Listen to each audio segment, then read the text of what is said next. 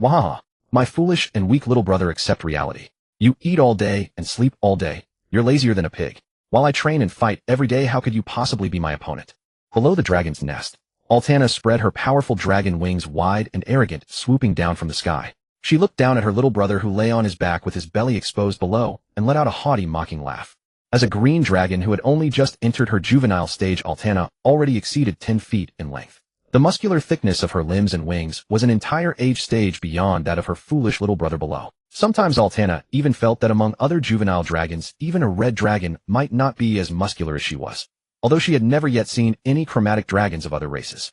Thinking this way, she felt her body grow a little lighter. As the most cunning among chromatic dragons while also possessing strength rivaling the red dragons. Once I reach adulthood, even Sylvia won't be able to beat me. And then her horde. The juvenile dragon's mouth split open even wider with saliva dripping down continuously. You are the foolish one. Your muscles are about to burst out of your brain. At the sight of his sister's expression, Isaac, who had been lying on his back with his belly exposed in surrender, sprang up in a flash and slipped into the jungle like a rat with surprising agility. Of course, in his heart, he muttered about his sister's foolishness, but he did not dare say it aloud. He only left behind a deliberately pitiful wail. I will come back again.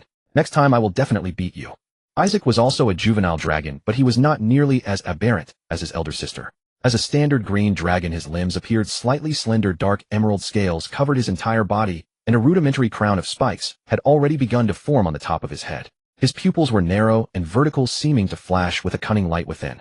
Of course, there was also the enormous head that seemed disproportionately large for his body. His body length was about 9 feet, and his head alone accounted for roughly 1/3 of it. However, this was not an aberration. Green dragons, like the vast majority of other dragons, would have heads and feet that appeared disproportionately large before entering their adolescent period. While darting at full speed into the jungle, Isaac carefully avoided letting his front claws touch the ground or bumping into any vines or thorns. A small smear of blood marked his front claw. It wasn't his. His wounds were all on his head and back. This blood belonged to Altana. Blood he had only managed to draw out after risking his very life. You think you've won, but I haven't lost either. The juvenile dragon's eyes revealed a triumphant gleam. Green dragons relied on their brains. What was the use of muscles compared to brains? Just wait. Once my research yields results, I will be even more muscular than you. Altana did not chase after her foolish little brother. Her foolish little brother had set his sights on her, but her own sights were not fixed on what was below. Suppressing her rising excitement, she did not raise her head to look at the dragon's nest halfway up the mountain. An adult dragon mother was not someone she could provoke just yet. So I'm still growing too slowly. Mother's horde will have to stay there for now. Today's training tasks were not yet complete. Should she seek out that ogre or go tease that dire boar? With a few flaps of her wings, the juvenile dragon swiftly flew off into the distance. Deep within the dragon's nest, Sylvia, coiled within her horde, slowly opened her eyes. Her gaze looked in the direction the two juvenile dragons had departed. It was as if she could see beyond the walls and into the outside world. In fact, she truly could see. As a standard adult green dragon, she was only half a step away from the legendary tier. She had long awakened many supernatural abilities. One such supernatural ability, so long as she remained within her nest, would create a supernatural link with all birds and rodents around the nest. Through their eyes, she had long since witnessed the great battle of her two whelps. Those two brats, neither of them gave her peace of mind. The elder one, needless to say. If she were not absolutely certain that all those years she had only mated with Meraphis, she would have suspected this one really had red dragon blood in her veins. This one was already worthy of her special attention. The younger one was no good whelp either. On the surface, he seemed lazy and useless. He had never won against his elder sister in a fight. He would cling stubbornly to her, at most only managing to scratch her skin a little. And yet, Sylvia's eyes revealed a cold smile of having seen through everything long ago. Compared to her brash and violent elder daughter, the younger one was the most classic green dragon. He had fully inherited her fine virtues: selfishness, cunning, and a rebelliousness unlike that of other chromatic dragons. Other chromatic dragons, once they fought, would inevitably settle the matter with real weapons and real combat to determine a true victor. But green dragons were different. Green dragons excelled at feigning weakness, at purposefully retreating with intent. Of course, this kind of feigned weakness would only occur when facing opponents of roughly equal strength. This was a rebellious behavior unlike that of other chromatic dragons. The younger one thought he had hidden himself well, but how could he possibly deceive her? If she could not even see through a mere juvenile dragon, would not these 100+ years be lived in vain? How could she still have the right to be the queen of the thorn forest? The younger one had actually awakened spell-like abilities and possessed caster levels. Most importantly, he had actually been hiding it the whole time, never once displaying it in front of her or in front of Altana, even after being thoroughly beaten by Altana several times. Green dragons were naturally magical creatures.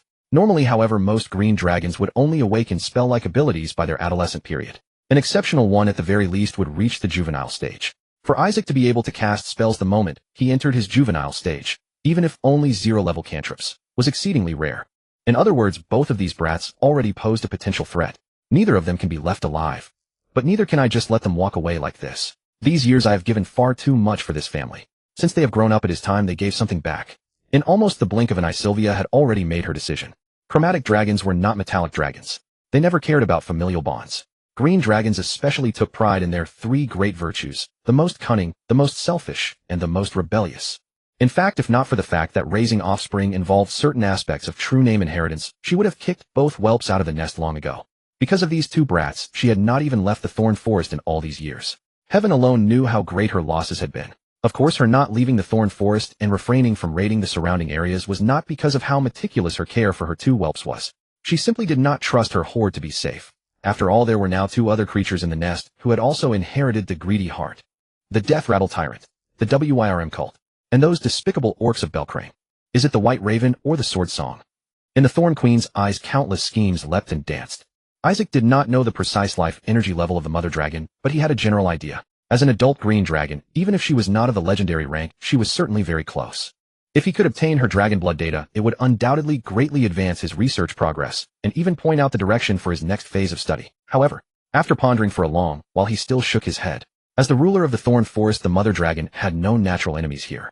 To make her bleed, an external powerhouse would have to attack.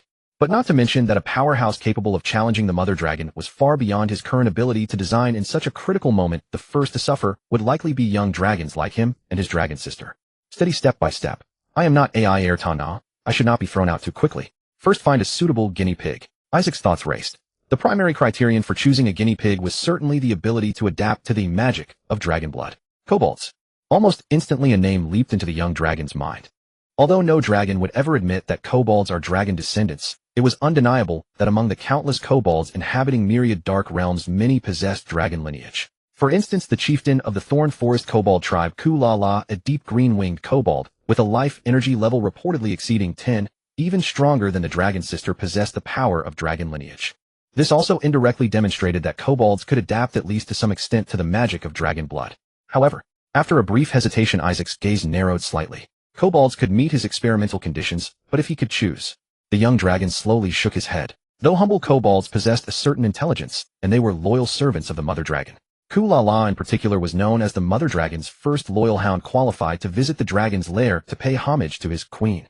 If he used kobolds for experiments and achieved progress, the changes in the test subjects would likely be noticed by some people, and thus inevitably by the mother dragon. He never wanted to display his excellence before the mother dragon. That usually meant trouble. If possible, the best choice for a guinea pig would be mindless, easy to control. Size-wise, the smaller the better for quicker results. So snakes, lizards, or... Isaac struggled to recall small creatures he had seen that were even remotely related to dragons. Yet no matter how he thought or remembered, it seemed. Edge. Suddenly his eyes jumped, and he smacked his own forehead with a claw. How could he have overlooked something so obvious? There was a creature he saw daily that he had missed. Dragonflies. Genuine joy shone in his eyes. Related to dragons, mindless small, dragonflies perfectly met the requirements for test subjects. Moreover, they dwelled in the lair in swarms, and were not hard to catch. And that was not all. Isaac thought of even more. The birth of dragonflies should be related to the excretions of true dragons. From the perspective of dragon body structure and blood circulation, dragon urine comes from dragon blood. This inversely demonstrates that there is indeed mysterious magic in dragon blood. Even the waste products excreted after circulation, with a concentration far lower than the blood itself, can still give rise to creatures like dragonflies. The joy on the young dragon's face gradually turned strange. He could not get the mother dragon's blood, but he had a great chance at her urine. In the dream of that past life, scientists had discovered too many meaningful things from urine. Now it was his turn. Of course, he must not be carried away by pride. Continue to keep a low profile, remain cautious, and prioritize not attracting the mother dragon's attention. He could strike like lightning when she went out to hunt. No longer languid, having pondered everything thoroughly, Isaac sprang up and dashed swiftly toward the lair. However, he did not return to the nest. Since entering the young dragon stage, he had rarely appeared directly before the mother dragon. Crouching in the thicket at the foot of the mountain, he began to feign sleep as usual. Time passed slowly. When the sun crossed the zenith and reached the mountaintop, the mountain's shadow enveloped the forest, and the young dragon in the thicket gradually felt hunger. However, known for his laziness, he had no shortage of patience when lying down. During the physiological hunger period, when I am hungry, she airway, you should also be about to hunt. Isaac narrowed his eyes and continued to feign sleep, leaving only a sliver of peripheral vision to watch the lair. After a while, a massive figure finally emerged, completely emerald green, blending with the forest as if one. Its body was no less than 50 feet long, yet not in the least cumbersome. Its wingspan was astonishing, but when it took flight the sound of air passing was extremely faint. Who else could it be but the mother dragon? Isaac did not stare. The moment her figure appeared, his eyes immediately shut. He himself was a green dragon and would never underestimate the mother dragon's keen perception. 1, 2, 3, 4, 5. He counted leisurely in his mind. When he reached 20, he opened his eyes again. As expected, the mother dragon's figure had vanished. Strike like lightning.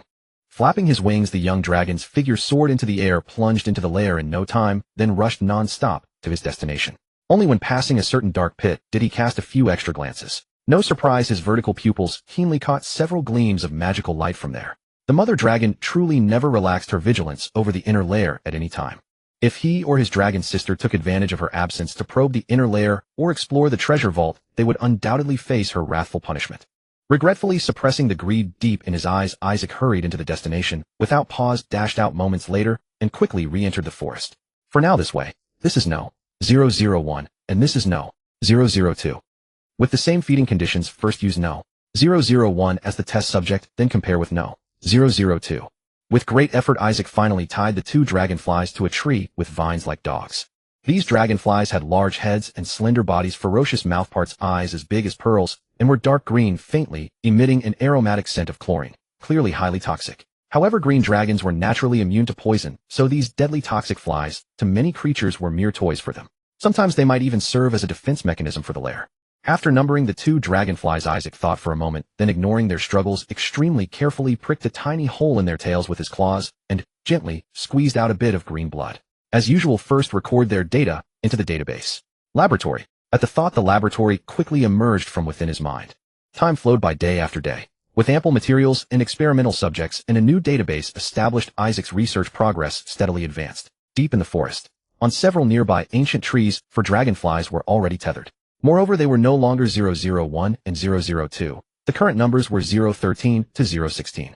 Experimental subject 013, injected with a mixture of 1 unit of mana molecules and 27 units of balance fluid. Enhancement was evident, but the injection site still showed infection.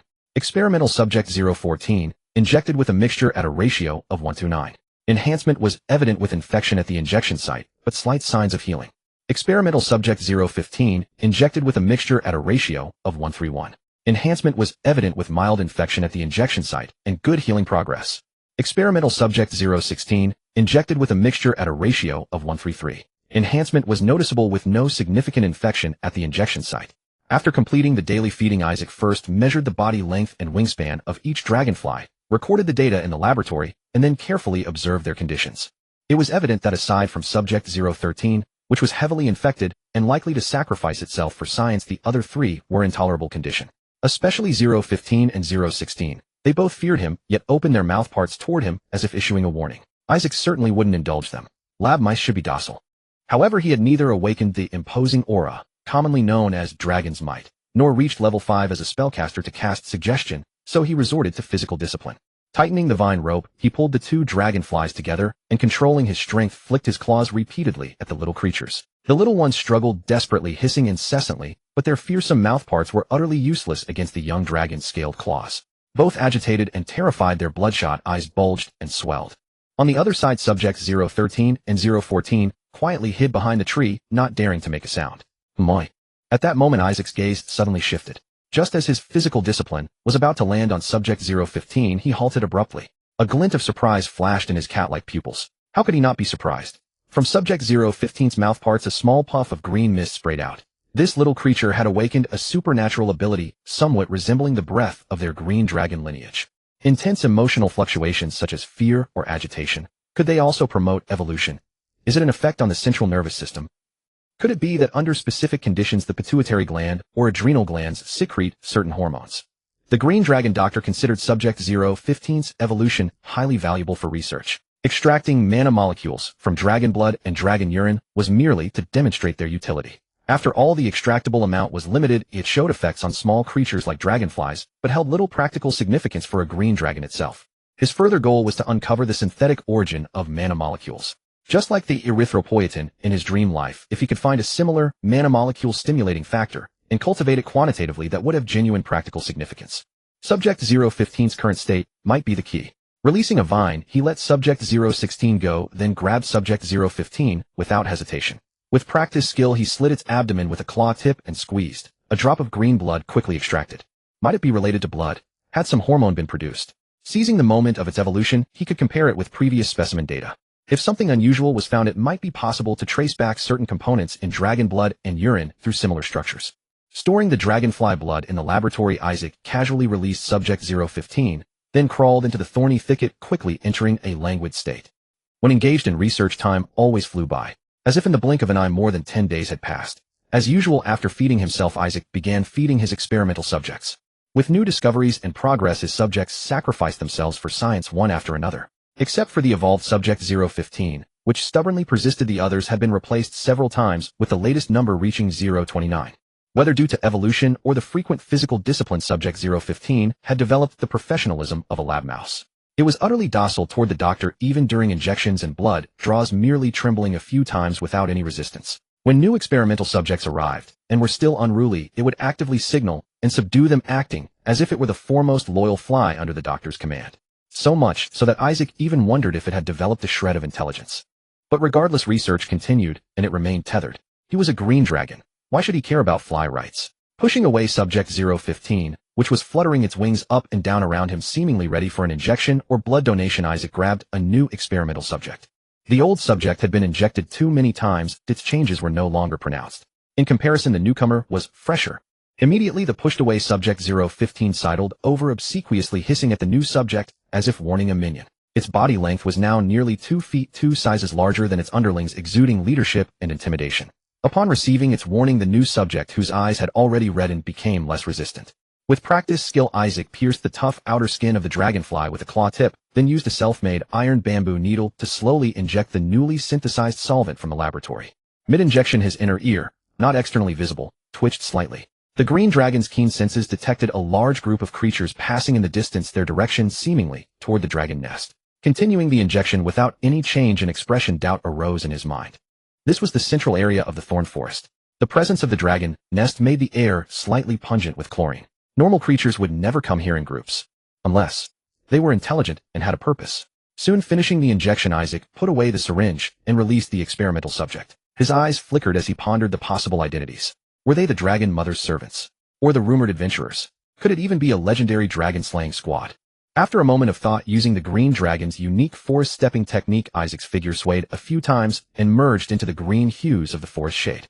Then the vines ahead parted silently. The young dragon cautiously approached. Soon, completely unnoticed by the other party, he glimpsed them. They were a group of short creatures with dark brown scaly skin, 2 small horns on their heads, and tails as straight as a rat's. Who else could it be but the dragon mother's loyal servants, the kobolds? Isaac was slightly disappointed, but also curious. This group of kobolds numbered over 100, and they seemed extraordinary. They all wore leather armor, and in their hands they carried slings and sharp short blades, an unusual configuration for kobolds. These were likely the elite of the Thorn Forest kobold tribe. Not only was this elite squad unusual, but the leader was even more imposing. He had dark green skin, a crocodile-like dog head, backward swept horns, and numerous spikes extending from his head down his back, from which grew a pair of bat wings. This tall kobold exuded a fierce aura. He was more like a dragon man than a kobold. This was Kurara, the chieftain of the united tribe formed by the 10 major kobold clans of the Thorn Forest, the dragon mother's first loyal dog, a dragon-blooded kobold. This fellow, leading so many elite kobolds, seemed to be heading toward the dragon nest. Isaac stopped tracking, his eyes shifting as he pondered. He naturally didn't think Kurara intended to be a dragon slayer, so they were most likely summoned by the dragon mother. And summoning only elite kobolds. Is there some tough battle requiring sufficiently strong cannon fodder? Is Sylvia planning some major action? Realizing this, the young dragon's expression changed. A major action meant the target was definitely not within the Thorn Forest. If not in the Thorn Forest, then the distance would be great. And with great distance. Given Sylvia's virtues, would she feel safe leaving him and his dragon sister in the nest? Not only would Sylvia be uneasy, but if she truly left the nest far behind, even Isaac himself couldn't guarantee he wouldn't touch the inner nest beneath the dark abyss. Therefore, Sylvia would surely command them to go on the expedition together. And if she brought them along, didn't that mean they were already grown up and capable of serving the dragon mother? This was not a good thing. In the young dragon's understanding, it was often a prelude to being driven out of the nest. Should it be just for Eltana? I'm so cowardly. A hint of unease flickered in the young dragon's eyes. He was not ready to leave the nest yet. Though everything was merely speculation, a considerable sense of pressure arose in the young dragon's heart. The Green Dragon clan was indeed naturally positioned at the apex of the food chain, but he was still merely a fledgling.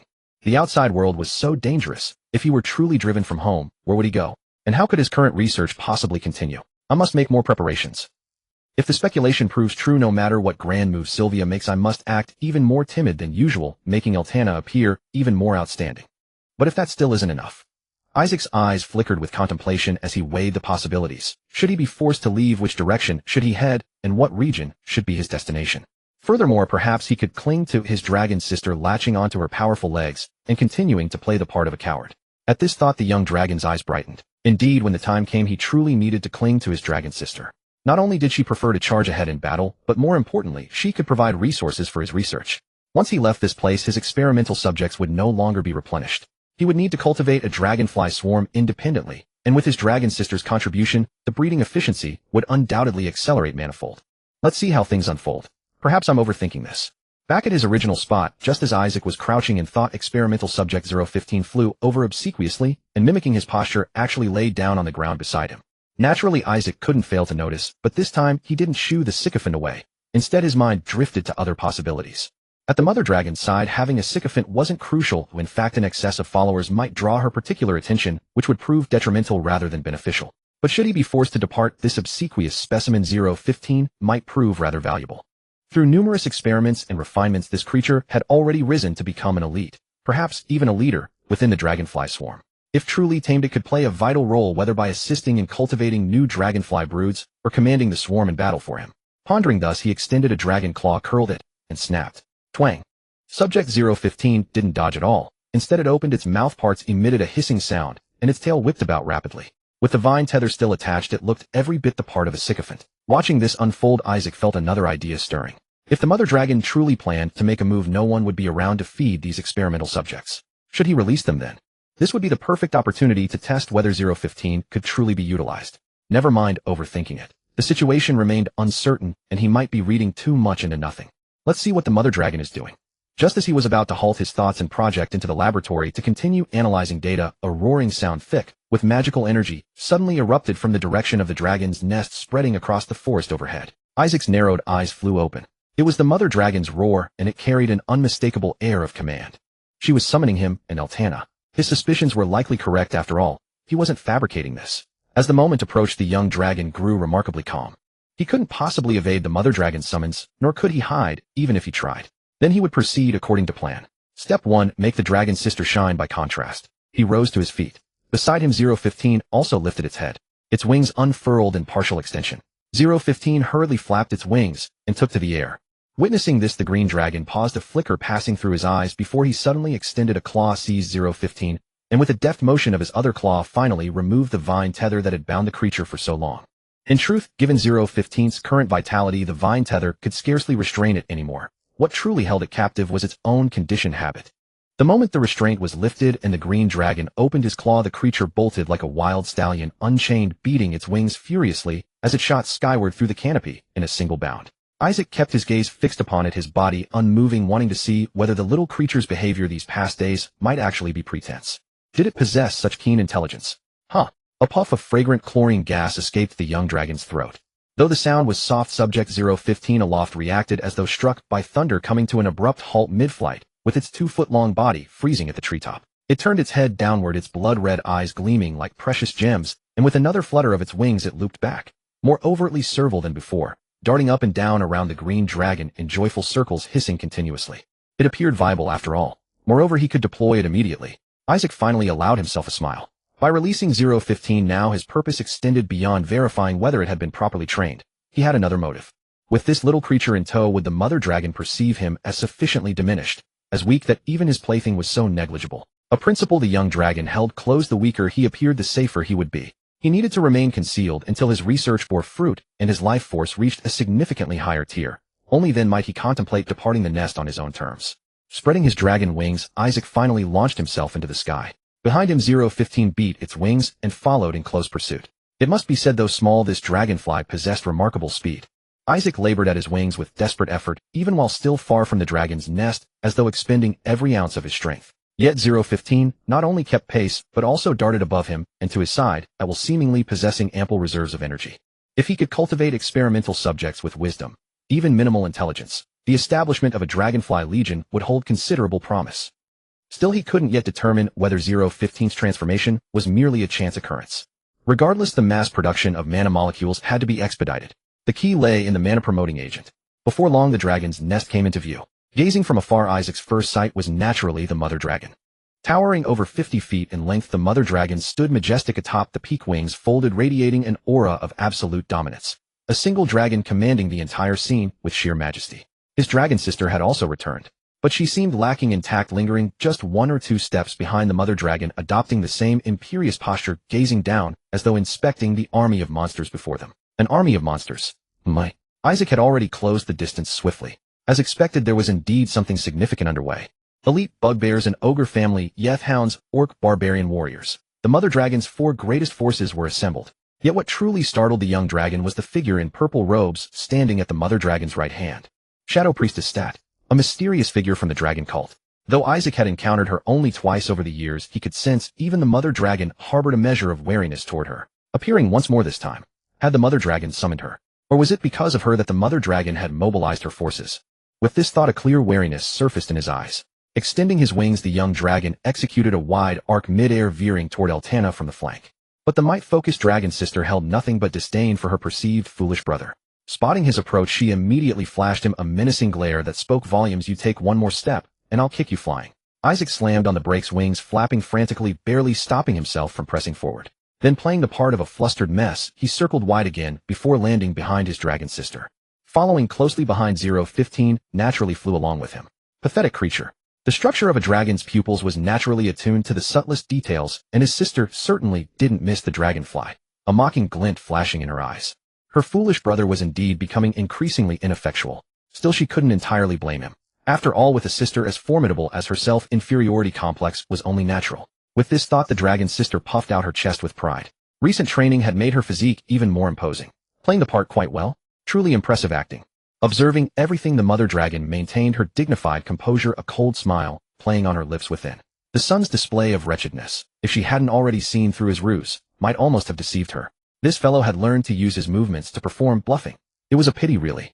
You're performing on stage, but your mother watches from the audience. No matter how skilled your acting, can you truly fool my eyes? Yet the mother dragon chose not to expose him. Rather than revealing his scheme, now she was far more curious to witness what performance he would deliver when the critical moment arrived. If she were to uncover him, then. She eagerly anticipated the expression that would cross her son's face. The tardy son finally took his place, and the mother dragon lowered her proud head ever so slightly, her gaze falling with authority upon her servant. Know at this moment, her warrior. My most loyal, most brave, and most powerful warriors. Beneath the dragon's lair by the nameless lake, the mighty elemental power surged from the heart, blossoming into an emerald radiance that bloomed upon the mother dragon's chest. Through blood, bone, and scale, her upper body rapidly began to crystallize, the light growing ever more dazzling. This was unmistakably the onset of semi-elementalization, revealing the formidable magic of an adult dragon. Power is authority. Bathed in that resplendent glow, the mother dragon's majesty reached its zenith. All present, including the shadow priest, bowed their heads in reverence. I am pleased that during these years of recuperation, none of you have slackened. Your wildness, your savagery, your bloodlust, your desires. I have witnessed them all. Now it is time to unleash them entirely. I, the queen of the Jingji forest, the great, mighty, conquering, and wise green dragon king, shall lead you to conquest against hypocrisy, to destroy goodness. The weak do not deserve wealth, ambition, and strength alone shall possess all. Through this forest, over that mountain, the undead shall be our vanguard, the orcs our reinforcements. Endless riches await our conquest. Bluffing. This is the innate skill of green dragons. In her adulthood, the mother dragon had further embellished it with majesty, promise, honor, and gain. The moment it was invoked, the monstrous army erupted with fervor. Especially the frenzied orc berserkers who had been recruited not only through submission to her power, but also because she had promised them bloody, war-violent conquest and boundless wealth. Now it was finally about to resume.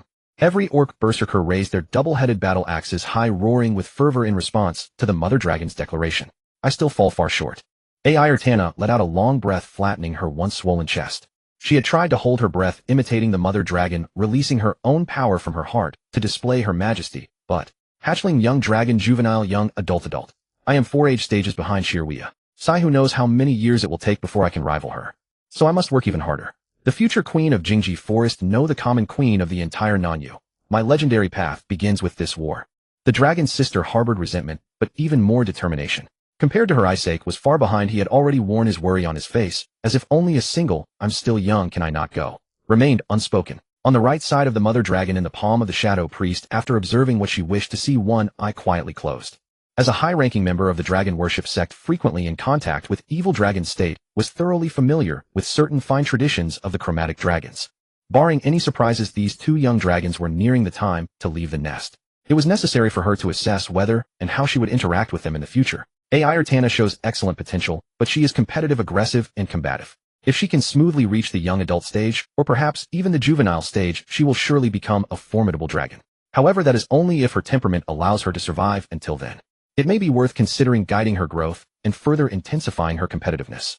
As for Isaac, beneath the hood a perplexed gaze flickered across State's shadowy, indistinct face. Given her level of experience, she had encountered no small number of chromatic dragons, but she had never seen one that was, how to put it, so peculiar. From all she had learned and observed, this green dragon engaged in virtually no activity beyond hunting. He spent all day sleeping, and she had scarcely even heard of the natural dragon obsession with treasure. Lazy was the precise word for him, and if one more were to be added, it would be cowardly. How could this be a chromatic evil dragon? The giant serpent lizards of the neighboring mist swamp were probably fiercer than him. But it had to be said, with this temperament, he might live a very long time. And with the innate talents of the Green Dragon clan, living long enough would eventually grant him formidable power. Even now, he was not weak. A green dragon in the hatchling stage should have a life level of at least 8. Level 8, even within the dragon worship sect, was an absolute elite. However, whether he would live long or gain power was not what she wanted to focus on. Common members of the dragon worship sect revered dragons' power, believing they would one day dominate the world. But the true high-ranking members, especially those on the magical side, while also venerating dragons and cooperating with their actions, ultimately aimed, at least most of them, for Dracolics. No one could forcibly convert a dragon into a Dracolic unless the dragon willingly cooperated. I'll try to approach him first, then attempt indoctrination. If that still doesn't work, the shadow priest's gaze slowly sank into darkness. A mother dragon is a mother dragon. I still have so much to learn. Behind, Isaac still wore a worried expression, but unlike his dragon sister, who focused only on the mother dragon's aura and power, he was truly listening to her declaration, understanding her linguistic artistry, and learning her bluffing technique. Through this forest, over that mountain. So the target must be the Baya Duchy. But the mother dragon did not think the warriors needed to know who the enemy was, if she simply needed them to obey her commands to fight, so it was unnecessary to specify. The undead are our vanguard. This was a concept switch, wasn't it? The undead likely referred to the legendary lich entrenched in the Zalasi Mountains, a long-standing foe of the Baya Duchy. The mother dragon had at most made some pact with him for him to initiate battle first. How could she drive him as a vanguard? The orcs are our reinforcements. It seemed the orc tribes of Bayerkalayan had also been swayed and would join the war. With 3 evil forces united, the mother dragon was indeed making a major move. The question was how much mutual trust this evil alliance could foster. He also wondered if the dragon worship sect had gotten involved, and if so, how deep. Isaac felt a headache. At this moment, he didn't need to feign cowardice. He was genuinely worried. The mother dragon's grand scheme was even larger than he had anticipated, but the Baya Duchy was no weakling. Otherwise, how could it have long kept the legendary lich, the death word tyrant, at bay behind the radiant wall? The fame of the Aluodang Knights had reached even him, despite never having left the Jingji forest. A war of such magnitude, and he was just a little hatchling. My pride, Ayartana of strength and war, I entrust the most important task to you. Zaha and Aujadang will be your deputies. I believe you will not disappoint me. The great ogre Zaha had long been Ayartana's rival, though only in wrestling. Aujadang was the chieftain of the orc berserkers, and seemed to also bear the crucial responsibility of acting as a liaison between the mother dragon and the orc tribes of Bayerkalayan.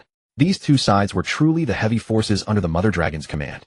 To be able to lead them, watching his dragon sister proudly accept this heavy responsibility, Isaac could only cheer inwardly. My foolish sister, this is a real heavy assault mission. May you take care of yourself. And you, my dearest child Isaac, you have also grown up. It is time for you to have your own ambition. The mother dragon had turned around and fixed her affectionate gaze on her younger son. I don't expect you to change overnight, but you need to learn from Ayartana, share your dear mother's burdens, and contribute to this family. So follow Ayartana and obey her orders. Isaac's schadenfreude came to an abrupt halt. His eyes widened in panic as he shook his head frantically. No, my dearest mother, my great and mighty queen of Jingji Forest, I am willing to contribute to this family. I can assist Kulala and Yisite. I promise to complete reconnaissance and harassment missions. No, trust me, you don't want to. The mother dragon's eyes revealed affection, encouragement, and firmness. Holding that gaze after a long moment, the young dragon submissively lowered his head. He still had so much to learn. If bluffing didn't work, there was always forced bluffing. Whoever has the stronger fist has a higher success rate of forced bluffing. Eltana imagined war as follows: she, the powerful and ruthless green dragon princess, commanding an army of evil monsters, shattering fortresses, conquering humanity, and claiming countless treasures. So when she accepted the heavy responsibility of leading the Dragon Mother's forces, she was incredibly proud. But reality dealt her a harsh blow right between the eyes. You are all useless reptiles. Even boar beasts run faster than you. You deserve to live only in burrows. You deserve for wealth to be monopolized by the human race. Viciously tearing off a deer leg, Altana threw her head back and swallowed it, whole dragon curses still spewing from her throat.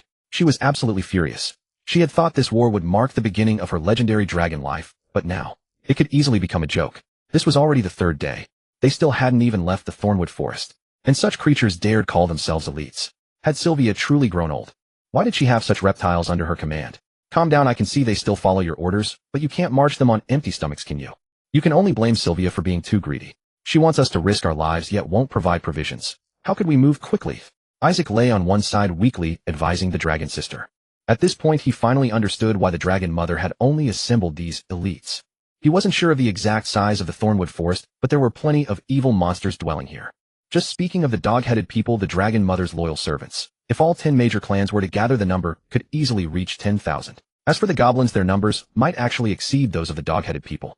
Yet the Dragon Mother had only summoned about 100 elite dog-headed warriors along with one clan of ogres, one regiment of orc barbarians, and one squadron of ether creatures. The so-called monster army numbered roughly 200 in total. Was the Dragon Mother unable to summon more monsters? Clearly not. Isaac believed she had considered everything carefully. Without providing military provisions, the larger the monster army, the more time would be spent hunting during the march. If she gathered an army of 10,000, Isaac even suspected the force might never leave the Thornwood Forest in its lifetime, unless the Dragon Mother could produce enough supplies. However, extracting provisions from a chromatic dragon's mouth, Isaac shook his head inwardly. From the Dragon Mother's perspective, since she could achieve everything with zero cost, why would she squander her treasure and exhaust herself preparing through various means? She was the very embodiment of greed and selfishness, a green dragon. Having her deceive with empty words, she could perform flawlessly. But asking her to open her treasure hoard, she'd breathe poison mist in your face. Don't think plunder succeeds. Every time, failure would be like tearing at her heart. And even if successful, what if the gains didn't cover the costs? Isaac couldn't say the Dragon Mother's thinking was flawed.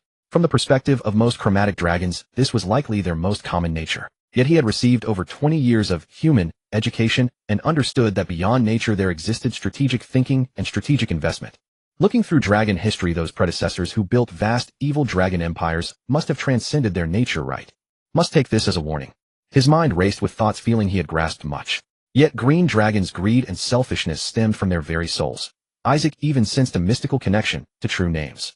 Otherwise, why would all chromatic dragons of the same lineage share similar natures? Knowing is easier than doing. Such was the strength of this nature that he feared he might not overcome it, even at such extremes. No wonder Sylvia doesn't show herself. She claims to trust me and hands me the army, but really she's just dumping all the trouble on me while she hides away and reaps the rewards. She's so shameless, so selfish, so cunning. The dragon sister viciously tore into another mouthful of deer meat, her eyes glaring at the monsters returning from hunting in small groups, only to turn on each other over the spoils.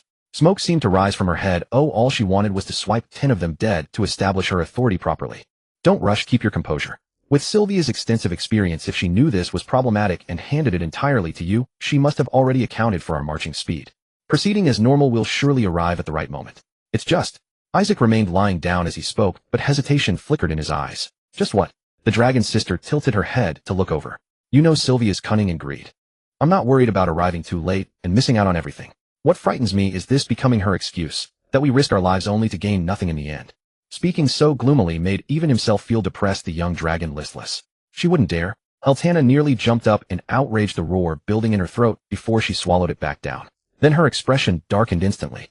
Perhaps it wasn't impossible after all. The Dragon Mother truly would dare and truly knew how. Over these years, even without excuses, the Dragon Mother had exploited her enough. Especially this time with the reasonable excuse of delaying the battle. If this truly happened, how could she resist? Could she go on strike? Threaten to refuse further combat? Would the Dragon Mother yield to such tactics? Altana's face cycled through dark and light expressions. What green dragon wasn't greedy? The thought of having to fight and plunder only to see the Dragon Mother seize everything, even just imagining it, even though it hadn't happened yet, was unbearable to her. Isaac stole a glance at her, already understanding the situation.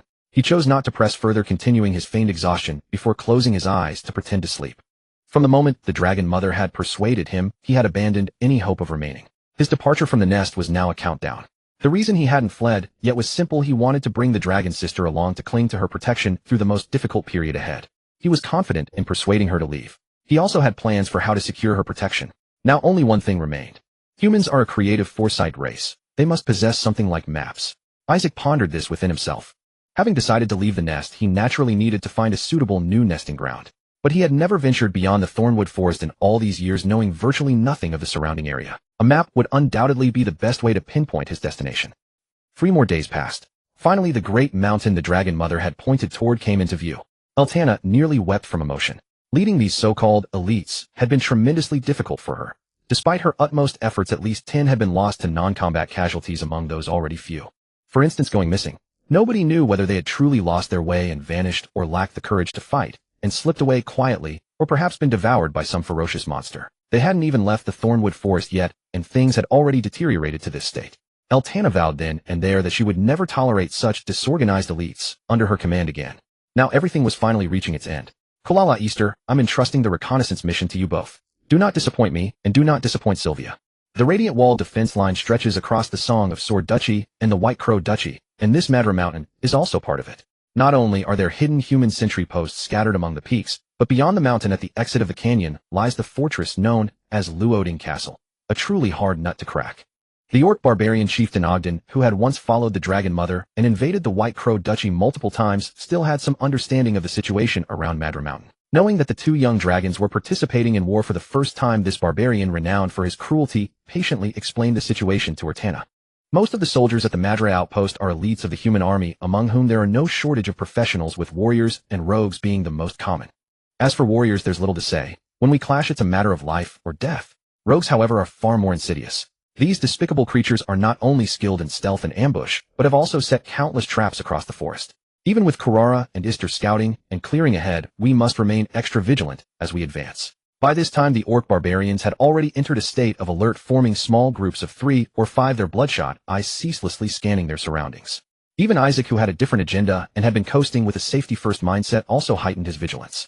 In his previous draconic life, combat was merely hunting. Now this was truly stepping onto the battlefield.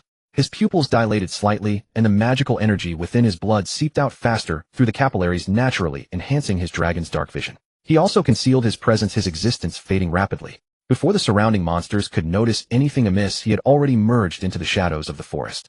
At this moment, only the ogre family remained utterly oblivious, waddling ahead with their fat bellies, swinging massive clubs, completely unconcerned. However, no one paid them any mind. With their limited intellect, as long as they followed orders and charged forward when battle erupted, that was enough. And having them march ahead was actually a good thing. They would draw enemy fire and perhaps even trigger traps that hadn't been cleared. After all, they were thick-skinned and possessed powerful regenerative abilities. What about Luoding Castle? Ertana was more concerned about the fortress. The Madra outpost was a nuisance, but only a minor one. Luoding Castle was her true target. Only by capturing it could she reap countless treasures. The core garrison of Luoding Castle should still be the Hill Paladins. Devotees of the Hill Goddess, they are exceptionally powerful in both strength and constitution, a worthy opponent. Though orcs are ferocious, they still hold basic respect for sufficiently formidable foes. The Hill Paladins were undoubtedly such worthy adversaries. Even the Orodin Knights, the strongest armed force of the Radiant Wall defense line, were founded around them. This was the legendary force that had repeatedly thwarted Overlord Baroque, blocking the orcs at Belcrane and preventing them from advancing northward even a single step. There should also be spellcasters in Luoding Castle, though their ranks and numbers are unclear. Additionally, the fortress is equipped with heavy ballistae. Ogden was speaking when suddenly his voice faltered. Almost simultaneously, he, Ertana, and Isaac, who lurked in the shadows, all turned their gazes toward a certain direction in the forest. The barking of kobolds. It had just begun when it instantly swelled into a chorus. This was a real encounter. Ertana licked her suddenly dry lips. Her first instinct was to spread her wings and dart forward. The green dragon's physique was naturally suited for flying through forests, especially at this young age, when her body hadn't yet grown massive. She was even more agile than a shadow panther. She has minions, yet still acts so recklessly. Isaac shook his head inwardly, but he actually liked this trait of his dragon sister. After all, if he could ever coax her to his side, she would be perfect for charging into battle. With that, he followed as well. Unlike his sister's direct approach, he now concealed himself among the tree crowns, nimbly and stealthily leaping from one canopy to another. What else could Ogden say? Besides silently wondering who was truly the savage and impulsive orc, he could only wave his hand, signaling his barbarians to flank and hurry after them. Roar! It was only then that the ogres reacted. The large ogre Zaha let out a furious bellow and thundered after the orcs. Though massive and bloated once in battle mode, he showed no signs of sluggishness. His family members followed with matching howls. Primitive savagery and bloodlust surged, These large figures, their eyes rapidly turning bloodshot, charged forward with such force that even the orc barbarians instinctively made way for them. Fall back. We'll hold them at the second line of defense. Siegel returned to the fortress immediately and informed the lord that the evil dragon from the thorn forest is also coming. As the commotion in the forest rose and fell, Old Barry calmly assessed the situation. Without hesitation, he grabbed the impulsive newcomer who had caused the trouble and retreated. As the veteran captain of the outpost, though the past few years had been relatively peaceful, he had never forgotten the evil monsters lurking deep in the forest. The hatred between them was etched into their blood. As long as it flowed, it would never be extinguished.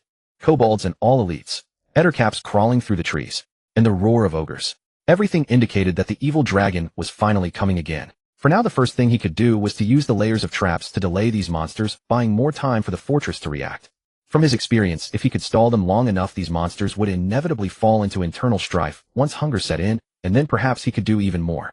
Inside the thicket, Ister's malevolent gaze coldly watched the retreating humans. One claw gently stroked his pet giant spider, sending it a signal to remain still. As one of the most vengeful arachnid creatures, he had recognized one of the humans, a cunning fellow who had escaped his grasp years ago, and even shot him with an arrow. Yet even so, he remained motionless, coldly observing as two kobolds were throat-slit by another rogue, which then alerted all the monsters. As expected, the humans retreated. Walking upside down among the trees, the ettercap chieftain followed silently, like a ghost, leaving a trail of spider silk on the branches from time to time. But just then a familiar aura appeared. Like a giant bat, the enraged dragon-blooded kobold swept past overhead.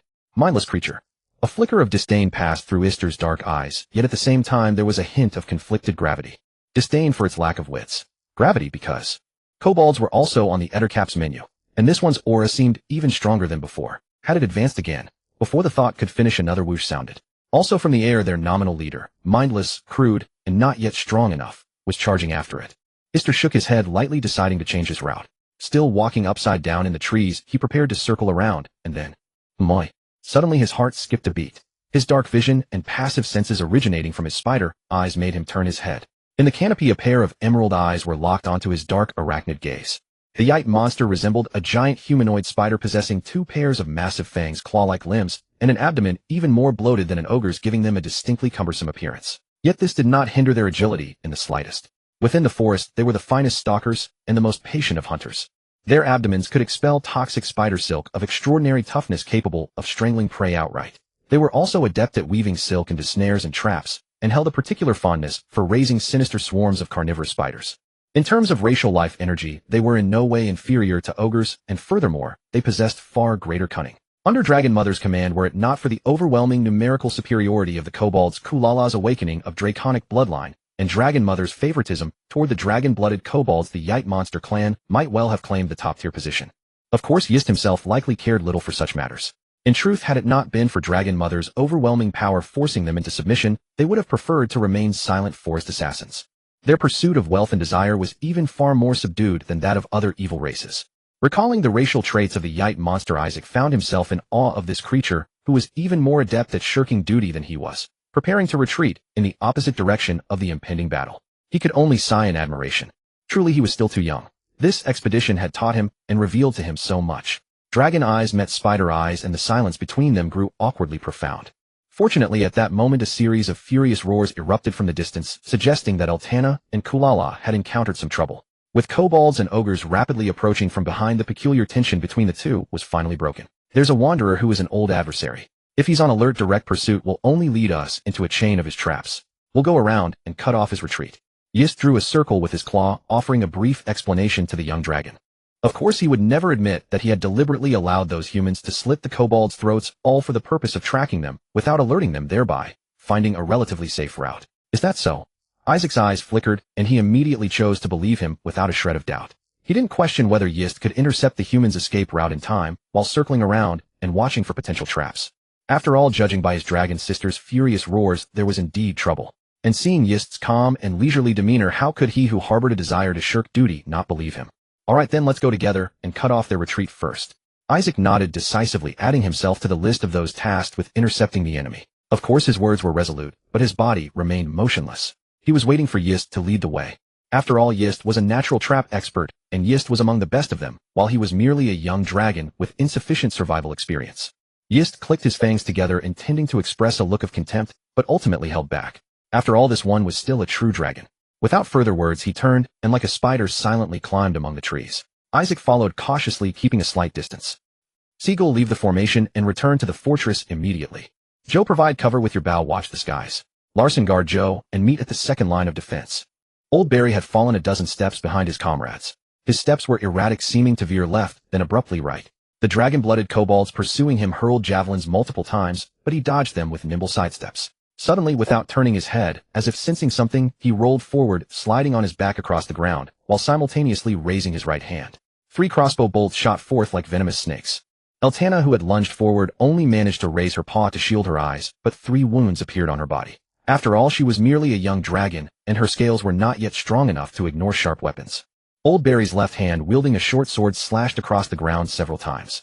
With a crash, a huge wooden palisade well hidden among the ancient treetops came crashing down. With a mighty thud, Eltana, who had just raised her paw to shield her eyes, but had also blocked her vision, slammed headlong into the wooden palisade. The immense impact shattered several of the wooden posts, and she was immediately sent crashing to the ground. Dazed and dizzy, the young dragon struggled, but could not immediately rise. What a pity! Old Barry arched his back, sprang to his feet, and fled once more. With a whoosh, a javelin embedded itself deeply where he had been standing. Unfazed, the wanderer's eyes betrayed only a fleeting trace of regret. After all, a true dragon, even a young one, could not be easily killed by such traps. What made it worse was that a dragon-blooded kobold was also in pursuit at the same time, leaving him no opportunity for a chain of lethal strikes. Eltana shook her head several times, finally regaining her balance and standing up. Her body ached all over, but what truly stung was her pride. This was her first encounter with humans. She had finally experienced firsthand the cunning, treachery, skill, and resilience of the human race. Perhaps this was the very reason why even Dragon Mother, powerful as she was, could only reign in the Thorn Forest, and why the mighty Death Whale tyrant was halted at the Zura's mountains, unable to advance northward.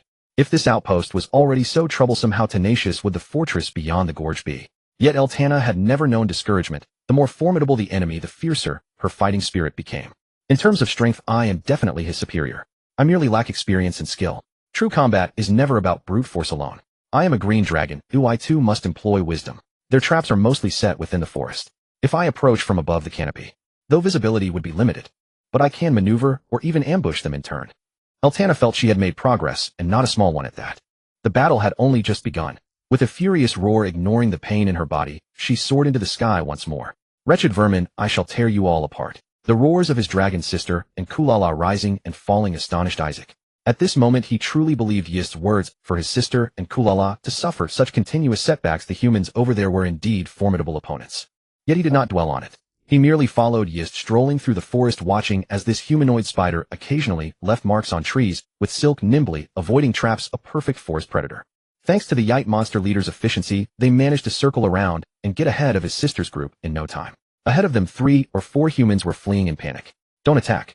Stay hidden and follow them from a distance to find the safest route. Yist's voice was very low. I'll watch the front, you keep an eye on the rear and surroundings.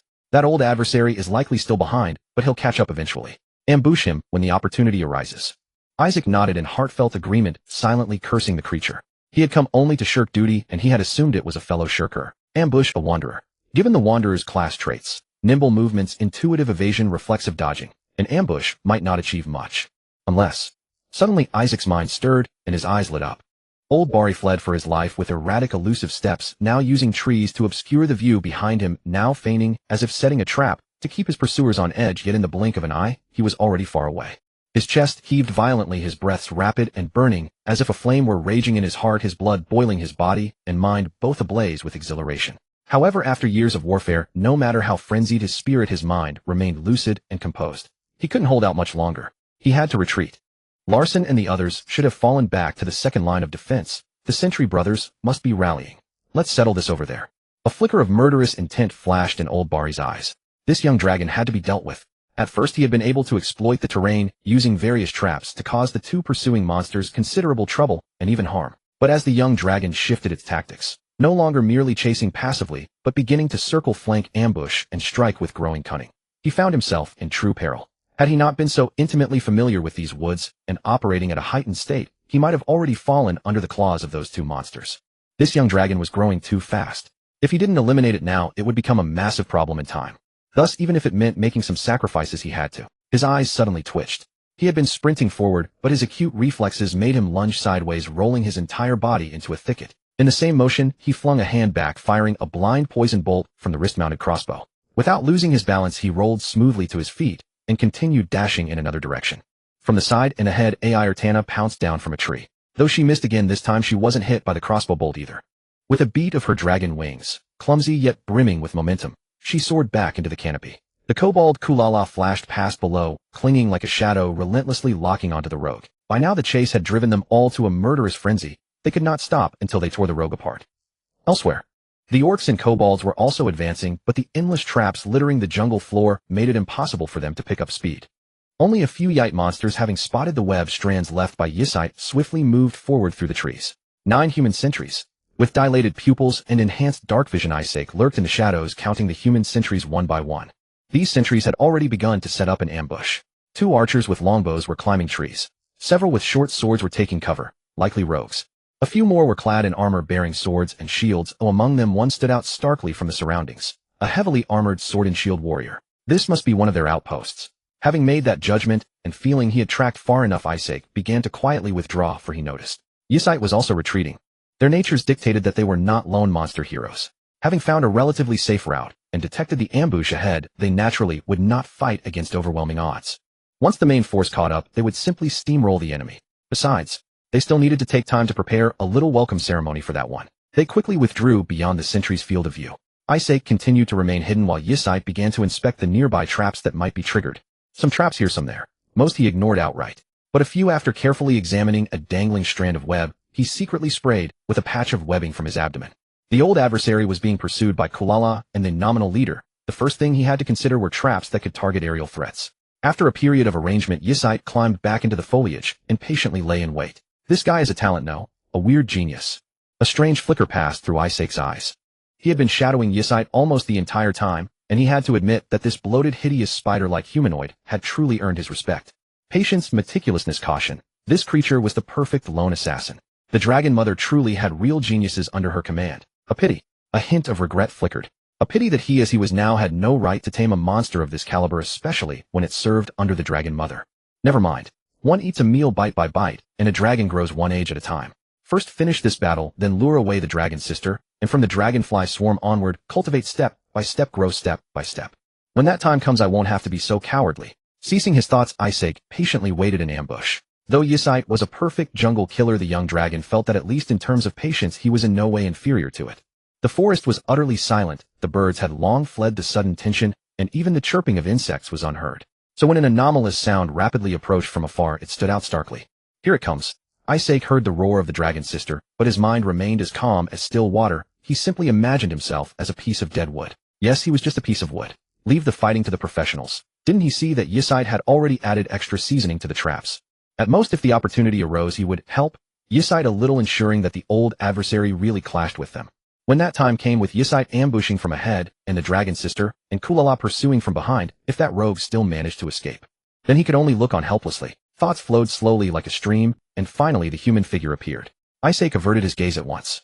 He had learned from the Dragon Mother never stare directly at creatures with exceptionally acute senses, as it would trigger their instincts. Using mere slivers of light absorbed through his pupils, he patiently calculated the human's trajectory through the foliage. He soon realized why, even with the dragon sister and Kulala working together, they had been unable to catch this fellow. The man's footwork was too elusive, his changes in direction were almost willful, and Isaac found himself utterly unable to predict his movement path. No wonder Yisite had given up the chase earlier. This human was a real menace. Now the question was whether he would take the bait that Yisite had laid. Whoosh! The dragon sister suddenly dove down from above the forest, unleashing a cone of green mist. Old Bari deftly sidestepped, simultaneously swinging his short sword as if to slash through the undergrowth, feigning a trap trigger. This startled the dragon sister, who was about to continue her breath attack, though she didn't stop, her wings spread in readiness. But it was another feint. In the brief moment when the dragon sister's breath faltered, Old Bari crouched and rolled away, and with extreme subtlety, he finally swung his short sword into the grass. For real. A feint one moment, real the next. Even the dragon sister's swift reactions could not keep up. Swish, swish, swish. A barrage of javelins shot out from the jungle. But before they could strike the dragon sister, Old Bari's expression suddenly changed. Stickiness. Web. That monster. Almost as if his thoughts had summoned it, a faint sound of webbing spray came from the nearby brush. With a lightning instinct, Old Bari kicked hard off the ground, his body twisting agilely, and like a cicada shedding its shell, he sprang into another thicket, leaving behind only a coat caught in the web. At that moment Isaac finally turned his gaze toward the scene, a hint of smugness in his eyes. He was still young after all, not yet at an age where joy and anger remained hidden, where praise and disgrace left him unmoved. Old Bari's landing direction was met by a massive spray of webbing from Yesite. Spell-like ability 0-level cantrip, Ghost Sound. It created and mimicked certain sounds with no lethality whatsoever. Yet sometimes, even a cantrip could serve a great purpose. Fallen into the trap, a series of sudden shocks chilled Old Bari's heart. He finally realized that what had come before was the illusory sound art. First he was alerted by the cobweb, then the illusory sound art stimulated his vigilance. After a series of reflexive reactions, he finally encountered the true ambush. Facing the oncoming spray of spider silk, Old Bari, struggling to adjust his balance, had no time to ponder why the ambush lay beside his own trap on the path to the second line of defense. If I force a breakthrough, being ensnared by the web for even a moment means certain death against the combined assault of 3 monsters. The only possible escape is the ground. At worst I can put up a fight. Regaining a sliver of balance, Old Bari rolled decisively toward the ground. Yet even so, a strand of spider silk clung to his body. Its powerful stickiness and tenacity distorted his rolling motion. As the most skilled jungle hunter once he had struck, Yesite naturally would not let such an opportunity slip. His dark eyes remained as cold as ever. While continuing to blanket the area with spider silk from his abdomen, Yesite's bulky form suddenly blurred. Off to the side, Isaac, who was secretly slacking off and observing, brightened. Astonishing speed. Even with his keen vision, he saw a blurred phantom behind Yesite. This explosive speed rivaled his own. No, it was comparable to Sister Dragon's high-speed flight. However, compared to this speed, the spider monster's caution was far too cowardly. Indeed, even Isaac, who was himself a coward, thought it too cowardly. With such instantaneous burst of speed, Isaac had assumed it would deliver the final blow directly. Who would have thought? Not only Isaac, but also Old Bari, who was rolling and struggling on the ground, while secretly gathering strength, had assumed the same. He had even prepared his final desperate strike. Yet, Yesite's figure flickered, not lunging forward but appearing to Old Bari's side, spraying, then to the rear, spraying again. A massive amount of spider silk was ejected, covering a wide area, and even his bulky abdomen shrank somewhat. And this truly bound the rogue. Before the rogue could struggle further, Yesite let out a hissing sound, and a giant man-eating spider descended from the tree. As a hunter, Yesite never lacked patience, especially when facing a seasoned opponent like Old Bari. Let the pet and the web play with him first. Then let others deliver the final blow. Indeed, he didn't even intend to finish it himself. Just like back then. I'm really done for. Strength was never a rogue's forte. Bound and entangled by countless strands of spider silk, completely losing his agility advantage, Old Bari felt a sense of resignation. In a daze, the memories of that year resurfaced. Little Bari go run. The old captain had been trapped just like this back then. And he in the end had truly retreated. Shigeru, you must grow up. Thinking of that kid again, Old Bari murmured. But the next instant a chill ran through him. A matter he had overlooked earlier, with no time to dwell on, re-entered his mind. Yite monster was lying in ambush here. Didn't that mean it had already scouted out the sentry post? Then his comrades. I can't just resign myself. I must do something. Unwillingness, fierce unwillingness. At this moment, Old Bari felt he truly understood the old captain's heart back then. Disgusting monster, go to hell. Though his movements were tightly bound by the web, as long as he could still move, the rogue could always find a chance to strike. As the giant man-eating spider circled closer, Old Bari suddenly rolled over. From beneath the layers of web, a crossbow bolt precisely found the spider's eye. Green blood spurted out. The giant spider shrieked in frenzy, even tugging at the web.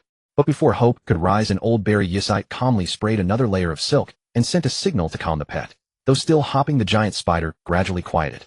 A sound of cutting through the air arrived belatedly. Kulala appeared in the air with a grim expression. Then Sister Dragon, having pulled out the javelin from her body, walked over, disheveled, yet exuding a ferocious aura. He's yours. Also, the human sentry post is ahead.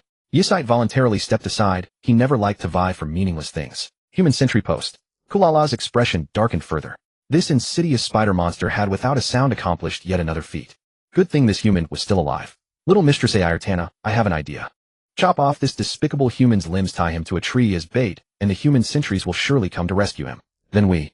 Though Kulala had awakened the power of the dragon bloodline, she still adhered to the baseness typical of a kobold. A flicker of interest passed through Ayartana's eyes. Green dragons always proclaimed their might through brutality. But after a single breath's consideration, she shook her head. No. As the first formidable opponent in my dragon life, he made me realize that beyond power there should be wisdom and skill. He deserves my respect. Ayartana slowly walked toward the rogue. Human, tell me your name. I will grant you death with my own hands and carve your glory into a statue to stand forever in my treasure hoard. Her voice spread and Isaac nearly fell from the tree. Was this still his violent and reckless Sister Dragon? Had she grown so much in such a short time? But when his gaze fell upon Sister Dragon, seeing no fewer than 10 wounds on her body, some still bleeding, even now he nodded. Having endured so many painful lessons at once, it was no wonder she had changed so much. Only, with you becoming so enlightened all at once, how can I still lean on your strength in the future? Old Barry's response was another poison arrow, but Ayurtana swatted it away with a claw. Then I'll call you the nameless human rogue. Not bothered by the human's defiance, the young dragon breathed a cloud of poison mist. As the human's breath faded, she pressed a claw down on his head and crushed it with force. Kulala, gather the troops, prepare for a direct assault. She quickly dismissed the kobold and turned to the Yite monster. Yuside, I think I need to get to know you again. Your experience and skill have truly opened my eyes. I have an idea. I'll command the army from the front. Unlike Isaac's sister dragon rarely possessed the glib tongue typical of green dragons, but now she did her best to show her regard for the Yite monster, even voluntarily discussing battle plans with it. Clearly, Isaac sighed inwardly. Sister dragon had improved again. She now knew how to use words to manipulate others. Though the Yite monster would certainly never pledge loyalty to her, the fact that sister dragon, who always relied on her brute strength, had developed such thoughts was already remarkable growth. Setbacks truly make dragons grow. Perhaps I should. If one's own strength is insufficient to overwhelm all, then one should harness the power of subordinates. Even the dragon mother had to subdue monsters to serve her. As a young dragon, why should she not do the same? When Ayurtana truly grasped this concept and attempted to apply it, commanding the monsters to divide labor leveraging their respective strengths and specialties, the Medila outpost bereft of Laubali could no longer impede her advance. The ogre swung his massive club, rudely clearing the path ahead. The orc berserker, unwilling to be outdone, charged forward as well. Yet as the human sentries chose not to confront them head-on, it was the kobolds who first demonstrated their prowess. Feeling that the Eden had severely disgraced him, Kulala vented his fury upon his subordinates. The inherently base and cowardly kobolds were driven relentlessly by him, heedless of any traps, as he forced them to the forefront of the battlefield. Soon a volley of slingshots whistled across the battlefield. The human longbowmen had only managed to loose a few arrows before being forced into a situation where they could only retreat wide in the distance and then attempt to retaliate.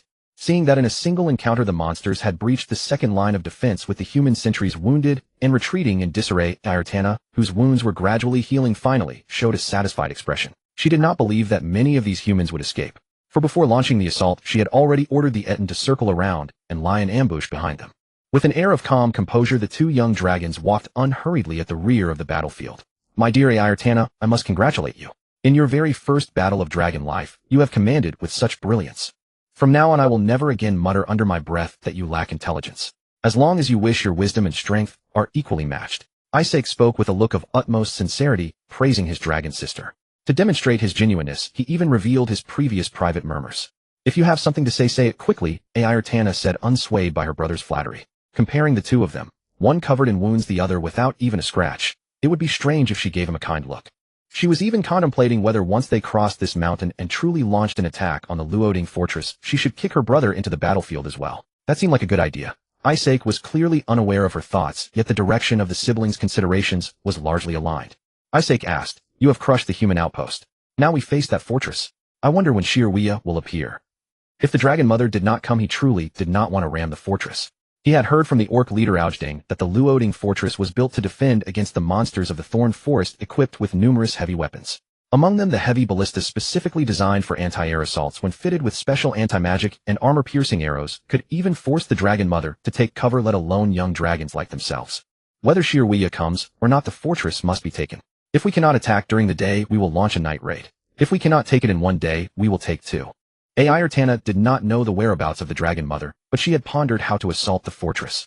But don't forget how we got here, Isaac said in a low voice. All the way it had taken them a full 6 days to finally emerge from the Thorn Forest. The primary reasons were none other than military rations and discipline. Sending the monsters to raid the fortress under a hail of arrows at night might be feasible. But without stored food, sending them on a night raid with empty stomachs. Isaac truly did not see it as promising.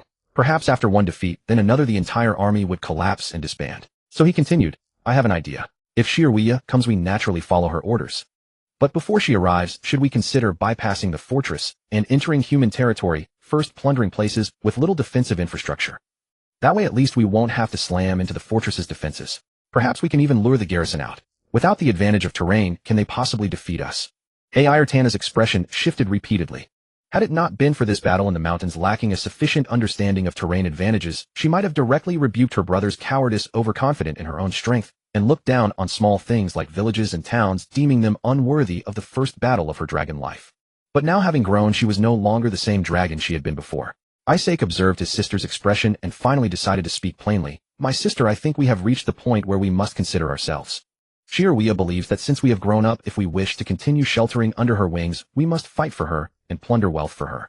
But humans are not a weak race. Fighting for her, the dangers we encounter are endless. In contrast, the share of loot we can obtain is likely negligible. Look at the humans. Even among their sentries, some warriors are equipped with full-body heavy armor. If the Dragon Mother were generous enough to equip such gear for the ogres, or even for us, how much would it boost our combat power? But clearly that is impossible. Whether from our inherited experience or the situation of the monsters under her command, it has been made clear to us, no matter how hard we fight, in the end, we can only pick up the scraps that slip through her fingers. The reward does not match our efforts. Moreover, sheltering under her wings, we still have to fight, and perhaps it is even more dangerous. So, you are planning to leave. Ayartana finally grasped her brother's meaning.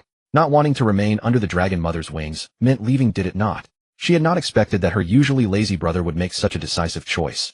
A choice she herself had only secretly considered once or twice. Exactly. Isaac did not deny it. I do not believe leaving is more dangerous than prolonged warfare with humans. If we can find a suitable place to relocate, join forces, start small, and grow gradually. First subdue some goblins, some kobolds, then consider occupying a mineral vein, accumulate wealth, expand our power, and continue outward expansion. Step by step, it will surely be no worse than being constantly exploited under Shirwea. And right now, as long as we do not suffer serious injuries in this war, we can take our rightful share before Shirwea distributes the spoils. What is the greatest temptation for a dragon? Wealth. Under the Dragon Mother, it was both dangerous and unprofitable. Leaving, on the other hand, not only promised future gains, but also allowed them to flee with the wealth they were about to plunder.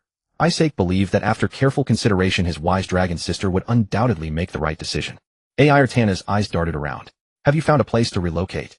No, but over in human territory, there must be treasures like maps. Isaac shook his head. We'll figure it out then. Ayartana did not give him an immediate answer. Such a major decision required careful thought. Isaac was not surprised. Originally, he had planned to persuade her after the war when she was dazzled by wealth.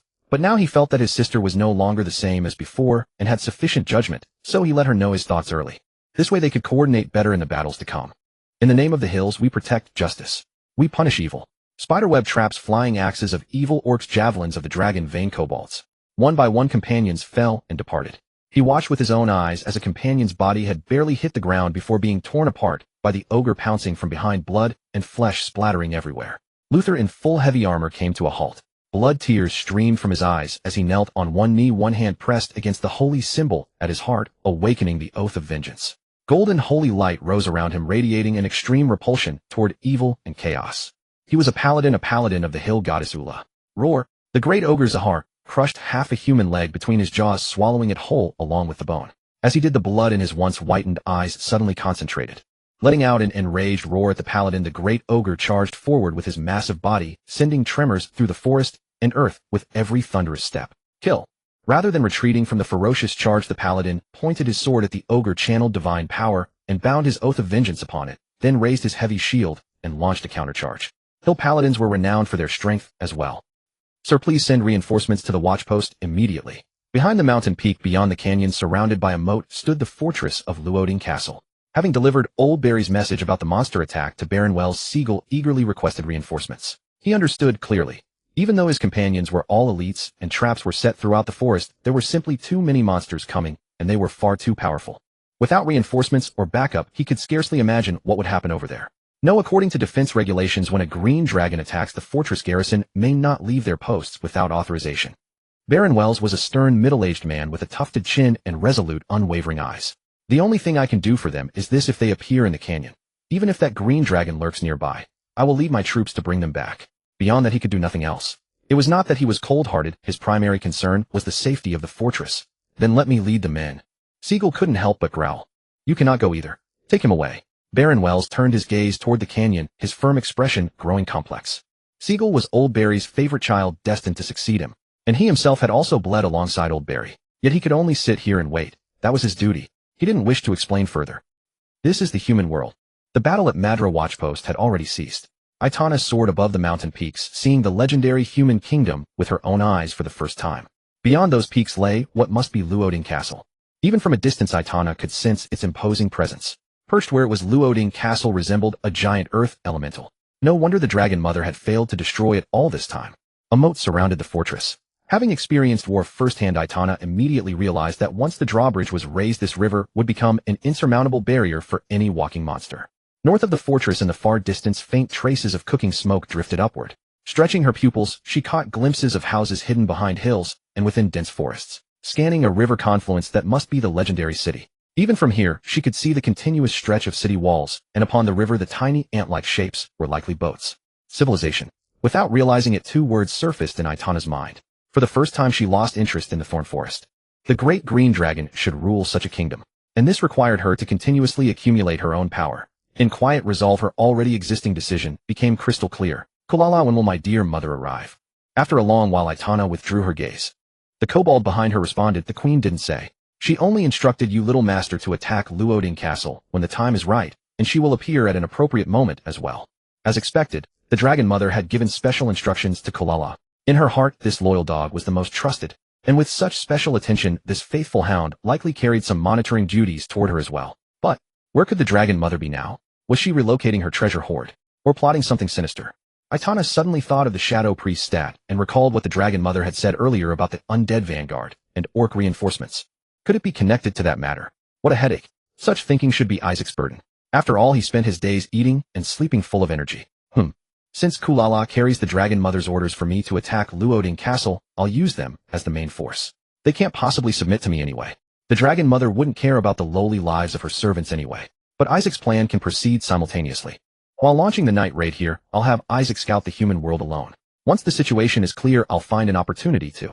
Deep in thought, Aitana spoke. Order everyone to rest well. When midnight comes, we'll strike Luoding Castle under cover of darkness. In truth, at this moment, she had no confidence about conquering Luoding Castle, for she didn't know how many troops, how many professionals, or how many powerful warriors were stationed there. However, who told her to follow the dragon mother's orders? Who had already made up her own mind? As the saying goes, when an evil alliance reaches the point of fracturing, it is often a matter of each party scheming against the other. Sending her to lead a frontal assault on Luoding Castle was no kind act on the dragon mother's part. She was practically setting her up to fail. Yes, just as Isaac had said, the dragon mother believed they had grown strong enough, and she intended to extract every ounce of value from them. After all, she had sacrificed so much for this family. Luoding Castle. Seagull sat slumped on the ground, head bowed, like a puddle of mud, completely drained of spirit. Back then it was here that old Barry stood, exactly as you do now. But he found his way through and took up his master's mantle. Baron Wells entered the room. That green dragon, we cannot defeat it. Old Barry couldn't either, and you certainly can't. But perhaps someone else can. If you still have the will to move, if you still can move, take this letter and head to Zingenberg tonight under cover of darkness. Baron Wells tossed down a letter, offered no further persuasion, and turned to leave. Zingenberg. Siegel remained seated in the same posture, yet something suddenly stirred to life within him. I will avenge you all, and then I will join you there, permanently. One hand reached out, pressing heavily upon the letter. Zingenberg, the central stronghold of the radiant walled defense line in the White Raven Duchy sector. In the tranquil dark night, countless secrets lie buried. Only the silvery moon can unveil the mysteries of the night mist. But tonight, with the wind howling and darkness thick, even Lady Silver's gaze is obscured by the weather. The pitch-black night became the stage for monsters with dark vision. Yet monsters are but monsters. The stage may be set, but their chaotic and disorderly nature still prevents them from dancing any decent dance. AI Ertana was already roaring. Although she held little hope of capturing the fortress, she still cared about the war itself. But these creatures had turned a deaf ear to her orders. She had commanded a midnight ambush, yet after all this time many had still not arrived, lost in the mountains, or perhaps they had slipped away again. After we rebuild the nest, I will personally reorganize the army. My troops must never be such trash. Only by wielding great power can one possess everything. An army is also power. When the time comes, I will generously grant the nest to the weak AI Sake, while I shall reside in Dragon Castle and Dragon Palace. The more she thought, the more disappointed she became with the Dragon Mother's army. No wonder the Dragon Mother cared so little about the lives of her servants, and casually handed over command to her, even urging her, through Kulala, to launch an attack on the fortress. The Dragon Sister had no choice but to rely on herself. Thus, full of fighting spirit and high morale, she made a vow. However, at this moment, she had apparently forgotten the selfish and greedy nature of the green dragon race. Or perhaps deliberately forgotten. There are too many green dragons who wish to possess a mighty army and establish an evil dragon empire, but too few who can truly achieve it. The five-colored dragons are born powerful, and their innate nature is equally powerful, even more so. AI Sake did not have such lofty goals as the Dragon Sister. At this moment, under the cover of night, he was approaching a place with lights. Humans. The young dragon felt a strange sensation. In a way, he had spent many years living in the human world. Of course, the human world had no connection whatsoever to the Baya Duchy or this world. That world was a place of dazzling lights and bustling nightlife, peaceful and secure. This world, With his keen dark vision, he could tell this was a town. The glow of firelight came from several braziers at the wooden gate, and by that light, he could see militiamen patrolling and keeping watch inside. Beyond the firelight, the faint silhouette of a tower could be seen, likely an arrow tower or some such structure. The night was deep. Aside from this place, the town was pitch black and silent with not a sound. AI Sake silently began to shift his position. He planned to slip into the town from a dark corner and explore its true nature. Although he was somewhat cowardly and did not dare to explore the distant city with more conspicuous lights, a mere town should not be difficult for a flying dragon like him to infiltrate or escape. At the rear of the town, after carefully observing through the fence, AI Sake gently spread his dragon wings and almost soundlessly leaped over the fence and entered the town. It must be said that his stealth skills were decent after all he had practiced in the thorn forest over the years. Folding his wings, he made his steps as light and agile as possible. AI Sake did not bother to check each house one by one. When he did things, he might be cowardly or lazy, but his goal was always clear. If a map exists, it should only be in the hands of those with power and influence, such as the town mayor, sheriff, or perhaps a temple. Or perhaps if there were merchant caravans or guilds that frequently traveled, they might have one. As for the legendary professional guilds, such a small place likely wouldn't have a thieves' guild or a mages' guild. With this reasoning, the young dragon first eliminated most of the wooden houses in the town, directly targeting the center. Holding his breath, doing his best not to emit chlorine gas, and using his keenest hearing to avoid the presence of dogs, he was cautious, but not slow. From the dark corners, he gradually approached the town center. The style of the houses began to change. On the outskirts of the town, most were simple wooden huts, but here many were a mix of wood and earth, and even sturdy stone houses. Continuing forward, after a moment, the green dragon's eyes lit up. Clearly separated from the surrounding houses by a distance, a tall wall, made of stone, came into his view. These stone walls looked thick and sturdy with battlements. Although he couldn't see the full picture, this should be something like a castle, right? This was far more formidable than the several layers of wooden palisades around the town. Castles are usually associated with nobility. Could this town be the legendary noble estate? With insufficient experience, AI Sake couldn't judge accurately, but being able to possess a castle, even a crude one, was already worthy of being a target. I hope everything goes smoothly, and that there are even glass and crystal utensils available. After first surveying the surroundings, he again chose a pitch-black corner. Lightly, AI Sake flapped his wings. A few minutes of silence. Suddenly, woof, woof, woof, woof. A single dog barked, then a series spreading from the castle to the entire town. AI Sake flapped his wings and quickly flew out of the castle. There were too many hounds, and he couldn't truly eliminate his own scent. However, in that short time, from the castle's interior decoration and the guards' equipment, he could roughly determine the situation. Swiftly flying out of the town, he perched on a dark tree canopy, his gaze once again fixed on the castle. The town was also in an uproar. Firelight voices, militia, castle guards. A large crowd quickly gathered and followed the hound straight toward AI Sake's location. They finally stopped inside the fence, following the barking, looking into the darkness from afar, but seeing nothing and muttering in discussion. In the darkness, AI Sake could see them clearly. The militiamen only have hunting bows, which are somewhat threatening. The castle guards are equipped with swords and shields and light armor, perhaps with a certain number of professionals. But from the dozen or so gathered, the total is at most 20 or 30, which can be dealt with. Moi. While observing, AI Sake's mind suddenly stirred, and his gaze fixed on a single person. It appeared to be a human woman wearing a crimson robe with golden trim. Too far away to see her face or age, but her aura seemed completely different from the surrounding crowd.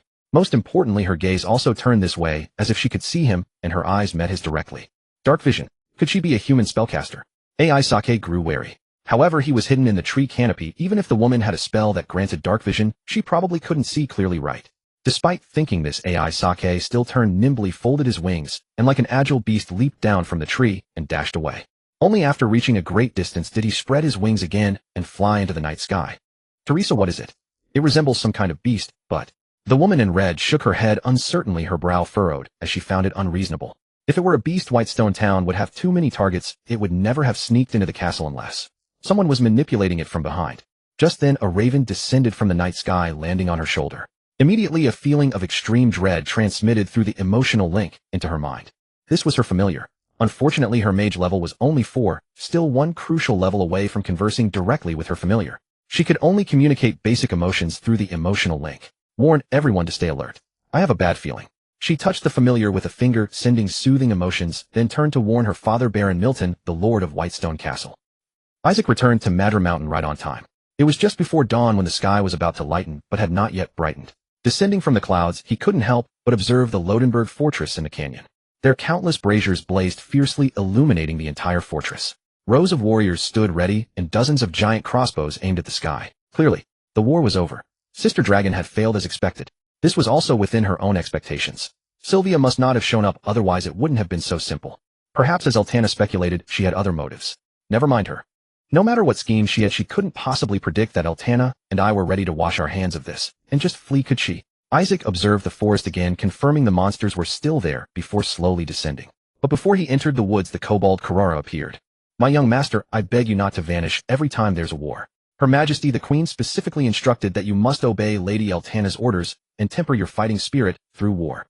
Karara's face was full of reproach. He also bore real wounds now. Both wings had several penetrating holes, and his abdomen was severely injured. Even with multiple layers of bandaging, blood was still seeping out. If even a dragon-blooded kobold like him, who could fly and escape danger at the first sign, had suffered such injuries, Isaac could imagine the monster army's losses were no small number. But even so, the fortress garrison didn't pursue. Was it because they feared the dragon mother so much, suspecting it was a trap of feigned defeat? I didn't sneak off. I followed Mother's orders and acted entirely under Altana's command, going to scout the human world. Isaac replied confidently. He paid no attention to the implied meaning in the kobold's words, that it had a secret order from the dragon mother. But so what? Even if he hadn't been planning to flee, he had already colluded with Sister Dragon. Moreover, I am a green dragon. You are just a kobold. Even the god you serve was once a slave of the Dragon Queen. That's right, I sent him. Sister Dragon also flew up. Her condition was much better than the kobold's, with almost no new injuries. Clearly she who used to charge ahead had started slacking off. Isaac didn't know whether to be happy or worried about this change in her. Sister Dragon glanced at the kobold, her gaze cold, and raised her voice. In fact, I had a feeling that Lodenberg Fortress would be tough to crack. Using our flesh and blood to smash against the fortress walls and crossbows was not a good idea, but with the Queen's secret order, I had to try once. However, she looked down at the monsters below, her voice growing louder, almost a roar. My warriors, we failed last night, but it was not your fault. I swear to you there will be no more such foolishness. Before the Great Thorn Queen arrives, Altana, who embodies both wisdom and strength, will completely adjust our strategy. Next Sister Dragon had clearly prepared her speech. She unhesitatingly shifted the blame for the defeat onto the kobold, even insinuating the dragon mother. Meanwhile, she subtly turned the strategies her brother had suggested, such as attacking the enemy's weak points and luring them out, into her own plans. By claiming she had already sent her brother to scout the human world, she highlighted her foresight and wisdom. Below, the simple-minded monsters, despite their heavy losses, were moved by her words. After all, they were already unwilling to accept defeat. Without that turtle shell fortress and those heavy crossbows, they didn't believe human armies could be stronger than them. Altana had awakened the green dragon's innate, bluff skill. War was truly an excellent catalyst. Isaac's expression remained unchanged, but he marveled inwardly. Compared to a few days ago, Sister Dragon's evolution was beyond imagination. Not even he nor the Dragon Mother could have predicted it. As a green dragon, he couldn't help but feel a twinge of jealousy, but he didn't show it. Contrary to Sister Dragon's desire to display her wisdom and strength, Isaac's life plan at this age had always been to cling to others' coattails and develop quietly. So Sister Dragon's growth was, at least in the short term, good for him. My warriors take one day to rest and prepare ample food. After nightfall, we will launch another expedition. I do not wish to see anyone deliberately delaying the advance. Altana was satisfied with her well-prepared declaration. But at the end, thinking of the monster's efficiency, she couldn't suppress her helplessness, and a hint of it slipped into her tone. She quickly pulled herself together and looked at the grim-faced kobold, changing the subject. Karara, you are my most trusted servant. I believe the defeat was not intentional on your part, but you must take responsibility. The vigilance over Lodenberg Fortress is entirely your charge. Even though they have been turtles hiding in their shells, we must still be on guard. Considering the kobold's life energy level was even higher than hers, such a powerful asset still needed to be utilized. The kobold was at a loss for words, feeling as though he had been stripped of his most important authority. That's settled. With the high-handedness of a dragon, Altana patted the kobold on the shoulder, then winked at Isaac. Understanding the cue, the two young dragons left together with a flourish. Baishur Town, also known as Baishur Fortress, was originally a military stronghold years ago, strategically serving to provide depth for several bases, including the Luoding Fortress. However, after that evil dragon ceased to appear, the area gradually lost its strategic significance and was eventually granted to Baron Milton, who developed it into a small town. In this era, those who held fiefdoms were overwhelmingly military nobles. Baron Milton was no exception. He earned his title through repeated valor against undead and orc invasions along the Radiant Wall defense line. As a military noble, he never relaxed his grip on the forces at his command. His castle guards underwent rigorous training, and even the militia participated in targeted military drills. Baron Milton did not expect greatness from them. Merely holding a spear formation and demonstrating basic proficiency with ranged weapons would mark them as elite among the militia. The previous night, after receiving his daughter's warning, he recognized the gravity of the situation and immediately began organizing defenses overnight. He even sent letters to several friends in Port Grande to gather intelligence, wondering whether he had made enemies somewhere. But before any reply could arrive from the other end, disaster had already struck. delivering an outcome both unforeseen and utterly desperate. Deep in the night, he was roused by the urgent tolling of alarm bells. By the time Baron Milton hastily dressed and reached the castle ramparts, a savage roar echoed in the distance. The wooden palisade gates of the town had been violently smashed apart. Two colossus-like behemoths swaggered through the breach wielding massive wooden clubs. The militia loosed arrow after arrow, yet the hunting bows could barely pierce their greased hides. The projectiles lodged uselessly in thick fat and muscle, failing to inflict meaningful damage. Disregarding the arrows embedded in their flesh, the two monsters unleashed bloodthirsty roars. The entire town erupted in screams, and the militia couldn't even maintain formation. Ogres. And not just ogres. Baron Milton's gaze shifted past the two behemoths to recognize figures he knew all too well from his lifetime of warfare. Brute orcs. Behind them, kobolds wielded slingshots. It's the creatures from Thornswood Forest. That green dragon has returned. Damn Wells. Baron Milton cursed Baron Wells in fury, though he understood the grim reality. For years the green dragon had remained dormant, while the garrison at Luoding Fortress had been increasingly stripped away to reinforce Hindenburg, which faced the sinister alliance of liches and orcs.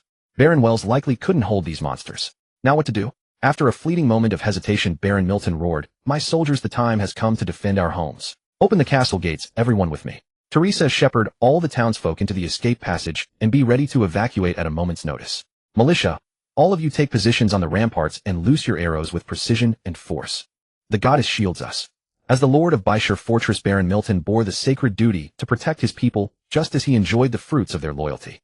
His honor would not permit him to abandon his people to these monsters at such a moment. Teresa wanted to stop her father, but swallowed her words, instead swiftly organizing others to follow orders. After a moment's thought, she did not send her family through the escape passage, but directed them to take shelter in the secret chamber first. She remained behind. Under the protection of the militia rushing to the ramparts, she unrolled a scroll. Invisible currents of magical luminescence stirred, activating darkness vision.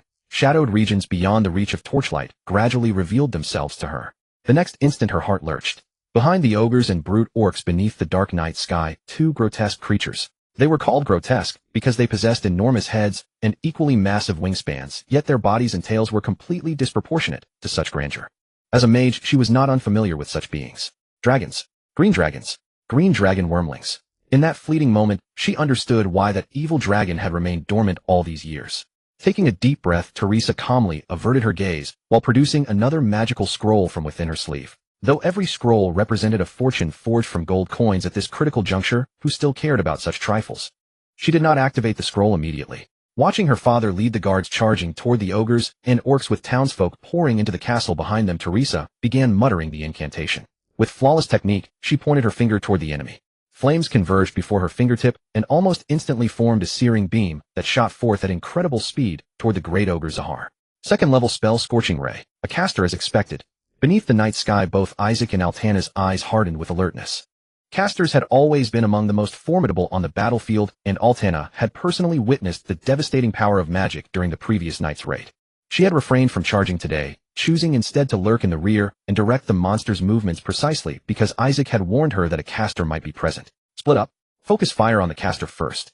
The two dragons exchanged glances and immediately veered in opposite directions, their figures curving through the sky. Awo! Roar! Struck by the scorching ray, Zahar's colossal frame was hurled to the ground by the blistering heat and tremendous force. Flames spread rapidly across his body as the great ogre rolled and thrashed in agony. Ogres were hardly sensitive to pain. Otherwise they would not have callously ignored arrows embedded in their flesh. Yet even the brutish orcs could perceive from its frenzied roars that this was not mere anger, but overwhelming torment. A mage. For the first time, the previously fearless creatures cast wary glances toward the castle. Scatter! Scatter! Fire on the castle! The inherent cowardice and treachery of kobolds ensured complete disarray. Kill. The brute orcs, hardened by countless battles, still maintained their fighting spirit. At Ogden's thunderous war cry, they launched a charge that momentarily halted Baron Milton's forces. No. Too fast, I can't react in time, it's too dangerous. Though the spell had wounded the great ogre and scattered the kobolds, Teresa's heart hammered faster. Both wormlings had vanished from her field of view. She had planned to play ignorant and strike when they drew near, but these two wormlings were not acting recklessly. She couldn't even track their positions. She could no longer pretend, otherwise she would truly face mortal peril. As Teresa stepped back, she scanned her surroundings with her eyes and ripped open a scroll she had prepared long ago. Close your eyes. Her command echoed through the night as a dazzling spectrum of seven-colored light burst forth from her hands. Isaac endeavored to make his flight as light and graceful as possible, shielded by the night and the clamor of battle, convinced that he would remain undetected. But just as he descended from the castle's flank, his lethal dragon breath already brewing, and on the verge of eruption, a burst of iridescent light surged toward him. Bright and dazzling, it instantly blurred his vision, leaving him unable to see anything, and his mind growing dizzy. In shock and fury, his first instinct was to flap his wings, wildly staggering and careening into the sky. On the other side, Ayartana also dove down simultaneously. Though startled by her dragon brother's predicament, she did not abandon her assault. She spewed a blanket of deep green poisonous mist, and her sharp claws lunged directly at the female mage. The third scroll. Talisha hastily cast mage armor while retreating repeatedly. Yet her agility could never match that of the elder dragon sister. In an instant, the sharp claws raked across her body. An invisible force field materialized at the same time. Even the dragon sister's claws could not tear it apart in one go. Around them the poisonous mist spread, but the militiamen did not flee. Seeing Talisha attacked by the monster, these soldiers recklessly charged into the toxic haze, thrusting their spears with all their might at the vile dragon. However, the green dragon's venomous breath, even from a wormling, was far beyond the fortitude of these militiamen. Those directly hit by the green mist were already collapsing, and those who rushed in were also contorted with agony. Ayartana merely flapped her wings a few times, and all the spears aimed at her were swept aside. But just as she prepared to tear the female mage apart, a small dark shadow suddenly shot forth. Swift as an arrow and remarkably agile, it was the female mage's familiar, a raven. In coordination with the familiar's flight, the mage retreated while producing another scroll. With enough gold coins, a single mage could rival an army. Though Talisha was far from that level, as the daughter of the Lord of Byshire Castle, and having remained within the castle with little expenditure, she had a certain stockpile of magical scrolls. The second-level spell Electric Claw. As the raven flew before Ayartana, sparks of lightning crackled and leaped from its talons. Violent elemental energy. This was the supernatural ability of the mage, and her familiar deliver touch spells. She had cast the second-level touch spell Electric Claw through her familiar. The elder dragon sister, who had initially dismissed the tiny creature, suddenly contracted her pupils to the utmost. Though she was lunging forward, she furiously flapped her wings and began to retreat in an instant, but it was too late. Resolutely she swiped a claw at it. With a roar, the small raven was naturally crushed by her claw, but the energy of Electric Claw exploded upon contact. From her claws to her body, Ayartana felt every scale bristle. The searing pain and the shock of the electric element instantly paralyzed her.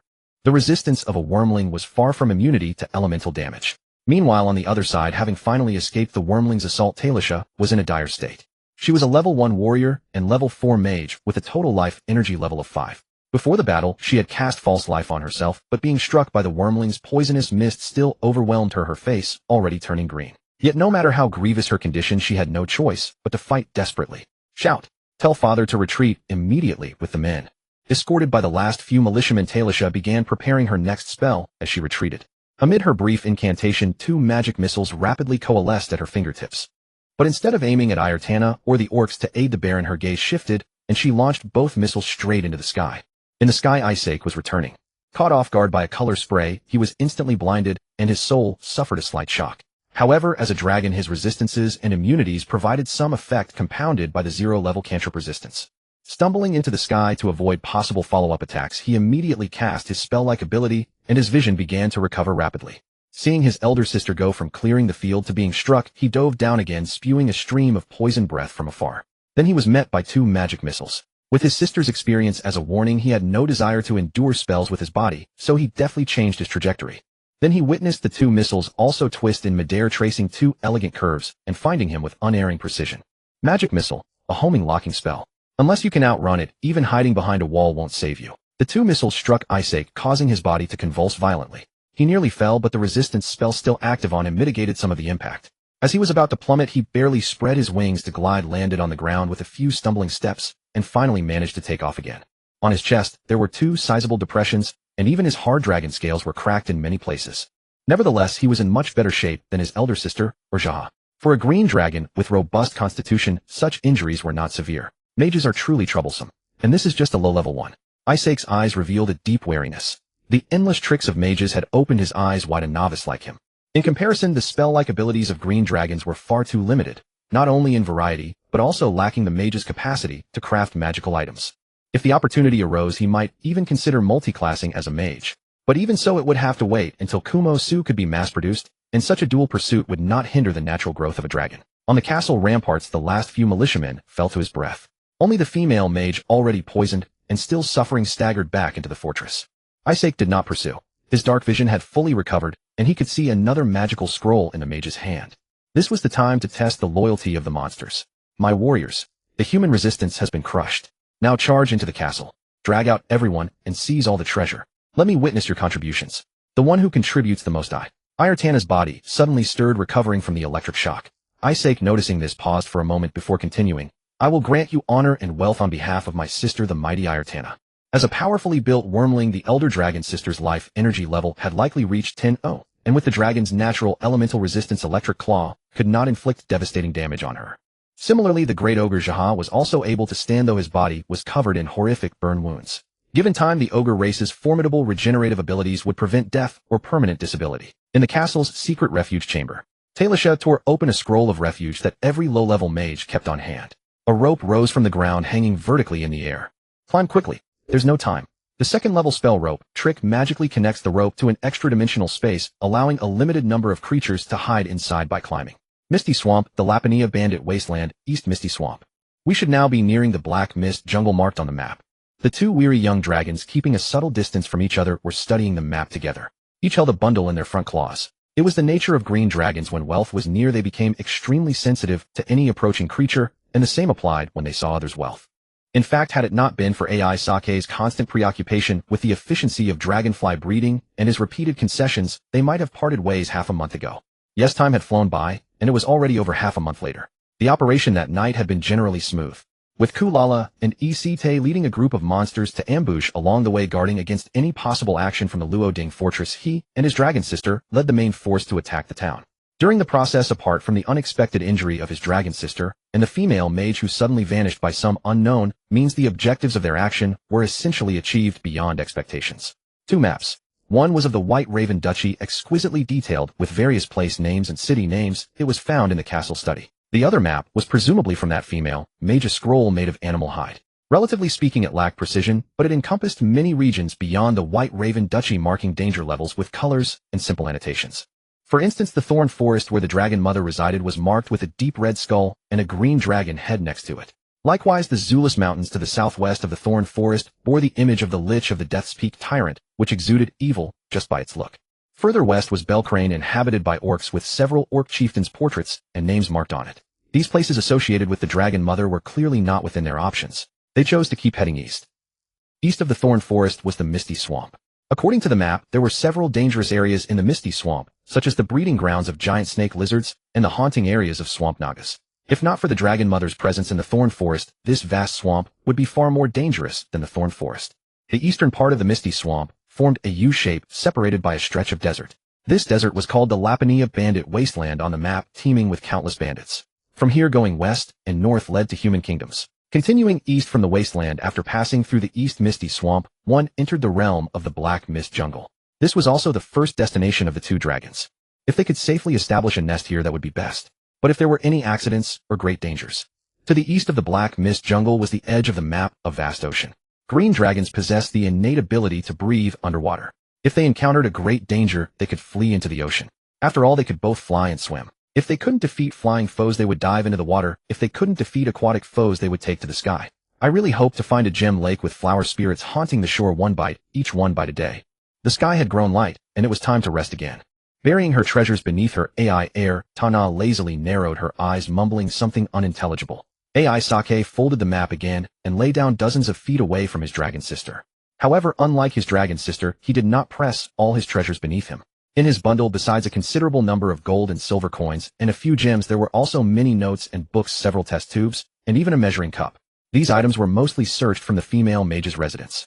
AI Sake had briefly skimmed through them. The notes contained the mage's insights on learning magic and experimental data. However, due to the different systems and the unknown effects of most materials, he could only glance at them for now. After lying down, AI Sake untied the rope hanging around his neck. It was time to let 015 out for some air. That night, because his dragon sister was injured, they hadn't immediately fled. He had specially taken the time to sneak back to the thorn forest. As expected, the dragon mother was no longer in her nest, and even the treasure vault beneath the dark pit, which had only been heard of in rumors and never seen, had completely vanished. Whether it was because she was leaving for an extended period and felt uneasy, the dragon mother had presumably moved and hidden them all. Without the treasure, AI Sake could only take 015, select a few excellent companions for it, and then together with his dragon sister quietly shake off the monster army and set off with the most precious spoils. Since it was a long-distance migration, and considering that the dragonflies might not have enough stamina, he had been tying them directly to himself these days, only releasing them during rest periods. Hiss! Hiss! As soon as the rope was untied, 015 immediately flew to the front of his head, bobbing up and down, wagging its tail excitedly. But the young dragons who traveled 1,000 miles every night had no mood to play with it. With a lazy wave of his claw, he swatted it away. Finally understanding, 015 went to find its 3 companions. The 4 dragonflies flitted from one branch to another, from one vine to the next, much more joyful than the 2 weary young dragons who could only sleep during the day. Swamp jungle. A squad of lizardmen was returning. As the most common race in the misty swamp, lizardmen liked to set their nests on the edge of the swamp, which facilitated their ambushes and hunting of humanoid creatures, plundering various supplies, especially steel. Steel had always been regarded as the most valuable thing by lizardmen, more precious than gold and silver. After all, gold and silver were too soft to make weapons, and the lizardmen's tradition seemed to be nothing but raiding and looting, so steel was the most useful to them. This squad was transporting high-grade iron ore. They had ventured deep into the black mist jungle and successfully raided a goblin mine. Each of them carried heavy loads of refined iron ore on their backs, the most precious thing. This made them especially sensitive to any movement around them. Their lizard-like eyes vigilantly scanned the vast area ahead. Suddenly, something never seen before made the leading lizardman halt. Instantly, all the lizardmen behind tensed up, one hand holding a spear, the other a mace, their eyes glinting with cruelty and cold-bloodedness. Strange creatures. They looked like mutated mosquitoes or some kind of poisonous dragonfly, but far too large. The biggest one was almost half their body length. And they were definitely ferocious, though just by the sinister mouthparts one could tell they were bloodthirsty creatures. When did these things appear in the swamp? Could it be the work of those serpent demon priests deep in the swamp? At the thought of swamp serpents, even the cold-blooded eyes of the lizardmen couldn't help but show fear. He silently gestured to his companions behind. As much as possible, avoid disturbing those creatures. Out of fear of the unknown creature, most importantly the imagined serpent demon priest, the war lizardmen ultimately chose to take a detour. They were unaware that in the shadows of the jungle ahead, 2 pairs of eyes had already fixed upon them. Had they continued straight ahead? Again, these stinking, dirty, wretched, poor lizards. Ayartana snorted disdainfully and crawled back into position. She didn't mind the stench, the dirt, or even their lowliness, but these lizards were too poor. They had nothing shiny. Having to travel 1,000 li every night and remain highly alert, even when sleeping during the day, she was too lazy to move unnecessarily. Isaac's gaze, however, kept following these lizards. Iron ore. A flicker of contemplation danced in his eyes. Recalling certain habits of the war lizard men, he had a sudden inspiration and turned back to say, Ayartana, I think one of our former plans might now be within reach. Former plans, related to the war lizard men. The dragon sister lifted her head, puzzled. Isaac nodded. These war lizard men are carrying what should be iron ore, but they lack the ability to mine. Those capable of mining in the misty swamp or black fog jungle are most likely only dwarves, goblins, or kobolds. However, since they were attacked by war lizard men and robbed of iron ore, dwarves can be ruled out. I suspect there is a goblin mine or a kobold mine in the vicinity. At Isaac's speculation, the dragon sisters' eyes lit up. Their former plan, once they settled the lair, the first thing was to recruit warriors, and for the ambitious her to start training elite troops. How could they have elite troops without iron ore? Seizing a mine or mountain was to be done simultaneously with the first step. Unexpectedly, as soon as they approached the black fog jungle, this opportunity had presented itself. Start now. Thinking of her ambitions about to unfold, the dragon sister, who had been drowsy moments ago, instantly perked up, eager to immediately reclaim that dragon mine. My dear sister, don't rush. Let's take it step by step. We'll continue to hide by day and move by night. First, spend a few days understanding the surrounding situation. If we're confident, we'll strike directly. If there are problems, I have a way to recruit a batch of warriors. As he spoke, Isaac also crawled back. What warriors? And don't even think about touching my treasure. If you want to recruit warriors, use your own first. The dragon sister's eyes immediately showed wariness, and she covered all the treasures beneath her, not letting a single one show. Don't worry, I won't use your treasures. Isaac rolled his eyes in exasperation. He remembered how the dragon sister had spoken about their mother. Now that it was her own turn, she seemed no better. Of course, spending his own collection was equally impossible. Hearing that she wouldn't need to spend her own money, Ayartana felt relieved and grew curious. Tell me, who are you going to recruit? Hallie. War lizard men.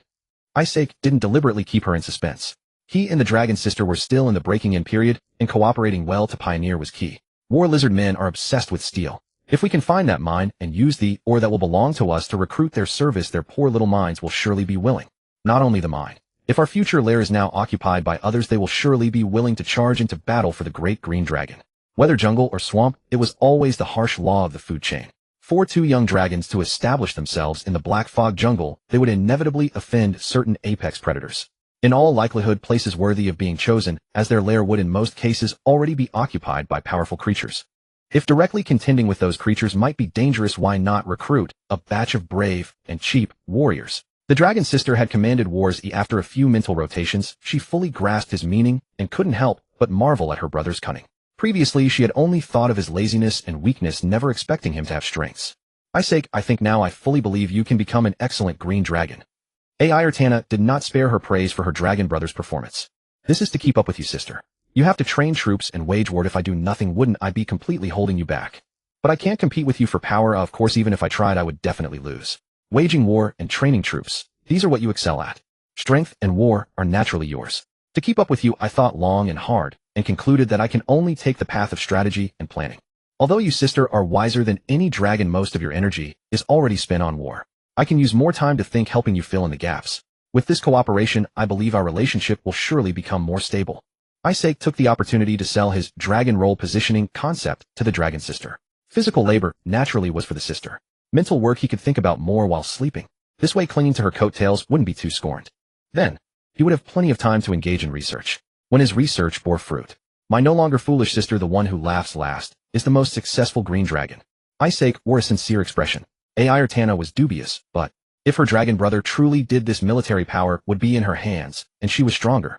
She had no reason to refuse. Thereupon the dragon sister nodded with feigned approval. Isaac, it's good that you think this way. I think if we can maintain this understanding, we might never part. In my empire, you will always be second only to one dragon. Dear sister, just watch my performance. Isaac, who had earnestly studied the mother dragon's bluffing art, replied without changing his expression. Of course, he would also prove through actions that he was truly not cut out for physical labor. After a bout of hypocritical performance, the two dragons resumed their feigned sleep. They slept until nightfall before finally preparing to set to work. It turned out that after the baptism of war, the dragon sister's patience had significantly improved. After entering the black fog jungle, she and Isaac split into two paths, each dragon responsible for one side. They persisted in covert reconnaissance for 3 full nights. Even after learning the location of the goblin mine and the dominant race of the nearby territory, she restrained herself and undertook no action. 3 days later, she rendezvoused with her brother at the agreed place. The treasure that the dragon sister never parted with was gone, but judging from her unchanged expression, she must have hidden it herself. To the north, I found the location of the goblin tribe. The mine is near the tribe. To the east, I smelled the scent of raging beasts, likely raging apes, and a sizable tribe. On my side, there is a kobold tribe, but I found no signs of a mine. Past the kobold tribe further south near a great river, I sensed the dangerous aura of some kind of serpent. The two young dragons exchanged their reconnaissance information, and soon they began to identify their target. As a race that never engages in any production, the life of a lizard folk is either spent in the midst of looting or on the way to loot. Zhuogong, the new hero of the Heichao tribe. Taking advantage of the war between the goblin tribe and the kobold tribe, he led his brothers to raid the goblin mine, successfully plundering a batch of precious fine iron ore. This earned him greater respect, and more brothers were willing to follow him in looting. With this batch of fine iron ore, he traded for some spears and morning stars, and thus more new brothers became his followers. Leading the enlarged lizardfolk squad, Zhuogong once again set out on the expedition. It should be said that both claiming to be dragon kin, the appearance of the lizardfolk surpasses that of the kobolds. When they stood upright, their height was generally around 5 feet, and this alone firmly surpassed the kobolds in every way, for the average height of a kobold was only about 4 feet. Lizardfolk resembled bipedal lizards with eyes like those of crocodiles, revealing ruthlessness and ferocity. Their teeth were sharp and dense, and they had a crown-like frill on their heads. From the perspective of a green dragon, such appearance was indeed superior to that of kobolds. The upper limbs of lizardfolk appeared somewhat slender, but their muscles were very firm, not giving a sense of frailty. On the contrary, they exuded an aura of agility and savagery. Their lower limbs were somewhat similar to those of crocodiles, sturdy and strong with wide feet, perfect for walking in swamps. They also dragged a crocodile-like tail, but it was more slender. Lizardfolk weapons were generally spears and morning stars. At least that's what they called them. The so-called spear was made by tightly fastening an irregular pointed iron piece to the top of a slender tough wooden pole. The so-called morning star was a wooden club with a pointed iron block fastened onto it. In terms of weapons, the short blades of the kobolds were undoubtedly much more refined, for the kobolds were naturally gifted in mining and could also forge simple weapons themselves. With nearly 20 members, Zhuogong's squad cut an imposing figure as they traversed the swampy jungle. Even some predators would actively keep their distance upon seeing them. Just as they were about to exit the swamp, suddenly Zhuogong, who walked at the front as the leader, slightly hunched his body and halted his steps. He had spotted those strange mutated mosquitoes again. "Brother Zhuogong, what do we do?" asked a veteran squad member, a lizard folk who had also seen the dragonflies last time, in a low voice. "Pass through slowly. Try not to disturb them."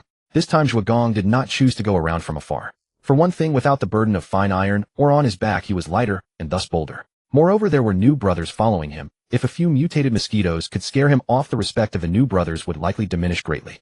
Furthermore, he also considered that swamp snake demons rarely ventured out of the central area of the Misty Swamp, so they shouldn't be lingering around here for several consecutive days. Even if these mosquitoes came from them, they might have escaped.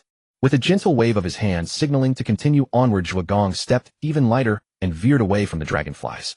But it was useless. No matter whether he veered or went around, if a collision was destined, then it would inevitably happen actively.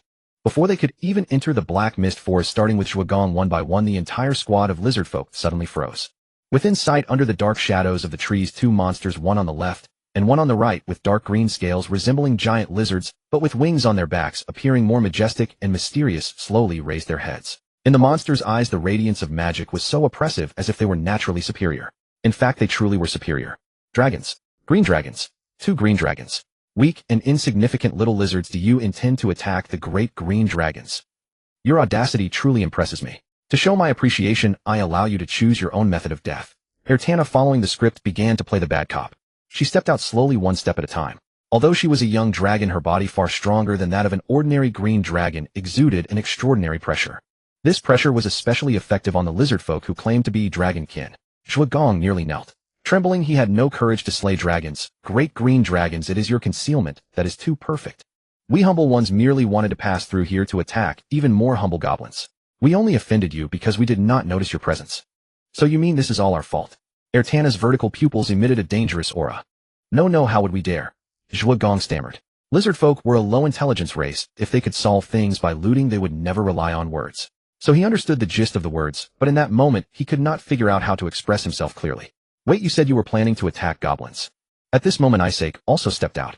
Although his size was a full grade smaller than the dragon sister, he was still a behemoth to the lizard folk, and his pressure was still immense. Yes, we were going to attack goblins to seize iron ore.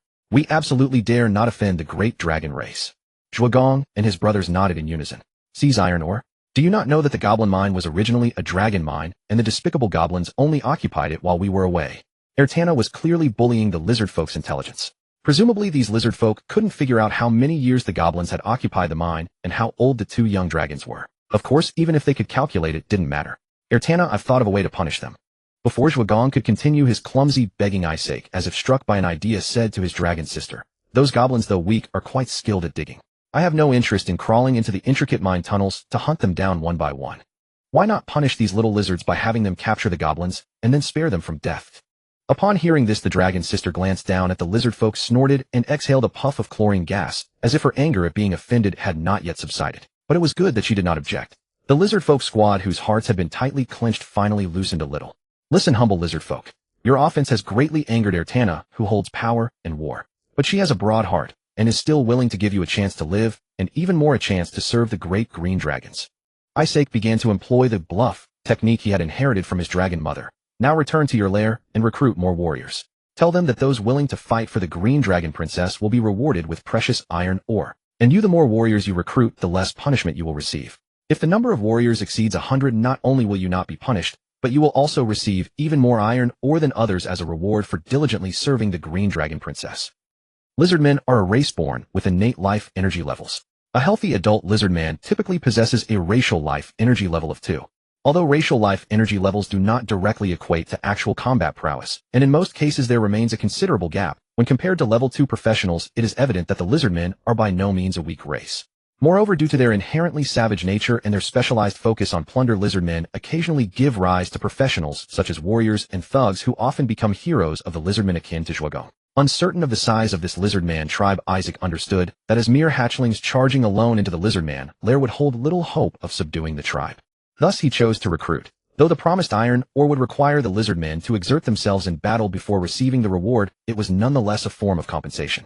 And for the evil green dragon to part with precious refined iron or to recruit the Black Nest warriors. Though lizardmen cared little for honor, it instilled in them a sense of being acknowledged by a dragon. Some chieftains even imagined the dragon held a modicum of respect for the Black Nest warriors. Thus Zhuagong's recruitment proved highly successful. Except for a few chieftains who doubted the green dragon's sincerity, suspecting that after the deed was done nothing would be given. After all, refined iron ore was so precious, and chose to remain in the lair. The majority of the Black Nest tribe's lizardmen enthusiastically joined the mercenary force. Among them was even the great chieftain of the Black Nest tribe, the formidable lizardman thug Heishi. Respected Princess Ayartana, though it may be presumptuous, I wish to know whether the iron or promised by Zhuogong will truly be rewarded. As the tribal leader He, she possessed formidable strength and commanded nearly 200 lizardmen. Though he still held reverence for the two hatchling dragons, he was not so daunted as to remain silent. Like the chieftains who stayed behind He, she harbored his own doubts, for tales of chromatic dragons reneging on their promises were hardly rare. Yet despite his skepticism, he had to come. After all, he was the tribal leader. Isaac, you tell him. As the face of the sibling dragons, the elder sister needed to maintain a lofty demeanor, leaving the explanation to her younger brother. Isaac exhaled a puff of chlorine at the lizardman, still looking down from his height, his gaze carrying a hint of condescension. Great chieftain He, she, and all brave lizardmen. If I were to assure you based on the long-standing friendship between green dragons and lizardmen, I would be lying to you. So, I will not paint a pretty picture of this promise. What I tell you is I do not guarantee that this promise will definitely be fulfilled. His voice paused. The surrounding lizardmen erupted in uproar, unable to accept this. Even He, she, despite his inner doubts, never expected the green dragon to actually say such a thing. Just as He, she hesitated, weighing whether to resist and what losses such resistance would incur.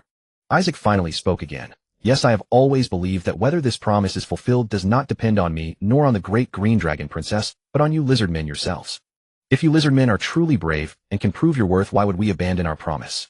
I can even guarantee that such promises will not be made only once. You will become the most reliable comrades of the green dragon capital, and the rewards you receive will be endless. You will even become the wealthiest and most powerful lizardman tribe. But likewise, if your performance is too inferior, if you're even worse than the lowly kobolds, if you cannot even defeat the diminutive goblins, then the great green dragon has no need for such comrades, and why should it uphold such a promise? Thus, whether you can obtain the iron or how much you can get and how many times, it is not decided by me. It all depends on whether you lizardmen are true warriors. If the lizardmen had possessed a bit more intellect, they would surely have realized this green dragon was a deceiver. He had just said he would not paint the promise too beautifully, and then immediately called them comrades of the green dragon, promising endless refined iron ore and the wealthiest and most powerful tribe. The contrast was too great, so great that the lizardmen could barely bear it. Even the tribal leader He, she was seduced by the green dragon's words, and he even felt the green dragon was not deceiving them. As the green dragon had said, if it were a deception, it would have spoken of traditional friendship, and claimed the great green dragon never lies, rather than plainly telling them that they must pay to receive rewards. Wasn't this just like their own plundering? They expended the effort of robbery and received wealth in return. Now they were still robbing, only under the leadership of the great green dragon, committing a much larger robbery. As for being inferior to kobolds or unable to defeat goblins, He, she did not entertain such thoughts. They were lizardmen. If under the leadership of the great green dragon they could not even defeat those creatures, then he would have no face to seek any promises or rewards. Great Princess Ayartana, great Isaac, I He, she, trust you. My children, prove to the great green dragon with your deeds that we lizardmen are true warriors worthy to be comrades of the great green dragon. He, she's declaration stirred even the cold-blooded lizardmen. The great host swiftly set out, entering the black mist forest. The two hatchling dragons flew low above the forest canopy. Sister, this one does not seem inclined to submit. In my view, we can first win over some obedient minor chieftains. Zhuogong is a good candidate. When the great deed is accomplished, and we have subdued the goblins, kobolds, and the raging ape tribe, we can then use these minor chieftains to control the Black Nest tribe. If he still refuses to obey, we can eliminate him through internal strife. Isaac whispered into his sister's ear. Though in his bluffing, the lizardmen were comrades of the Green Dragon Empire, they should know their place. How dare they actually aspire to be comrades? We spare them now only because we are weak and need their help. But once we have dealt with the three factions and consolidated our power, and even planted seeds within their Black Nest tribe, the situation will be quite different. Not so fast. Hey, she has some strength, it would be best to win him over. Wait a few years until I enter adolescence, then see if I can subdue him. If he still resists, we can deal with him then. Ayartana valued Hey she highly, for this lizardman thug was the strongest in the entire Black Nest tribe. With her lack of accumulated assets, she sorely needed capable subordinates like him. Use him for now, and in a few years see his final choice. The dragon sister's ambitions were always vast. She had become a hatchling not long ago, yet she already felt her power was sufficient. Within a few years, breaking through her life energy level, she would surely enter adolescence. Isaac silently noted these words. Goblins and kobolds share an eternal enmity. The origins of this hatred are lost to history, yet it has persisted through the ages and will continue to do so, for one very important reason: they are both born miners. The struggle for mining caves has accompanied their long history from beginning to end. In recent years, in the western Black Mist jungle, the goblins have held a dominant advantage in this contest. The mining caves have almost been renamed as goblin mines. Many counterattacks by the kobolds have been easily crushed. This is because their tribal leaders are now a group of giant goblin warriors. Unlike their smaller, cowardly goblin kin, giant goblins share the same lineage but stand at human height, with powerful, imposing builds. They are a militarized race driven by innate aggression and sharp strategic understanding. Under their command, goblin tribes have consistently routed kobolds in battle. Were the kobolds not so prone to panic and flee at the first sign of trouble, they might have faced total annihilation rather than mere repulsion. But today these giant goblins face genuine peril. The lizard folk from the Black Tide tribe have launched a full-scale assault. Don't those reptiles ever learn? Just days ago, while we were engaged fighting the kobolds, a lizard folk contingent struck mine shaft 7 and made off with refined iron ore. They've grown arrogant after winning a minor victory. Do not underestimate these lizard folk. When they commit their full forces, they match our strength. If we're caught off guard, the unthinking masses outside could scatter again. Precisely. We may dismiss them strategically, but to truly defeat them demands our full power. The treasures I've been reserving for dealing with those apes can finally be brought out. Let us test their strength against these battle lizard folk. Agreed. War chariots excel in confined terrain. I suggest we hold the valley entrance and use pushcart formations to prevent their dispersal, maximizing the chariot's destructive potential. Seconded. The giant goblin council convened. Intelligence arrived even before the battle lizard folk came into range.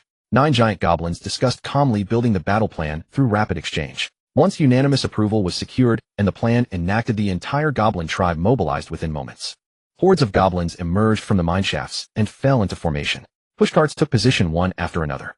For massive war chariots rolled forth with creaking sounds, each operated by teams of goblins working in concert. These war chariots were clearly designed for battle. Heavy ballistae, various crossbows, and primitive catapults crammed the space. Movable spiked spears ringed the chariots to deter close combat. At the critical drive mechanisms, sturdy barrel shields surrounded them, layered with multiple hides. Each chariot required no fewer than 10 goblins operating in coordination. The diminutive goblins against these enormous machines created a striking contrast. Once all goblins had assembled, the giant goblins emerged. Their brown-skinned bodies bore leather armor reinforced with iron plates across the chest, shoulders, and legs. Their weapons were massive two-handed swords, and beneath them rode enormous wolves. Those wolf mounts matched their riders in ferocity. Bloodthirsty eyes fixed hungrily on the goblins, drool dripping from their fangs. "My kinsman," roared Chief Golly, raising his greatsword high. "Tell me, what is our greatest treasure?" The mines, all goblins howled. Trained under giant goblin discipline, they knew precisely how to answer their leader. "When foes seek to seize our mines and plunder our, or what shall we do?" Golly bellowed again. "Kill." Goblins' eyes reddened with fury. "Yes, kill. Fall in behind us and execute tactics number 3. Defend, then counterattack and annihilate the invaders." 9 giant goblins raised their war swords in unison, snapped their reins, and spurred their wolves toward the valley entrance. The goblins divided into multiple units. Pushcart operators leading the vanguard, massive war chariots rolling slowly behind, while short bowmen, shield bearers, and hammer wielders spread across the front in overlapping arcs, orderly yet dispersed. This discipline and coordination, regardless of combat effectiveness, clearly indicated rigorous training. That goblins could be organized thus demonstrated the extraordinary tactical sophistication of their giant goblin commanders. Even Sister Dragon found herself captivated. During the earlier reconnaissance, the goblins had not been in combat posture. They lacked such discipline and formation. Now she was already considering whether to keep some of the giant goblins. Wait until they engage the battle lizard folk, then flank from behind. Eliminate those 4 war chariots first, then I'll deal with the giant goblins. You provide covering fire while also preventing any goblins from operating the remaining vehicles. Despite her fascination, Sister Dragon's strategy remained razor sharp. To resolve the goblin tribe, the giant goblins must fall first, and to fell them, those war chariots armed with heavy crossbows, which posed a genuine threat, had to be dealt with first. Handle them one by one, coordinated with the lizard folk charges, and she refused to believe these goblins could overcome their innate cowardice. Isaac readily agreed, though his gaze remained fixed on the goblin war chariots. It was hard to imagine these small creatures could construct such massive machines. The goblins of Thornswood were far inferior to these little ones. Of course, in Thornswood, the dragon mother placed her trust in the kobolds. Goblins held no status there. Not even the mines, which remained under the control of the 10 great kobold clans. Any creative spark they might have possessed never found room to flourish. 2 young dragons now lay concealed in the tree canopy above the valley. The goblins, already distracted by the approaching lizard folk, sensed no anomaly. Time drifted slowly. At least half an hour passed after the goblins completed their formations before a sharp whistle pierced the air from beyond the valley. "They're coming." Every giant goblin shifted into battle readiness. The goblin formations tensed, but maintained an eerie silence. The young dragon's wings began unfolding slowly. "Charge.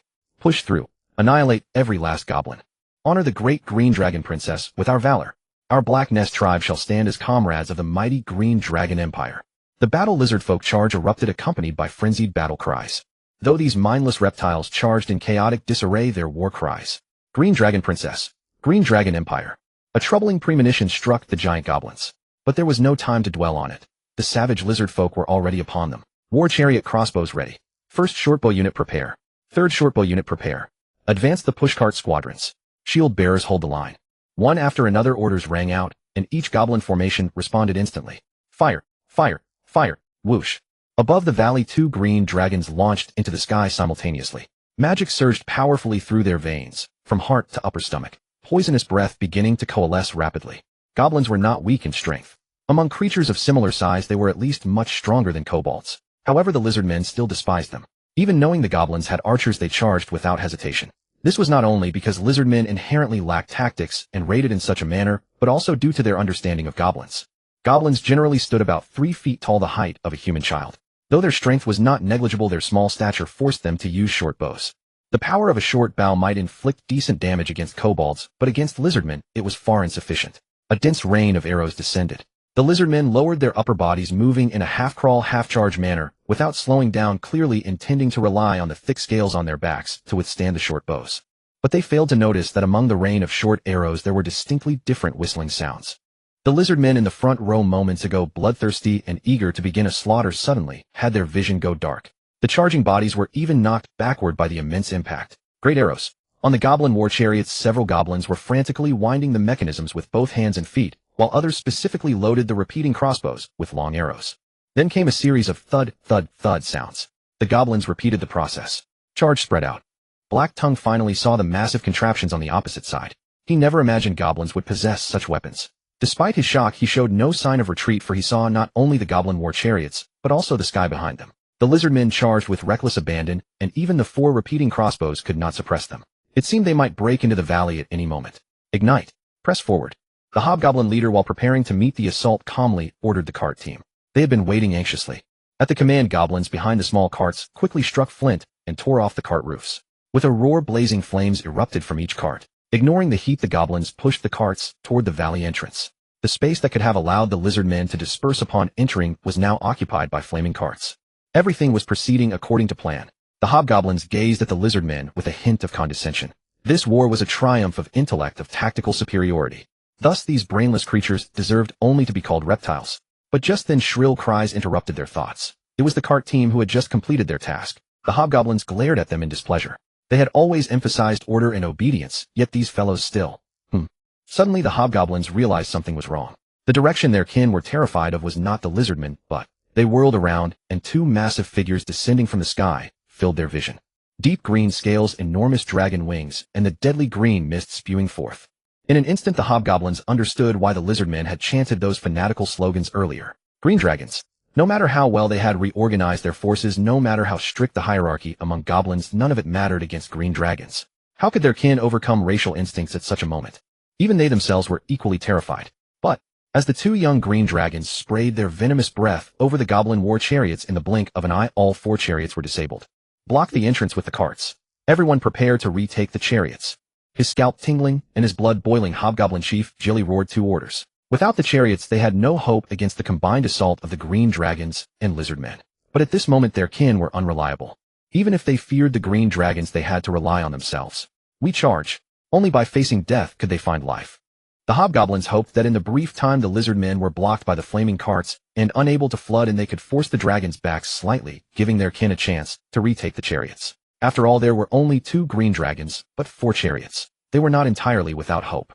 Spurring their war wolves, the savage beasts, though instinctively fearful of dragons, could still cooperate with their masters now that the young dragons had not yet awakened their frightful presence. Raising their war blades, the hobgoblins roared to embolden themselves and intimidate the dragons. They chose the slightly smaller dragon and charged.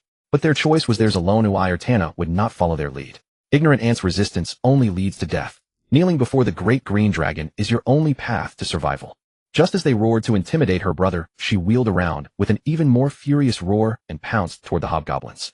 The green dragon's arrogance had just been slightly countered by the hobgoblins leading charge. The goblins who had been timidly trying to approach the chariots lost their nerve again. Isaac also swooped low, then suddenly lunged down, snatched a goblin, and tore it apart in midair with ease. Such a vicious posture and power made the goblins shriek and retreat in panic.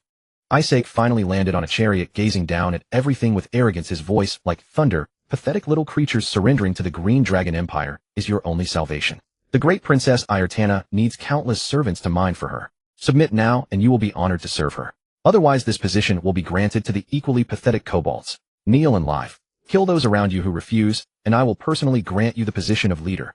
The green dragon's words were filled with terror, but also with deception, or rather temptation. Becoming a servant of the green dragon princess and mining for her, that surrender offer seemed quite good. And with time short, if they didn't submit, the opportunity might be handed to those cowardly kobolds. As for the position of leader, the suspicious goblins couldn't help but secretly glance at their surroundings. Instantly, they sensed that others were also eyeing them. Their hearts leaped to their throats, eyes darting nervously. No one knew who started it, but in a wave-like motion the goblins knelt down in a great surge. God, no, heaven has abandoned me. Hobgoblin Chief Jelly nearly let out a despairing wail. The great goblin god had given them a strict hierarchy, but not even a shred of courage. All their years of training could not withstand a single sentence from the green dragon. Without the goblins' interference, the lizard men gradually crossed the slope and the flaming carts entering the valley. Everything was under control. Ayartana grabbed the hobgoblin's greatsword with her claw, lifting him and the sword into the sky. Magic gathered in her eyes, radiating authority. Hobgoblin warrior, though you have offended the majesty of dragons because of your bravery, I will grant you one last chance to choose. Submit to me and you will become my most valued general. We are willing to serve you.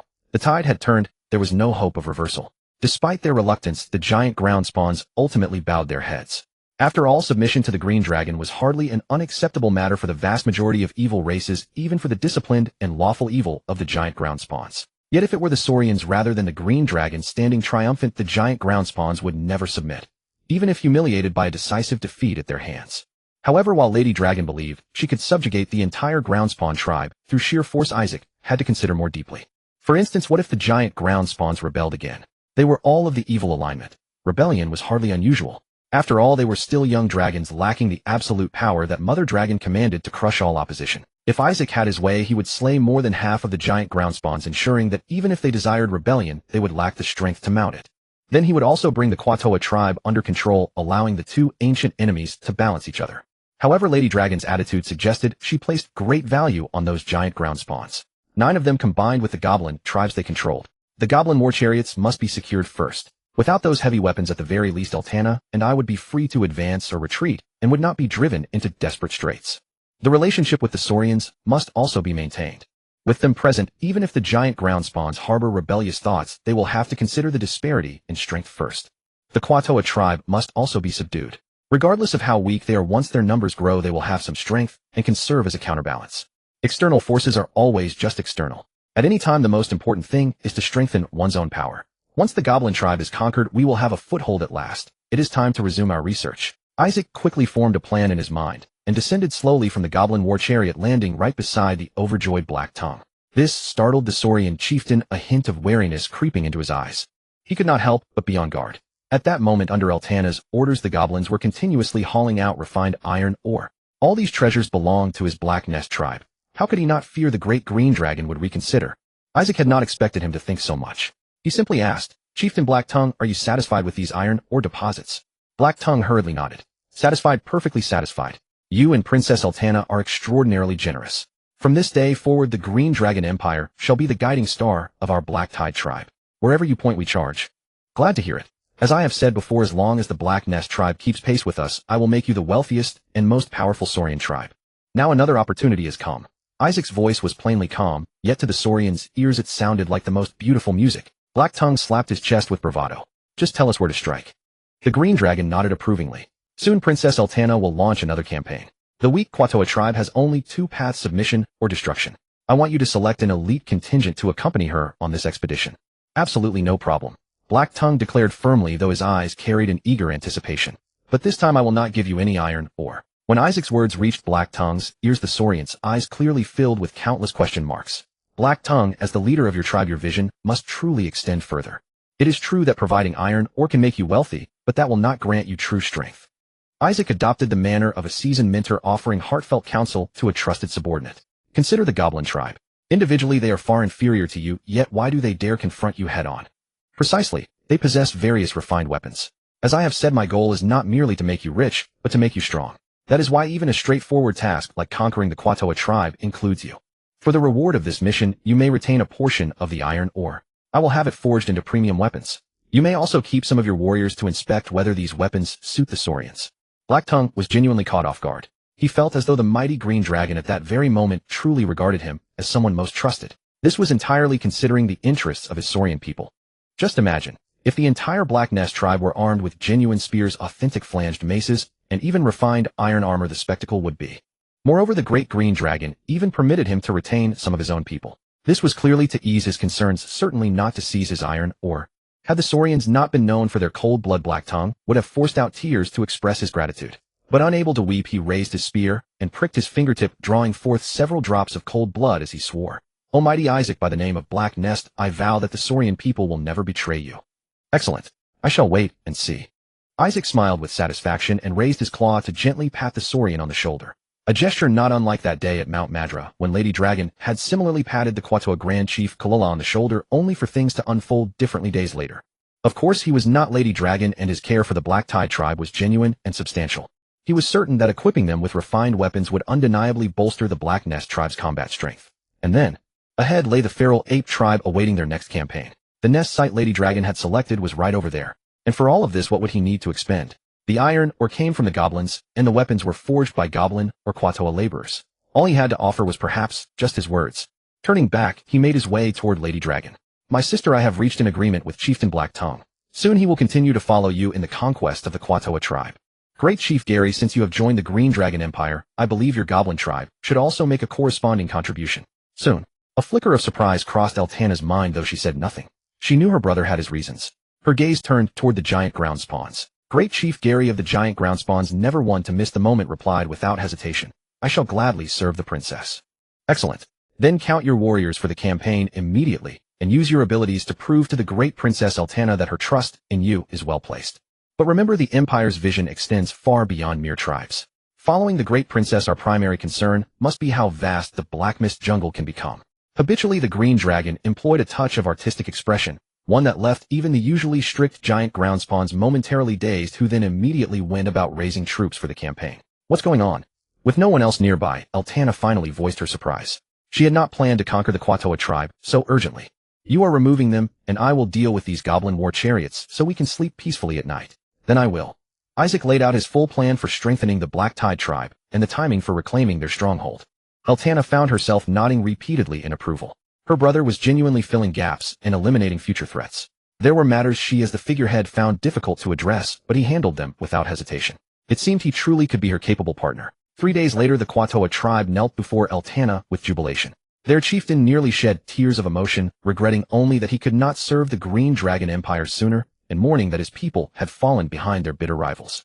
Fierce apes are not inherently social creatures. Their natural disposition is irascible, and they will attack any being that trespasses into their territory, even if it is another fierce ape. However, everything changes when a true ape king emerges among the fierce apes. The ape king possesses absolute power and wisdom, compelling both fierce apes and ordinary jungle apes to submit to its rule, at least until it grows old. The Shirgu ape tribe is such a clan with an ape king. It gathers nearly all the apes from the entire Heiwu jungle, countless in number, both large and small. Among them, at least 30 to 40 are fierce apes, and with the ape king at the helm, they reign supreme in the western region of the Heiwu jungle. Even the patrolling Naga to the south and the swamp bear men to the north avoid major conflicts with them. With the conquest of the Kobold tribe and the steady delivery of promised weapons to the lizardman, Eltana wasted no time in bringing up the most critical and pressing issue for discussion. Previously, she had only Isaac to consult, but now the hobgoblin, who understood tactics and had deep knowledge of the Heiwu jungle, was also allowed to attend. Upon hearing that the Green Dragon Princess's next target was the Shirgu ape tribe, hobgoblin chief Jelly felt a measure of relief. After all, their surrender had been somewhat grudging. If they had known in advance about the Green Dragon, the outcome might not have been what it was. But since they had surrendered, they naturally hoped that the leader they followed was an ambitious conqueror. The Green Dragon Princess's displayed ambition at least satisfied their aspirations. On the other hand, with his pragmatic military mindset, the hobgoblin was quite cautious. He knew the Shirgu apes well. Fierce apes with life energy levels generally above 4 excel in strength and agility and are adept climbers, making them extremely dangerous in the jungle. Not to mention the ape king, at least a second evolution ape king, its life energy level likely exceeding 10. Level 10 is the first major threshold of life energy. From level 1 to level 10 is generally considered the first major tier of life energy. Within this tier, the enhancements gained from each level increase are not drastically different for the same race or profession. For instance, Isaac and Eltana, both young dragons, have Eltana at level 10 and Isaac at level 8 in Green Dragon rank. In a real fight, Isaac might be severely beaten, but Eltana could not escape unscathed, let alone achieve a one-shot kill. But if Eltana reaches adolescence and her life energy level surpasses 10, rising to 11, the situation might change. Levels 11 to 20 are considered the second major tier of life energy. In this tier, each level up grants a significantly stronger boost than the first, not only in terms of strength and physique, but also in powerful abilities, special talents, and supernatural powers. To use human classification, if first-tier professionals can be heroes among commoners, then second-tier experts are heroes among heroes, the paragon of heroes. In the Hobgoblin's mind, the paragon-level Ape King's terrifying power surely surpassed even the Green Dragon Princess, at least the current Green Dragon Princess. Moreover, even if the Ape King were stronger, the princess was a green dragon that could fly. After quickly weighing the pros and cons, the Hobgoblin chief continued cautiously. Your Highness's strategic vision in targeting the Shirgu ape tribe is certainly correct. We must have already entered the Ape King's sight. Every move we make is surely being watched. To continue expanding conflict with it is inevitable. So a battle between us is only a matter of time. However, on how and when to start the war, I have two suggestions for your consideration. Isaac was also present. Although he had long stated that he would never do any manual labor, and thus no matter how his dragon sister drilled the goblins, kobolds, or even some lizardmen, he never interfered. He focused entirely on his hilltop, now only concerned with his dragonfly cultivation project. His experiments had resumed, but with too few specimens, he dared not proceed recklessly. He minimized every experiment, fearing that 015's 3 Ys would not withstand it. Fortunately, based on his observations, the Ys of 015 were likely already impregnated, waiting to see when they would lay eggs and how many would evolve into dragonflies. Of course, not being involved in manual labor did not mean he withdrew from decision-making. Whenever strategic or tactical issues arose, his dragon sister inevitably dragged him down from his temporary lair on the hill. Listening to the Hobgoblin chief's words, despite still harboring some caution toward these creatures, he could not deny that they were indeed capable. If properly utilized, they would be a great asset to his dragon sister and also beneficial to him. Both green dragons nodded. The Hobgoblin chief continued, "First, I believe your highness has also noticed that goblins and kobolds have inherent racial flaws. They are usable but cannot be relied upon heavily. When facing strong enemies and at a disadvantage, they easily break and flee. In my opinion, they can only serve as support. The real close combat should be left to the lizardmen. Your highness has been consistently equipping the Black Nest tribe, so I believe you already have this in mind." Indeed. Tana nodded without hesitation, knowing her dragon brother was reserved and introverted. "So, I believe the best way to maximize our chances in the coming days is to conduct specialized training. For example, the kobolds, whose ferocity is even less than that of ordinary jungle apes, should focus on improving their slingshots, faster and more accurate shooting, which would be the greatest help. The goblins are slightly better, having already undergone some training. I will target them with fire arrow shooting drills. The most important are the lizardmen. Only by teaching them to fight as a group and coordinate to surround and kill fierce apes can our chances truly improve. But the lizardmen only listen to the two of you. How to get them to cooperate in training will require your personal arrangements." At this point, the Hobgoblin sighed inwardly. If the lizardmen were willing to cooperate with them, they would not hesitate to share fine iron. But those brainless creatures only ever think of plundering, never exchanging a word with the Hobgoblins. These creatures are aggressive toward them, but become submissive before the green dragons. "No problem." Tana exchanged a glance with her brother and quickly confirmed. Then on to the second point. The Hobgoblin nodded, his expression growing grave. "Even if we complete all preparations, it only increases our chances, not guarantees victory. To completely defeat the Shirgu ape tribe, the only key lies in the Ape King itself. Kill it, and all the apes lose their command, descending into chaos. If we cannot kill it, no matter how many fierce apes we defeat, the tribe will never fall apart. The critical issue now is that we cannot determine the extent of the Ape King's power. Can our strongest forces combined manage to assassinate it? I have been pushing for the construction of goblin war chariots precisely because I fear its power. I am certain it is a second-tier fierce beast, but I cannot pinpoint its exact energy level. To ambush it, we must first understand it. A second-tier fierce ape." Though confident, the dragon's sister dared not claim certain victory. When she scouted near Shirgu Valley, she only saw fierce apes, never the Ape King, for the sheer number of apes made it impossible for even her innate stealth to sneak in. "No need to be so solemn. Actually, we can make contact first." Isaac suddenly smiled. "We are wary of it, and in turn it is wary of us. So let's make contact first, understand each other, seek common ground while reserving differences. Perhaps by talking we can find a common direction. Intelligent fierce beasts can be a good thing. As the Hobgoblin said, since it maintains balance with the swamp bear men to the north and the patrolling Naga to the south, it is capable of communication. A little exchange to increase mutual understanding, then decide whether to fight or negotiate." In fact, if not for his dragon sister eyeing that territory, Isaac himself would prefer more time of peace. This, taken aback by the green dragon's sudden remark, the Earth Ogre chieftain struggled with whether to voice a certain thought. He feared the green dragon's wrath, yet hesitated to remain silent. After a prolonged pause under the watchful gaze of the two green dragons, the heavily pressured chieftain finally spoke up. He lowered his eyelids, doing his best to avoid meeting the green dragon's eyes, and spoke in a hushed tone. "Your Highness Isaac, the ferocious apes appear incapable of understanding any language. be it the common tongue, goblin tongue, or dragon speech. Though I cannot be certain whether the ape king, now endowed with wisdom, has acquired any form of language. Being a tactically minded creature, the earth ogre chieftain was wary of offending the green dragon and deliberately left him a graceful way to retreat.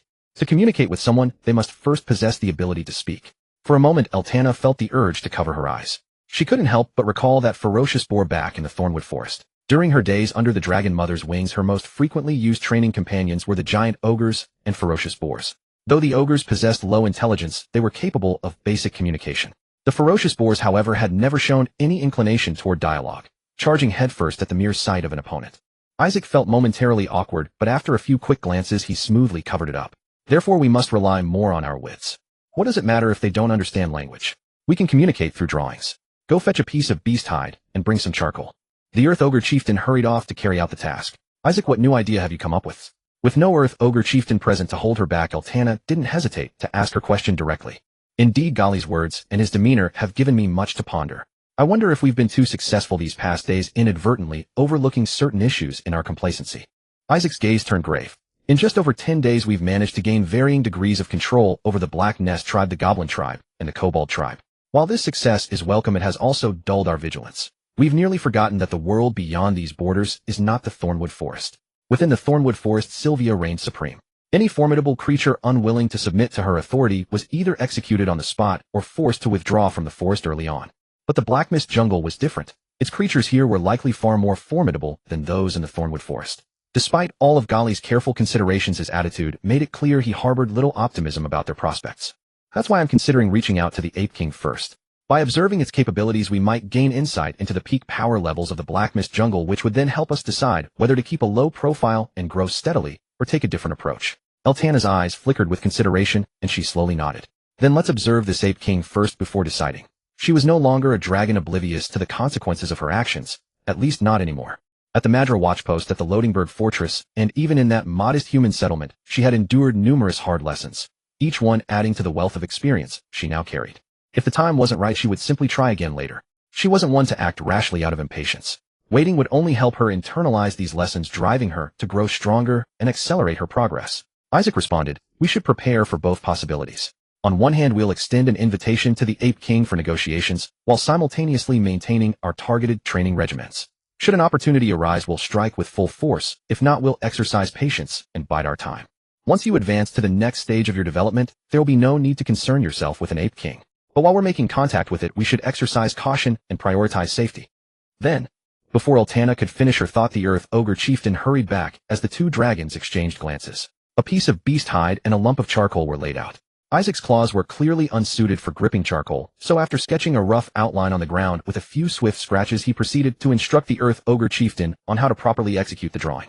On the left side, two fearsome dragons unfurled their massive wings, clearly representing themselves. On the right, a colossal ape stood towering and imposing, conveying respect for the Ape King's formidable strength. A river flowed through the center, marking the meeting point between the two parties. Then Isaac drew circles on both the left and right sides of the hide to represent the sun. After 7 days, once the sun has traversed from left to right 7 times, we shall meet it here along this river. This matter is entrusted to your personal execution. Isaac's words turned the Earth Ogre chieftain's complexion dark. Surely this was some form of retaliation. Never mind. If you're unable to handle it, dispatch someone competent instead. It was merely an attempt to frighten him. Isaac still acknowledged the Earth Ogre chieftain's capabilities and wouldn't genuinely send him on a mission where he might lose his life before even laying eyes on the Ape King. Yes, I'll arrange it immediately. After the brief scare, the Earth Ogre chieftain hastily took his leave and began considering who among his subordinates would be suitable for the task. The cowardly goblins and kobolds wouldn't suffice. They'd likely frighten themselves to death before even catching a glimpse of the Ape King. The lizardmen, lacking both intelligence and obedience, were equally useless.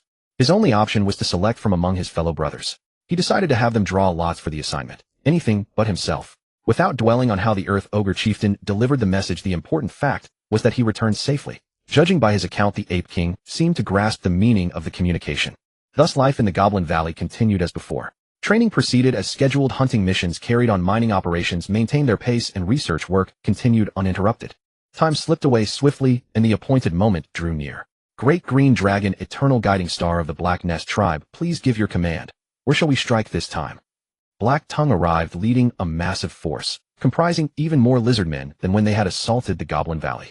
Some of them were equipped with sharp war spears, heavy spiked hammers, and reinforced armor on vital areas, a formidable appearance that immediately distinguished them from the rest.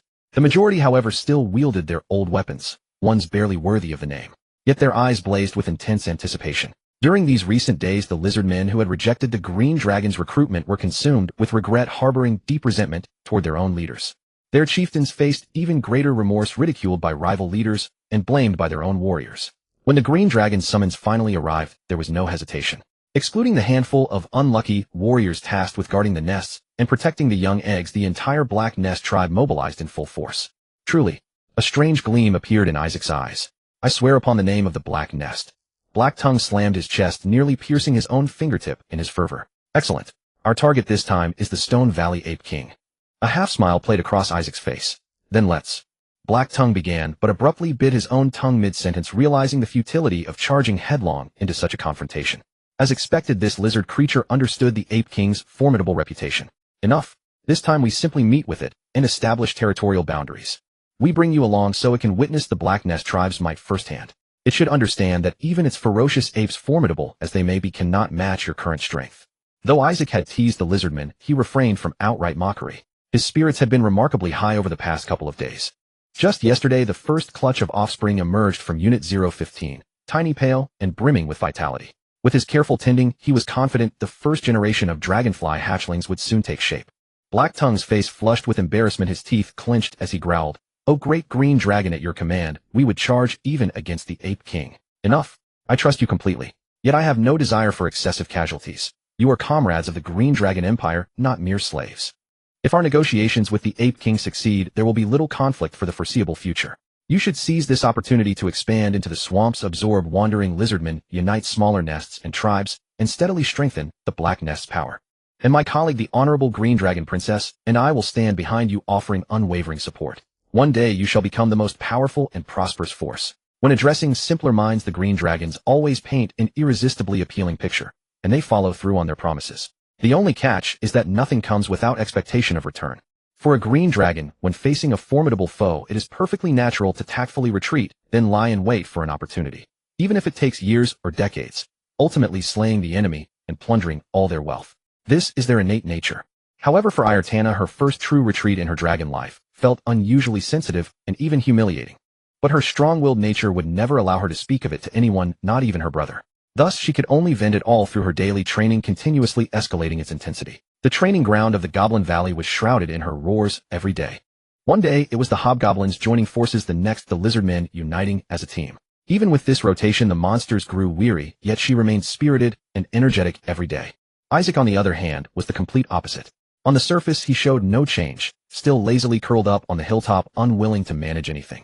Unless urged by his dragon sister, no one could catch a glimpse of him except during hunts.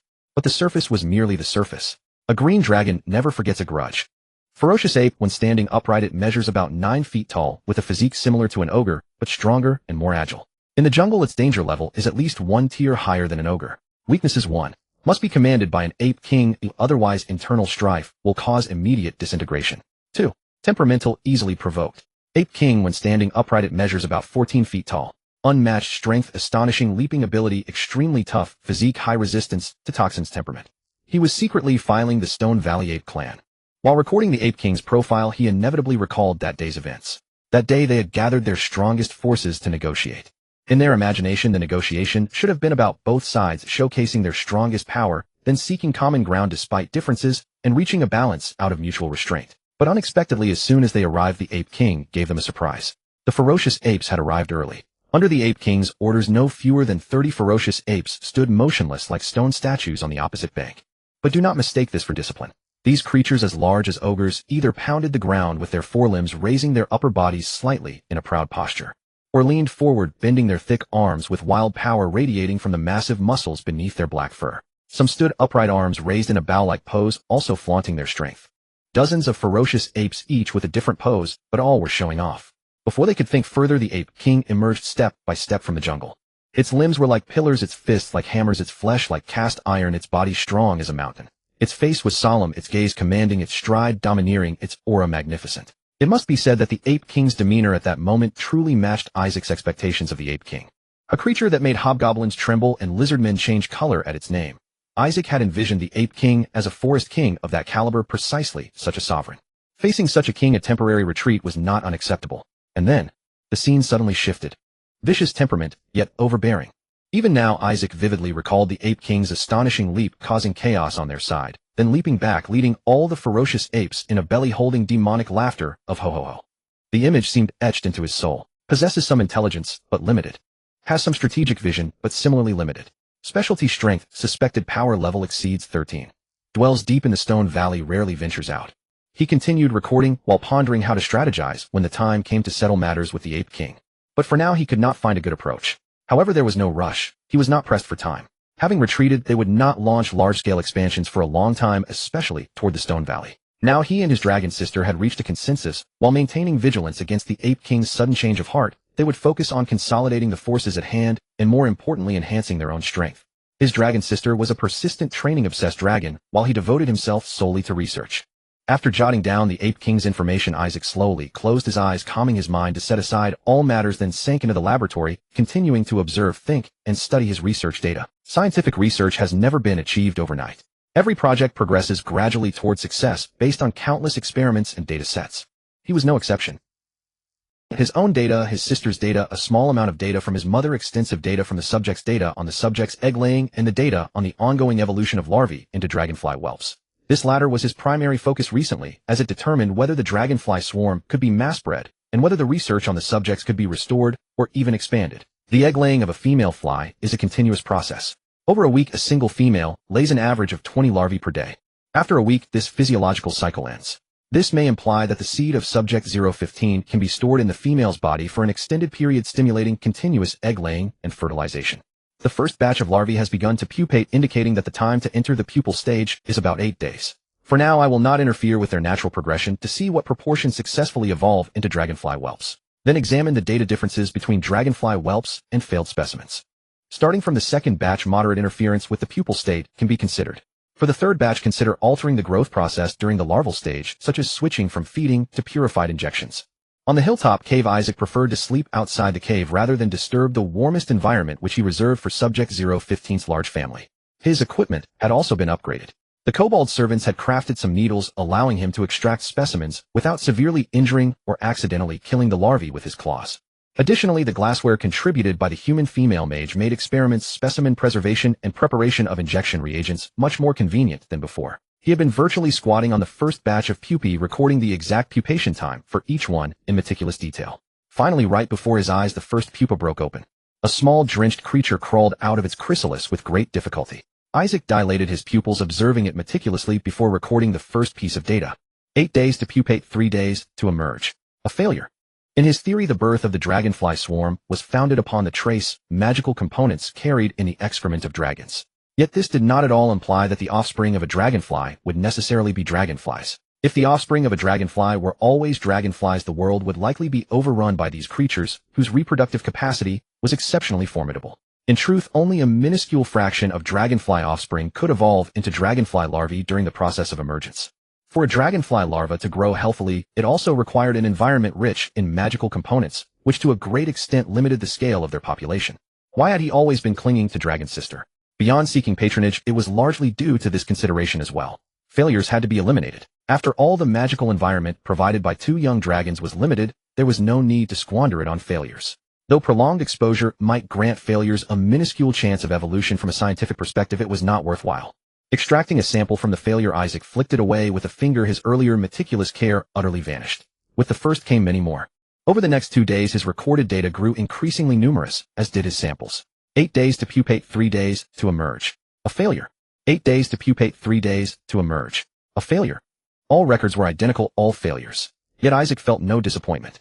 He had recorded the formation time of every chrysalis. He noticed that several chrysalises had been formed for over 3 full days, yet they still had not reached the final stage of emergence. Isaac marked all of them. Another day later, as a small creature with a long tail crawled out energetically from one of the marked chrysalises, the first piece of different data finally appeared in his records. 8 days to pupate, 5 days to emerge. A dragonfly larva. Isaac pricked the little one with extreme caution, extracting only a tiny sample before gently placing it back.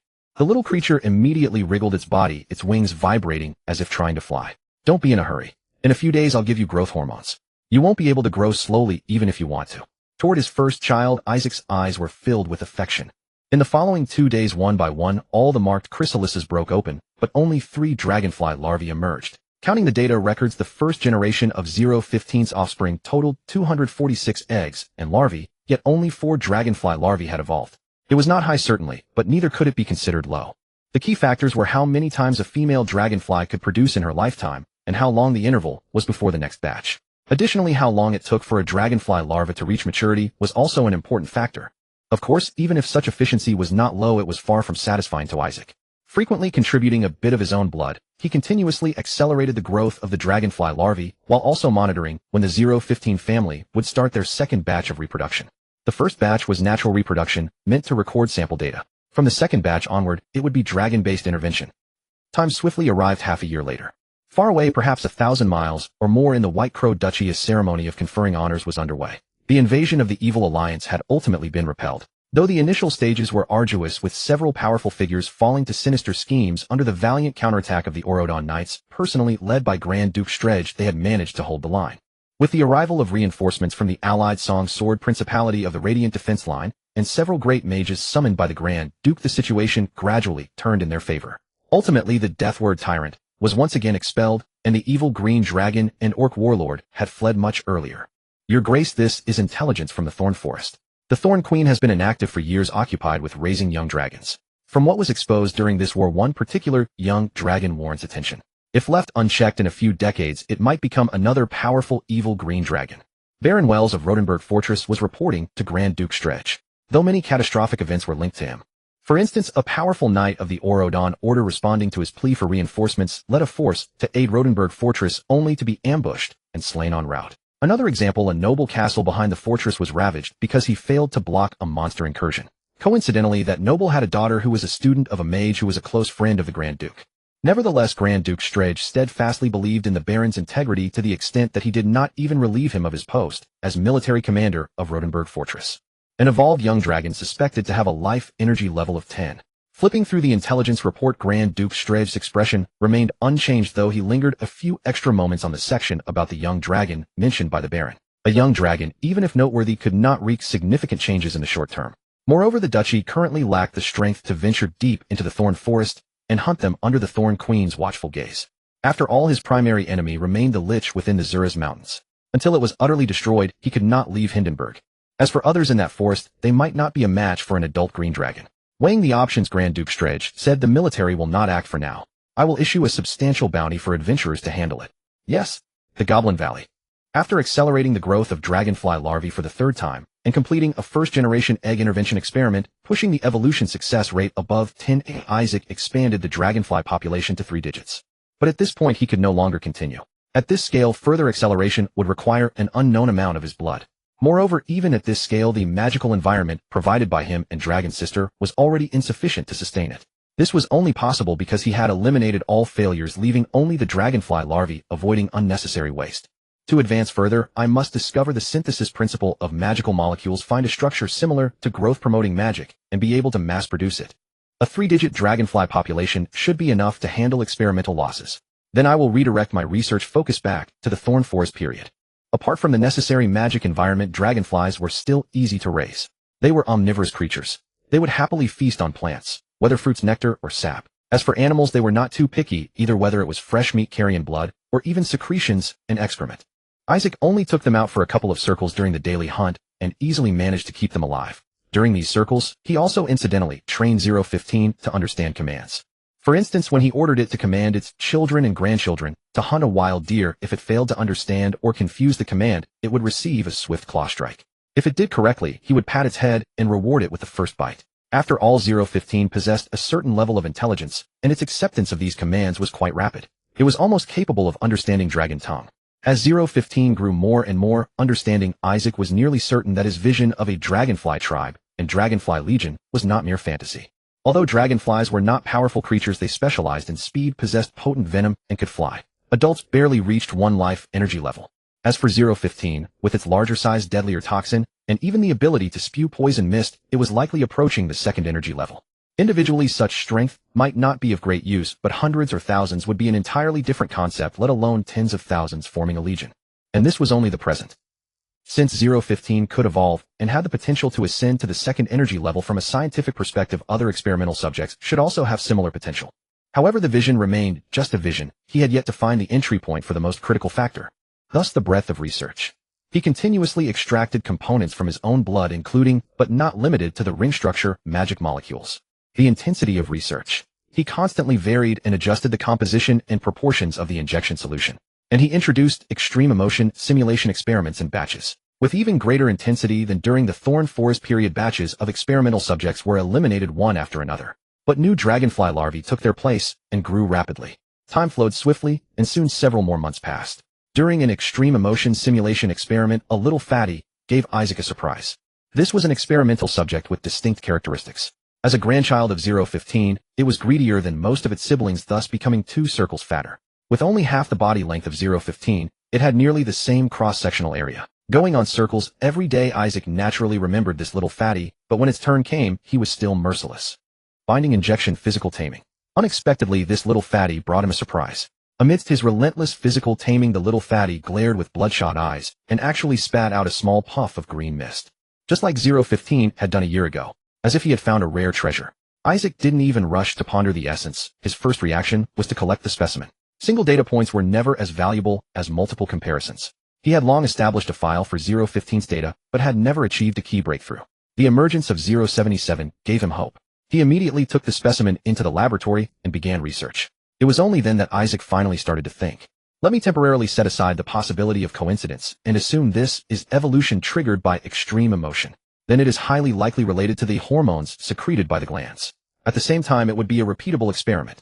Unable to resist, Isaac's thoughts turned to the little fatty. He was already contemplating whether, if he could find certain key points from comparing the 2 sets of data, he would need to make a small incision on the little fatty to ultimately confirm whether the change was related to the brain's glands or to something like the adrenal glands, and whether it had any connection to the central nervous system. Fortunately, at that moment his mind was still focused on the laboratory, operating equipment, handling specimens, and recording data, so the bound little fatty temporarily escaped a calamity. Isaac's research progressed steadily. From the data comparison of 015 and 077, he identified several suspected hormone components. Through extreme emotion simulation experiments and injecting these suspected hormones separately, he cultivated a third evolved form 085 in just 2 weeks. Thus, he basically identified the composition of this hormone and named it dragonfly evolution hormone. However, while he was driving the evolution of the dragonfly tribe one by one through this method and conclusively confirming it as an evolution hormone, he did not delve deeper into how it participated in the synthesis of evolution within the dragonfly's body. This spared the little fatty from a great disaster. Scientific research was boundless, but the green dragon's energy was finite. He had always regarded this dragonfly evolution hormone merely as a stepping stone, a comparative stepping stone, to explore his own magic molecule synthesis factor. Thus more experiments, with the main focus shifting from dragonflies to himself, continuous comparisons, conjectures, and verification through experiments. Days passed, and Isaac's research progress advanced day by day. At the same time, in the Goblin Valley, Eltana was also bustling with preparations for a major event.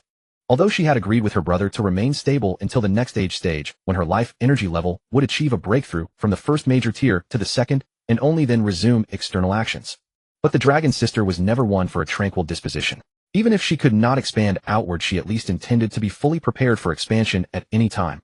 The best preparation. For example, over the past year or more, by rotating squads of battle lizard men into the Goblin Valley, she had ordered them, under the guidance of the hobgoblins, to undergo tactical coordination training, forcibly changing their tradition of charging headlong into raids and fleeing headlong when defeated.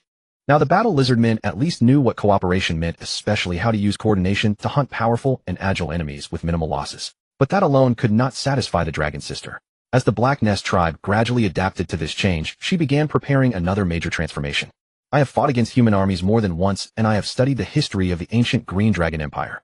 I discovered one thing: every powerful army has excellent marching efficiency. This efficiency depends not only on accumulated training, but also on strong logistical support. I cannot have my army march while gnawing on tree bark, nor can I let them travel a few miles, and then have to hunt to fill their stomachs. Everyone speak your thoughts. Eltana gathered her generals, the hobgoblins, the kobold chieftain, and even Black Tongue of the Black Nest tribe, as well as Zhugong, who had long been won over by her. Of course, her dear brother, who was beginning to show a hint of his prowess, was also present. The rapid expansion of the dragonfly swarm could not be concealed from anyone. Even the goblins could see it, let alone sister Eltana, whose lair was adjacent. For a time, Eltana was indeed wary of this.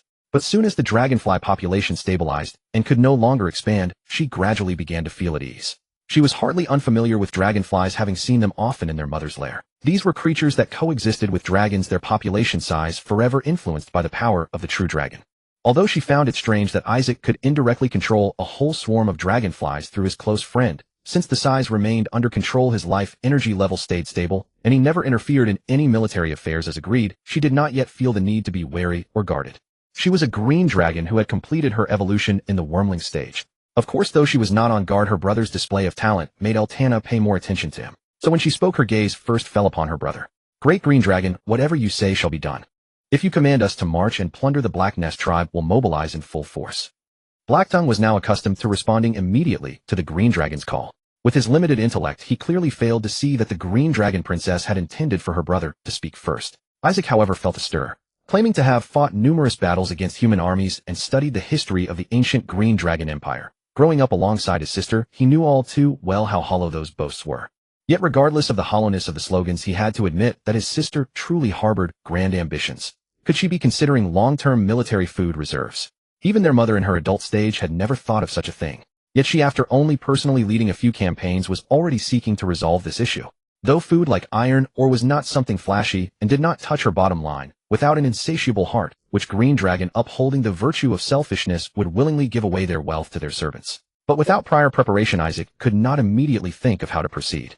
Meeting his sister's gaze, he hesitated for a moment before saying, "Sister, your vision is far-reaching. If this problem can be solved, all armies of the Green Dragon Empire now and in the future will be able to unleash their full potential. As for the specifics," a thought suddenly struck him. He paused, then continued thoughtfully, "Perhaps we can learn from the humans." Humans. On one hand, they were truly weak, so much so that even kobolds and goblins dared to raid their villages. But on the other hand, they were undeniably strong. Across the world of Ashen, human kingdoms had spread to every region, even encroaching upon the territories of elves and even dragons. As a green dragon, even though he was naturally opposed to most human kingdoms, Isaac would never deny the fact that humans were far more exceptional than most monsters, or even the vast majority of them. To solve the problem of military food, he had to look to human armies. Ideas began to form in his mind. "Princess, the goblin tribe will always follow you." The hobgoblins pledged unconditional obedience to the green dragon princess. Though limited by her age, she had not yet displayed overwhelming power and had even been forced to retreat during the confrontation with the Ape King. However, over the past year, the hobgoblins had gradually been won over by her draconic character and ambitions, firmly believing that the ambitious princess would lead them to establish a true green dragon empire. "My master, the kobolds are your most loyal servants forever." Chief Kuru of the kobolds naturally did not forget himself. Even if he could think of nothing substantial, words of fealty were a must. Ignoring the three who had said nothing of substance, Eltana slowly withdrew her gaze from her brother, feeling satisfied. Her brother's suggestion had once again struck a chord with her. In comparison, although the hobgoblins understood tactics and had some strategic insight, their true wisdom clearly fell far short of that of the green dragons. Isaac is right. When it comes to armies, humans may not be very strong, but they are undoubtedly the ones we need to learn from the most. Not just armies, but many other aspects as well. How is it that human kingdoms can so easily raise massive armies? It is because they grow and produce all their supplies, while we, even when we store provisions, have only some rotten fruits and stinking strips of meat. To truly become strong, we must, like humans, establish long-term stable and easily preserved food production. Once we achieve this, we too can easily raise massive armies. Then we will even have the qualification to sweep through the black mist jungle. Eltana had pondered this issue for a long time. As she spoke now, her words were both passionate and wise. "Therefore, I have decided that we shall learn from human strengths. The first step is to start our own farming and livestock raising endeavor. Kuru, your kobolds have been idle lately. This task shall be entrusted to you first." The kobold chieftain's small eyes widened. He stammered, Great master, but we do not know how." "Then learn it." Eltana's gaze shifted to Blacktongue. "Blacktongue, I need the Black Nest tribe to send some elites to venture far beyond the Mist Swamp into the Rapahia bandit wasteland, and even deeper into the human world to capture a group of farmers for me. They must be alive." Blacktongue's eyes also went wide. He wanted to agree, but, "Great Green Dragon, I know the bandit wasteland, but how do we find farmers? And what are farmers?" Eltana sighed inwardly and turned to the hobgoblins. "Gari, send a few of your people to assist the Black Nest tribe in completing this strategic mission. Furthermore, it would be best to capture entire families of farmers so they won't be tempted to escape." "As you command, princess." Hobgoblin Chief Gari understood the difficulty of this mission.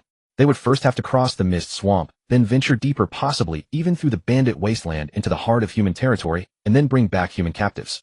The dangers and difficulties of such an expedition could not be overstated. But he also knew the importance of the mission, so he accepted without hesitation. The kobold chieftain listened to their conversation, and suddenly his eyes darted. An idea came to him. After serving his master for so long, he might finally have a chance to earn some merit. He quickly spoke up, "Great master, I have something to say." Oh, the gazes of both Eltana and Isaac turned to him. "I recall that right here in the Black Mist Jungle there is a human village that grows its own food." The kobold's voice was excited. A human village in the Black Mist Jungle. The two young dragons exchanged glances, both finding it hard to believe. "My master, your most loyal servant, would never deceive you. In the south within the territory of the Guardian Nagas there is indeed such a human village." Seeing that the green dragon seemed doubtful, the kobold quickly swore and explained, "In the past when we lost battles against the goblin tribe, we often fled there. Some of our kin once tried to raid the village but were defeated by the humans. And since that area is under the Guardian Naga's jurisdiction, we dared not gather in large numbers. So we never managed to do anything to them. I swear it is true. Many in the tribe know about it." "Very well, Kuru. I believe you." Slowly Eltana finally nodded. She did not think the kobold would dare to deceive her on such a matter. Moreover, the Guardian Nagas were a race of lawful good. If humans truly lived as recluses there, the Nagas might indeed accept them. As long as those humans could survive in the forest on their own. And to survive in the Black Mist Jungle, that human village must not be simple. Should they risk the war lizards and hobgoblins on a long and dangerous expedition, or try their luck with the humans of this village? A human village. Like Dragon Sister Isaac, did not believe the kobolds would dare lie to them. However, whether the village was inhabited by humans or some humanoid race could only be determined through contact. If it truly were humans, that would be quite intriguing. A fleeting cunning glint passed through the vertical pupils of the green dragon. A village would not house too few people. So many people traveling thousands of miles to settle in the Black Mist Jungle, a domain infested with monsters. This certainly demonstrated their considerable strength, but conversely, if they possessed such strength, why would they abandon the comforts of human kingdoms to relocate here? There could only be one reason. Forced to do so. Was it exile? Flight? Thoughts raced like lightning, and Isaac faintly sensed that there was more to it. If it were merely exile and flight, fleeing from one kingdom to another, perhaps even skipping several, would surely suffice. Unless these people believed that within the human kingdoms, they could not escape the gaze of certain individuals. Or perhaps they carried some unspeakable secret feeling that the human world would not tolerate them. Regardless of the possibility, matters of the human world were of no concern to the green dragons for now. He only needed to ascertain one thing. Whether these humans cared if their seclusion in the Black Mist Jungle became known to the human world. If they did care, then not only could Eltana's grand plan be set in motion immediately, but when the time came for their preparations to challenge the Ape King, they would gain an additional ally. Of course the idea was sound, but its feasibility could only be determined through trial. Isaac had no intention of testing it himself, he only needed to provide the strategy. Dragon Sister was the decision-maker and doer. With her abilities and the aid of the hobgoblins, she would surely manage the approach and probing without difficulty. As for him, his research had reached a critical juncture. The conjecture and verification of the demon-promoting factor were in their final stages, and he wished not to be distracted by anything. "Eltana, I think perhaps we could." The young dragon's gaze fell upon his dearest sister. A tranquil silver village. Layer upon layer of fences served both to protect and to isolate, dividing the small hamlet from the Black Mist Jungle into two separate worlds. As the hobgoblin chieftain approached, he noticed that the light here seemed brighter, entirely devoid of the gloomy atmosphere typical of the Black Mist Jungle. This was no illusion. Gary looked up and saw that the dense canopy that should have blocked the sunlight had been thinned out here, and there allowing sunlight to easily fall upon the village and the fields enclosed by the fences. "Hobgoblin, leave this place at once, or you will never leave." A voice shattered the village's tranquility. From behind the innermost fence, an arrow shot precisely to the hobgoblin's feet, burying itself deep into the ground. It must be humans. The hobgoblin's eyesight could clearly discern several figures on the other side of the fence. They were not elves, or such, most likely they were indeed human. If so, then it was settled. "Humans, I, Gary the hobgoblin, on behalf of the great lord of the Black Mist Jungle, convey a message of goodwill. This is her letter inviting you to attend the 10,000-acre orchard planting mobilization ceremony at the Goblin Valley 7 days from now."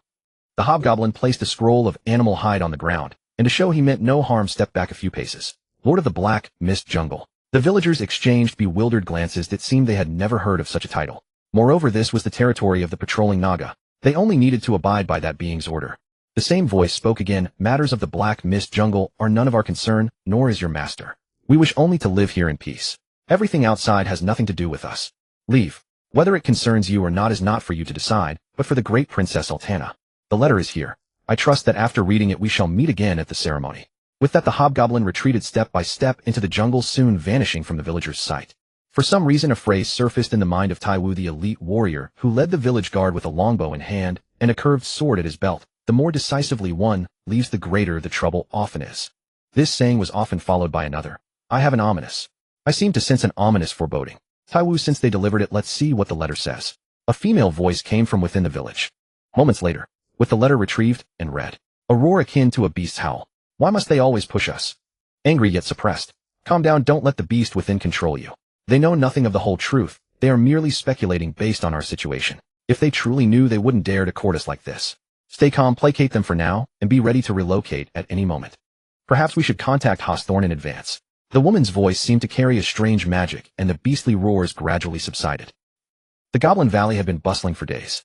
Having sent the invitation to the human village, Eltana naturally did not forget to guard against the possibility of their desperate leap. At the same time, if they accepted the peace and friendship and came as invited, she would also need to display her strength. Several elite combat lizardman squads were deployed in succession. The goblin chariots were finally back under hobgoblin control, positioned on both sides of the valley with goblins on constant watch.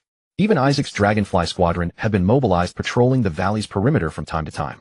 This swarm of 100 venomous creatures with their astonishing speed posed a deterrent no less than the elite combat lizardmen.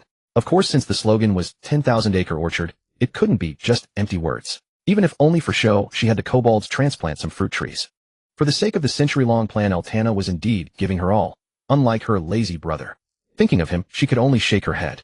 In the past, he at least played with his little friends every day, and as their numbers grew, the valley's strength indirectly increased. But lately, it seemed he spent all day sleeping. Oh well, at least he could still fill in the gaps. Perhaps sleeping more truly broadened his perspective. There you are. Finally found you. At that moment, Eltana's lazy brother, though his eyes were closed in feigned slumber, an irrepressible smile curved from the corner of his mouth all the way to the inner ear. In the mental laboratory, under the microscope within the still active blood, he finally saw a set of ring-chain structural factors synthesizing. Countless experiments had been conducted. Even identical components had been tested many times. But outside a living organism, the unpredictability of synthesis was too great. This was the first time he had witnessed the in vitro synthesis of a magic molecule. It also indicated that the cytokine he had identified and introduced into the process was likely the expression factor of the demon-promoting factor. Of course, a single experiment was insufficient. He needed more repetitions to verify. Once confirmed, he would have to consider how to engineer this cell line. By then, he could already envision his magic surging forward and the dragonfly swarm expanding rapidly into an army. Human traces have been detected. 3 individuals, 1 woman, and 2 men. The woman is unarmed. 1 man is equipped with a longbow and a curved blade, the other carries a giant axe and a leather shield. A second human party has been scouted, consisting of 7 men suspected to be a covert backup team. The first human team has entered the Brook Forest area and is expected to arrive at the valley in half an hour.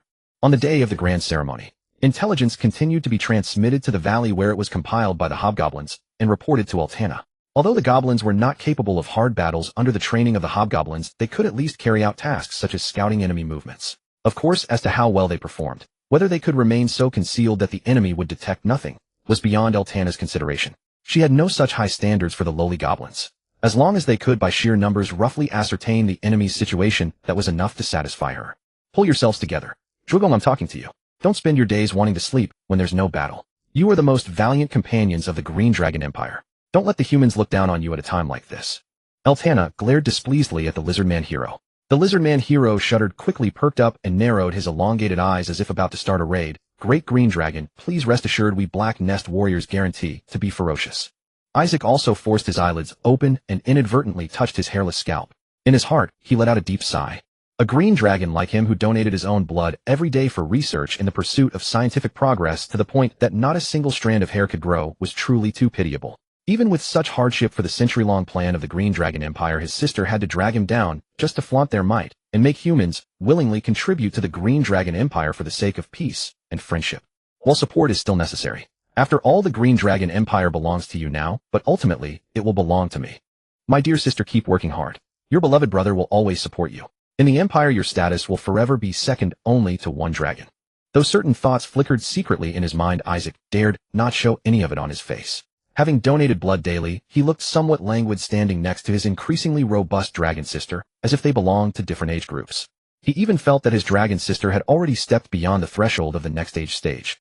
Yet, even so, he remained full of confidence in the future ownership of the Green Dragon Empire, because his research had also reached its most critical phase. The 3 envoys from Silver Village had approached the Goblin Valley.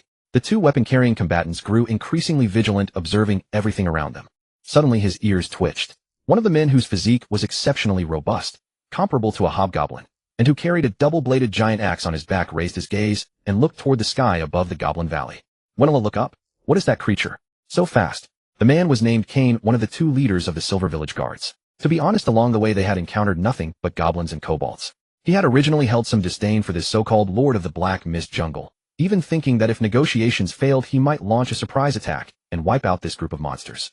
But now, noticing the large group of monsters flying swiftly across the sky, he finally extinguished that thought for the time being. His greatest mission was to protect Wenela.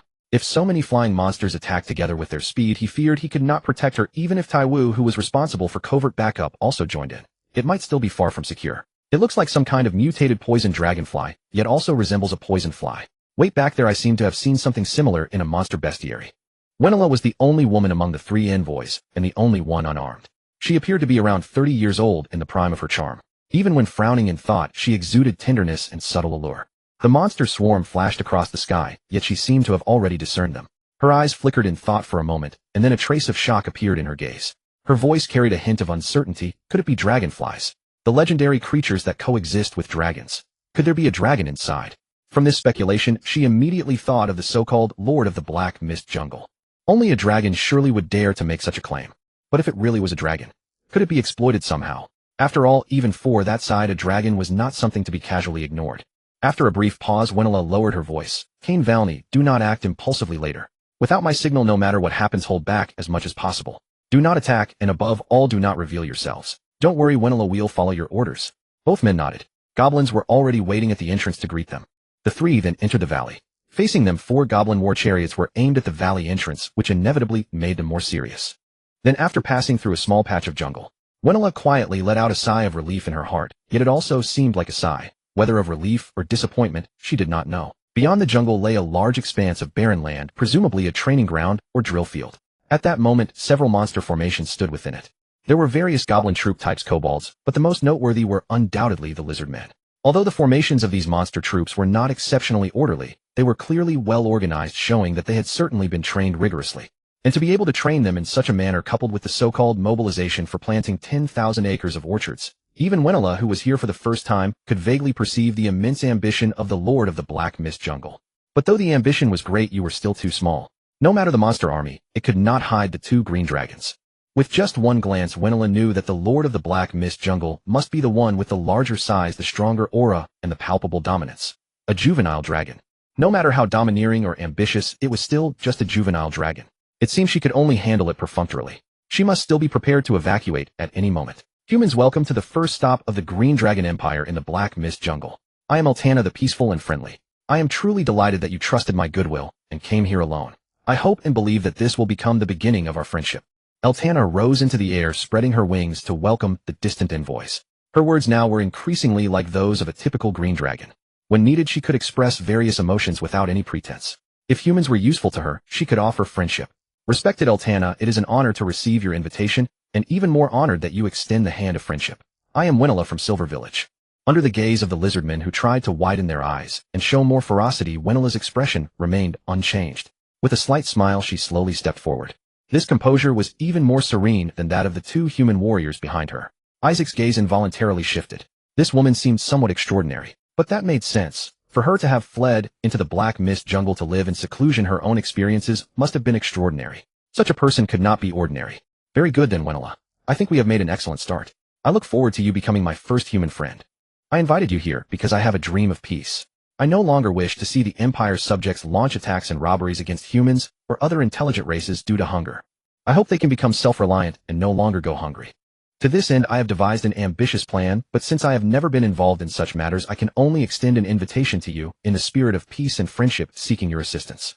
Wenela, believe me. As long as you can help me in this regard, you will become eternal friends of the Green Dragon Empire, the most sincere friends.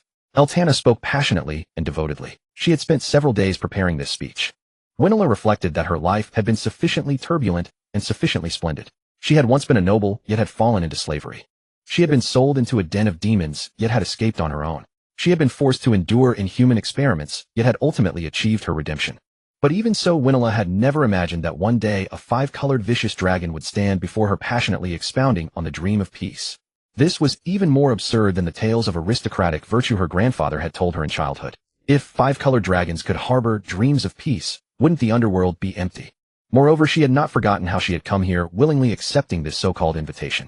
Of course, as absurd as it seemed, Winola's beautiful face betrayed not a hint of irony. She merely nodded in agreement, appearing to concur with the green dragon's speech. This made Isaac, who was observing coldly from the sidelines, feel an urge to cover his eyes. To be fair, as a young dragon who had previously only needed to bluff monsters under her command, AI Ayrtana had done her best. If her target were simple-minded monsters or humans with less life experience, her bluffing art would likely have succeeded. But the human woman before her clearly fell outside that category. Yet Isaac said nothing, for he knew that regardless of whether his elder sister's bluff succeeded, since Winola had appeared here, the outcome was already sealed. Indeed. When AI Ayrtana finished speaking, Winola lowered her head, as if in deep thought. After a moment, she raised her head again. Esteemed AI Ayrtana, your ideals inspire my admiration. How would you like me to cooperate? As expected, Silver Village expressed a willingness to cooperate. But beyond expectation, Isaac hadn't anticipated that these humans would make no mention of the threat in the invitation letter, as if they truly believed in the Green Dragon's dream of peace and friendly camaraderie. Regardless, with Winola's nod, AI Ayrtana's century-long plan truly began to unfold.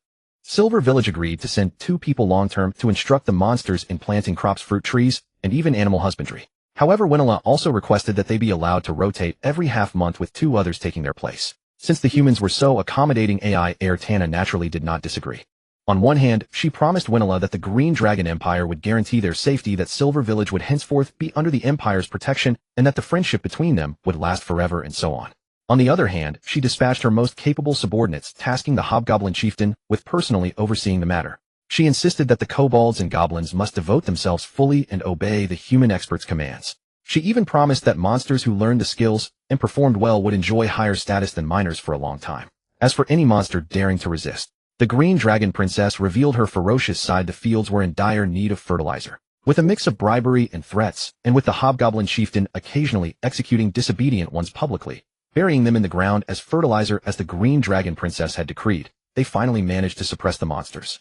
Efficiency remained low, but from nothing to something, from a little to more, step by step, the Green Dragon Empire was constantly transforming. This transformation brought further changes. At the first harvest season, 3 wandering ogres who had come to loot instead became members of the Green Dragon Empire. Then 4 bugbears, cousins of the hobgoblins, from the bandit barons, voluntarily joined. These 4 bugbears had been hired by a joint bandit gang of humans and half-orcs, but when the gang was attacked by a group of powerful adventurers, the bugbears fled swiftly. Having heard of the power and wealth of their hobgoblin cousins, they were enticed and came to join voluntarily. There were also many more wandering goblins and kobolds. As the most trusted ally of the Green Dragon Empire, the Black Nest tribe was also growing. They had 3 standing teams stationed in the Goblin Valley, ready to serve the Great Green Dragon at any time.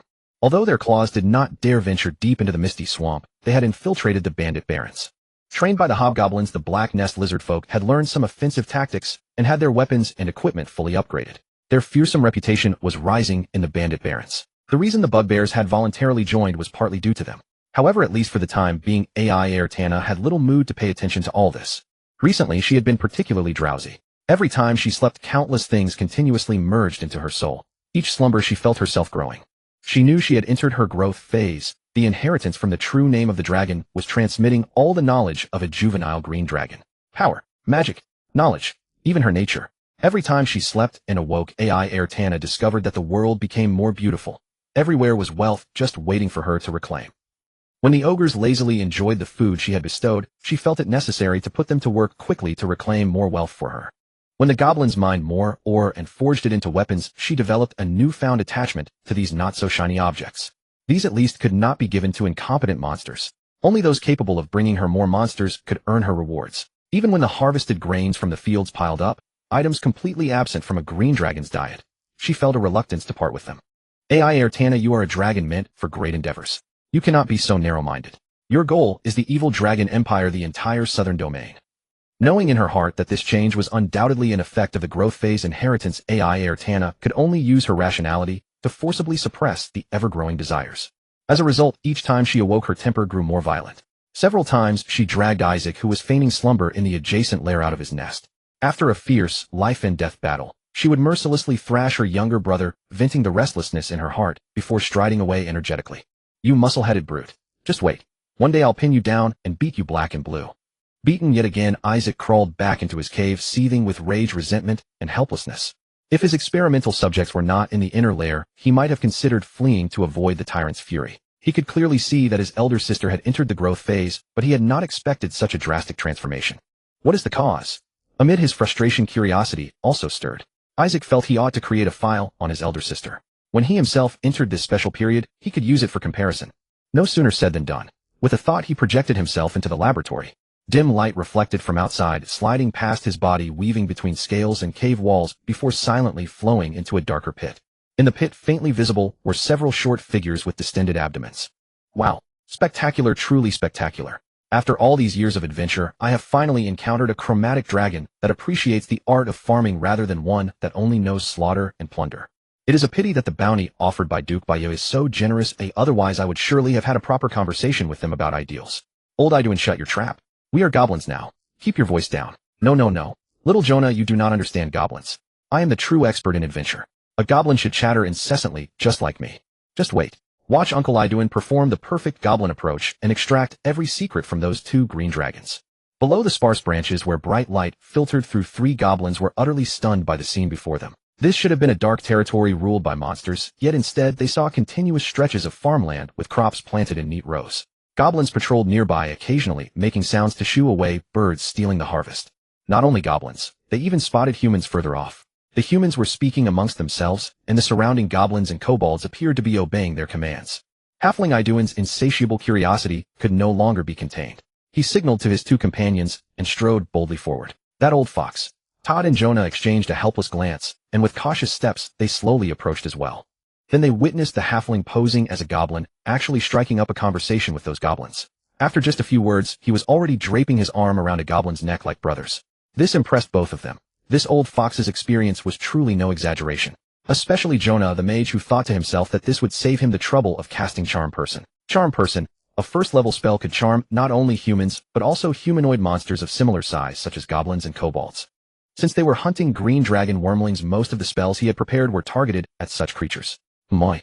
As they lowered their guard and gradually drew nearer, before even reaching the others, Jonah's heart suddenly stirred. His gaze subtly swept over the monsters, then casually glanced toward the humans nearby, and his heart skipped a beat. A trace of familiar cursed aura. How could these people be allied with green dragons? No, it is not them. If it were them, they would have captured the green dragon wormling long ago. They must be those who defected during the Schwescher incident. Stealing another glance at the humans, seeing that hint of red, like congested blood in their eyes, the mage confirmed his intuition was correct. He slowly suppressed the turmoil within and let no expression show. Only in his heart was he weighing certain matters. Halfling rogue Old Iduin and human warrior Todd, his adventure companions over the past few years, had always assumed he joined the expedition for Duke Bayou's substantial bounty. But in truth, he was mostly there for his junior sister. Both studying magic under the great mage, although he was more than a decade her senior, love knew no age. Hearing his junior sister swear vengeance, he naturally had to pursue her. Otherwise, how could a dignified 9th-level mage waste 3 years of his life on some bounty? Marching from the Bayou Duchy into the Thorn Forest, then to the Mist Marsh, circling back through the bandit wastes, and finally tracking them all the way to this Black Fog jungle. Given the current situation and the scant intelligence gathered, hunting those two wormlings was hardly a simple matter. The two wormlings had already assembled a formidable monster army, and even operating in the shadows, there was no guarantee of success. But unexpectedly at this very moment, he had spotted another path. Borrowing the He Ching Ji So, wielding the blade of Yuan Suji Run to eliminate those two green dragons. Talisa should recognize this method, wouldn't she? However, there is no rush. If he could handle it personally, that would naturally be best. A well-prepared mage, provided he did not encounter an anti-magic field, would have no worry about being unable to escape. The wormling's subordinates clearly could not possess monsters of such strength. In the Goblin Valley at their temporary dragon nest, Isaac narrowed his eyes and quietly watched Tana's figure soar from the hill with domineering flair. A hint of envy flashed briefly in his eyes. Sister Dragon had truly entered her juvenile stage. Her body length, once just over 10 feet, had now surged to around 13 feet. Her physique remained as robust as ever, and the dark green of her scales seemed to have lightened slightly, with traces of magical luster occasionally shimmering across them. Juvenile stage, a life energy level of at least 11. Having stepped into the second major tier, she must already be preparing for war, surely. Whether it was her or Isaac himself, the vengeful nature of green dragons meant they had never forgotten that Ape King. To wage war against the Ape King, he too needed greater and faster progress. His eyes, which had opened at some unknown point, now focused as Isaac let out a strange whistle from his mouth. Responding to the sound, a swarm of dragonflies buzzed forth from his nest, circled his head once, and then dispersed into the woods atop the hill. If Ertana were still here, she would likely have noticed that the scale of these dragonflies seemed somewhat larger than before. With the dragonflies dispersing, Isaac quietly returned to his nest. His nest consisted of 2 levels, The outer chamber served as living quarters for him and a portion of the dragonflies, while the inner chamber was a dark, deep pit. Isaac flew straight into the inner nest. The circle of dragonflies was immediately disturbed and hastily took flight, revealing the figures of 3 kobolds. These kobolds had bloated bodies with their eyes closed, appearing completely unconscious, yet the slight rise and fall of their chests indicated they were still alive. The cell line engineering construction of Su had not troubled him for long. After attempting hybridoma monoclonal antibody technology, using both dragonflies and kobolds as carriers, he quickly determined that kobolds were better suited as hosts for the dragoncraft synthesis of Su. And as Su was synthesized within the kobolds, Isaac discovered that a tiny fraction of it directly produced cytokines in the kobold's bloodstream, with structures resembling magic molecules. Through experiments, he found that these factors could also be absorbed by dragonflies, partially substituting for the magic environment required for their growth. This indirectly provided some assistance for the expansion of the dragonfly population. Of course, for now, this was not Isaac's primary concern. Perhaps in the future he would focus on the rapid expansion of the dragonfly colony, but at present he still hoped that small-scale mass production of Su would propel him into the next life stage as soon as possible. With a syringe, the evil green dragon skillfully plunged in and extracted nearly half a tube of crimson liquid. After injecting the liquid into a test tube and tending to the wound on the subject, he flew out of the inner nest. Regarding this directly extracted mixture, Isaac was uncertain whether he could use it directly. In any case, he had never used it raw. Even with the green dragon's formidable constitution, which should provide sufficient tolerance, if separation, purification, and refinement were possible, why not attempt them? He crouched down, his eyes half closed, and with a tap of his finger on the test tube was about to draw it entirely into the laboratory. Boom. A low explosive boom sent tremors through the sky. Even the dragonflies in the inner nest were startled into chaotic flight. Magic. His half-closed eyes snapped open. The aura of fire element. It is several levels more powerful than the female mage's scorching ray, blazing heat, and an explosion. Green Dragon's innate sensitivity allowed AI Saku to detect the sudden burst of blazing heat within the Goblin Valley, even while in his lair. His eyes flickered slightly, and in the next instant he had already made some judgments. Now he was no longer the same as when he first left the bramble forest. The books and notes he obtained from the female mage, though not enough to truly initiate him into the mage profession, at least gave him a fairly deep understanding. Evocation, fire element power greater than scorching ray with an explosion. These factors combined perfectly matched a spell described in the notes. One that even the female mage had not learned but deeply yearned for. A third-level spell, Fireball. A large-scale destructive area magic. Is it a spellcaster? Or some rare monster possessing such spell abilities? Thoughts still racing, his body had already risen. He gently inserted the test tube into a row of grooves on the cave wall, and amid a gust of wind, AI Sokka soared into the sky.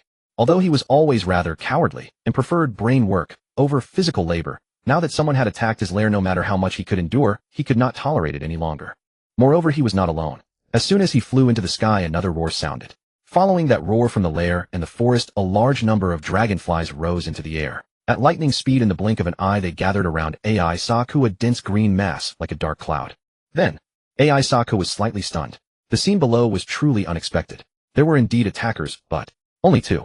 Both attackers were humans. One carried a shield and a sword, presumably a warrior. The other wore a pale gray robe and held a crimson wooden staff with magical radiance flickering around him. Without a second thought, AI Saku could guess that the fiery spell moments ago must have come from this person. Just 100 feet ahead of the two, at what should have been the monster army's usual training ground, a ring of blazing red fire was still burning, and several lizard men lay around, their bodies incomplete. Above the flames, AI Ertana was somewhat disheveled, furiously flapping her dragon wings. AI Saku could see a large patch of cracked, scorched scales on her side. In his mind, he quickly reconstructed a scene. AI Ertana was undergoing routine training. When she was suddenly attacked, she managed to dodge part of the blast by reflex. Her training partners, however, were not so lucky. Many died in an instant. That is to say, the attack was aimed at AI Ertana, or perhaps at both of them, the 2 green dragons. But, although it was still unclear how these 2 humans had silently infiltrated and launched such a sudden attack to the point that the monster army had not yet reacted to pursue them, AI Saku still found it hard to believe. What kind of confidence did these 2 have to dare so boldly charge into their lair? His gaze involuntarily swept around, even glancing outside the valley. Not to mention his disbelief, even AI Ertana, who had just been attacked by magic, could hardly believe it either. Especially since the attackers were humans, which inevitably made her think of Silver Village. After all, no matter how ambitious she was still confined within the Black Mist jungle, and the only humans she had ever encountered were from Silver Village. But AI Ertana felt it shouldn't be so. Between Silver Village and her, there should be friendly relations. If they truly bore malice toward her, they wouldn't have been contributing to the Green Dragon Empire's grand plan for years. Humans, name your instigator, and great AI heir Tana might consider sparing your lives. AI heir Tana forcibly suppressed her increasingly intense fury. As she spoke, her gaze swept over the hobgoblins. Understanding the command, the hobgoblins hurriedly waved their hands, directing the army to spread out and surround them. Years of training had paid off. Although they had just witnessed the terrifying power of magic, the monsters still overcame their fear, merely increasing the distance between each other. Especially the lizardmen, whether driven by innate ferocity or the desire to avenge their kin, charged without hesitation. Ignorant fool, do you think you are a red dragon or a gold dragon? Are you an adult dragon or an ancient dragon? A weak green dragon like you dares to call yourself great. And so many monsters are fooled by you.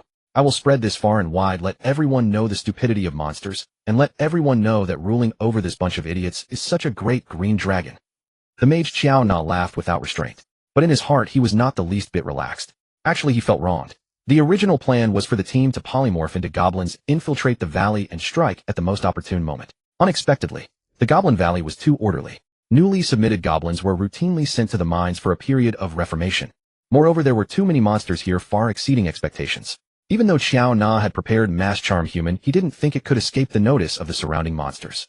Helplessly, the moment they infiltrated the Goblin Valley, they were sent into the mine. Of course, as a mage, Xiao Na had his limits.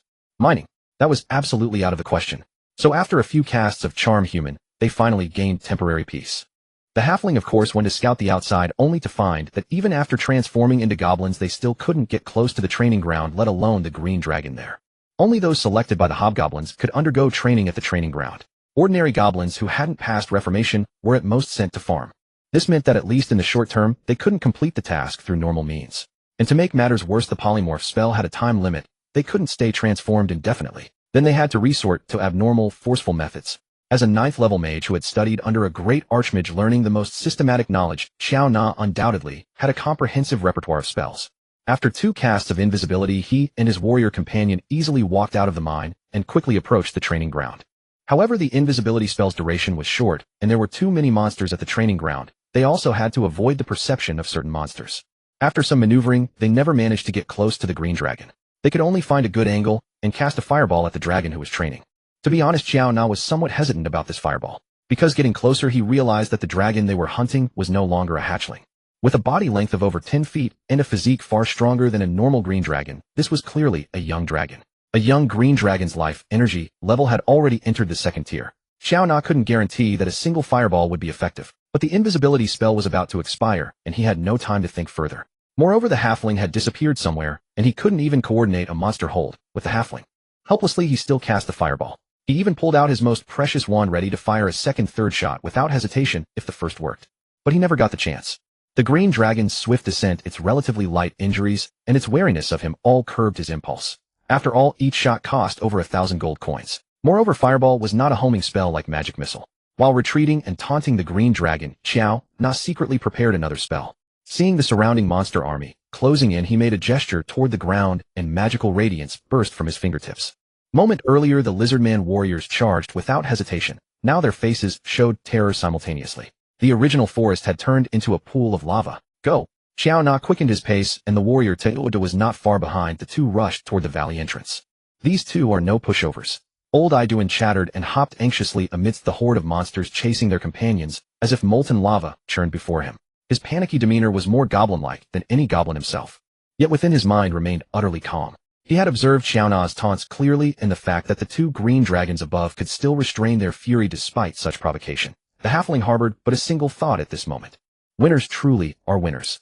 To accomplish such grand enterprises during their young dragon stages, these 2 are truly remarkable. Were it not for Mother Udala's absolute prohibition against her children joining the forces of evil, he would have lingered here for some time. Perhaps upon his departure, he could boast of legendary exploits as capital for future boasts. Xiao Na continues to taunt, which means he still reserves a trump card. He's maintaining the disguise, waiting for the right moment to coordinate. Old Iduin followed close behind his goblin companion, when suddenly his eyelid twitched violently. In the sky among the 2 young dragons, the smaller one was up to something. The ability to cast fireball and wield a magic wand was enough to make even the adolescent dragoness exercise extreme caution, afraid to pursue recklessly. Isaac naturally understood the danger posed by this human mage. However, he knew that while fireball was an area effect spell, it could be evaded with advance warning. Magic missiles, though homing in nature, could only lock onto targets within approximately 200 feet at the moment of casting. Therefore, he flew high in the sky, carefully maintaining a distance of several hundred feet from them. Below, the human mage unleashed an unknown spell that transformed a vast expanse of land directly into molten lava. Even from the sky, Isaac was startled by this spell. But soon he noticed something was amiss. In the molten lake, the lizard folk jumped in terror, but only jumped. Not a single burn marred their scales. An illusion. Isaac recognized it immediately. He himself had once cast a similar albeit lower-level spell, Phantom Sound. Seeing the monster army hindered by the illusion, the two humans immediately accelerated their escape toward the valley entrance. Some goblins at the entrance attempted to block them, but under the human warriors' brutal charges, they could barely delay the intruders. The relaxed human mage even found time to hurl ruthless mockery toward the sky on occasion. Though he recognized this as blatant provocation, Isaac decided to play along. From his mouth came a strange whistling sound. Surrounding him within the cloud of dragonflies, a small contingent swiftly broke away, roughly 20 to 30 of them. After a hissing chorus with Isaac pointing a claw from afar, these little creatures scattered in all directions, moving at lightning speed. After a few erratic maneuvers in the sky, they shot toward the human mage from every quadrant. Mage Chaona may have appeared arrogant on the surface, but his mind was far from lax. The moment he perceived the change, he knew trouble was imminent. Naturally, he could see through it. Just as he had attempted to provoke the green dragon into a trap, the dragon was now trying to lure out his spells with these minor creatures. But these swift creatures were converging from all directions, dispersed in every quadrant. Even knowing full well they were bait, he had no choice but to swallow the hook. He didn't even have time to warn his companion. Though of course his companion was a level 10 warrior whose combat reflexes far exceeded his own and didn't require such reminders. While keeping his eyes fixed on the sky, fearful the green dragon might seize the opportunity to strike, Chaona rapidly chanted incantations. Just as the dragonflies were about to pounce, magical luminescence flared around him, and an invisible force field armor immediately enveloped his body. Bang, bang, bang. Too fast for the naked eye to follow, the dragonflies crashed directly into the mage armor and were dizzily deflected back by the force field. Chaona breathed a slight sigh of relief. During his spellcasting, the green dragon hadn't seized the opportunity to dive, and these minor creatures shouldn't be able to breach his greater mage armor anytime soon. But before he could fully relax, a wisp of green mist suddenly materialized before his eyes. The dragonflies, still flying toward him from behind, seemed almost intelligent. They stopped throwing themselves into suicidal attacks, and instead spewed dark green toxic mist directly at him. Chaona's expression changed instantly. It wasn't merely a change of countenance. He literally turned green. Greater Mage Armor was a third-level spell providing powerful force field defense that worked excellently against both physical weapons and elemental missiles. But this dragonfly venom mist actually penetrated his force field. Deadly poison. And it kept coming relentlessly. Seeing wave after wave of dragonflies continuing to come and spew poison, Chaona, unwilling as he was, could only raise one hand again. With accompanying incantations, 5 magic missiles rapidly coalesced before him. Against these creatures so swift that they could reach him in the blink of an eye, he dared not use explosive fireballs. It would be bad enough if he accidentally killed his teammate, but he feared he might kill himself instead. Moreover, as a 9th level mage, his magic missiles had reached the maximum cap of 5 projectiles. For a first-level spell, the power was quite considerable indeed. However, just as he was still casting and hadn't completed the spell, the larger green dragon in the sky suddenly dipped downward, appearing ready to pounce. Originally intending to target 5 dragonflies, Mage Chaona hastily raised his hand again. But before he could aim at the green dragon, it suddenly rose once more, escaping his targeting range again. In this back and forth, he could no longer aim at all 5 dragonflies. He could only hastily gesture randomly at the 2 in front of him, and the force field missiles immediately knocked them down. The downed dragonflies could barely struggle, unable to fly again. Yes, I say keep him occupied like this. Don't mind the warrior. Focus on restricting the mage, making him constantly cast spells. I want to see how many rounds he can endure. My brave warriors, courageously charge through the illusions before you. The enemies lie ahead. Charge and kill. After 2 rounds of probing, combined with the inherited knowledge from her juvenile stage ascension, Ertana had begun to grasp the mage's patterns. When casting one spell, this mage absolutely could not cast a second, even stored spells from his wand. Immediately, she issued the most direct commands to her brother and the monster army below. At the same time, disregarding the excruciating pain from her injuries, she rapidly beat her dragon wings and flew at high speed back and forth in the sky, occasionally appearing ready to dive, forcing the 2 humans to divert more of their attention to her. Especially Mage Chaona, who had to cast spells to deal with the dragonflies and release missiles, while simultaneously guarding against her at all times. On top of that, hearing the green dragons roar, the monsters breaking through the illusion were also charging forward. In the blink of an eye, he was overwhelmed into a chaotic mess. Against high-level warriors and monsters with powerful physiques, the dragonflies have considerable limitations. But when used to restrict mages and bait out spells, they prove extremely effective. Given the dragonfly's speed, they should also have a certain suppressing effect on rogues. This is merely a small-scale deployment. For the first true application, Isaac was relatively satisfied with the dragonfly's performance. Another whistle erupted from his mouth. More dragonflies broke away from the cloud, once again swirling from all directions, denying the mage any chance of annihilation. To fall in with me. Old Iduin, I'm counting to 3. If you don't get over here, I'm leaving without you. Mage Chiaona was truly panicked now. The ceaselessly swirling dragonflies prevented him from recklessly tossing fireballs. After all, a stray explosion at close range would be suicide. Thinking of synthesis chamber and elemental blade, he lost his determination to definitely kill the green dragon. Since the situation was untenable, retreat it was. After 2 roars, a scroll appeared in his hand. Coming. A goblin with 0 presence materialized behind Chiaona, nearly making the mage jump out of his skin. It was none other than the halfling rogue. Ever since seeing the dragonfly's frenzied speed, he had known trouble was coming and was always ready to flee alongside his mage father. Chiaona immediately tore open the scroll. A beam of blue light instantly enveloped him and his 2 companions. With each flash and gleam of the blue radiance, the countless dragonflies suddenly lost their targets. In the sky, the 2 green dragons, whose momentum had only just risen a moment ago, now stared with eyes wide open in shock. The radius is nearly 20 feet. High temperature is the main lethal factor with an explosion, but the impact damage is almost negligible. Even if within the damage range, if effective evasive actions are taken, the damage received can be mitigated to a certain extent. Completely unable to find any trace of humans, gradually the chaos in the Daijing Valley began to subside. Heisaku paced and measured the huge fire circle suspected to be caused by the fireball spell, carefully observed the scene of the incident, and connected it with what he had seen and heard at the time, gradually gaining some insight into the situation. Seeing this, under the raging fury of Dragon's sister, even her former trusted hobgoblin was trembling with fear, and even the mindless ogre stood still with its head bowed. After a moment of thought, he walked over. Nah, don't be angry yet. Let's first clarify the problem, then see how to solve it. And you all, since the incident has occurred, don't think about shifting blame, instead think about how to resolve it. The great princess Na is not a dragon who vents her anger on others. If this lesson allows us all to grow and prevents a recurrence, she will not only not punish you, but will even reward those who have contributed. Heisaku spoke to both sides separately. Perhaps he was not good at fighting, but when it came to slogans he could definitely rank among the top. You speak. Na snorted a rough breath from her nose. She actually knew it in her heart, but she couldn't gracefully back down at that moment. Her younger brother's words at this time were just right. Heisaku nodded and began to speak eloquently. First, we need to clarify one thing. Those 3 humans, let's assume they are all humans. How did they get in here? Our people are spread throughout the western jungle. If they came directly, they would definitely be detected. Transformation spell. Na's heart stirred, and she was the first to have an idea. At that time, she was in the sky and saw the last person appear beside the 2 humans and be teleported away together with them. That person was a goblin. Of course, the goblin might not be a real goblin. It could also be a transformation spell or a polymorph spell. Heisaku nodded again, almost clapping his claws in agreement. Correct, I also think it's a transformation spell. This is a major loophole in our current situation.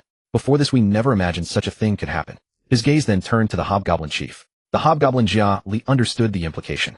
With a slight frown and a moment of contemplation, he said firmly, Your Highness, I will implement the relevant procedures as soon as possible. From now on, every newcomer must undergo strict identification before entering here. Airtana nodded, slightly acknowledging his method. Heisaku, however, did not directly interfere with these matters, and continued, preventing infiltration by transformation spells is the first step. Now let's look at here and there. He pointed respectively to the location where the 2 humans first appeared, and the area affected by the fireball spell. From this position, even if they transformed into goblins, they shouldn't have been able to get this close, without anyone noticing anything unusual. Therefore, I suspect that after entering the valley, or approaching it, they used a second spell, invisibility. Moreover, they must have a deep understanding of the dragon race, knowing that even invisibility cannot escape the innate blind sight of our green dragons if they get too close. Therefore, they could only launch an attack from 100 feet away. But this distance poses no real threat to our powerful green dragon clan. In the end, they could only flee in vain. Heisaku slightly exaggerated the power of the green dragons, but from the analysis, it seemed to fit the reality perfectly. Suddenly, the monsters all breathed a little easier. The so-called Green Dragon Empire was originally built on the strength of the green dragons. If even the green dragon's power was not acknowledged, it would inevitably dishearten the monsters. Just like the time they retreated in the face of the Ape King, which affected morale for a long time. Later, it was Airtana who led by example in training and launched the Century Plan, which restored and even strengthened their morale. Airtana was also nodding. After thinking it over, she felt that Heisaku was completely right. As long as she paid a little attention, those 2 humans would definitely be detected if they dared to approach again. And even if it was a sneak attack, it only inflicted a minor injury on her. Her caution towards human mages was necessary, but it should not be excessive to the point of making her monster subordinates nervous. However, Heisaku wasn't finished yet. Our powerful Green Dragon clan can certainly ignore them, but if they set their sights on you, which of you can claim to be able to ignore them? Although they were preparing to establish a preliminary screening system to prevent the approach of transformation spells, mages have many means, who can guarantee there are no other ways. For a moment the monsters were all shaking their heads, the less intelligent ones even started to panic. Spellcasters should be dealt with by spellcasters. AI Sokka looked at Dragon Sister. AI Tana, this incident has certainly given us a heavy lesson, but it also reminds us of the Empire's greatest flaw. I think we might need to be more proactive and start recruiting spellcasters. Recruit spellcasters. With what to recruit? AI Tana's eyes met her brother's, showing a hint of inquiry. AI Sokka's gaze shifted slightly to the northeast. That direction. The Shirgu Ape King. Thinking of the Ape King, AI Tana's heart stirred. However, the Ape King was a good excuse and an even better stepping stone. By defeating the Ape King, she would take a critical step and become the lord of the western region of the Heiwu jungle. Then she would naturally be qualified to recruit those spellcasters, whether sorcerers, mages, or non-human shamans, priests, and so on. And to defeat the Ape King, she had an excuse to contact these spellcasters first. In any case, being able to bring people here first was the first step to success. With a solemn expression that dispelled her anger, AI Tana's majestic gaze swept over each of her capable subordinates. AI Saku is right. This incident is our negligence, but it will also help us grow faster. Jolly, I leave the establishment of the screening system entirely to you, as long as it doesn't affect the overall situation. Zhuagong, you personally go to the Heichao tribe to inform Heishi, and under the pretext of conquering the Shirgu Ape tribe and ruling the western region of the Heiwu jungle, have him recruit people in the Miwu swamp, with full effort focusing on the spellcasting side.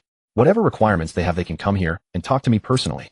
Babo, you take people to the bandit wasteland with 2 tasks: recruit your kin, and at the same time, if you encounter any spellcasters, make contact. I will give you a letter. Kulu, you go to the Silver Village. I want to meet with one in Ilaw. Dragon Sister issued different orders to the Hobgoblin Chief, the Lizard Folk leader, the Bugbear Boss, and the Kobold Chieftain. Hearing that they were about to go to war against the Shirgu Ape tribe, these monsters all breathed heavily. They all responded with passion. Having experienced a baffling attack, the monsters who should have been dejected were now even more fanatical than before. AI Saku, on the other hand, noticed that Dragon Sister wanted to meet one in Ilaw. Was it out of suspicion? Or was it to use this suspicion to drag the Silver Village onto the Empire's war chariot as well? Putting these aside for now, he still had to go back for the injection. Besides, the expansion of the Dragonfly colony could be prepared in advance. This Daijing Valley was still too small, and there were too many monsters. Once the Shirgu Valley was conquered, his breeding base could be greatly expanded. Unlike now, even experimenting with a few kobold test subjects required some consideration of the impact. Several days later, when Ira denied any connection between the attack incident and the Silver Village, but she promised that when we launch operations against Stone Valley, the Silver Village would coordinate and fight alongside us. Altana's words had not come as a surprise to Isaac. He had never believed this incident was connected to the Silver Village in the first place. However, this time we can actually probe their capabilities. Isaac's gaze flickered slightly. He understood that this was precisely the Dragon Sisters' original intention. All along, because of this century-long plan, they had never conducted any unnecessary probing of the Silver Village. Now the opportunity had arrived to casually test their strength and increase mutual understanding and trust. For the Green Dragon, this was perfectly reasonable. Altana neither denied nor confirmed, but instead asked, "What do you think of those 3? It can only be the White Crow Duchy, right?" The attack could not simply be ignored. Over these past few days, Isaac had pondered the matter extensively. After careful consideration, he could only place his suspicion upon the distant White Crow Duchy. Moreover, if it were indeed the White Crow Duchy, that would also explain why only 3 individuals had come. A nation thousands of miles away, still facing the threat of that legendary lich with the Dragon Mother and orcs looming on their flank. They had already done remarkably well merely by sending assassins after them. There was no way they could muster a full army. Altana clearly shared this assessment, her narrow pupils flashing with ferocity. Someday, I will march my forces across and annex their entire territory into the Empire. Someday, that meant not yet. For now, they could only endure. And simultaneously, vigilance must not be relaxed. With the decision made to launch an offensive against Stone Valley, the Goblin Valley both strengthened their patrols and actively refined their preparations. Was that so-called century-long plan not precisely for such a purpose? This operation would be their first trial run. Not only were the greater goblins busy day and night making calculations, but Altana herself was closely overseeing everything. Just as things were bustling with activity on their end, the Saurian warriors of the Black Nest tribe began arriving in batches. And when the final group arrived, Black Tongue, who had previously received orders from the Green Dragon Princess, brought her a genuine surprise. The troll brothers Lajin and Lal. Though they were not spellcasters and their intelligence would never match that of an ogre, these 2 trolls possessed life energy levels 2 tiers higher than the 3 wandering ogres who had defected earlier, making them formidable living shields against the violent apes. At the same time, they could serve as new sparring partners for the Green Dragon Princess. Altana generously satisfied their appetites and further ordered the goblins to immediately prepare heavy weapons for them. However, if the troll brothers were merely a pleasant surprise, then what bear goblin chieftain Babwa brought was truly an unexpected gift, an enormous one. Even Isaac, who had been sequestered in his nest, and only emerging every few days to stretch his scales and inject himself, rarely stepped out on his own initiative. For no other reason than the bear goblin had actually brought back a spellcaster, Hayden, a human mage claiming to be at the 7th level. Heaven only knew. Though Altana had written a humble handwritten letter to the bear goblin, she had not actually harbored high expectations. Deep down, she had believed it was far more likely that the Black Nest tribe would bring her 1 or 2 shaman priests, considerably more probable. But the bear goblin had actually accomplished it. Mage Hayden, welcome to the Green Dragon Empire. Though you may certainly laugh at such audacity, a mere speck of land, such a desolate place, daring to call itself an empire. Yet I, Altana the Green Dragon, still declare that what I possess is indeed an empire. Perhaps it is still small, still not yet strong, but it will surely grow robustly, rapidly, and continuously. Altana expressed her warm welcome. Though mages were never to be easily hoodwinked, she still confidently uttered the words, Green Dragon Empire, and seizing the opportunity demonstrated to the mage her unceasing ambition. Lady Altana, I completely believe everything you have said. In fact, even before Babwa delivered your invitation, I had already learned of your empire. As you stated, perhaps the Green Dragon Empire is not yet strong enough, but I believe a sovereign who can provide fine equipment for her armies and bring abundant harvests to her people would never be content with mediocrity. Therefore I have come. Haidun was a robed mage appearing to be around 40 years of age. His black eyes occasionally sparkled with the luster of magic, wise yet sinister, and yet respectful when facing the Green Dragon. He appeared to lean toward the evil alignment, though that could hardly be taken at face value. Isaac, who had been observing the mage in secret, was making his own judgments when he noticed the human mage nodding toward him as though paying respects. Isaac cracked a smile as though laughing and responded to the mage in kind. Meanwhile, thoughts began forming in his mind. Regardless of whether this mage came with sincerity or ulterior motives, since he had arrived, it was fate. Fate had come knocking at his doorstep. He could not possibly let it pass. All along, Isaac had harbored great interest in the mage profession. Now that the production process for the mana-boosting essence had been mass-produced, and his constant injections were yielding rapid magical growth, the opportunity to interact with actual mages at such a moment. A vision appeared in his imagination. A mighty green dragon soaring high in the heavens, first unleashing a wave of fireballs raining from the sky, followed by another torrent of toxic breath, and then swarms of dragonflies descending like a dark cloud. And when a horde of powerful red dragons and gold dragons like the dragon sister appeared with a single bayou engulfed in blue light, he and his dragonfly offspring would vanish in an instant. Just thinking about this scene filled him with delight. He had already made up his mind. Even if this mage harbored ulterior motives, he would weave enough tangible benefits from the encounter. Such opportunities once missed might never come again. It brings me great joy to earn the recognition of a mage. Let us enter. By the way, there is also the matter of the mage's dwelling. Altana suddenly remembered. They all resided in caves, but humans were different. No hurry. I have been wanted by the Del Duchy for many years, wandering among bandits and deserts, so I can adapt to any environment. Let us resolve the Stone Valley ape matter first, and then we can discuss this. The black-robed mage shook his head with a smile. As for the Goblin Valley, he held it in little regard, and he was quite certain the Green Dragon would not reside in such a place permanently. Very well. Since the mage is not in a rush, we shall speak after the war concludes. At that time, anywhere within my territory, you may choose freely. Also, should the mage's experimental supplies run short, I will do my utmost to replenish them. The final remark came after a pause, her heart clenched, spoken with forceful resolve. Experimental supplies for mages. Those were certainly invaluable items, and procuring them would undoubtedly demand an enormous price. She might even have to part with her treasured possessions. Such sacrifice made her not only heart ache, but her very flesh sting. Yet she had endured it after all. She could only hope this mage would prove worthy of her investment. Otherwise, little did she know that upon hearing these words, the black-robed mage's usually calm expression shifted ever so slightly with astonishment. Claiming to understand dragonkin well, and having paid particular attention to these 2 green dragons, the black-robed mage had never anticipated she could reach such a degree of self-denial. Among the 5 dragon colors, those capable of overcoming their innate greed were truly few, or rather almost non-existent. Isaac, who was scheming over how to extract every advantage from this mage, keenly detected the change in his expression. Isaac's first thought was, could he be a poor mage? This was not impossible either. If what the man said was true, and he had indeed been wanted by the Duke of Del for many years, wandering among bandits in the desert all along, then with the daily expenses of a mage's experiments, it would indeed be difficult to grow rich. Isaac was still pondering the potential benefits when the black-robed mage shook his head. There is no need for such trouble. The materials I require are not easy to come by even in bandit wastelands. Rashly proposing a trade would only result in being thoroughly extorted by those raiders. Perhaps we should approach this differently. You could assign a team of servants to my command, and grant me permission to explore and search within your territory. The prospect of remuneration from the green dragon naturally appealed to Hayden, but his rational mind warned him that based on his knowledge of chromatic dragons, directly squeezing resources from a green dragon was hardly a wise decision. For a more sustainable approach, a different method was necessary. Almost simultaneously, suspicion flickered in both Isaac and Eltana's minds. What other motive could a human mage have than profit? Unless he had ulterior purposes.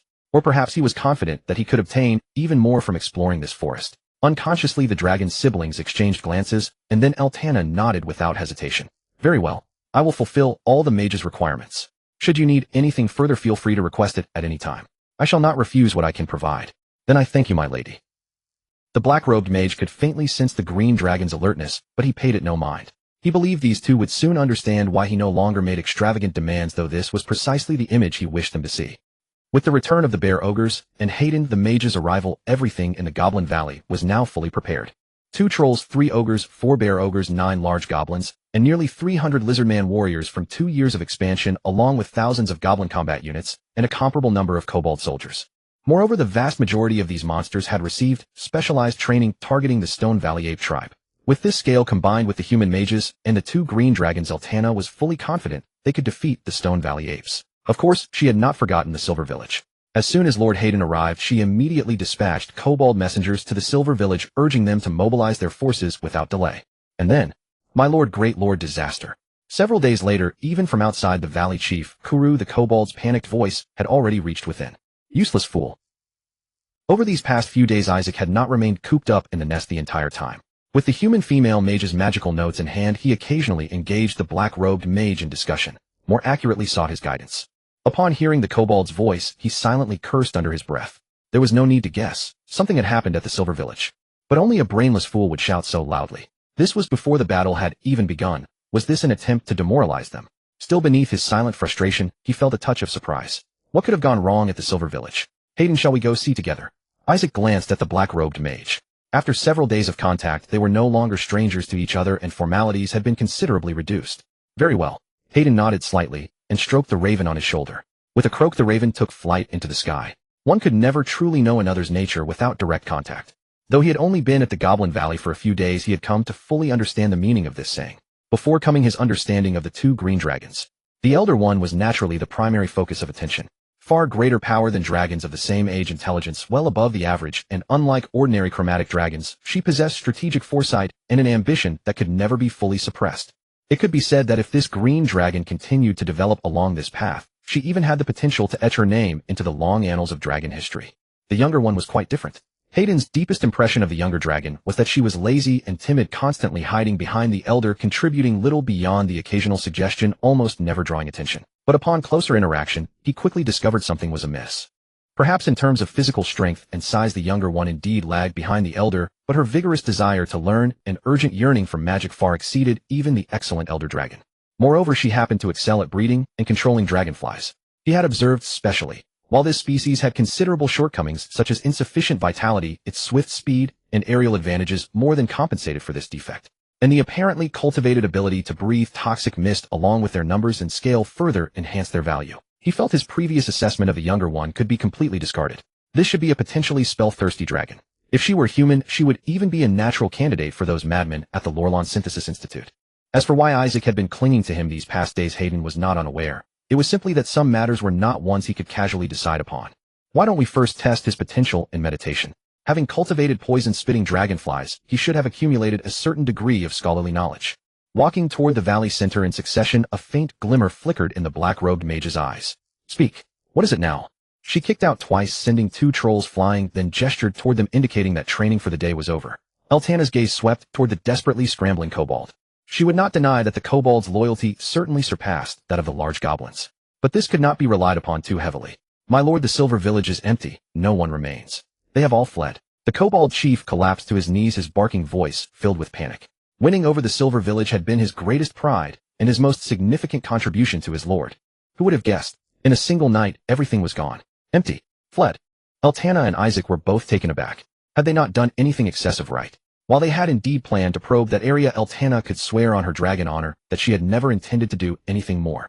After all, she still regarded the Silver Village as an ally. Furthermore, that area was also the territory of the patrolling Naga, and she harbored considerable reservations about such powerful magical creatures. Be clear about this.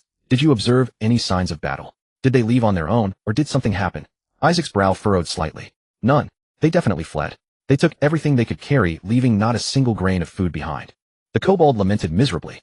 Gari immediately sends someone to the cultivation zone to check whether those two humans are still there. Altana was truly puzzled by the Silver Village's actions, but she quickly realized that if they had indeed fled, the two experts in the cultivation zone would most likely have disappeared as well. The large goblin departed immediately. Enough, continue training. Whether the Silver Village stays or goes makes no difference to our grand design. The Stone Valley apes. Only their ape king possesses a certain degree of intelligence. Once he is dealt with, we can secure an easy victory. Altana spread her dragon wings, and with a composed expression ordered the troops disturbed by the kobold to resume their drills. The monsters naturally dared not disobey the Green Dragon Princess's words. The minor disturbance was quickly suppressed. Your Highness, I do have a minor observation. Lord Hayden finally spoke slowly. In these past few days he had also, like the large goblins, adopted a more respectful form of address for the ruler of the Green Dragon Empire. Please speak, mage. Altana and Isaac's gazes turned toward him simultaneously. They were truly unable to comprehend the Silver Village's actions. Did they not trust us? Silver among humans often symbolizes respect for the Lady of Silver. Therefore the Silver Village's alignment should lean toward good and neutral. And their seclusion in the Black Mist Forest presumably stemmed from great difficulties, and they also did not wish to interact with outsiders. Your Highness asking them to participate in war, even within the Black Mist Forest, may have touched upon their sensitivities, making them feel that once they joined the conflict they might expose certain secrets. The black-robed mage's analysis was well-ordered and logical. However, at this moment he could not determine what those possible secrets might be. Altana huffed, still feeling somewhat displeased. Even with justifiable reasons, fleeing without a word clearly showed they did not value the Green Dragon Princess's friendliness and goodwill. At the same time, they apparently felt the Green Dragon Princess could not protect them. Regardless of why the Silver Village fled, or whether the Green Dragon Princess's dignity had been wounded at this critical moment, Altana could not possibly charge into the Patrol Naga's territory to conduct a thorough search. Thus a day later, when the hobgoblins reported that the two experts had indeed vanished, Altana decided without hesitation the war had begun. At her command, the various monster armies already prepared began to march in orderly fashion. The elite lizardmen warriors had all completed their re-equipment. Their sharp spears and spiked maces were already stained with countless blood. They would be the main force to confront the ferocious apes. The goblin shortbowmen had adapted to the fire oil arrows. Once the Ape King was entangled, their flaming arrows would bring the most direct terror to the leaderless Stone Valley apes. The cart teams were divided into two groups. One remained the fire cart team, while the other was specifically tasked with transporting supplies. Tired of the sluggish marching speed, this war would be the first trial of the logistics cart team. There were also goblin shield teams, goblin, mace teams, kobold brigades, and of course a host of elite monsters. Only the troll brothers, ogres, and bugbears could withstand the ferocious apes head-on. With them charging in the front, the lizardmen warriors could better execute their combined tactics instead of being overwhelmed in a single charge. Seeing such a massive assembly of monster armies, yet maintaining such order, even the mage Haidun was secretly amazed. This was nearly a true army. Compared to them, the bandit gangs of the desert would be utterly ashamed. When all the armies were in formation, Altana spread her wings and ascended. Drawing a deep breath, the innate magic of the green dragon surged from her heart, rapidly intensifying. Faintly, a pale green glow began to flow over her scales, and a formidable aura gathered like an impending storm. Having ascended to the second tier, she now truly stood above everyone below, including Isaac and the black-robed mage. Subjects of the Green Dragon Empire, my bravest and mightiest warriors. For 3 years we have endured in this narrow borderland. 3 whole years. Endurance is not shameful, but after endurance we must erupt. Erupt with the deepest ambition, the greatest desire, completely and utterly. Today I, Altana of Strength and War, will personally lead you to overturn every obstacle, break every restraint, and tear the Stone Valley Ape King from his seat as the Western Domain Lord. From now on, this Western jungle belongs only to me, only to my warriors. We shall utterly possess this fertile land, never again. No hunger. Our clans will grow ever larger, and our power will grow ever stronger. And then we shall possess even more. All of this begins with today's battle. Now raise your weapons, ignite your blood, follow me, and kill. Kill. Kill. Voluntarily accepting the Green Dragon's bluff, the monster army roared and raised their weapons, their beastly blood boiling. Then the hobgoblins rode giant wolves at the forefront, leading the way and maintaining order as one contingent after another set forth. Isaac, your sister, is truly a dragon among dragons. To be honest, before deciding to join the Green Dragon Empire, I was still hesitant. But now I feel that with wholehearted devotion to your sister there is great hope for avenging the Duchy of Del in the future. The black-robed mage did not march with the monster army. As the Empire's chief mage, he still enjoyed that privilege. Beside him naturally was Isaac, who kept clinging to him.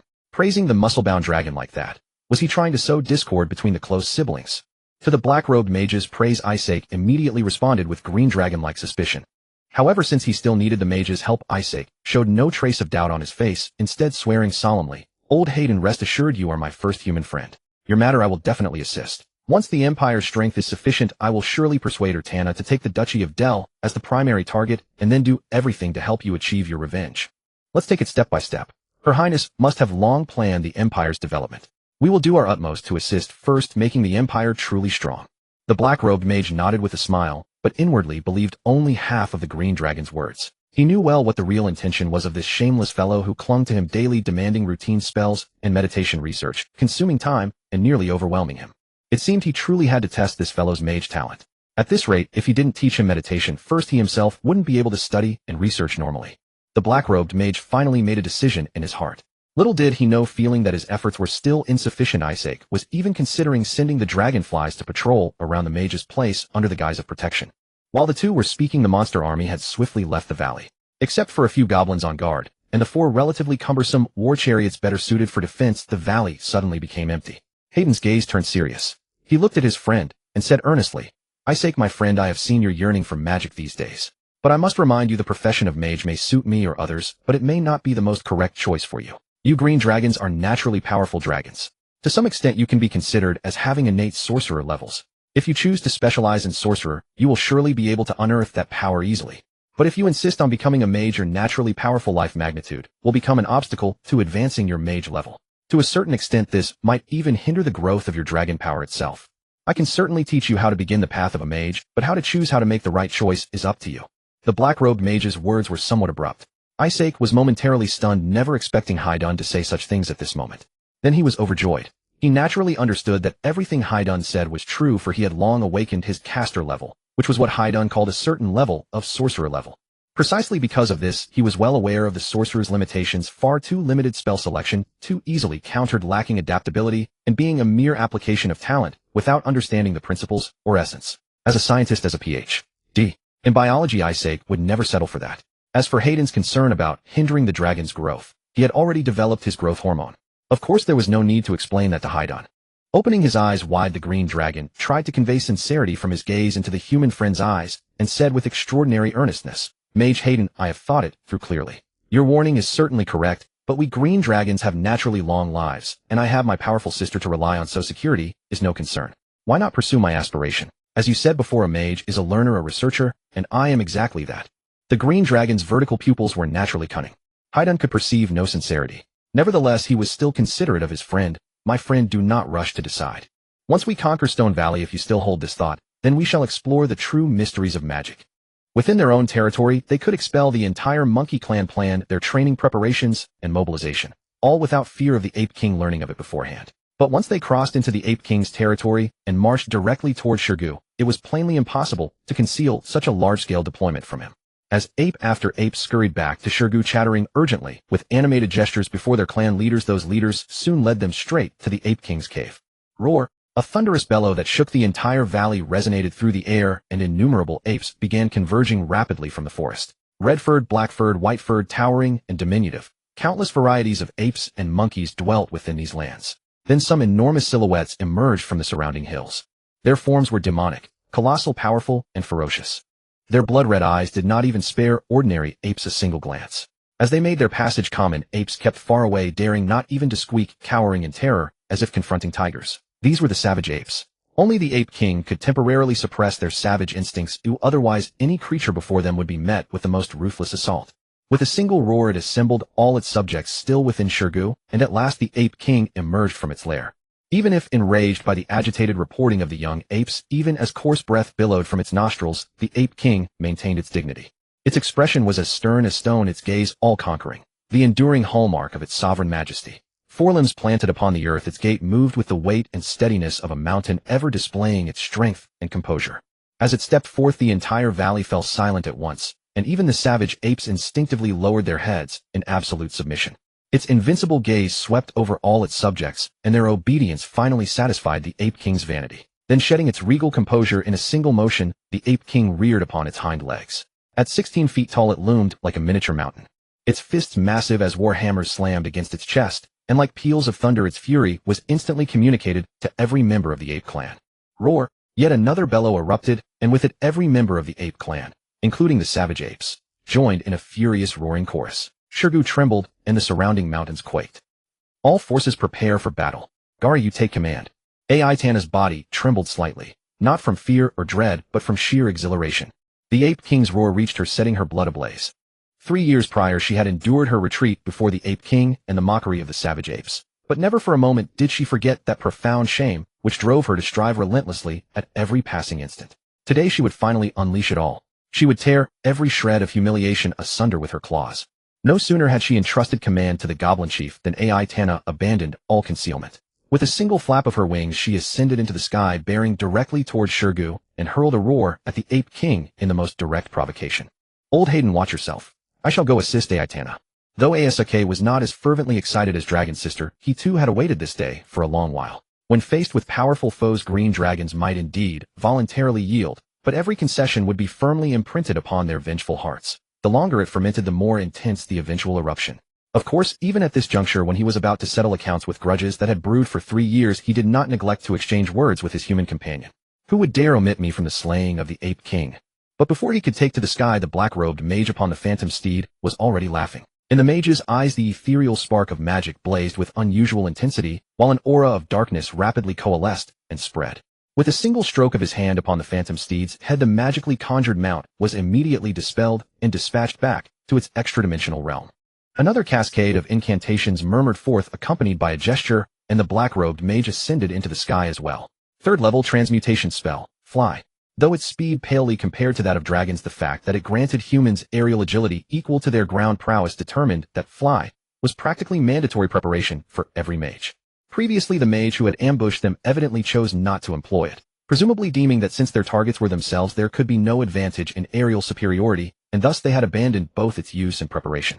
Aisake's gaze shifted, and as he recognized the spell, a sense of anticipation stirred within his heart. In past encounters with spellcasters he had invariably been the one bullied. Today, joining forces with a mage to bully others would surely prove most entertaining. With a sharp whistle, Aisake also shot skyward.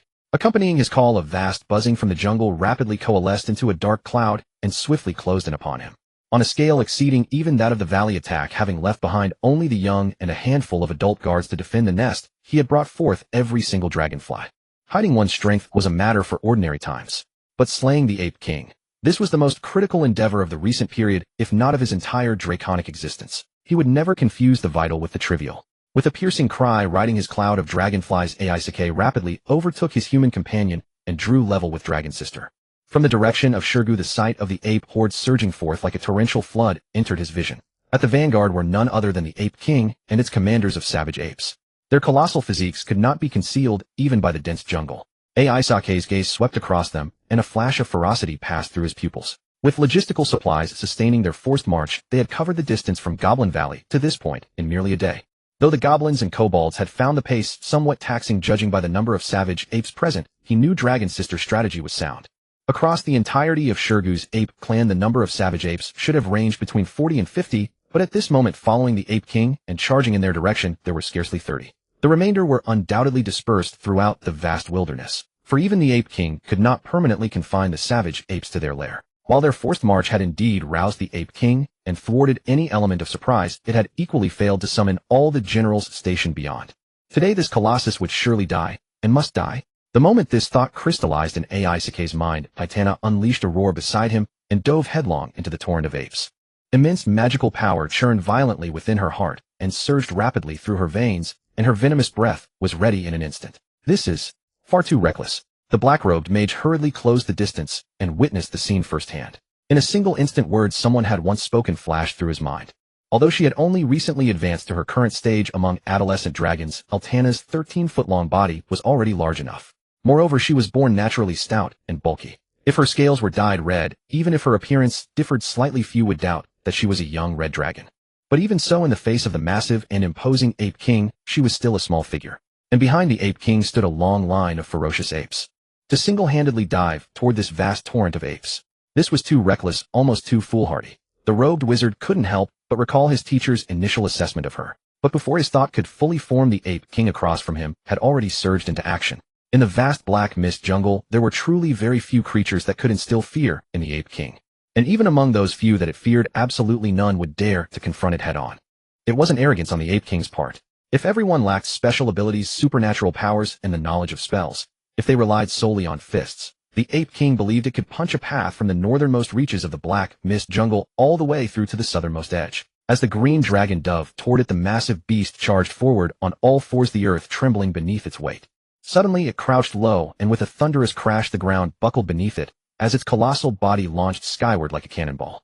Its body stretched out completely in the air, defying gravity with extraordinary hang time. Its forelimbs curled behind its head, fists like heavy hammers poised to smash the dragon flat, as though it were nothing more than a ball. Facing the oncoming green dragon, the Ape King snarled, its roar caught in its throat, then suddenly swallowed hard.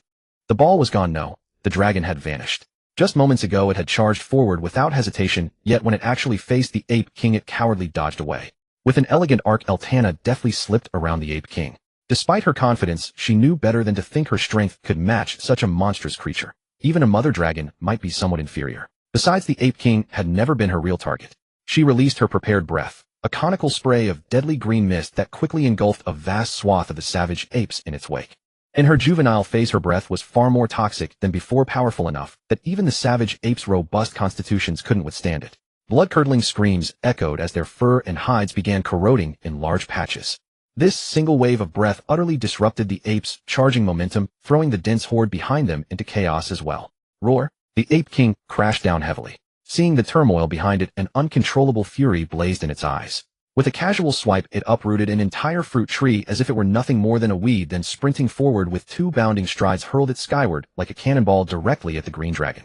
Another massive boulder flew through the air, followed by yet another towering tree. Driven to madness, the Ape King hurled whatever it could find, forcing Altana to retreat into the sky once more. She orbited at high speed, maintaining a combat-ready posture, poised to strike at any moment. Even with Isaac having anticipated this level of ferocity, he couldn't help but feel a chill. Yet no matter how rampant or powerful the beast proved, now that the assault had begun, they would stop at nothing. Not even the heaviest casualties would deter them from killing it. Isaac whistled a strange sound from his mouth. Guided by the main swarm of evolved dragonflies, the cloud parted, 1/3 splitting away from the main group. These small creatures naturally wouldn't charge the Ape King head-on. As soon as they took flight, they quickly organized into groups of 2 or 3, dividing into dozens of units that scattered in every direction.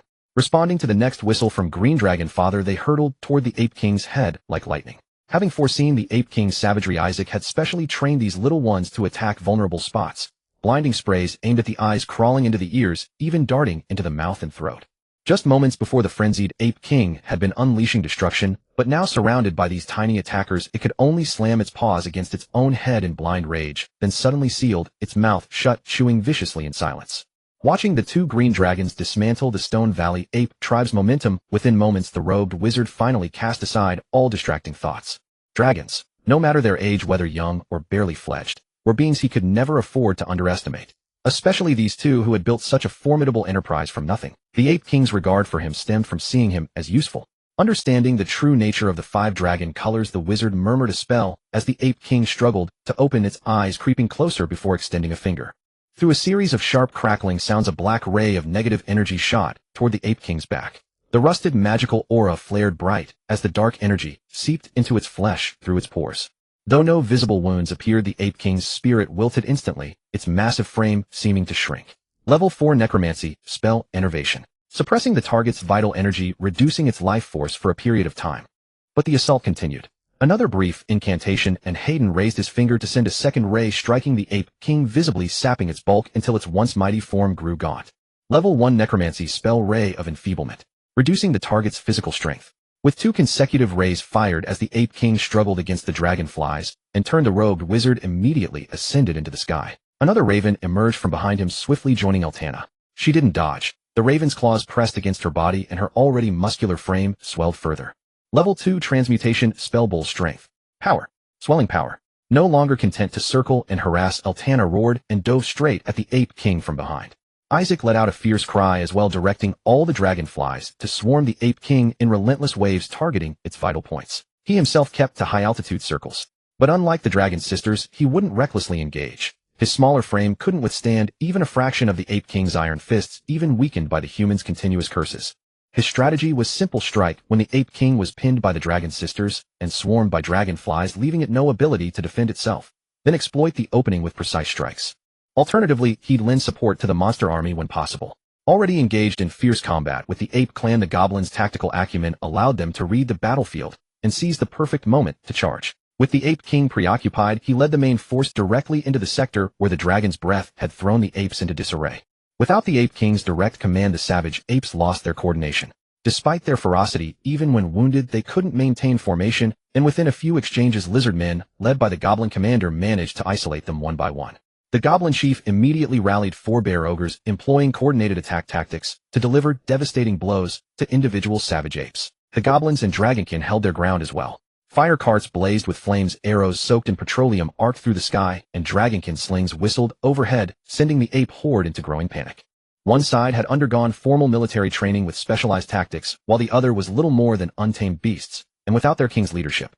After just one clash, both the savage apes and ordinary monkeys were crushed, beaten, disorganized, and suffering heavy casualties across the battlefield. High above, the robed wizard raised his finger, once more launching another ray. Finally, Isaac spotted his opening. Right after the wizard's strike, the dragon's sister bit fiercely at the ape king's neck from behind. As the ape king prepared to roar and throw her off, more clever creatures dove into its throat and ears. Seizing the moment, Isaac executed a lightning-fast spiral from the ground upward, delivering an utterly vicious poison dragon claw strike. The ape king ultimately met his end, of death far from peaceful. After enduring Isaac's most lethal strike with 2 dragonflies lodged in his throat, he couldn't even let out an agonized roar. Facing the relentless venomous swarms of dragonflies and the ceaseless brute force strangulation of the green dragon, the creature of meager intellect, amidst excruciating pain, finally grasped the peril and came to know fear. Thus it fled, but Ayartana would never let it escape alive. One side strengthened, the other weakened. Even though her power was still slightly inferior to the ape king's, the gap had narrowed considerably. Moreover, she held the advantage of flight and the support of a multitude of allies. She lunged ferociously, and though thrown away by the ape king multiple times, she never retreated an inch. Thus the ape king's fate was sealed. He died a most unpeaceful death. Half of its neck was torn away, with the wound still corroding from the young dragon's venomous breath. Its eyes were blinded by poison, ears filled with dragonflies, venomous mist sprayed directly into its innermost parts, and even several dragonflies had crawled into its belly. Behind it trailed a long string of indescribable filth. Stepping on the head of her greatest foe in dragonkind, Ayartana, despite the fractures in her bones, spread her wings and let out a triumphant roar to the sky. At the sound of the roar, the apes were stricken with terror, fleeing in all directions. Even the ferocious apes, unable to suppress their fear, joined the tide of escape. Naturally, the hobgoblins immediately began directing the pursuit. Of course, Isaac had little to do with that. Without the ape king, the ferocious apes were merely wild beasts. Even if they weren't all wiped out this time, they could be eliminated one by one with sufficient strength at any later time. At this moment, he only cared about how many of his most loyal children had survived. He kept whistling signals to gather, and the buzzing of wings gradually converged. Every so often 1 or 2 dragonflies crawled out from the ape king's body, while others, severely wounded and unable to fly, still dragged themselves over. But even counting these, the total number of children was only 30 or 40. The casualty rate was 9 out of 10. This grieved Isaac as well. Fortunately, 015, who had followed him the longest, possessed the highest intelligence, and had always ruled the entire swarm, was still alive. Gently touching each child's head with his claws, praising their bravery, Isaac reflected inwardly. The dragonfly's strengths and weaknesses were equally pronounced. Fast, venomous, and airborne, they could swarm freely without fear of terrain obstacles or being blocked. Their tactical versatility was immense. Even the ape king, a second-tier lord, could not escape their siege. However, their weakness was their extremely low life energy level. Being mostly first-tier creatures, they suffered terribly high attrition when facing powerful monsters. The Stone Valley has been taken. Complete the lair's transformation and relocation as soon as possible, then immediately expand the scale of the carriers and analyze the trace quasi-magic factors synthesized by the carriers to increase their output, thereby rapidly expanding the dragonfly swarm's size. At the same time, attention must be paid to further strengthening them. Hayden has agreed to teach me magic. Oh, perhaps this angle can be explored. If time permits, beyond learning spells, the transformation of the kobolds can also be discreetly initiated. Isaac narrowed his eyes.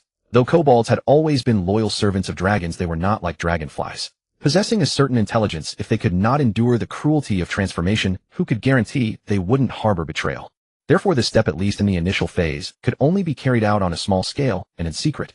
When the technique matured, even if all experimental subjects were lost, larger actions could be taken under the guise of magic or as a reward from the dragon to its loyal servants. Of course, having just experienced the battle that killed the ape king, he clearly understood priorities. The dragonflies and other dragon spawn were secondary to his own enhancement and growth. His gaze then turned to his human friend who had just descended from the air. Hayden's attention was entirely fixed on the Ape King's corpse beneath Ayurtana's feet, his eyes gleaming with undisguised desire. Why had he come to the Black Mist Jungle? Even without prior calculations upon learning of it, this Ape King undoubtedly became a crucial reason. With this, he could also gain the trust of the two green dragons, the cunning green dragons. Your Highness, please be gentle. This big fellow is a treasure. I am willing to serve you for at least 10 years in exchange for this creature along with a few complete corpses of ferocious apes.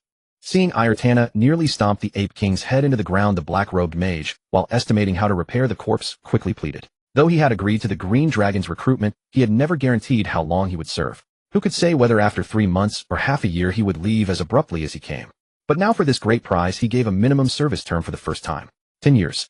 Even for a green dragon, that was not a blink of an eye.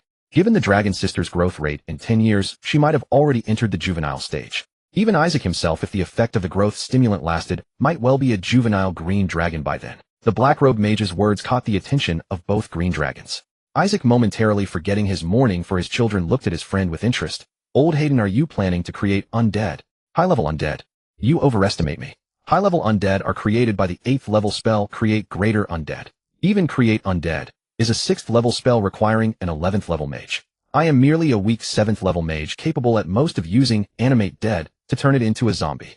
If I succeed, its strength would be diminished, and it would be far more sluggish than before. The black-robed mage explained while trying to allay the green dragon's wariness. After all, given the green dragon's suspicious nature, if a true Ape King-level monster were under his control, they might not sleep soundly. Indeed, as he finished his explanation, the two green dragons exchanged a subtle glance. Ayurtana moved her foot aside and nodded. The mage deserves half the credit for killing this Ape King. Since it's useful to you, it's yours. She chose to trust him for now, considering that a mage who would serve her for 10 years was immensely valuable. As seen in this battle, without the mage's empowerment and weakening, even if she believed she could still win, it would have taken countless skirmishes. As for whether she truly believed, she would test the zombie when it was ready. Perhaps she would even gain a good sparring partner. Old Hayden, this great treasure of yours also owes something to me. My children sacrificed so much for it. Since the dragon sister had agreed, Isaac naturally had no objection. He sidled up with greedy eyes. Understanding his meaning, the black-robed mage was truly exasperated by his brazenness. He feared that if he were pestered any longer, he would have no time to even transform the zombie. I'll do the preservative treatment first, then we'll start discussing what magic is, what a mage is. As he said this, the black-robed mage's voice was tinged with a sigh, his helplessness palpable. My master once said this magic is the most fundamental essence of the world, more essential than order and chaos, more paramount than good and evil. A mage is one who through relentless study and research perpetually draws closer to this essence, gradually unveiling its mysteries. With a pinch of salt and the third-tier spell Preservation of Corpse, he gave the Ape King's remains a temporary treatment. There was no rush for the meticulous repair work now. Hayden found a spot to sit down, ready to deal with the immediate troubles first. Isaac also crouched opposite him. For a mage, intellect is paramount. Never believe in such nonsense as hard work alone leads to success, or genius is 99% perspiration. To a mage, these are all fabrications. Only the wise may become mages. Intellect determines a mage's aptitude for acquiring and comprehending knowledge, shapes their capacity to investigate and expand it, and above all governs how effectively they receive feedback from the magical essence through meditation. The robed mage traced a circle near his temple with his finger. In plainer terms, the higher your innate intellect, the faster you assimilate knowledge, the more efficient your meditation becomes, and at the same level, the more spell slots you possess, and the greater the potency of your spells. Isaac's sharp claws instinctively scratched against his beardless chin. As a green dragon who favored cerebral pursuits, he felt quite confident about his intellect. Now regarding knowledge. If intellect is the mage's most vital talent, then knowledge is the ultimate manifestation of wisdom. A mage's upper limit in exploring the essence of magic is determined by the ceiling of their knowledge. The accumulation of knowledge, most universal and fundamental, must originate from learning, the wisdom of ancestors. Building upon learning, further comprehension, deeper research, and continued innovation propel the entire mage profession forward constantly. Wild mages have no future. A single individual's intellectual accumulation can never rival that of an orthodox mage standing upon the shoulders of countless sages. While I can teach you how to pursue the path of a mage, the accumulation of knowledge is something I cannot do much for you. Hayden spoke quite plainly. Isaac nodded thoughtfully, but did not rush to speak. He was not a dragon who lacked patience. Until he had actual experience and true understanding, he would simply listen with his ears and store it in his heart. Finally, there is meditation. The origin of meditation, what being what race first conceived it, is now entirely lost to history. However, regardless of race, the essence of meditation remains the same. Some liken it to a tool, others describe it as a method. Fundamentally, it is through deep contemplation, employing our intellect and knowledge to approach the essence of magic, explore it, harness it, and unveil it. During this meditative process, we also receive feedback from the magical essence, gradually granting us special abilities, unique proficiencies, including spell slots. Magic itself originated from this very process. Each spell was gradually researched and summarized by our ancestors as they explored the essence of magic. Isaac furrowed his brow slightly. Meditation feedback. A strange sensation, yet he could not pinpoint its source. Suddenly a thought struck him. Old Hayden, if all magic originates from the exploration of the magical essence, then what of our dragon's spell-like abilities? And what of those sorcerers? Did mages explore first, or did this ability emerge earlier? The robed mage shrugged without hesitation, utterly at ease. You ask me, and whom shall I ask? I am merely a humble 7th-level mage. I can only share what my master once told me. Perhaps you could petition your dragon queen. Standing at her level, you might see clearly. Dragon queen. Better leave that alone. No matter what strange sensation lingered in his heart, Isaac was not so reckless as to pursue it. He would stash that peculiar feeling deep within his heart and ponder it later after truly encountering and understanding magic. That concludes the introduction. Before teaching you meditation, there is one important matter I must remind you of. Hayden produced a thick spell book and waved it toward Isaac. Spells are exceedingly complex and admit no error. Every spell you comprehend must be recorded in your spellbook. Regularly review it, ensuring as far as possible that you never forget even the smallest portion. When preparing spells, this also helps you avoid mistakes and gradually reduce the time required for preparation. Isaac nodded readily, showing no objection. Precision was equally crucial in his laboratory records, which he had kept extensively. Of course, to guard against unforeseen circumstances, he could not rely solely on lab records. Carrying a spellbook was likewise essential. Then Hayden began instructing him on how to meditate. Meditation, profound stillness. Contemplation, deep thought. Taken literally, meditation is the practice of profound thinking. What Hayden taught embodied the same meaning.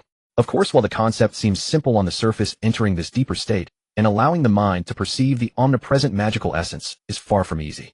Especially whoever first conceived or systematized this method. That person was no ordinary being. Isaac committed all the key principles to memory, closed his eyes for a brief moment of reflection, and then, citing his desire not to disturb his human companion, led his offspring, including the wounded ones, flying toward the stone valley. Meditation requires tranquility and, above all, focus. How could one concentrate with worries looming nearby? Though the robed mage had become his first human friend, a green dragon's nature distrusts even its own mother, let alone merely a good friend. Hayden, fortunately, was perfectly content. As soon as his green dragon companion departed, he immediately began the meticulous repair work. This was Isaac's first true encounter with Stone Valley. The moment he laid eyes upon it, he immediately understood why Erda had deemed this the most suitable site for nesting. Stone Valley was encircled by a ring of hills and peaks, and a verdant river flowed through the valley. Gazing into the distance beyond the rear of the valley, the river connected to a tranquil lake. With the valley backing onto the lake, if a secret passage were arranged within the nest, there would be an escape route should they face an overwhelming foe. Sister Long, bearing her wounds, continued leading the army in pursuit of the vicious apes, and had not yet returned. Isaac decided to fly toward the lake instead. He spotted several small islands covered in lush greenery upon the lake. Another thought stirred within his heart. After a few swift surveys, he led his dragonflies and descended upon one of them. Neither the great victory nor the meditation method hindered Isaac's overnight relocation. After all, following the grand triumph, Eltana and the hobgoblins could continue commanding the army to pursue the ferocious apes while expanding their territory. At least within the entire western jungle, no monster could stand against them, and his presence was no longer essential. As for the meditation method, it must be old Hayden's fault. His explanations were not thorough enough, and he failed to guide him step by step, actively helping him find the right state. Isaac absolutely refused to believe his intelligence was lacking.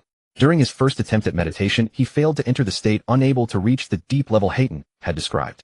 Yet he was not anxious. As a dragon engaged in scientific research, he had witnessed many projects yielding no results for years. Even the discovery of mana-promoting hormones and the construction of the engineering system had taken him nearly 3 years. What did a single failed meditation matter? He would adjust his mindset and try again whenever ready.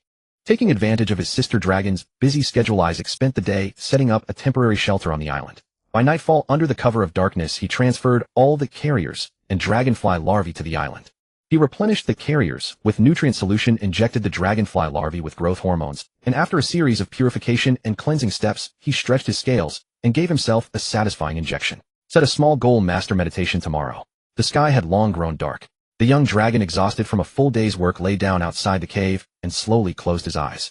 But while he slept soundly, he had no idea that another dragon was already contemplating whether to find an excuse, or simply claim he looked annoying, and give him another thorough beating.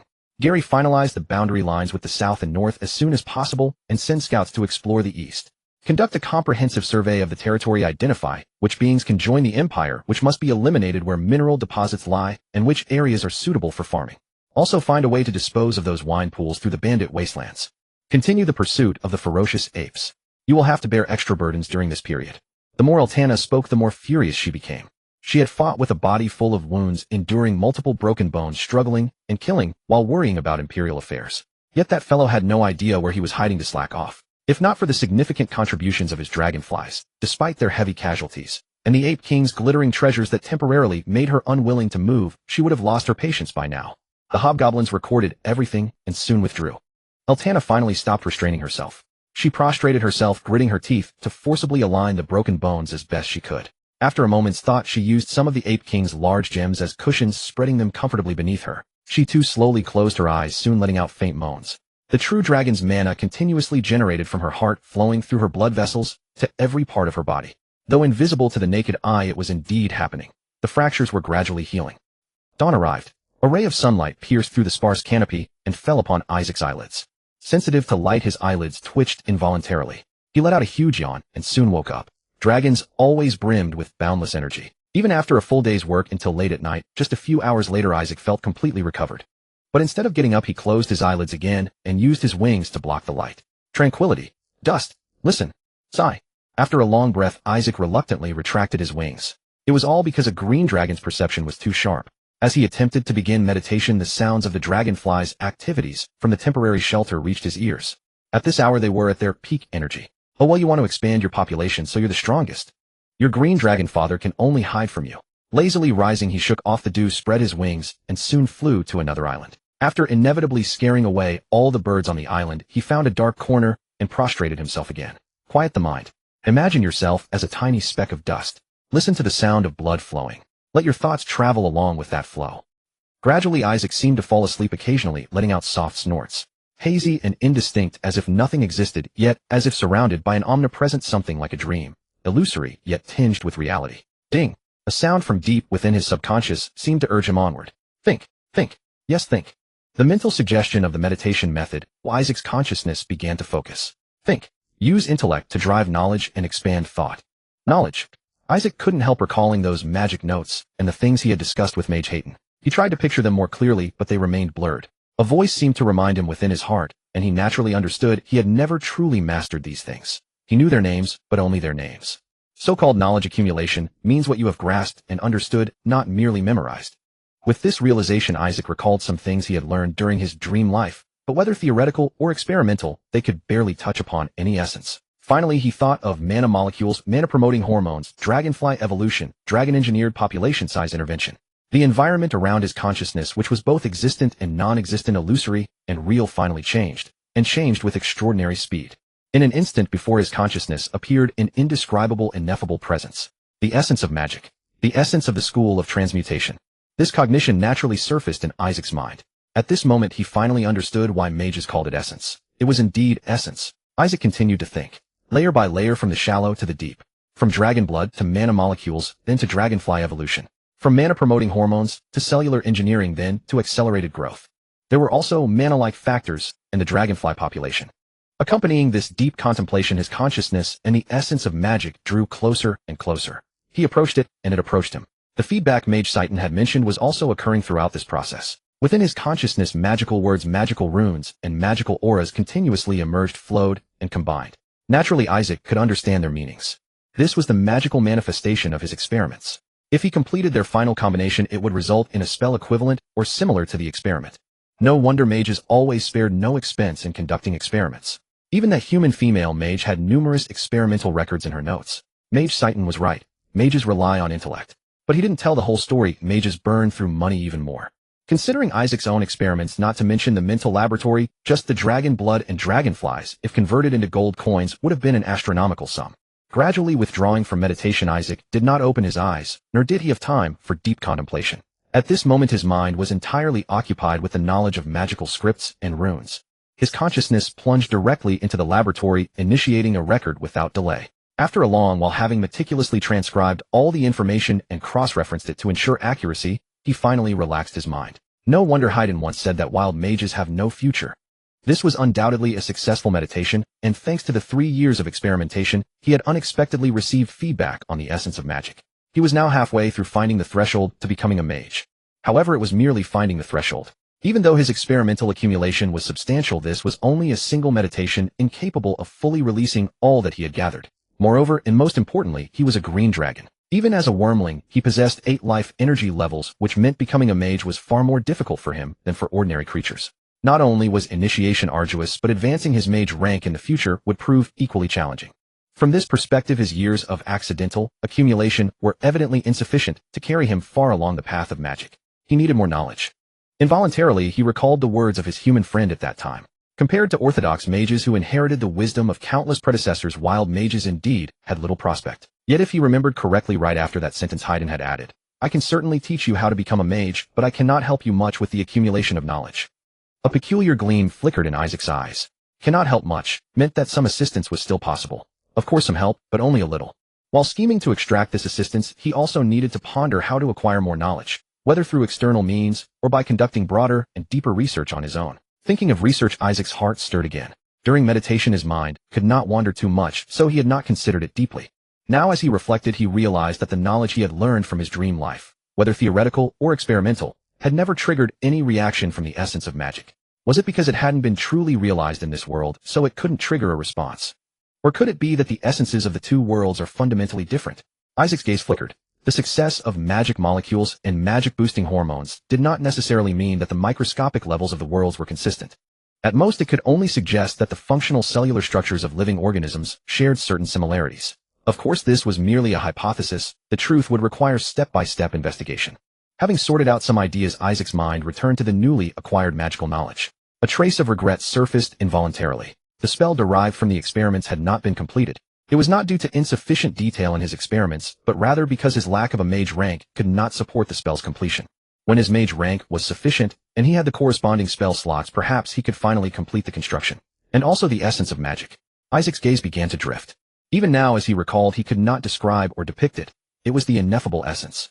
Perhaps that was the truth, had mages not always claimed to be exploring the truth. Such a level might only be comprehensible to the Dragon Queen, or even the father of all dragons. Thinking of the father of all dragons, the great creator of dragonkind, a sudden flash of insight made his breath catch for a moment. True name, true dragon inheritance, the age categories of dragons.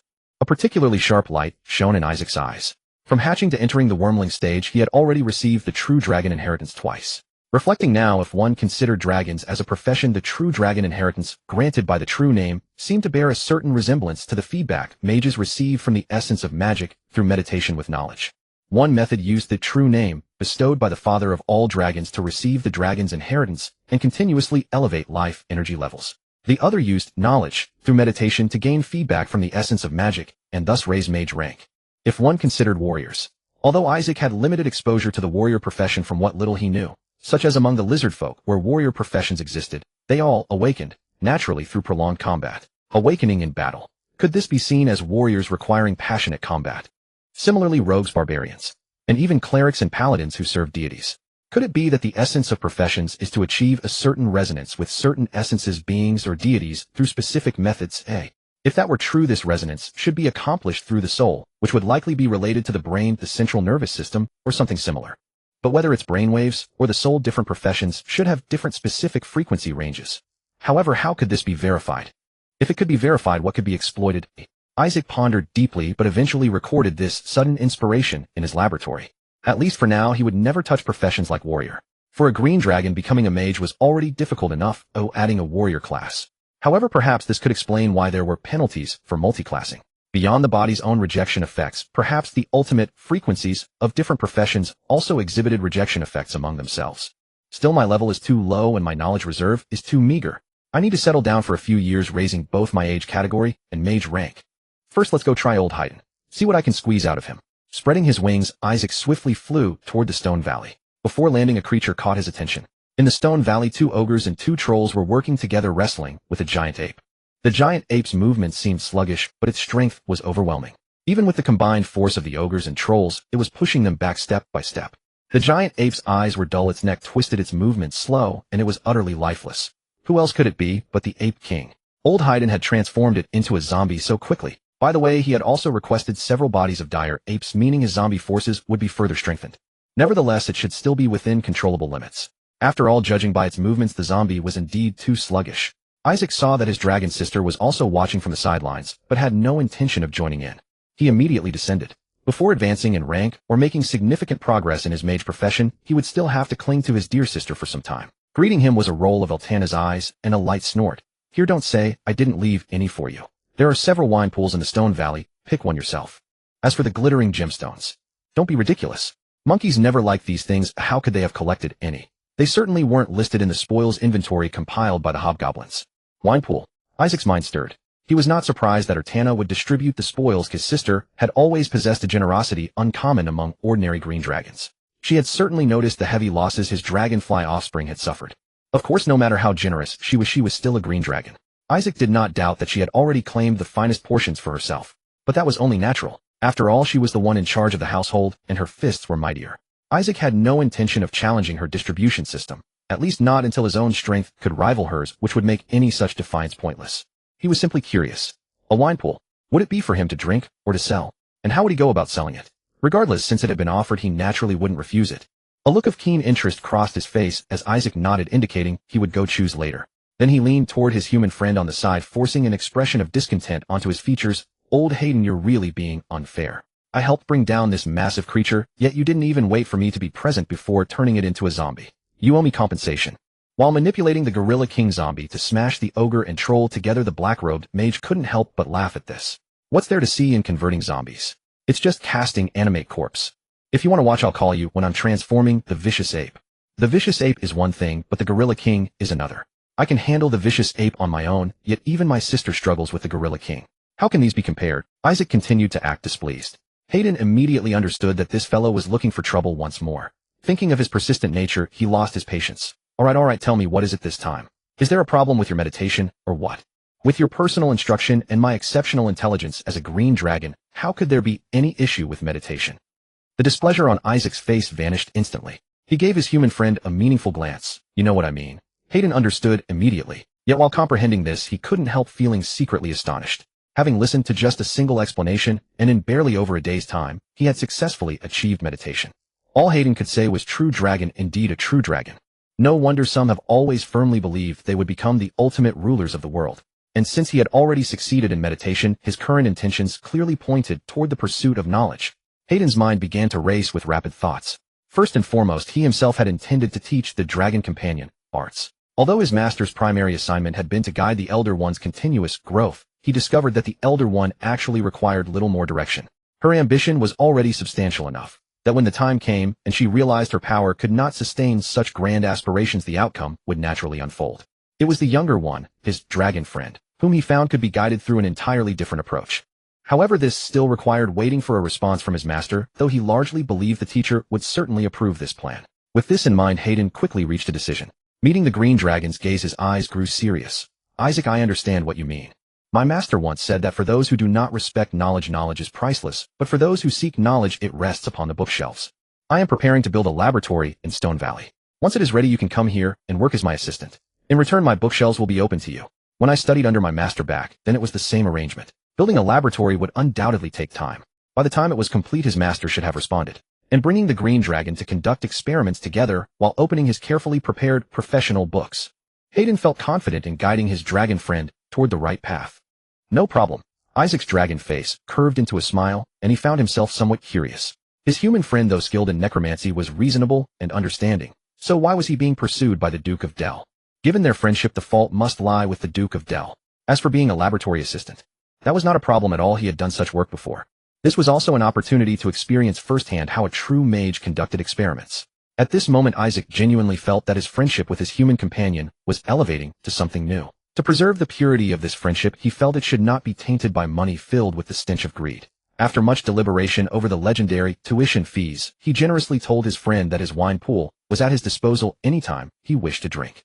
But as a qualified mage, in order to maintain mental clarity, old Hayden did not touch alcohol whatsoever, so he could only politely decline. Isaac had no other choice and ultimately had to entrust the wine pool to the big earth gnome, just as he had with his dragon sister, asking him to handle it as he saw fit. The so-called necromancy school, according to old Hayden, or rather old Hayden's teacher's words, was a branch that manipulated life force. From curses that weakened or directly lowered life energy levels to controlling dead bodies, or even summoning higher undead creatures from imprisoning souls to possessing physical bodies, and from destroying life to stripping it away. As a mage specializing in necromancy, Old Hayden's confidence in the power of necromancers was evident throughout. About 10 days later, his laboratory was finally ready. He took Isaac through a necromancer's daily routine, deeply influencing his assistant through words and scholarly knowledge. The professional mage's experiments made a real impression on Isaac. Under Old Hayden's guidance, even a simple dissection combined with magical inscriptions allowed Isaac to directly perceive the pulsing of life force. The fundamental principle behind magic's manipulation of life force, whether weakening or stripping it away, is rooted in this. Mage experiments are not limited to physical experiments. Magical characters and runes are equally important components. Understanding their meanings and how they combine is basic training for any mage. Only then can one construct true spells. During breaks from experimentation, Isaac spent long hours reading and studying.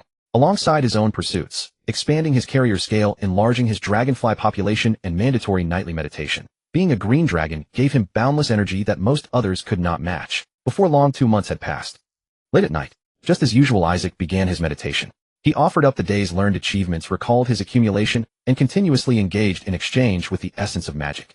At some critical breakthrough point, a subconscious choice appeared in his mind, and he chose to accept it. In the next instant, feedback like a metamorphosis surged forward. He and the essence of magic connected more strongly. Massive changes occurred both within and beyond his consciousness. Simultaneously, another choice presented itself.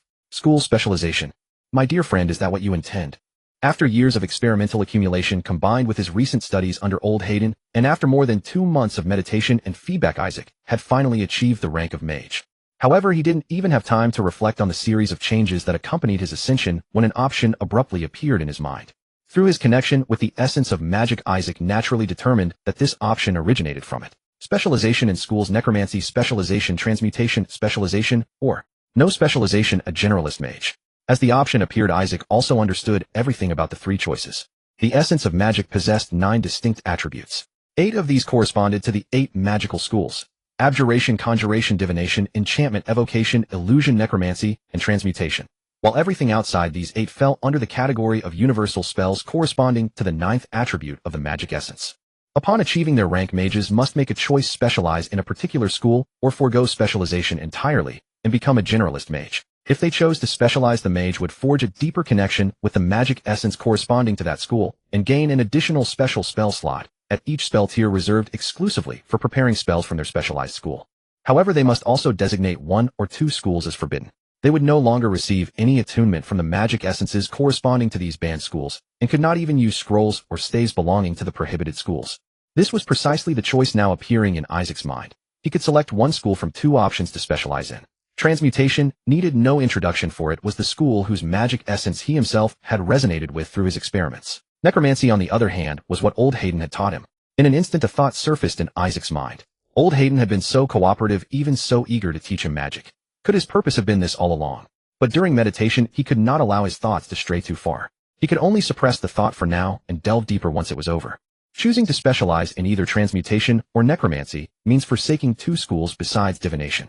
His consciousness wavered uncertainly. Old Hayden had never mentioned the choice involved in attaining rank, nor had he ever discussed the advantages and disadvantages of schools beyond necromancy or outlined essential spells. How was he supposed to choose? After a moment's hesitation, Isaac quickly reached a decision. I'll have no choice but to become a generalist. While losing a specialization spell slot at each tier was undoubtedly a loss, but gaining the ability to learn and prepare spells from 2 additional schools might prove even more advantageous. After all, since the magical arts were divided into 8 schools, each must possess its own merits. To casually abandon certain schools might incur an even greater loss for him. Having made his choice within his consciousness, the connection between the magic essence and himself finally returned to normal. Only then did Isaac have time to experience the series of changes brought about by his ascension. First came changes within his consciousness. Knowledge related to familiar companions and knowledge related to crafting magical scrolls. This must also count as a mage's specialty. Furthermore, though it was merely a sensation, my intellect and mental intensity should have undergone some degree of enhancement. Isaac's consciousness then turned outward regarding those places where he had formed a connection with the magic essence. Spell slots. His consciousness could clearly perceive their existence. They were intimately connected to his mind, yet Isaac could not describe their characteristics. All he could sense was that these spell slots were something granted by the magic essence to him, akin to storage permissions. He could prepare in advance within them a spell that would otherwise be exceedingly complex and perhaps require considerable time to complete. When needed, he could release it through certain incantations and gestures, or through specific material components. How fascinating. Isaac could not help but draw numerous connections, such as the spell-like abilities granted by his green dragon nature, such as his previous speculation about the essence of various professions. Indeed, spurred by the ideas of storage and permissions, he even thought of the profoundly intriguing network from his dream life existence. Vaguely, he seemed to sense something, yet it remained indistinct, something he couldn't put into words. I'll record all of this first and post it on the laboratory's memo board. Setting those thoughts aside, Isaac refocused his attention on the spell slots. As a newly promoted first-level mage, he possessed 3 Zeroth-level cantrip slots and 2 first-level spell slots. His consciousness told him that one of the first-level spell slots was precisely the magic essence's response to his intelligence, while the rest were entirely attributable to his mage level. Let me give it a try first. Calming his mind, Isaac began to recall his spells.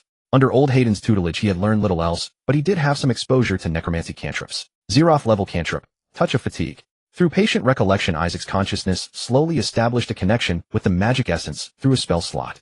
At the locus of the spell slot, magical script began to materialize and inscriptions flowed. That night's meditation stretched especially long. Emerging from meditation, he immediately entered the laboratory and recorded every discovery and piece of knowledge, including certain hypotheses. By the time Isaac finally emptied his mind, the bright moon had already shifted to the western sky. Is there really something wrong with old Hayden?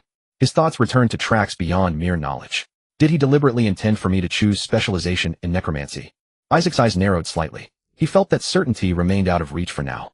After all, old Hayden had no knowledge of his experimental accumulation and could never have imagined that a green dragon like him could achieve formal magehood so swiftly. However, being unable to confirm it temporarily was only temporary. I'll keep it secret for now. Let no one know about my attainment. If old Hayden continues teaching me only necromancy and constantly emphasizing the power of the necromancy school, it likely means his instruction in magic serves a hidden purpose. After all, he himself has used spells from other schools. I hope that's not the case. Isaac sincerely hoped this would not come to pass. After all, the Dragon Queen who resided in the depths of hell had always taught them to be sincere and warm toward their friends. Burying such unwelcome thoughts deep within and acting as though nothing had happened, Isaac's daily routine of study, experimentation, and meditation continued. By the way, he didn't forget his bi-weekly injection either. Time soon passed into half a year. A familiar lethargy began appearing in his life. A sense of listlessness toward everything, a persistent drowsiness. And each time he fell asleep, a flood of things pressed into his mind. His physique also began changing rapidly. Isaac knew his growth period had arrived. After so long on the magic-promoting serum, he had finally entered his growth period. Eltana, you are too greedy, you have gone too far. Today I will beat you down with a new stance. I will make you understand who truly rules this family, this empire. Raise resistance. Shield spell. Ray of enfeeblement. Dragon's sister had truly overstepped. After conquering such a vast empire, she only granted him a single pool of wine. Did she truly think that immersed in his studies he remained ignorant of the outside world? Kobolds had begun work in the newly discovered mine. Hobgoblins had established trade with the bandit wastelands. The monster army's complete conquest of the western jungle continued, and treasures were constantly being delivered to her lair. Before I endured because I had no choice. Now I will rise up. Behold my enlarged dragon spell, and my children charge with me. Huh. Lying prone in his lair, Isaac's body twitched occasionally. After a long while, accompanied by a long sigh, he lazily opened his eyes. My emotions have stabilized. I should be able to resume meditation soon. Assessing his state, Isaac's eyes showed a hint of satisfaction. He had not meditated for some time, not out of laziness, but because upon entering the growth phase his condition was unsuitable for meditation. During the growth phase, a dragon's size and strength undergo rapid transformative changes, the essence of which is closely tied to the inheritance of its true name. Every day, countless things were crammed into his mind. Every day, his power, his magic, his knowledge all grew incessantly. But it was not only that. Every day, he could also feel his virtues improving. Selfishness, greed, cunning. These ever-improving virtues even made him unable to contain himself at the mere sight or thought of Eltana. The Green Dragon Empire was his too. He could not let her devour everything. But still, in his growth phase, he could do nothing against that muscle-bound dragon, so he had to forcibly endure. Yet the more he endured, the more restless he became. This inevitably reminded him of Eltana's own growth phase, during which he had meticulously recorded data on her. Comparing now, no wonder back then every few days she would drag him out for a beating. What a despicable creature. You may be strong and powerful, but I am not to be trifled with. As a brain dragon, Isaac quickly developed his unique mental cleansing technique. After some practice, he found it quite effective. At least when he next saw his dragon sister, he was no longer so impulsive. Naturally, he had also recorded the various specimens and data of these days in his laboratory. During the growth phase, the inheritance from the true name greatly stimulates and influences innate nature. From hatching to wormling to juvenile, these 3 stages of inheritance show a steadily increasing influence on innate nature. In other words, the further along the more pure a green dragon's nature becomes. Sylvia's stinginess and harshness might be the most traditional nature of an adult green dragon. A successful mental cleansing expelled most of the distracting thoughts, and the natural cunning in the green dragon's pupils now manifested as wisdom. Since innate nature is strengthened by the true name's influence, conversely without this influence would that nature still exist? Is this truly our own nature? He pondered, but soon shook his head. No, the causality was reversed. Without this influence, it would not be a true dragon, but a drake. It is only with the true name that wisdom and inheritance arise. With the true name comes the inevitable determination of their nature. The same applies to other chromatic dragons, or even the metallic dragons. Moreover, not only dragons, but from the vast knowledge implanted in his mind a pattern emerged those naturally powerful beings. Demons, devils, giants, the great eyeballs, even the neighboring guardian naga, all possess strong, innate natures and clear alignments. Not to mention these naturally powerful beings, even lesser creatures like ogres, trolls, and bugbears are stubborn in their nature. Conversely, the naturally weak humans. Isaac's gaze flickered again. Though humans are weak, goblins and kobolds are even weaker, yet their alignments are quite firm. Is it faith, gods, or perhaps education? In that instant a train of thought unfolded, and Isaac felt the true face of this world revealing itself to him. This seemed to be a top-down world where even green dragons, at least most of them, fell within the category of lower beings clearly delineated and passively influenced by the upper. Eltana, your vision is too narrow. Even if you conquer everything and establish a true green dragon empire, you remain a lower dragon. While I, the wise Isaac, have found a higher, more ambitious goal. For the first time in his draconic life, Isaac felt he had a clear direction. Selfishness mattered not, greed was even better. He would turn his nature into motivation to unveil the truth of this world, to climb from the lower to the upper, to become a dragon as great as the dragon queen, planning the lives of lower dragons and lower beings with utter clarity. First, set a small goal, reclaim my share from Eltana's clutches, then, through the hobgoblin's connection with the bandit wastelands, gradually transform it into wealth, build a laboratory, a library, a treasure vault. Isaac squinted, lost in pleasant thoughts. I can also reveal a bit to old Heaton. Use the pretext of being close to the threshold of initiation to drain his resources, empty him out. Over the past half-year, Isaac had confirmed that old Heaton definitely had some ulterior motive. No wonder he had so readily joined the Green Dragon Empire, and so easily taught him magic. But you have your goals. I will still learn as I should, and use you as I should. Especially now on the verge of becoming a true juvenile dragon, Isaac felt that regardless of this old friend's intentions, he at least had the ability to advance or retreat. Time passed quickly, another fortnight. The changes in his physique finally stabilized, and when he fell asleep his mind was no longer forcibly crammed with a flood of information. Feeling the immense power within his body, Isaac knew he had officially entered the juvenile stage. Whether due to years of blood donation or simply being less active than Eltana, his size remained a full size smaller than hers, about 11 feet, in length less than 12, and more slender in proportion. However, though far less muscular than his sister, Isaac felt he had an absolute advantage in other areas. His caster level had risen to 2. This was the Green Dragon's embedded sorcerer-like level. Level 2 caster level granted him a new spell list. First level spells: magic, missile, shield, silent image, summon monster, ventriloquism. A full 5 first level spells, and then, with a snap, over half were cut away. Just like the selectivity of magical essence, the information from the true name inheritance only gave him 2 choices. The rest of the spells would only be granted when his caster level was higher. This was a blatant suppression by the upper beings against the lower dragons. But he had no choice but to select. Isaac quickly chose shield and silent image. Though magic missile is a directed spell with only 2 caster levels, he could only fire 1 missile. For someone who had already stepped into the second tier and was already very powerful, it was at best a minor addition. The same went for summon monster shield, which could increase his defense, and silent image, which could be used in conjunction with the 0-level cantrip ghost sound, were likely more practical. With a long roar, Isaac soared into the sky. AI Eltana has been quite peaceful recently. On one hand, the vast western jungle is already enough for her to slowly digest, whether it's new mines or new planting areas. All require time to develop. Of course, more importantly, the northern marsh bear men and the southern patrol nagas simultaneously showed caution towards her, while the east.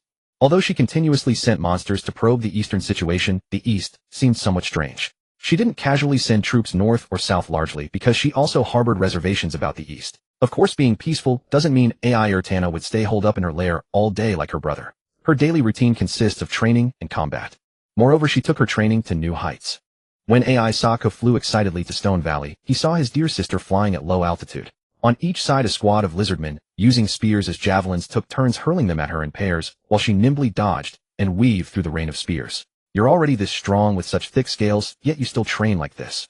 Suddenly AI Sokka's excitement completely vanished. Forget it, I'll go find old Haidun first. Quietly, he turned towards the Black Robe Mage's laboratory. It was called a laboratory, but it was actually just a slight modification based on the Dire Ape's den. When AI Sokka landed, he saw the Ape King zombie guarding outside hadn't moved at all, and he knew that they were already aware inside. Or is there a magical alarm? Enlarging his pupils, he carefully scanned the surroundings. In several hidden spots, there were extremely faint traces of magical light. Just as I thought. It seems old Haidun must be doing experiments. Without waiting for any response from inside, AI Sokka walked in familiar with the way. Wait a moment. In the laboratory, old Haidun was fiddling with a monkey. He mixed the monkey's blood with some magical materials, stirred them, and then used the mixture to draw eerie runes around the monkey. When AI Sokka entered, he didn't even have time to turn around, fully focused on the runes. It must be another necromancy experiment, he muttered. AI Sokka didn't speak, just observed seriously. In his eyes, these runes seemed to control the monkey's blood. There was still fear in its eyes, but the monkey couldn't move at all, nor could it make a sound. A curse. AI Sokka's eyes continued to follow the runes as they moved. It took nearly half an hour before old Haidun completed the entire set of runes. AI Sokka could understand a small part of them, but most were beyond his comprehension, let alone how they all fit together. At this point, old Haidun took out some black powder from a sealed glass bottle. He sprinkled the powder over the runes, and immediately a faint blood-colored eerie light emerged, as if the entire array of runes was activated. The blood-colored light flowed back towards the monkey. Instantly, the blood inside the monkey seemed to ignite. AI Sokka could even see the blood vessels beneath its fur turning red and glowing. Then the monkey's body convulsed violently and suddenly became lifeless. Old Haidun gently shook his head as if dissatisfied with the experimental result, then opened his magic notebook and began recording some notes. AI Sokka finally felt free to move. He leaned in to observe the changes in the monkey's body, saying, "Old Haidun, you're really not fair. Every time I'm not around, you secretly work on good stuff. This only proves that I'm taking you seriously," old Haidun said, without lifting his head. "Don't look. This is an experiment for the 4th level spell, blood-burning spell. It's still far beyond your reach." When he brought the green dragon along for experiments, he naturally had to be considerate. Even if there were spell experiments, they wouldn't exceed the 2nd level. Recently, taking advantage of the green dragon's growth period, he conducted a few more advanced experiments. However, to be fair, he absolutely never expected that his dragon friend would enter adolescence so quickly, only less than a year later than the genius green dragon he had in mind. Finally finished recording the data, old Haidun raised his head, his eyes suddenly complex. A juvenile green dragon, the 2nd major stage. He must treat it seriously and cautiously. Correspondingly, if handled well, if he could truly guide the dragon onto the right path, his achievements would naturally be more outstanding. Whether his teacher or higher-ups, they never stinted on rewards in this regard. "Old buddy, this time you're underestimating me. A 4th level spell might not be that far off after all." AI Sokka snorted, pretending to be displeased. "How so?" Old Haidun's heart stirred, his eyes showing inquiry. "It's nothing much. I just felt something during meditation. I'm not far from initiation." AI Sokka appeared calm, but a glint of excitement in his eyes was hard to suppress. So soon. Old Haidun's first reaction was that something was off. After all, just entering adolescence, becoming a mage should be more difficult.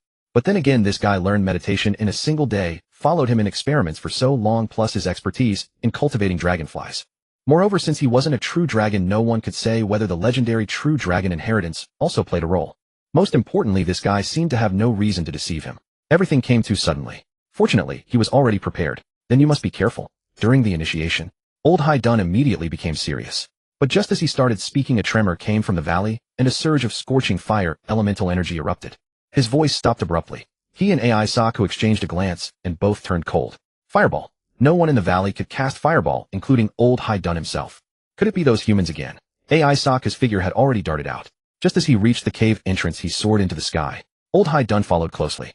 At the cave entrance, as soon as his figure emerged, the Ape King zombie and 2 dire ape zombies also stood up simultaneously, as if clearing the way ahead, quickly moving towards the center of the valley. Still some distance away, several figures flying in the sky caught his eyes first. The floating magic carpet, the golden-trimmed red robe. Old Haidun's eyes narrowed, and he quickly scanned the ground. No luck. On the ground, a group of tiger-headed humanoid figures, all wielding dual elemental curved blades. How could it be them? Raylorin is tens of thousands of miles away across the sea from here. How could these monsters from the Synthesis Institute appear here? Could it be for the green dragon? For a moment, old Haidun's steps slowed.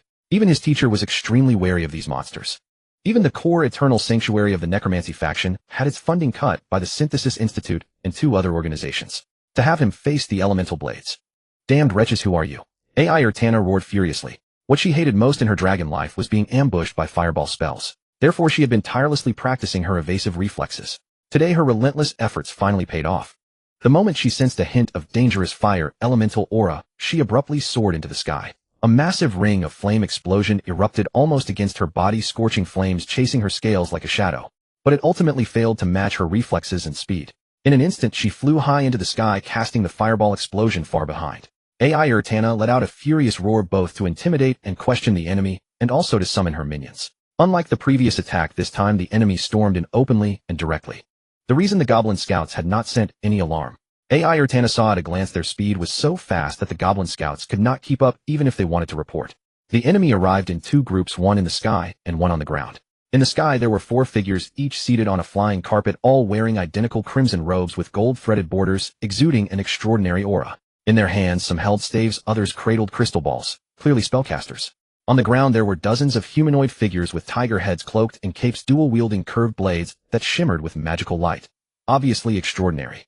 With just a few bounds these figures charged from beyond the valley straight into its center. Their speed and ferocity were so overwhelming that even AI Urtana was startled. Facing them, even the notoriously ferocious lizard men were cowering. All of them were strong. Hand over the person. A distant fireball failed to harm the green dragon. On the flying carpet a mage holding a crystal ball cast a few glances of respect at the dragon. However, only a few glances. As he stood up his voice carried no room for negotiation. To the traitors of the blood erosion night, no matter who is involved, we will kill them without fail. Hand over. Hand over whom? Could it be Mage Haidon? Or the Nadur Duchy? AI Urtana was momentarily puzzled about their intentions. At that moment from the other side of the valley her younger brother flew out, followed by the Ape King Zombie and the dire apes.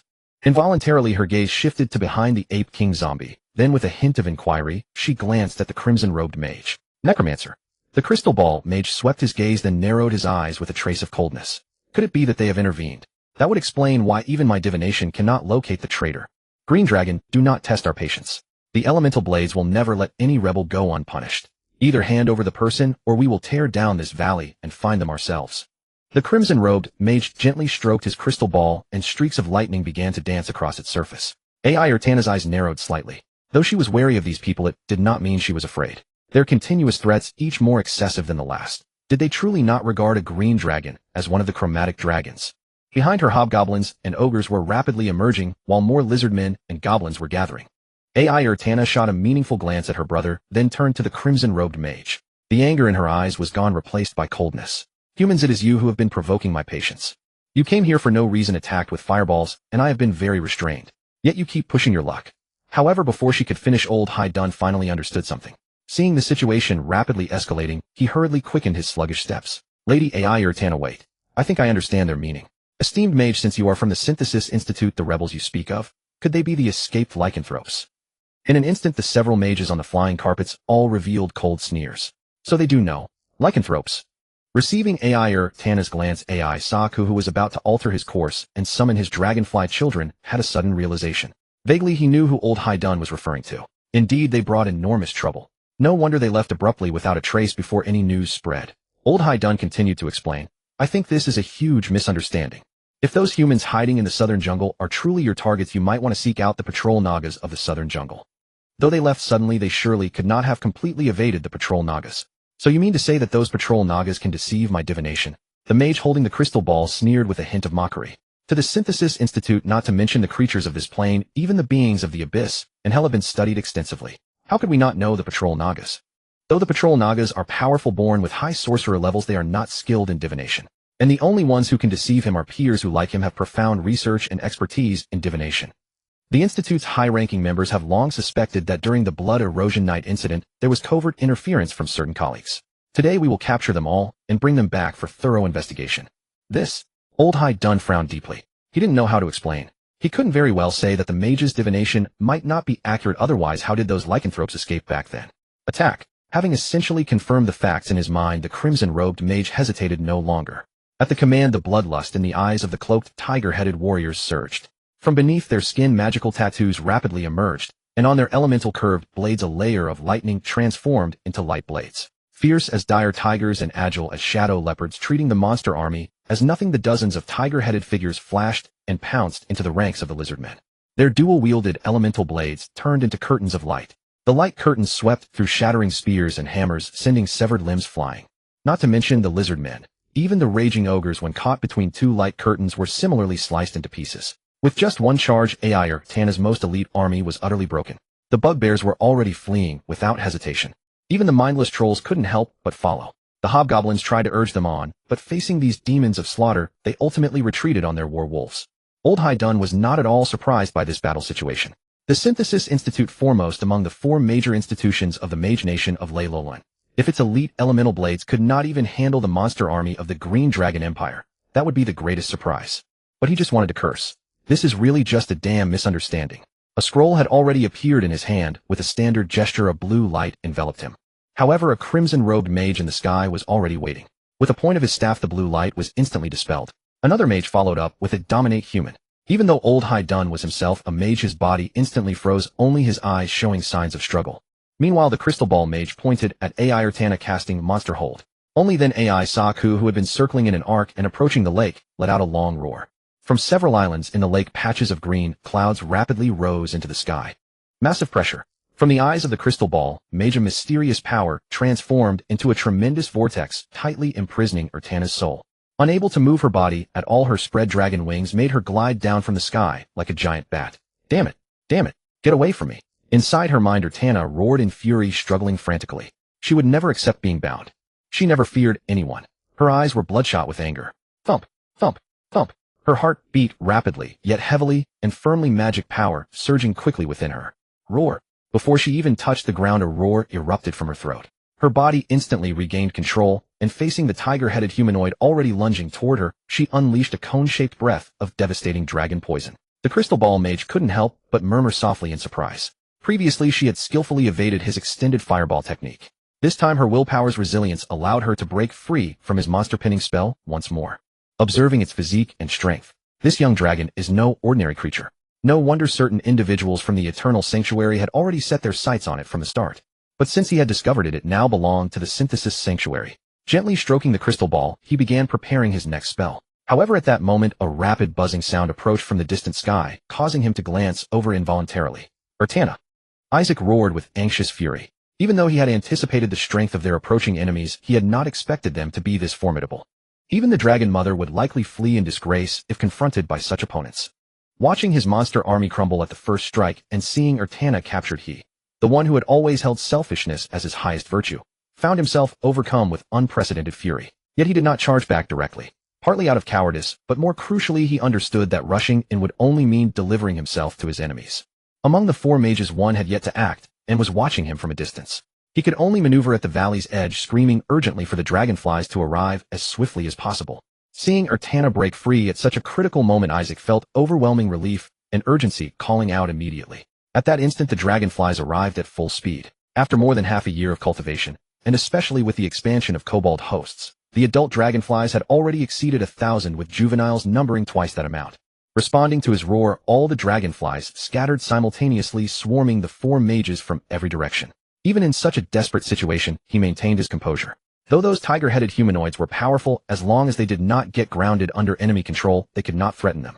The four mages posed the greatest danger. He did not need to defeat them outright, just enough to harass and distract them, giving Sister Dragon a chance to escape. Enhanced resistance. Shield spell. In such a critical moment, he abandoned any pretense of concealment. His natural green dragon's spell-like abilities activated swiftly, and his poisonous dragon breath began charging rapidly from his heart. Moving cautiously and warily, he trailed behind the dragonflies.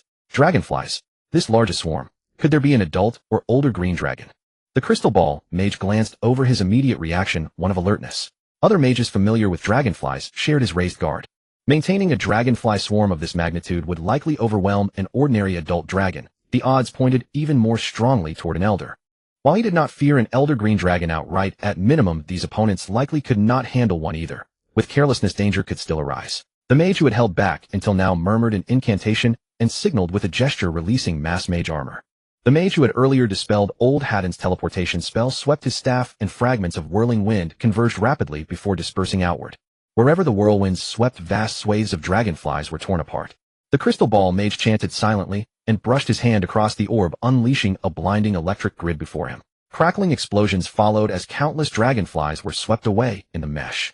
Another mage quietly prepared spells, standing watch. Having trained together in the element blade and waged countless campaigns, they knew each other's rhythms intimately. With the dragonfly swarm indicating a high probability of true dragons lurking nearby, they would naturally not let down. Instead of dragons, a young dragon far off, a timid creature who had never fled, caught this mage's eye. It actually awakened spellcaster levels. One had to admit today's events had delivered more surprises than usual. Isaac's consecutive spells had drawn the mage's attention, but behind them Urtana had somehow escaped the tiger-headed humanoid's twin blades. A dragon's breath erupted and the two tiger-headed humanoids split left and right, leaping upward as an elemental blade curtain tore through the green mist and swept directly toward Urtana. Yet Urtana's evasion proved equally swift. At the moment of lightning flash, her falling body defied gravity, launching backward and narrowly dodging both blade curtains. Her mouth continued expelling dragon's breath, engulfing the two tiger-headed humanoids. Ignoring whether they survived, she flapped her wings, urgently ascending toward the sky to reunite with her younger brother. But the blade-like curtain pierced through the dragon's breath. Even as her body rose, the elemental curved blades pursued her. When their strike failed, the two tiger-headed humanoids, who should have fallen, instead activated mass fly, clearly enhanced by a spell. Even within the toxic dragon's breath, their bodies, etched with magical tattoos, were corroding, yet the tiger-headed humanoids showed no reaction whatsoever. With just their elemental curved blades, they unleashed an indescribable flurry of strikes. Countless streams of blood erupted from her body, and her dragon wings were torn apart in an instant. Isaac's breath caught. In his vertical pupils, veins swelled continuously. Then he watched his sister brace against the blade curtain despite her wounds beating her tattered wings. Unsteady yet determined teeth clenched her will unyielding as she flew toward him. Isaac's body moved instinctively forward, supporting his sister's heavy form on his back, and summoned the dragonfly children to guard them. An accidental door appeared ahead. More tiger-headed humanoids took to the sky. Then his sister kicked him hard away, leaving only a faint stink brother echoing in his ears. Blood vessels ruptured in his eyes, and a single drop of crimson liquid fell silently. My name is Isaac, and I am a green dragon. I have always taken pride in the four traditional virtues of selfishness, greed, cunning, and rebellion. I believe that in moments of danger, companions would naturally volunteer to serve me, standing against those formidable enemies. But I never imagined that one day I would risk myself for my companions, even if only briefly. If this were to become known, it would surely shame me as a dragon. Yet at that moment, I truly felt no regret. Even now, I feel the same. Since that day, it must have fled into the ocean, but the divination spell cannot grasp its trajectory. With the concealment of its true name, the fate trajectory of the green dragon is inherently difficult to grasp, let alone with the interference of the eternal abode. We can shift our focus and use this incident to see if we can first find a breakthrough point in the eternal abode. I'm afraid that's unlikely. Those undying old fellows won't be so simple. However, even if we can't find any tangible evidence, it doesn't matter. As long as we believe it, and the higher-ups in the institution believe it, and the people from the material abode and the soul abode believe it, that's enough. Let's head back first and deal with that beholder. On the east coast of the Black Mist Jungle, three red-robed mages gazed into the distance across the sea. After probing with divination magic to no avail, they finally abandoned the pursuit. The sea, after all, was not the land. The Rakshasa army could not cooperate with them, and unlike the green dragon, they could not easily dive and escape through the water. Even if they could catch up, the probability of capturing it was low, and they would likely fail to detain it. Fortunately, there was still a beholder awaiting them. Losing the green dragon, but gaining a multi-eyed beholder would not be too great a loss. In fact, if it weren't for the abrupt appearance of this beholder in the eastern jungle, the green dragon might not have escaped their pursuit. They could only blame the beholder's anti-magic ray for being too shameless.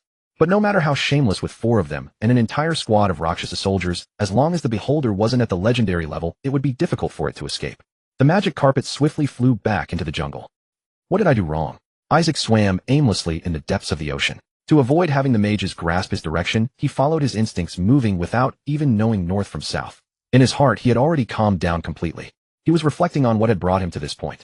Now, besides his injuries, he had nothing left. Even his last few dragonfly children had been dismissed back into the Black Mist Jungle before he entered the sea. Was it arrogance? Most of Urtana's decisions had his participation and approval. If she had been moving too fast, it meant he was also being arrogant. But as for the werbeast matter, it was indeed arrogance. Isaac wanted to defend himself in his heart, but in the end he gave up. He had known the Silver Village had problems, yet for the sake of the plantation, he had never delved deep into the investigation. He always believed that far away in the Black Mist Jungle, no matter how serious the human affairs were, they could never reach them. Wasn't this underestimating the humans? And if it wasn't arrogance, what else could it be? After all, even the Dragon Mother was suppressed in the Thorn Forest, and the legendary Lich could not break through the Radiant defense line. What right did he have to look down on the human world? The Synthesis Abode. The Elemental Blade. Muttering these two names, Isaac's eyes held both an indelible hatred and a deep wariness. These people were too powerful. Before them, Urtana's elite monster army was nothing but a joke. If those incompetent creatures had fought fearlessly and held out a little longer, perhaps. But in the end, their contribution was even less than that of his dragonfly children. His children, though individually weak, were absolutely obedient to his commands. Even if it meant death, they would not flinch. Though they had no brows to furrow. True elites are either like those tiger-headed men, strong enough to solve everything, or they should be like dragonflies, requiring little intelligence, just following orders. If I had 100,000 dragonfly army. Isaac shook his head gently and finally stopped the if. 100,000 dragonfly army was not so easily amassed. Perhaps the kobold carriers could be cultivated on a large scale, but the process of interfering with the hatching success rate of dragonfly larvae required him to continuously inject mana essence. And mana essence could only be obtained through constant separation and purification in the mind laboratory. The efficiency of this process meant he would need a great deal of time to accumulate enough. Revenge can never be achieved in a short time.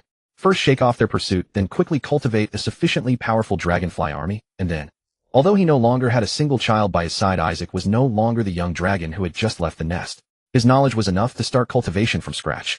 But even after completing that, he would only have a little self-protection. This time he would never be arrogant again. He would seek revenge against those mages, and perhaps even more and stronger mages. Both the natural life energy level of a green dragon and the professional rank of a mage. He would pursue both, and both must be strong. His own strength was the most stable foundation. Once there is an opportunity, I will use the fearless dragonfly army to plunder all resources that can enhance my accumulation. A several-foot-long sea fish entered his dim vision. Isaac pounced, and the fresh blood flowed into his throat, quickly replenishing his strength. Time passed quickly, and soon several months had gone by. In an unknown sea area, Isaac found a massive island covered in jungle and dotted with mountain ranges. In a natural cave hidden behind a cliff, the green dragon's eyes showed a joy unseen for months. Before him lay a giant lizard, dark green with a flat crocodile-like head and scales gleaming with a metallic luster. The giant lizard was motionless, its eyes closed with a massive wound on its head. But from the faint movement in its abdomen, it was still alive. Finally, I can begin. The process of starting from scratch was even harder than anticipated. He had searched several islands without finding a suitable carrier. Most islands had no species at all, let alone any related to dragonkind. Until he arrived here. Data showed that while this creature's efficiency was far inferior to that of kobolds, its large size made it barely usable. He hadn't had an injection for quite some time. The feeling of mana swelling was truly something a dragon would miss. Another few months passed quickly. In the cave, fly species began to appear. Under the doctor's claws, these fly species evolved generation after generation, their bodies growing larger. After several generations of rapid evolution, the rudimentary outline of dragonfly larvae finally emerged. Without hesitation, Isaac eliminated all previous species. After 2 rounds of optimization on these first-generation dragonflies, the dragonflies born entirely from his claws finally came into existence. In the cave, the number of giant lizards also began to increase, one after another. With ample nourishment, the dragonfly colony rapidly expanded, and this brought Isaac even more unexpected gains. Ever since the dragonflies were created, his nightly meditation and communication with the essence of transmutation magic had advanced by several big strides. The magical words and magical inscriptions he had long recorded were advancing day by day. He felt that his first self-created spell from experimentation was not far off. The Silent Forest. A herd of giant deer as massive as horses were vigilantly drinking at the stream. Suddenly, a peculiar sound drifted from afar, as though something were stifling its cries. Instantly, all the giant deer raised their heads. In the next moment, panic flared simultaneously in their eyes, and they stamped their hooves, frantically bolting into the depths of the forest. In the distance, a vast green cloud of insects suddenly materialized. Though these giant deer were swift, the cloud moved with the speed of wind. Within mere breaths, guided by a single voice, it swallowed one of the giant deer whole. Isaac appeared upon the treetops as well. He did not pursue the other deer. Though this island was vast with predators like dragonflies present, he needed to maintain a delicate balance. More often than not, he himself went to sea to hunt. Of course, besides maintaining ecological balance, changing his diet was also an undeniable factor. Amidst a dense chorus of chewing and sucking, the giant deer's body quickly reduced to a pile of bleached bones with no trace of blood remaining. Isaac emitted another sound from his lips, and the dragonflies immediately flew toward the surrounding vines, feeding on the plant sap. Years of training had made him absolutely professional in raising dragonflies. During this period, he could command the newborn dragonfly colony with remarkable ease. Satisfied with his children's obedience, Isaac suddenly felt a stirring in his heart. His gaze shifted toward the opposite bank of the stream. Hidden equally in darkness, a pair of cold, indifferent eyes met his. After several breaths of silence, the creature slowly retreated into the forest's depths, its massive silhouette gradually emerging. This beast surpassed even the ape king in size, with scaly skin resembling a crocodile's. Yet as a reptile, it possessed extraordinarily powerful hind legs and comparatively short forelimbs. Its ferocious maw, with those formidable jaws and monstrous teeth, was as terrifying as that of an ancient dragon. Not only did its head resemble a dragon's, but Isaac knew this creature belonged to the dragon family as well. Though not the mythical dragon, but the dinosaur. Once the dragonfly population and adult numbers are sufficient, I'll wipe out your entire family. Isaac slowly withdrew his gaze. He knew this creature. Over these past days, he had thoroughly explored the entire island. Though many fierce beasts roamed here, this unknown giant-toothed dragon was undoubtedly the most powerful.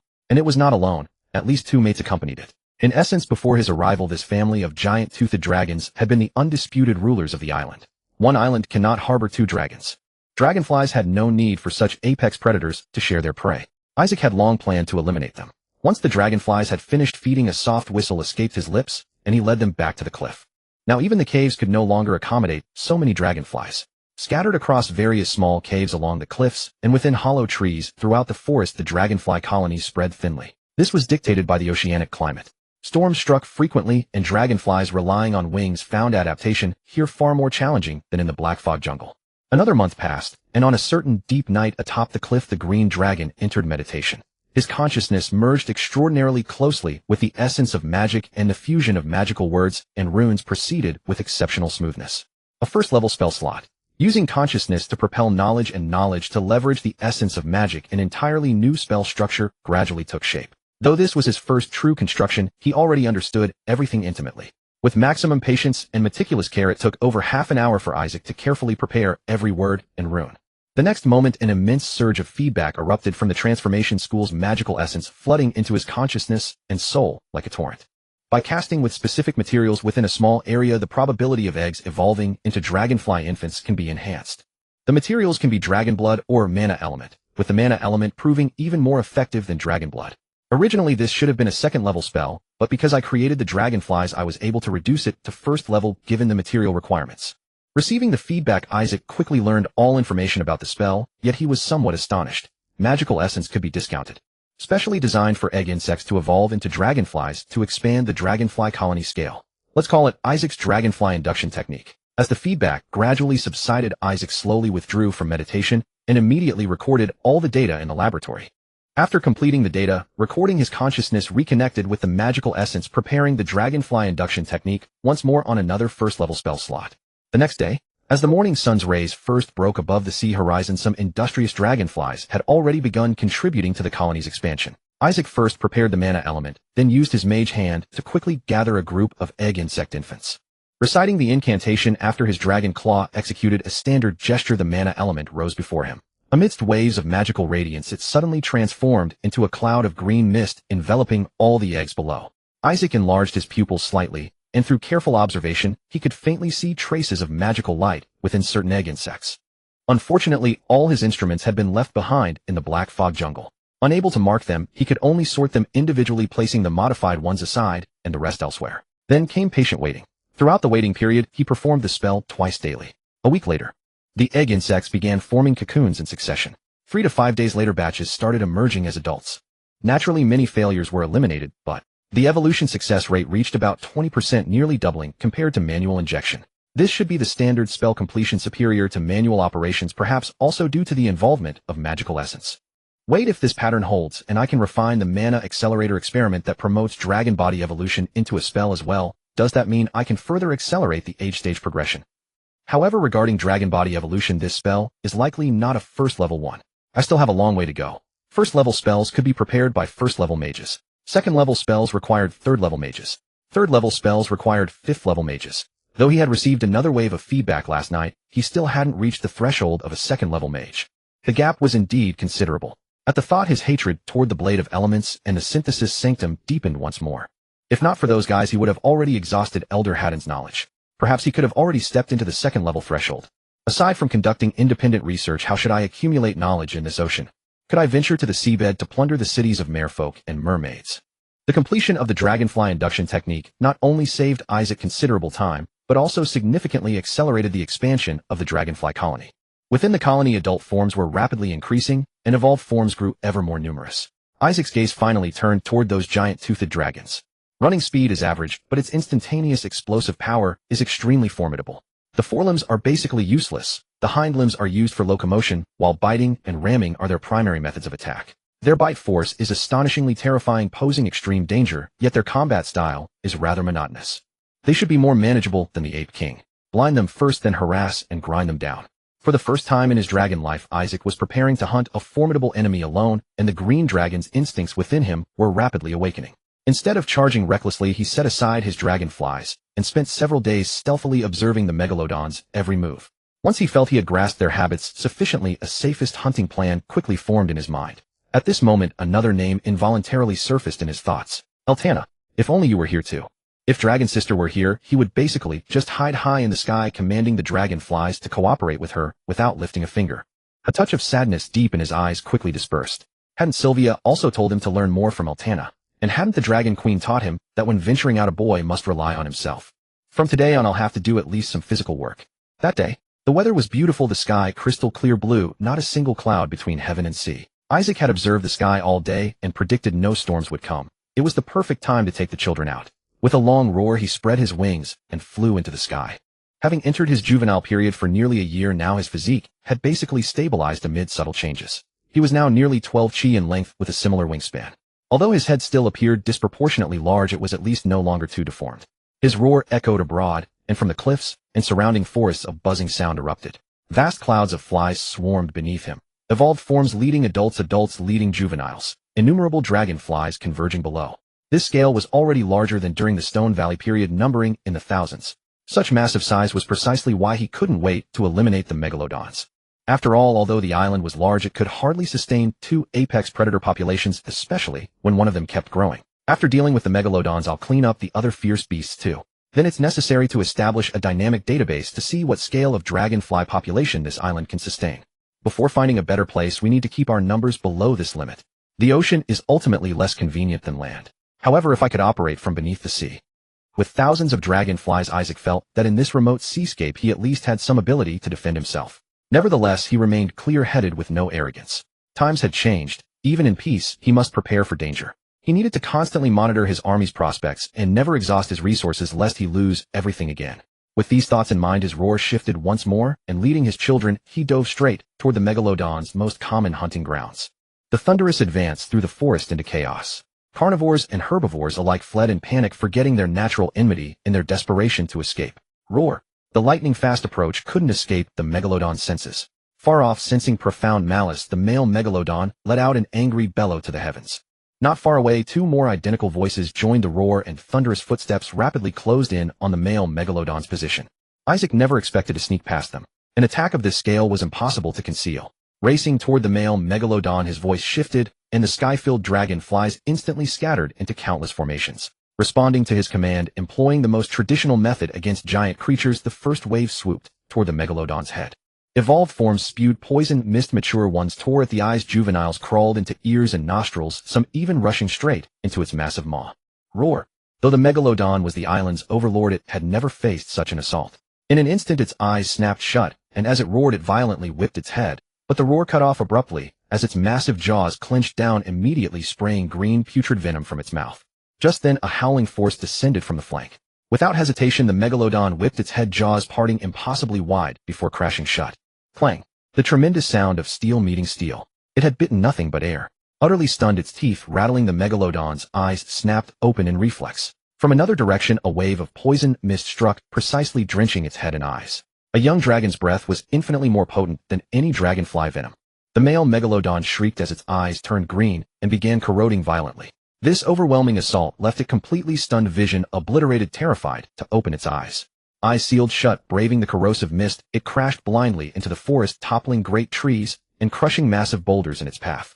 Though still powerful, all its ferocity had vanished, reduced to a wretched flight. Though its vitality has reached the second tier, both its intelligence and actual combat prowess lag far behind the Ape King.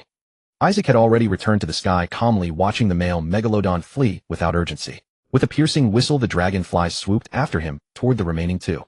Withering Ray, Silent Phantom, Illusory Sound.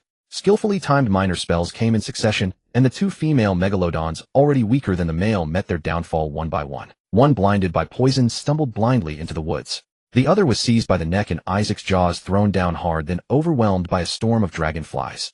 Having dispatched this female, Isaac swiftly tracked down the last one, disabling it with an Illusory Sound spell before bringing it crashing to the ground once more.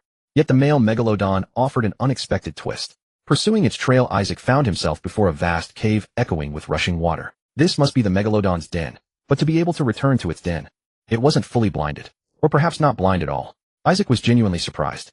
Only the creature's extraordinary constitution could explain how it had forcibly resisted most of the poison that had directly hit its eyes. Let me test it. The terrain had shifted. Isaac harbored little confidence that his frame could withstand a megalodon's bite and no desire to find out. Chanting a spell, he pointed a dragon claw, and a figure nearly identical to himself materialized outside the cave, stepping carefully through the flowing water into the darkness. The water remained undisturbed regardless of how it moved. Casting another incantation, he pointed again, and the sound of footsteps on water followed in the wake of that green dragon. The first level spell, Silent Phantom. The 0-level cantrip, Phantom Sound. All emanated from the green dragon's innate embedded caster level. Much like a sorcerer, these spells required no advanced preparation whatsoever, nor did they demand any material components. Indeed, their daily usage limit surpassed that of an equivalent level wizard by a considerable margin. Yet, just as evident as this advantage was the drawback lay in its severely limited options. With only a second-tier caster level, he could master merely 2 first-level spells. One was the frequently cast Silent Phantom, and the other was the shield he had once employed. Such a constrained arsenal once exposed to adversaries would prove far too vulnerable to targeted exploitation. Hanging precariously above the cavern, Isaac watched from his hiding place as the green dragon cautiously advanced deeper into the chamber. Crash! A massive figure erupted from the shadows. Clang! Another deafening ring of steel reverberated through the cave, so forceful that Isaac's own teeth ached at the sound alone.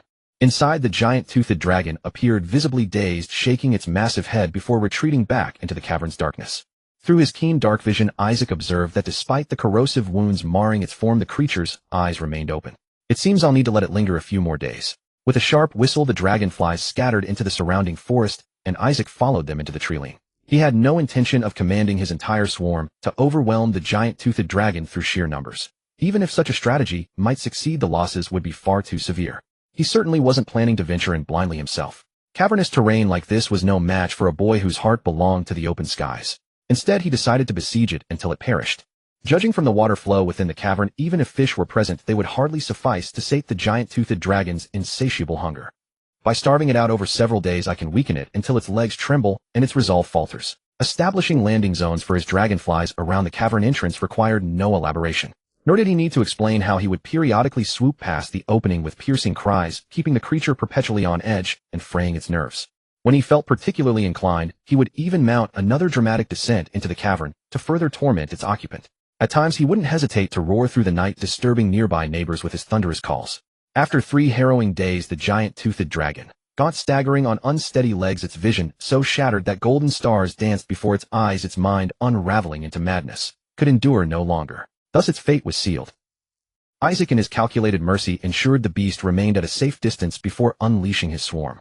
With a commanding call, he deployed his dragonflies in coordinated strikes, hurling rays of enfeeblement, casting shields, and breathing dragon fire, systematically destroying its vision before weaving phantom sounds through relentless hit-and-run tactics to carve gaping wounds across its body. In a final act of mercy, he filled its stomach with green venom, granting it release from starvation and a peaceful end to its suffering. Ever mindful of dragon's compulsive hoarding instinct, Isaac made certain to strip the hides from all 3 giant-toothed dragons. Whether destined for enchanted scrolls or hardened leather armor, these pelts would prove valuable in any crafting endeavor. Naturally, the conquest would not end there.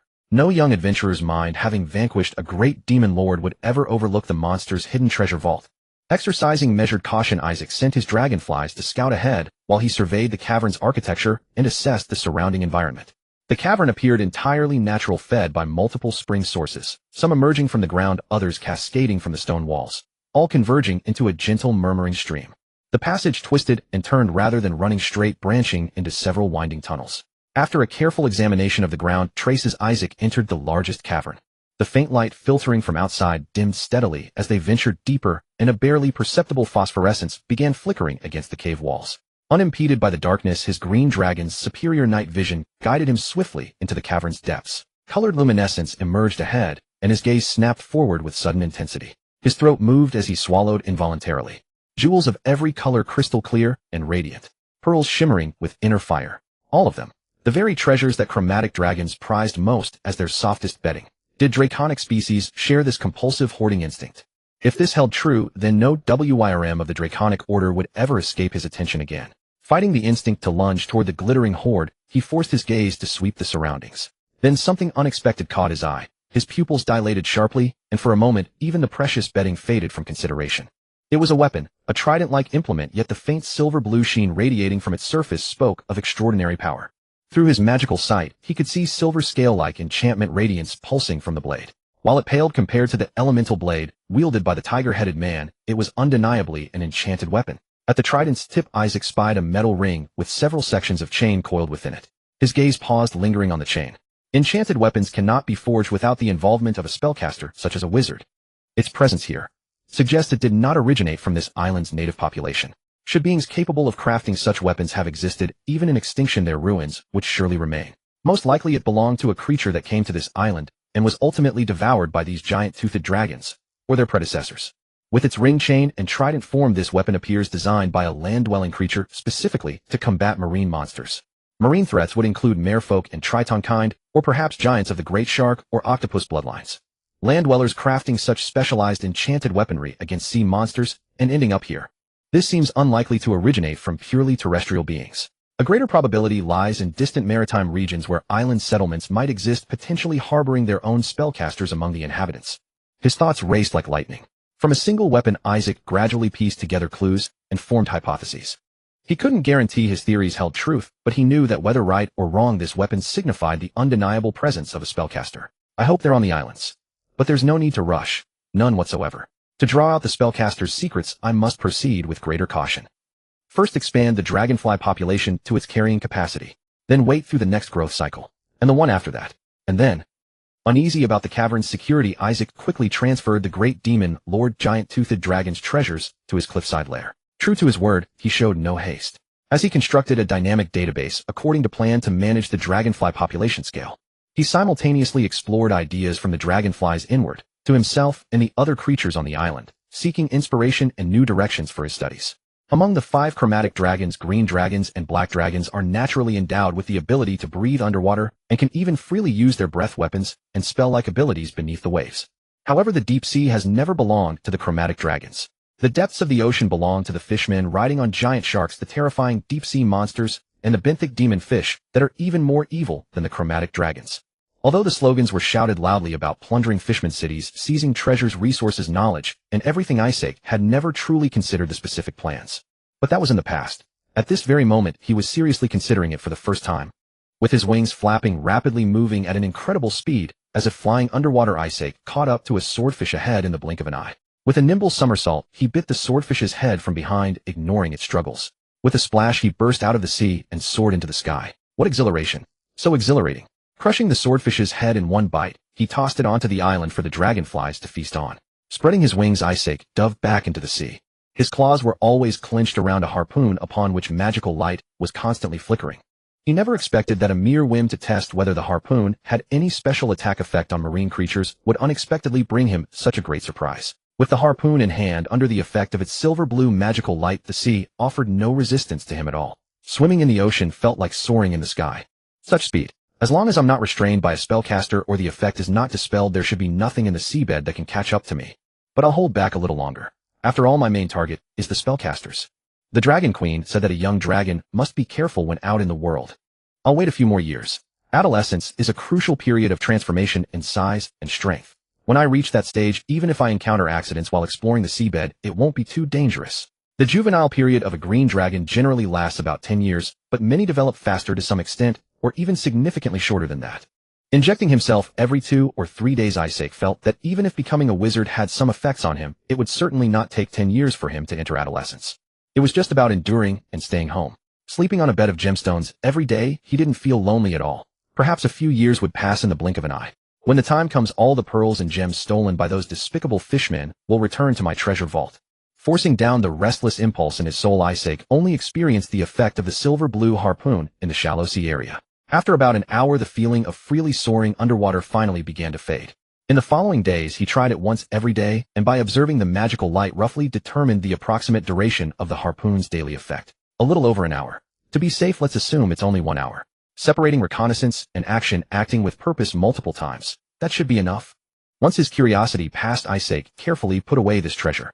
After all, if it were accidentally damaged by something like dragon breath, that would be an enormous joke. He turned his focus back to research. His current research had entered a small bottleneck. It wasn't that there were no results.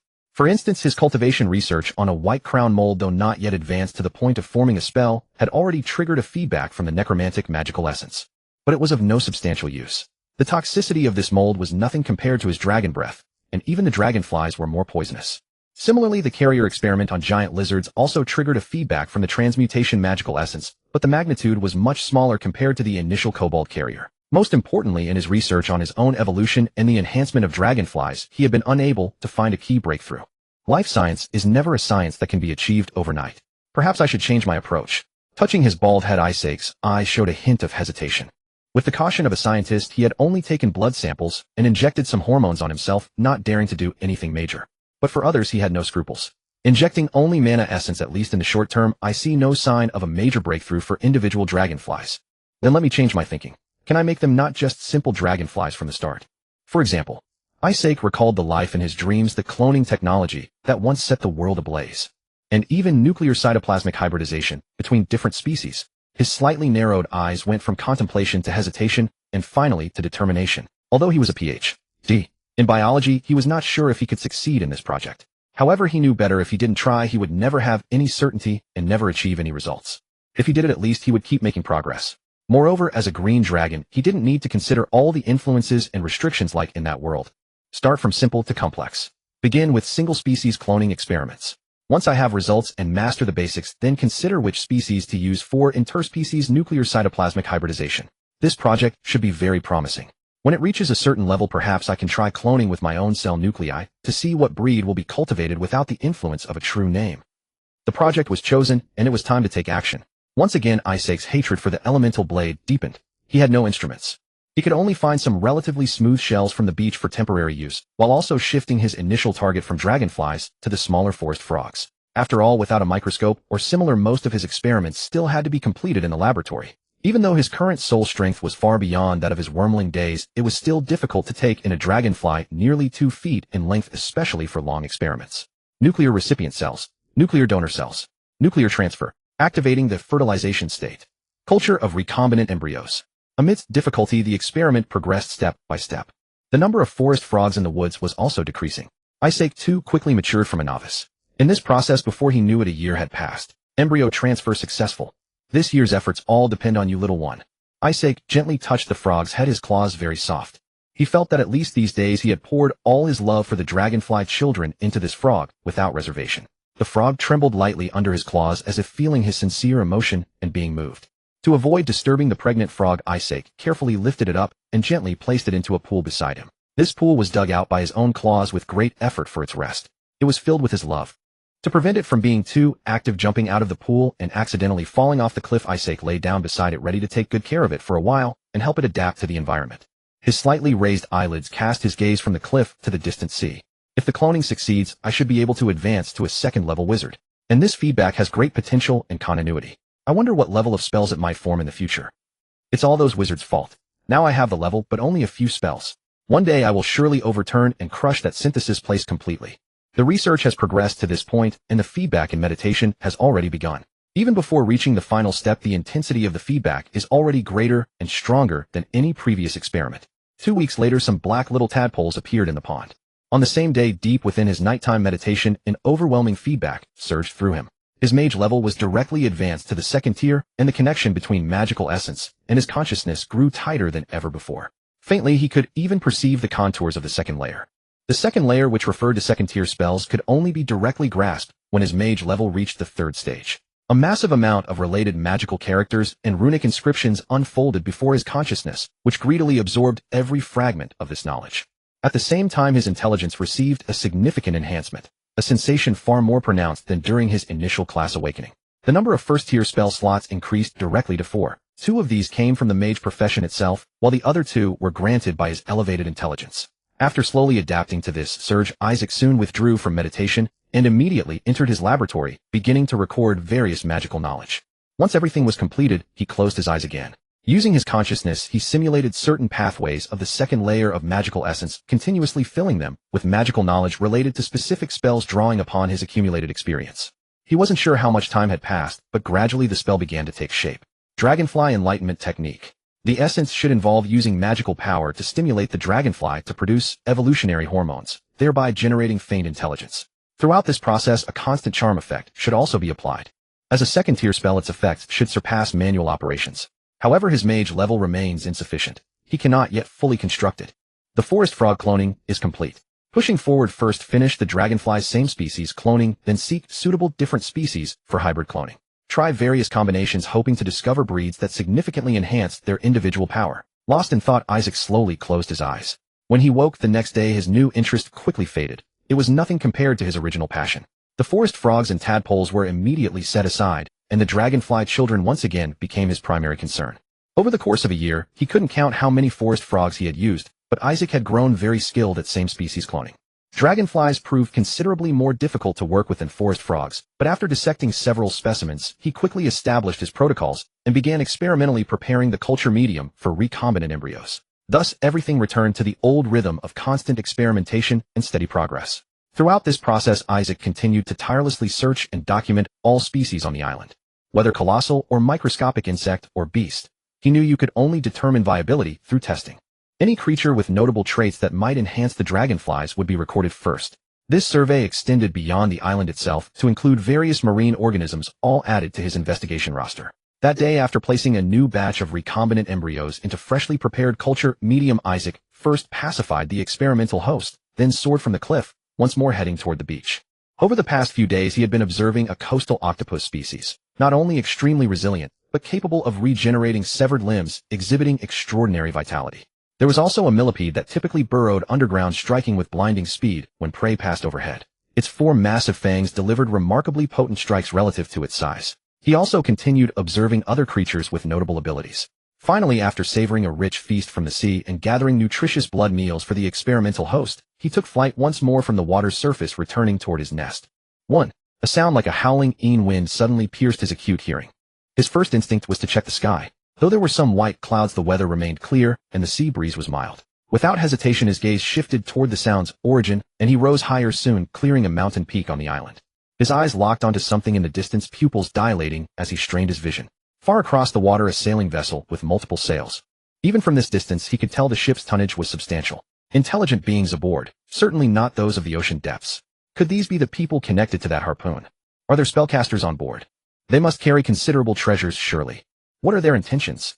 Countless thoughts flashed through Isaac's mind. He promptly flew back to his nest, fed the experimental host, then slipped through the treeline to a distant peak. Concealing himself within the foliage, he adjusted his vision range and resumed his observation.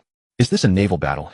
The ship moved slowly, and it took considerable time before Isaac could make out the situation unfolding there. Those aboard appeared to be sounding horns while firing into the sea, both arrows and harpoons. The marine combat below seemed even more ferocious, with large sea beasts occasionally breaching the surface to collide. 2 factions of ocean creatures appeared, engaged in fierce slaughter. So one faction is allied with the ship, while the other is opposed. Those on deck appear humanoid. In the sea, with giant sharks present, there are likely merfolk. And their enemies, could they be neutral or good-aligned merfolk? Or perhaps mermaid clans? Or sea elves? As he observed with dark amusement, hoping their conflict would intensify until both sides perished, ready to clean up the battlefield. A luminous orb radiating cerulean light suddenly materialized in the sky. Where its glow fell, one side seemed bolstered with renewed fighting spirit, while the other scrambled to evade. The ship seized the opportunity to accelerate considerably. Isaac's eyes narrowed slightly. This felt like a spell, yet the energy signature differed from conventional magic. Divine magic. Which ocean deity's priest would wield such power? His eyes showed not disappointment, but growing curiosity. He scarcely wished for total annihilation. Perhaps preserving 1 or 2 priests would prove valuable. Even during his time in the Black Mist jungle, he had developed certain insights and hypotheses about the nature of classes. Mages like himself, warlocks, and green dragons possessed innate caster levels akin to theirs. For warriors, he had gained some understanding through encounters with lizard folk and other humanoids. Yet clerics and priests remained unexplored territory for him. From fragmented knowledge, this class appeared tied to divine faith. Unlike other classes, if their source truly emanated from deities, divine beings possessed self-awareness and grand consciousness. Let me observe first and document everything thoroughly. Once the cloning experiments conclude, I'll examine whether this subject warrants further study. The ship drew closer, clearly bound for this island. The shark-riding merfolk gradually began to retreat, though they had not fully departed. They could still be seen occasionally surfacing in the distance. They appeared to be escorting the vessel, with certain humans and creatures rising from the water. As these figures came into view through the green dragon's eyes, his throat instinctively contracted with anticipation. As the vessel gradually drew near the shore, the green dragon, looking down from its height, could already discern the silhouettes of most creatures on the land. On the ship, those clad in tight leather armor equipped with longbows and harpoons. Were they humans? There were also some short yet sturdy figures wearing heavy armor, wielding massive warhammers, and many with thick, bushy beards. These were undoubtedly dwarves. Although puzzled and curious as to why dwarves who should be digging and forging were appearing at sea, Isaac did not dwell on them much. His gaze focused on the sea surface. Emerald hair, pale silver-green skin, weapons, all harpoons, or rather tridents, and a pod of dolphins constantly surfacing around them. A memory inherited from ancient times began to stir within Isaac. If one were to describe this memory in a single phrase, not a bit too plump, not a bit too lean. Grilled it sizzles with oil, stewed it fills the air with fragrance. Choose neither, and a crisp bite reveals even more tenderness. Sea elves.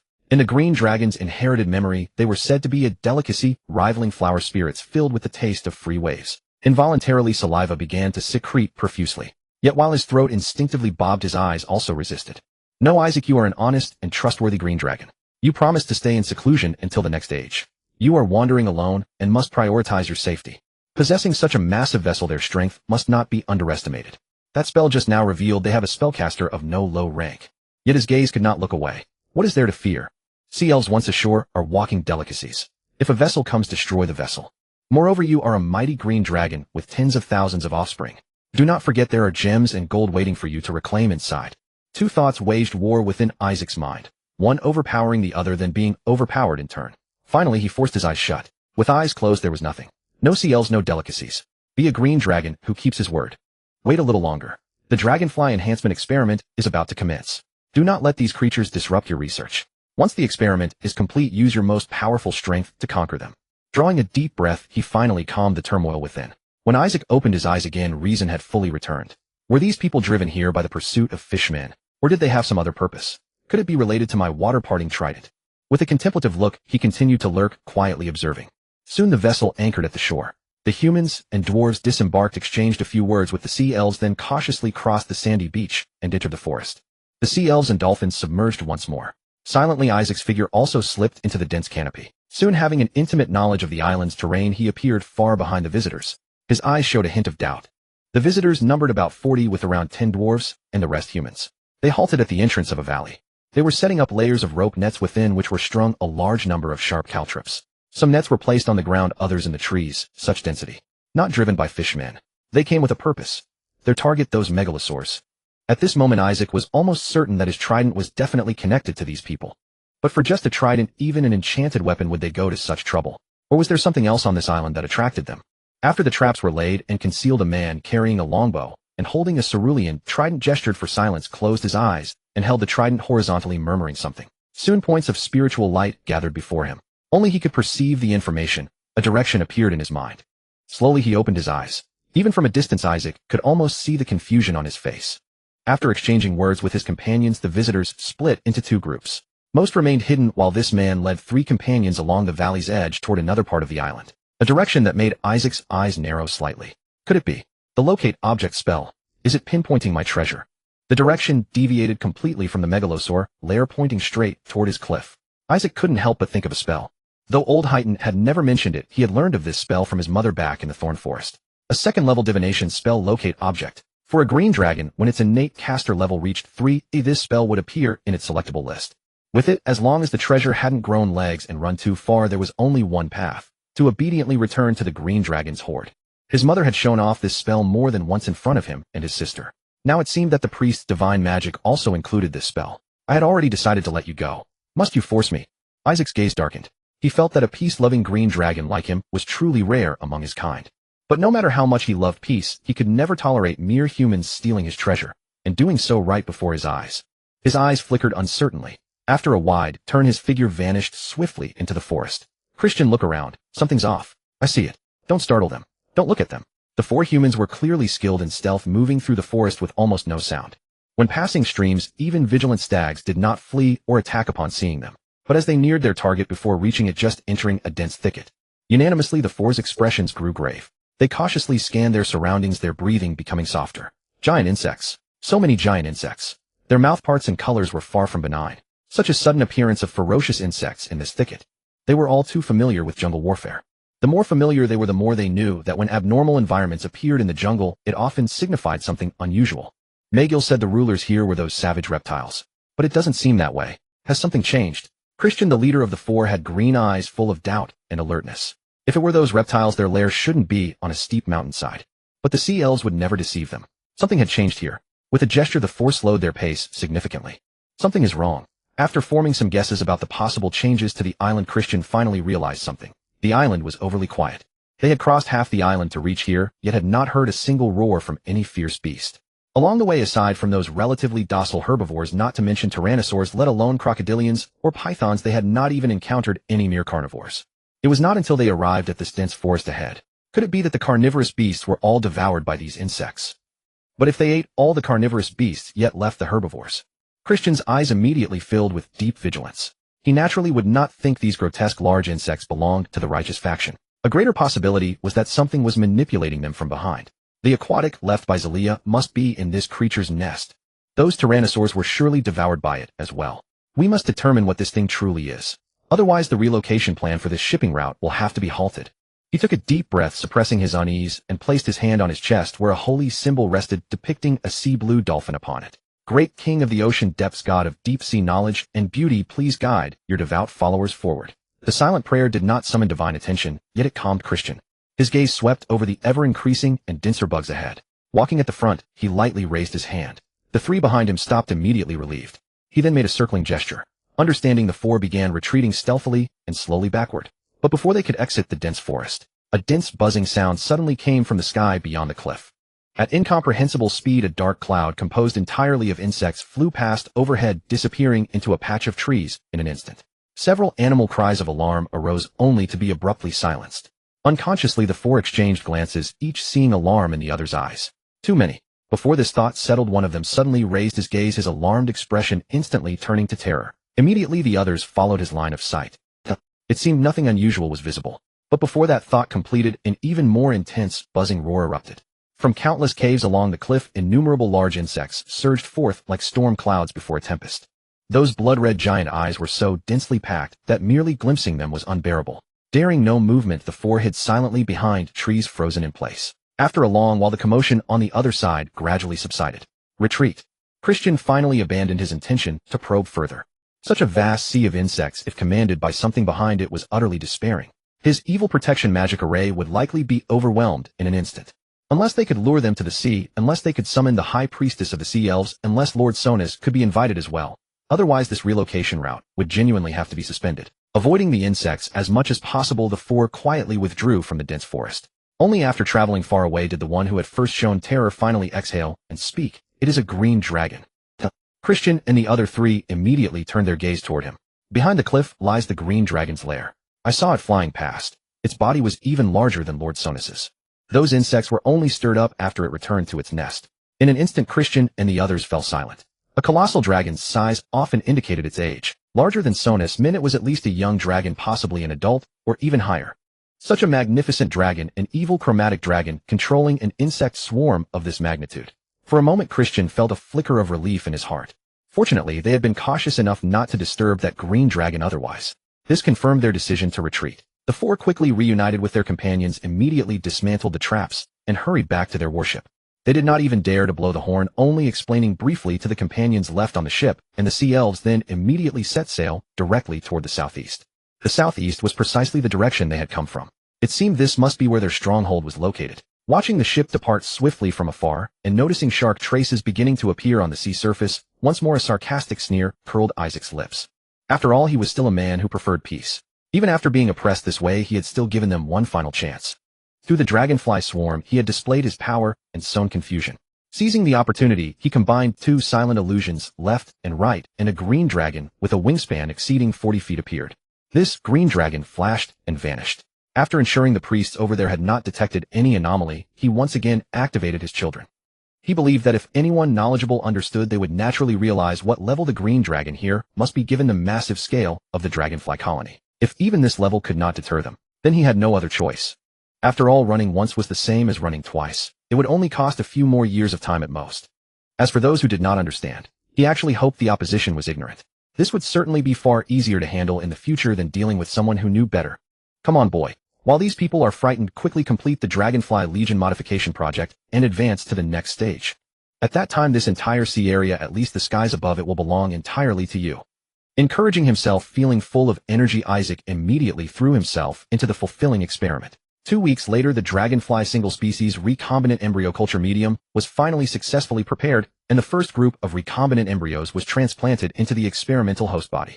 A mage without an apprentice can never truly succeed, just as a researcher without assistance will achieve very little. Only after hastily launching his next phase of research did Isaac fully realize the truth of this. The vast number of experimental species had long outgrown his lair. Taking matters into his own claws, Isaac either renovated existing structures or carved out new chambers, managing to establish multiple testing zones in a remarkably short span. He personally captured specimens from various species, observed their ovulation cycles, dissected their physiological structures, studied their gonadal and gonadotropin hormones, and meticulously recorded every finding. Enormous preparatory work, mountains of recorded data. Such a workload would have crushed a single individual entirely. Fortunately, Isaac possessed the stamina of a dragon, relentless drive, and had self-studied time management techniques, enabling him to bear the burden. With that foundation laid, the nuclear cytoplasmic hybridization project finally commenced in earnest. However, the initial wave of nuclear donors did not come from dragonflies. Isaac offered his own viable somatic cells and extracted their nuclei. After several days, even the in vitro cultivation of the reconstructed embryos stalled all progress. One after another crimson crosses appeared upon his experimental records. The oocytes likely lacked sufficient nutrition and energy supply. If he had known earlier, those two female megalodon dragons should not have been disposed of so prematurely. Set this aside for now and resume once we encounter a more suitable target. Focus on the dragonflies first. With that, the nuclear donor source finally returned to the dragonflies. Yet day by day passed, and progress remained agonizingly slow. Though most species he selected were oviparous, gestation periods varied enormously across different species.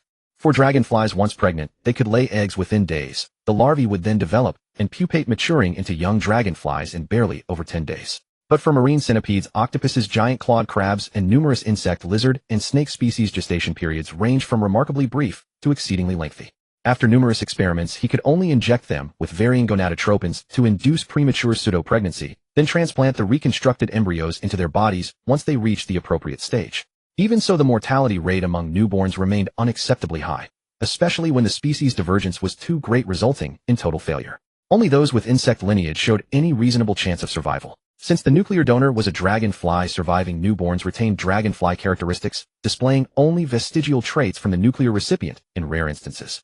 Some bore faint, nearly imperceptible paddling limbs beneath their bodies, others developed miniature pincer teeth near their mouths, a few sprouted shell plates across their hides, still others grew antennae atop their heads.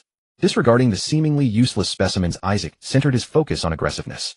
Using magic factor to accelerate their growth, he then employed these as nuclear donors, continuing the pairing with nuclear recipients. Generation after generation, and yet another. Throughout, he constantly culled those that deviated from the desired traits, prioritizing the strengthening of aggressiveness characteristics from the nuclear recipients. After over 10 generations, two distinct hybrid strains began to emerge. One lineage inherited the pincer teeth of the marine centipede, 4 razor-sharp fangs far more formidable than any natural dragonfly mouthpart, capable of piercing deeply and injecting venom directly into their prey. The other developed a venomous stinger at its tail tip, equally lethal, inflicting pain upon its target, far more searing than the pincer-toothed variant. However, it possessed but a single stinger, one use, and it would require time to regenerate. Both hybrid strains exhibited aggression significantly more fierce than that of the primitive dragonflies. Yet due to the nuclear donor lineage, their primary characteristics remained fundamentally dragonfly. By combining promoter hormones with physical persuasion techniques, Isaac could still manually cast dragonfly intellection, awakening their intelligence while sustaining a permanent charm effect. The next phase involves gradually phasing out the older strains while steadily expanding their numbers. Once their gene pool reaches sufficient scale, I will attempt sperm-egg hybridization to see if I can merge the advantages of both types. Theoretically speaking, Isaac felt his approach was absolutely sound. Though two distinct varieties, they remained dragonflies. Even without his draconic intervention, allowing them to mate naturally would likely produce hybrid offspring. His intervention merely accelerated the process, purposefully crossbreeding hybrids with hybrids to steadily purify the lineage. Generation after generation of culling, generation after generation of evolution, as time itself slipped away cycle after cycle. So consumed by his work was Isaac that he failed to notice his dragonfly modification project had already spanned nearly 2 years. Gonadal hormones, gonadotropins, pseudo-pregnancy, nuclear cytoplasmic hybridization, gamete hybridization. The fruits of his extensive research yielded remarkably rich feedback each night during his meditation sessions. Indeed, before the final form of the dragonfly even emerged on a certain midnight, through profound communion with the essence of magic, his mage rank naturally ascended to the 3rd tier. The second layer of magical essence unfurled completely before him. Dragonfly Intellection was immediately restructured. Level 1 spell slots remained at 2 and 2, while level 2 slots stood at 1 and 1. His soul and physique both received significant enhancement, with the soul receiving priority emphasis. Yet what surprised Isaac most was a new spell. The accumulation of prolonged experimentation following his rank advancement yielded a novel spell construction from the second layer of magical essence. Pseudo-pregnancy spell, slowly withdrawing from his meditation and meticulously recording all discoveries. Isaac's gaze grew somewhat peculiar. The new spell originated directly from the nuclear cytoplasmic hybridization experiments where he had performed countless manual pseudo-pregnancy inductions on his innumerable nuclear recipients. A second-tier enchantment spell that causes female targets to enter a pseudo-pregnant state for a designated duration. This spell could prove remarkably useful for certain purposes, could it not? Countless schemes and manipulations flashed through the green dragon's mind, or rather tests of mortal nature. No spell is truly useless, it merely depends upon when and where it is wielded. Yet for now Dragonfly Intellection remained the more practical choice. Casting it twice daily, he noted the spell-targeted specimens proved notably more agile, more obedient to his commands, and better suited to directing their kin. 2 months later, having undergone both the acceleration spell and intellection spell in succession and propelled forward by magic factors, they matured with remarkable speed. Following extensive testing, Isaac confirmed this generation of newborns had successfully inherited all desirable traits from both hybrid strains. The Stage 1 dragonfly had reached its final form, exceedingly aggressive. Even without issuing a command, the dragonflies launched themselves at the massive fish Isaac had captured from the sea. Their pincer teeth pierced through the fish's scales with ease, and once bitten they refused to let go. Even as the fish thrashed and leaped, it could not shake them free, like rabid hounds. Yet such bloodthirsty fury mattered little, so long as they remained obedient. From henceforth you shall be known as the fierce dragonflies. As planned, the replacement of the old and new within the dragonfly clan was proceeding methodically. However, Isaac asked himself, he was by no means a heartless green dragon. He had love for his children. Even though forced by ecological balance, this replacement had to be carried out. He did his best to let his children depart with glory. In the waters near the shallow area, blood with a fishy stench was spreading continuously. Soon some shark dorsal fins appeared on the sea surface. The giant sharks could not enter this shallow water, but relatively smaller sharks were swimming swiftly, approaching rapidly, when one of them, without noticing any warning signs, lunged over. In the sky, a cloud of dragonflies swooped down. No matter how much the common dragonflies are enhanced, there has never been a precedent of breaking through to the second life level so far. Pincer fang dragonflies and venom sting dragonflies might be possible, but at least currently none have been seen. But the mad dragonflies are different. Their adult form should already possess 2 life levels by nature, placing them on the same level as war lizardmen. Once the replacement is complete, with their terrifying speed on the sky and land alone, even I myself probably cannot escape their swarm attack unless I hide in the sea. Underwater is their forbidden zone. But oceanic combat is inevitable, we must face it. Start the first step by overcoming hydrophobia. Bring them in batches. Above the clouds, Isaac was watching everything below. The shark fishing operation was not only granting glory to his children, but also training the mad dragonflies. At this moment, within the cloud of dragonflies, the ones acting as the leaders were a small group of mad dragonflies. They, along with a group of pincer fang dragonflies, were clinging to the shark like vampires, continuously injecting venom into the shark's body. Countless venomous stingers also stabbed deeply in. The mouthparts of the common dragonflies were also tearing and biting. In extreme pain, the shark struggled desperately, sweeping many dragonflies into the water. Some dragonflies flew up in panic, but many that had experienced this before held on tightly, refusing to let go. In just a moment, the shark's struggles ceased entirely. Its body slowly floated to the surface, then was quickly devoured by the swarm. More blood spread. Soon another shark, driven by greed, lunged over. It should be said that with the birth of the mad dragonflies and the continuous expansion of their clan size, Isaac's confidence was steadily growing. Aside from not venturing to the seabed, he had even begun exploring the surroundings, especially the southeast direction. He was recording information about some reefs and small islands. After all, dragonflies are not dragons, their endurance is limited. Perhaps he could overcome their hydrophobia and lure sharks and such to let them feast along the way, but he still had to guard against storms and the like. It was absolutely necessary to record these places where they could roost and, if necessary, take shelter from storms. Of course, although his confidence was growing, having experienced the ordeal of the Black Mist Jungle, Isaac had long passed the stage of arrogance. Exploration, but only exploration, and within a certain range around the island.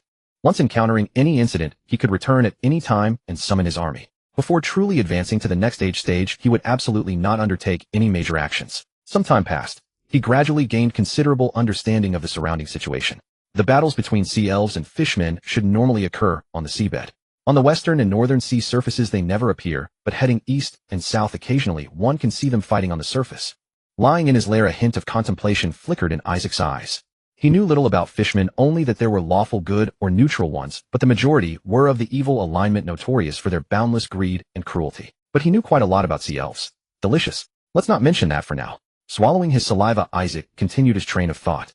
Almost all sea elves worship that one deity of the elven pantheon. While within the ocean, Isaac tried not to think of that deity's name. This made the sea elves naturally feel that they had the responsibility to maintain the order of the ocean.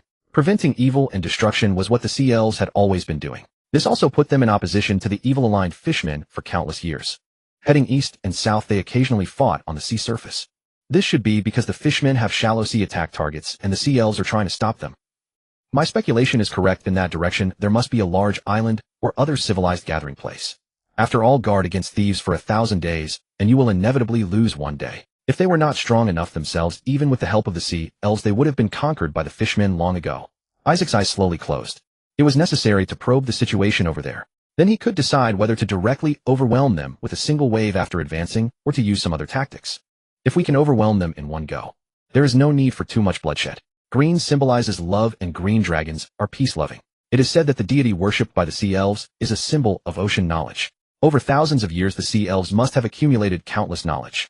No bloodshed, spare more lives, convey my love for peace to them, and they should repay me with knowledge.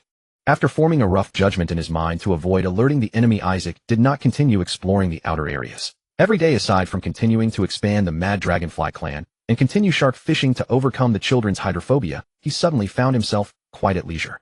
With a very relaxed mindset, he began conducting some interspecies crossbreeding experiments of sperm and eggs, and even interspecies embryonic cell chimera experiments.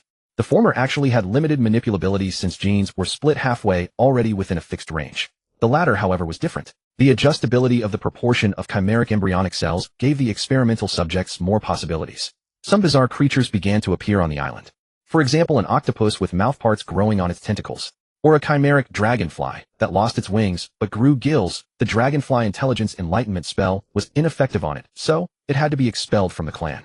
Most of these aberrations were short-lived, and unlike the dragonflies, they did not quickly form groups. After all, currently Isaac only had spells to control dragonflies. These experiments were more about expanding his accumulation and knowledge ready to use whenever needed, and providing more and longer-lasting feedback during meditation.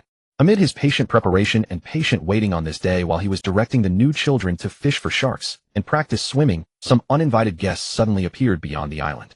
Beyond the island, a sudden conch horn blared, deep and chilling, as if bearing ill omens. While feasting on their prey, the dragonflies suddenly froze. Several even retracted their mandibles, raising their heads to gaze toward the direction of the horn. They immediately displayed eager postures. However, a sharp whistle from the sky interrupted their fervor.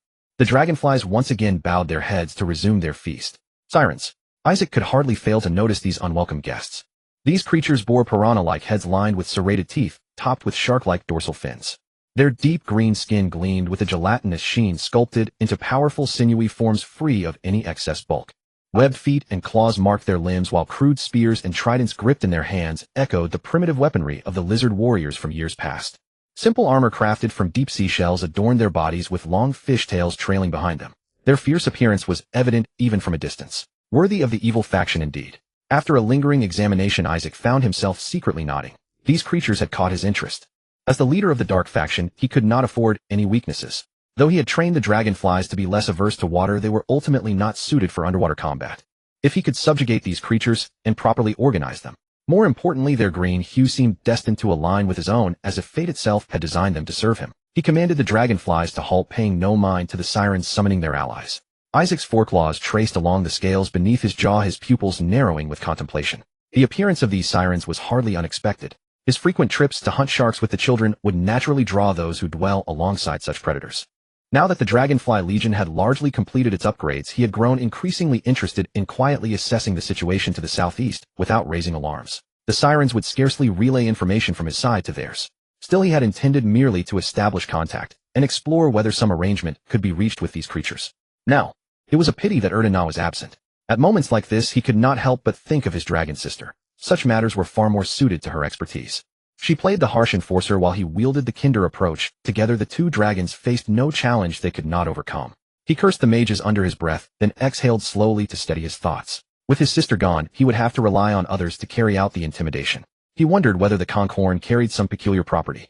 Before Isaac could fully consider it, the sirens had already mustered a formidable force, some 20 of them patrolling the waters alongside a pack of sharks led by one mounted atop a shark's back. At a sharp command from their leader, the sirens dove beneath the waves while the shark's dorsal fins sliced through the surface in a rapid assault. For a moment Isaac froze. These creatures, were they disregarding him? Though still young, did they truly fail to recognize the authority of a green dragon? Were they brainless or simply reckless? The favorable impression he had formed because of their green coloration vanished almost instantly. It seemed he had no choice but to employ the forceful persuasion methods his sister taught him. With a thunderous roar, the dragonfly warriors still feeding on sharks took to the air at once. From the island came a deafening barrage of wing beats that swarmed toward them. From above, Isaac gazed down upon the siren chief, with towering disdain, his voice dripping with contempt. "Ignorant little creature, do you wish to?" His words cut off abruptly, as his eyes widened in shock, nearly prompting an exclamation of alarm.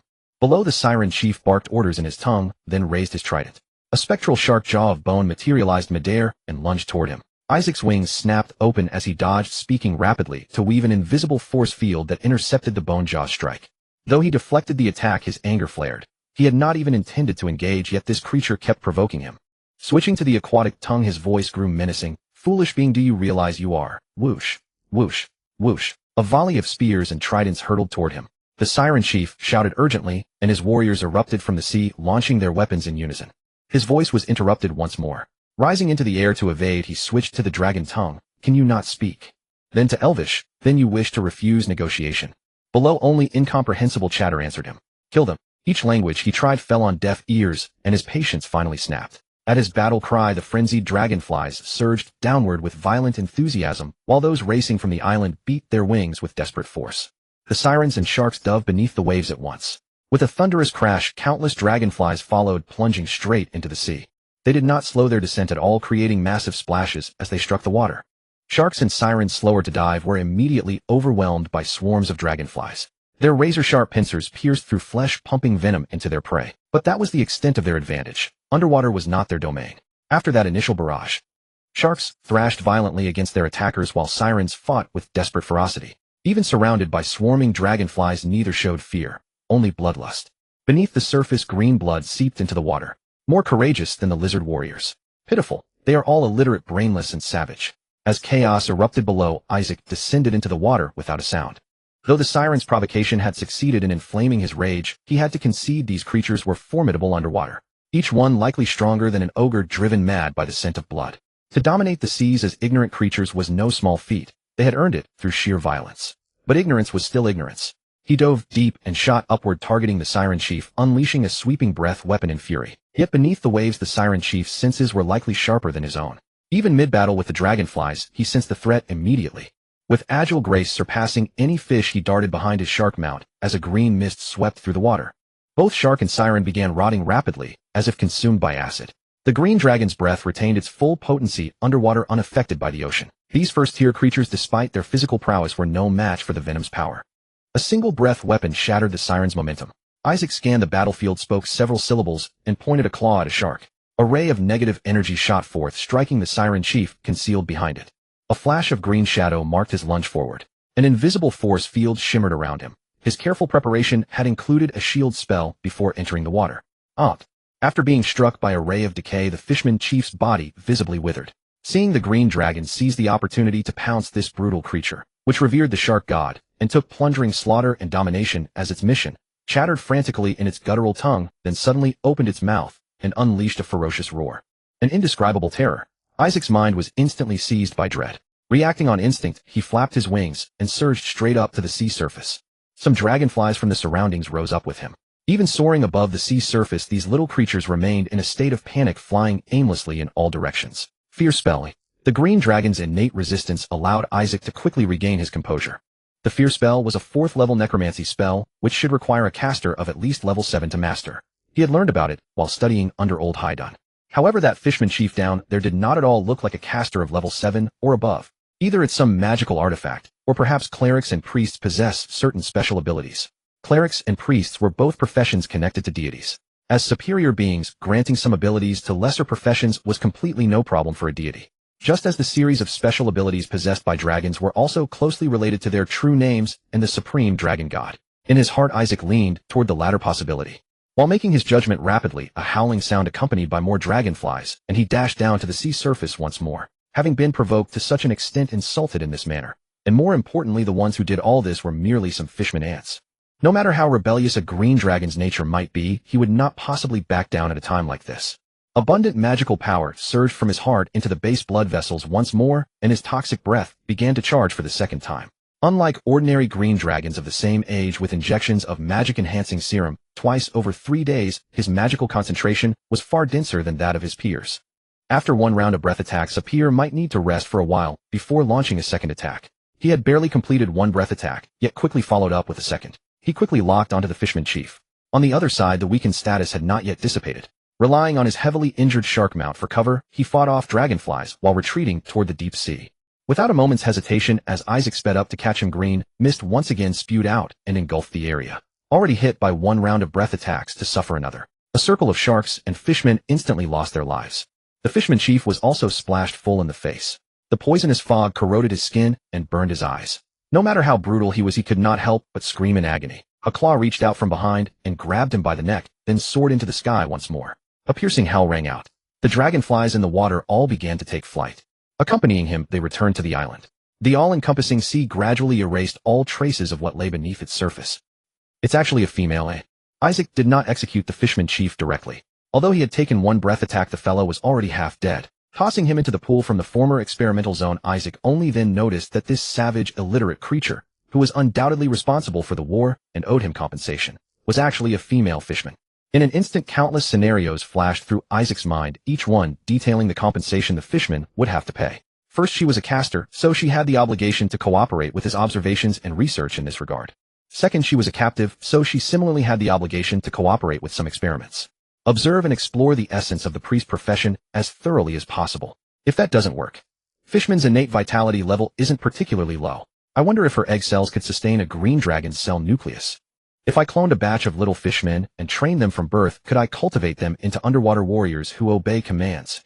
If neither works, then I'll use her as a nuclear recipient and try a nucleocytoplasmic hybridization experiment with the mad dragonflies.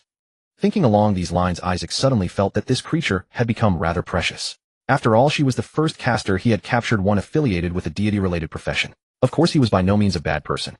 Even if this creature's ultimate fate might end with her dying of guilt for recklessly initiating a war, he would absolutely ensure she left behind countless descendants first. He would never let her line end without air. The moment the fishman entered the water, she seemed to perk up, immediately thrashing about. However, it appeared her eyes had gone blind. She tried several times, but failed to climb out of the pool. She could only roar and flail her limbs and claws. But whatever she was chattering about, Isaac couldn't understand a single word. He only used compulsion. Whenever the fishman tried to climb out of the pool, he would kick her back in. It had to be said this creature's resilience was far greater than that of his experimental subjects. Isaac kicked her at least 100 times, yet she never yielded. She eventually calmed down, it seemed, due to being too heavily injured and thus too weak. Fishmen never submit to slavery. For some reason, Isaac thought of that phrase. But as for a monster with such a personality, he wasn't fond of it anyway. For a green dragon, an obedient servant was the best servant. No matter how you looked at it, the female fishman priest was ultimately trapped in a small pool, and Isaac's observation records formally began. Priests don't need meditation, they rely more on supplication. Priests, besides using divine magic, are not averse to close combat. There indeed exist special abilities, and they are fixed. Day after day passed, and the observation records grew longer each day. However, Isaac ultimately lost his patience. What could be observed was, after all, only what appeared on the surface, at most allowing further speculation based on that. As for how priests communicated, exchanged, and received feedback with their deities, he still could not find an entry point. This meant he could not directly observe the essence. Unless I can directly observe her thoughts, monitor her brainwaves, see her soul. However, under current conditions, this is basically impossible. Can't communicate. Still refuses to yield. Wasting too much energy on her every day. In that case, let her peacefully serve as an experimental subject. That day, a wound appeared on the fishman's forehead, and she settled down at once. The experimental project centered on her was quickly moved into the laboratory. A few months later, an additional male fishman appeared in the adjacent pool. A series of technological applications. 1 year later, green-skinned little ones began to hatch from the pool, one after another. Almost around the same time, the long-lost feeling of drowsiness appeared on Isaac once again. Nearly 6 years had passed. With the continuous promotion of magic-enhancing serum, he was finally about to step out of his juvenile stage and no longer be a child. In the sky, a vast army of dragonflies darkened the heavens, denser than the storm clouds before a tempest. Upon the earth, a colossal dragon beast legion stretched from the black mist jungle to the misty marsh, endless as the horizon. Leading this boundless horde of monsters, the Green Dragon King, having returned to his homeland, swept through all before him with irresistible might. The serpent demon priests knelt and bowed in willing submission. The dragon mother too lowered her once proud head. The legendary lich had long since fled in disarray. The humble orc warlords revered him even more as a deity. With a glorious victory, he had crushed the radiant line into ruin. Following a prolonged hum, the Green Dragon King, who had conquered all things, finally opened his eyes. A trace of loneliness flickered in his gaze.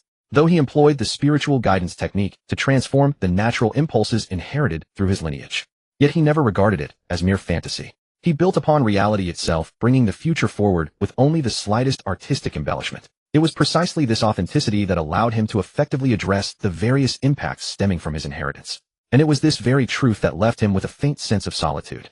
In the future, without sufficiently formidable foes, such relentless advancement would be utterly mundane and lonely. Yawning, Isaac lazily stretched and slowly made his way out of the nest. The light reflecting off the sea surface sharpened his silhouette. His originally dark green scales seemed to have lightened somewhat. The spiny crown atop his head had fully formed. His body proportions were gradually normalizing. Now measuring over 18 feet in length and still growing, his previously massive head appeared less disproportionate in relation to his expanding frame.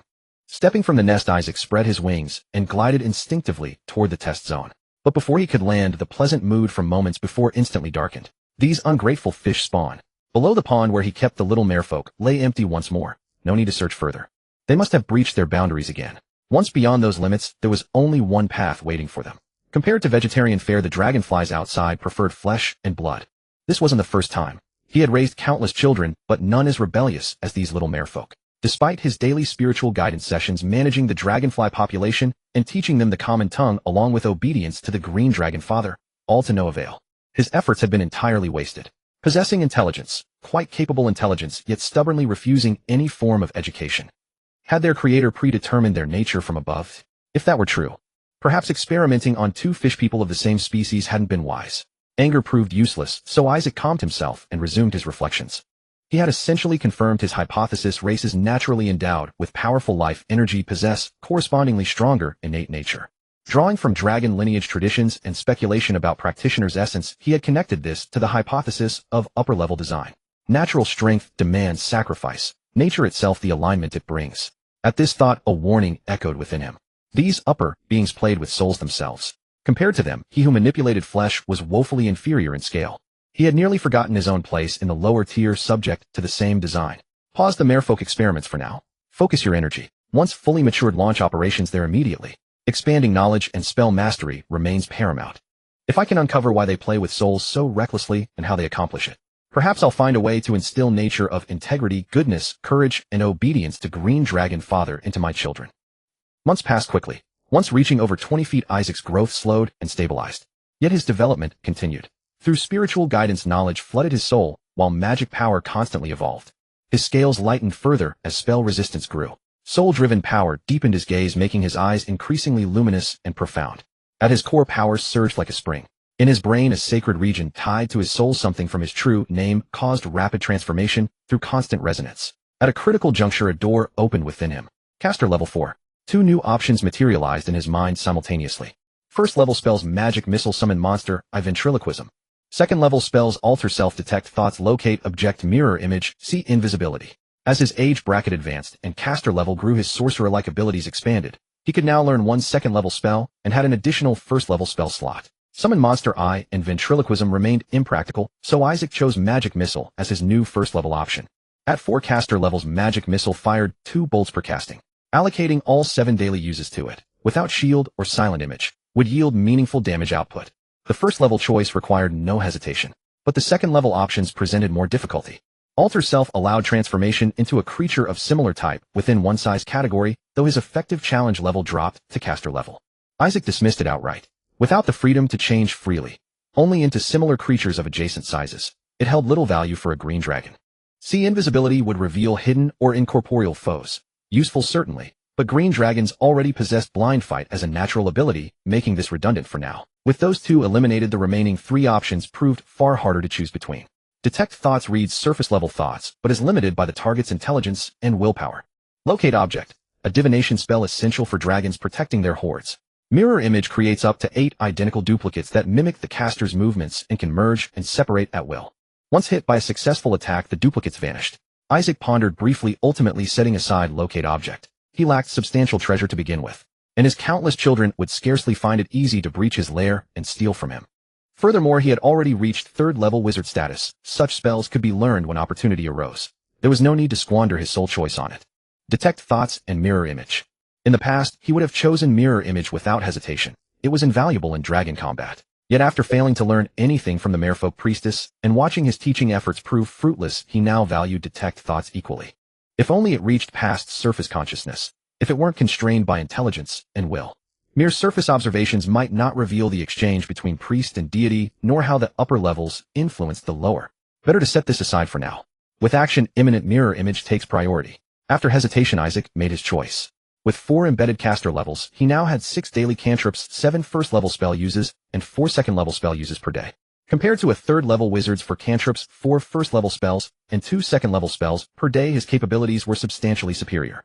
Still, the breadth of spells available to wizards deepened his appreciation for that path. Regardless, this mission must yield results. Even if it means breaking certain principles and employing means that aren't green or peaceful. When there was no storm, the ocean stretching to the horizon was both beautiful and magnificent. Soaring through the extremely high sky, darting between the boundless sea and sky. Within his body, power was unprecedented, mana was unprecedentedly active, and blood seemed to surge. Isaac could no longer restrain himself. With a joyful roar, he shattered several white clouds in succession, and in the blink of an eye turned into a black, and disappeared into the distance. With the increase in age, his body shape changed dramatically, almost doubling compared to his juvenile period. And this change in size naturally affected his flight. His current speed was far faster than before. I should have brought fewer dragonflies out. Isaac regretted slightly. In the past, the speed of dragonflies was far beyond his reach, but now even if he still couldn't catch up, the gap shouldn't be too large. On this trip, he intended to thoroughly explore the route. After all, without a clear destination, wandering the sea with a large army of dragonflies was not a good idea. He called up a part of the sea chart already recorded in the lab, and while flying he compared and calculated which places were suitable as safe rest points, so that if there was a possibility of encountering a storm, he could quickly rush there to take shelter. Gradually, he flew past the area recorded on the sea chart, heading southeast. Occasionally, when encountering an island, he would land and add new notes to the chart.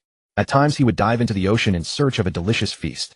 On this trip, he had also brought the silver blue trident, so the fish in the sea naturally couldn't escape his strikes. He flew during the day and rested at night. His energy remained abundant. With this high-speed flight and continuous recording, more and more islands and reefs appeared on the sea chart.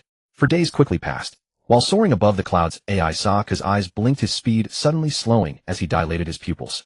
In the distance on the monotonous sea horizon, something not monotonous finally appeared. A ship. Moreover, just like the year when it appeared near his lair, this ship was also fighting with creatures in the sea. The ocean belongs to the fishmen and sea elves. These people always go out to sea.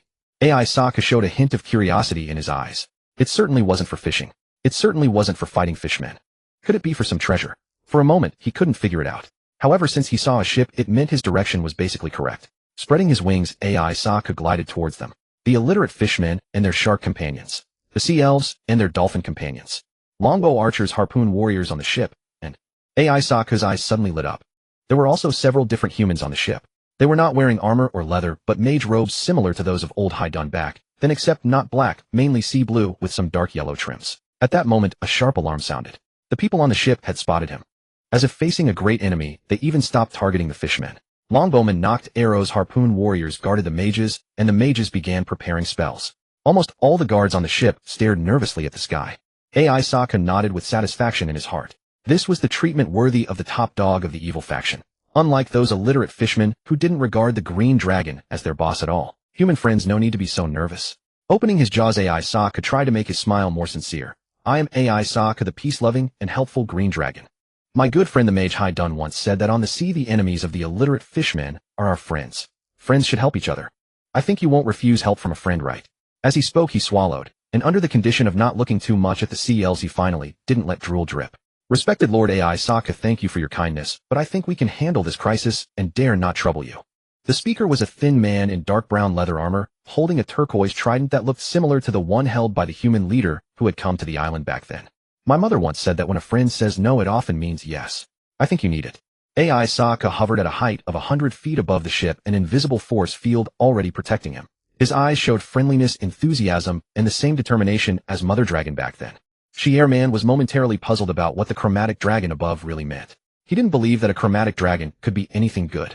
But this creature above, instead of taking advantage of the situation, was earnestly talking about friends and help.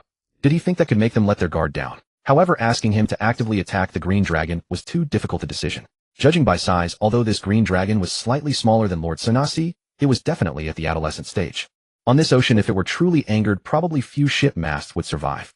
Even worse if it held a grudge and kept watch day and night. Facing the green dragon's determined gaze, She Airman finally bowed his head. We will remember your help, my lord. No need, no need. I enjoy helping others. AI Sokka smiled as mana surged within him. The humans on the ship grew even more tense, and even the sea elves fighting the illiterate fishmen became alert.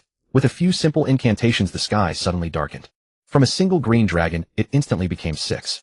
They crisscrossed the sky and 6 breaths were simultaneously unleashed. From the sea surface, green mist quickly covered a large area of fishmen and sharks. Naturally, only one of them was effective. But even that one instantly claimed the lives of many fishmen. All the green dragons then merged back into one, then split again into 6.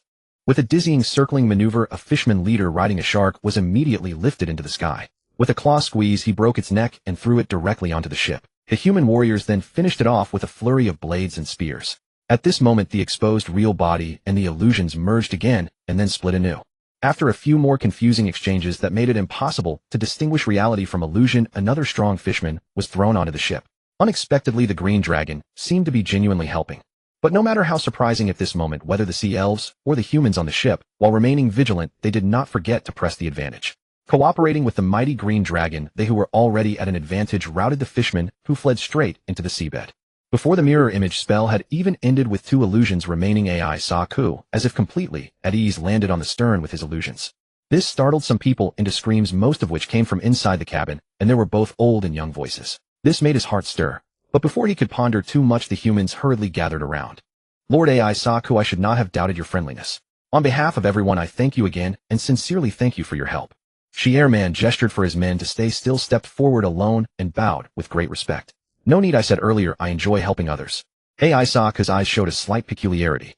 She Airman didn't understand at first. Wei, Lu, AI Sokka emphasized again, especially stressing the 4th tone.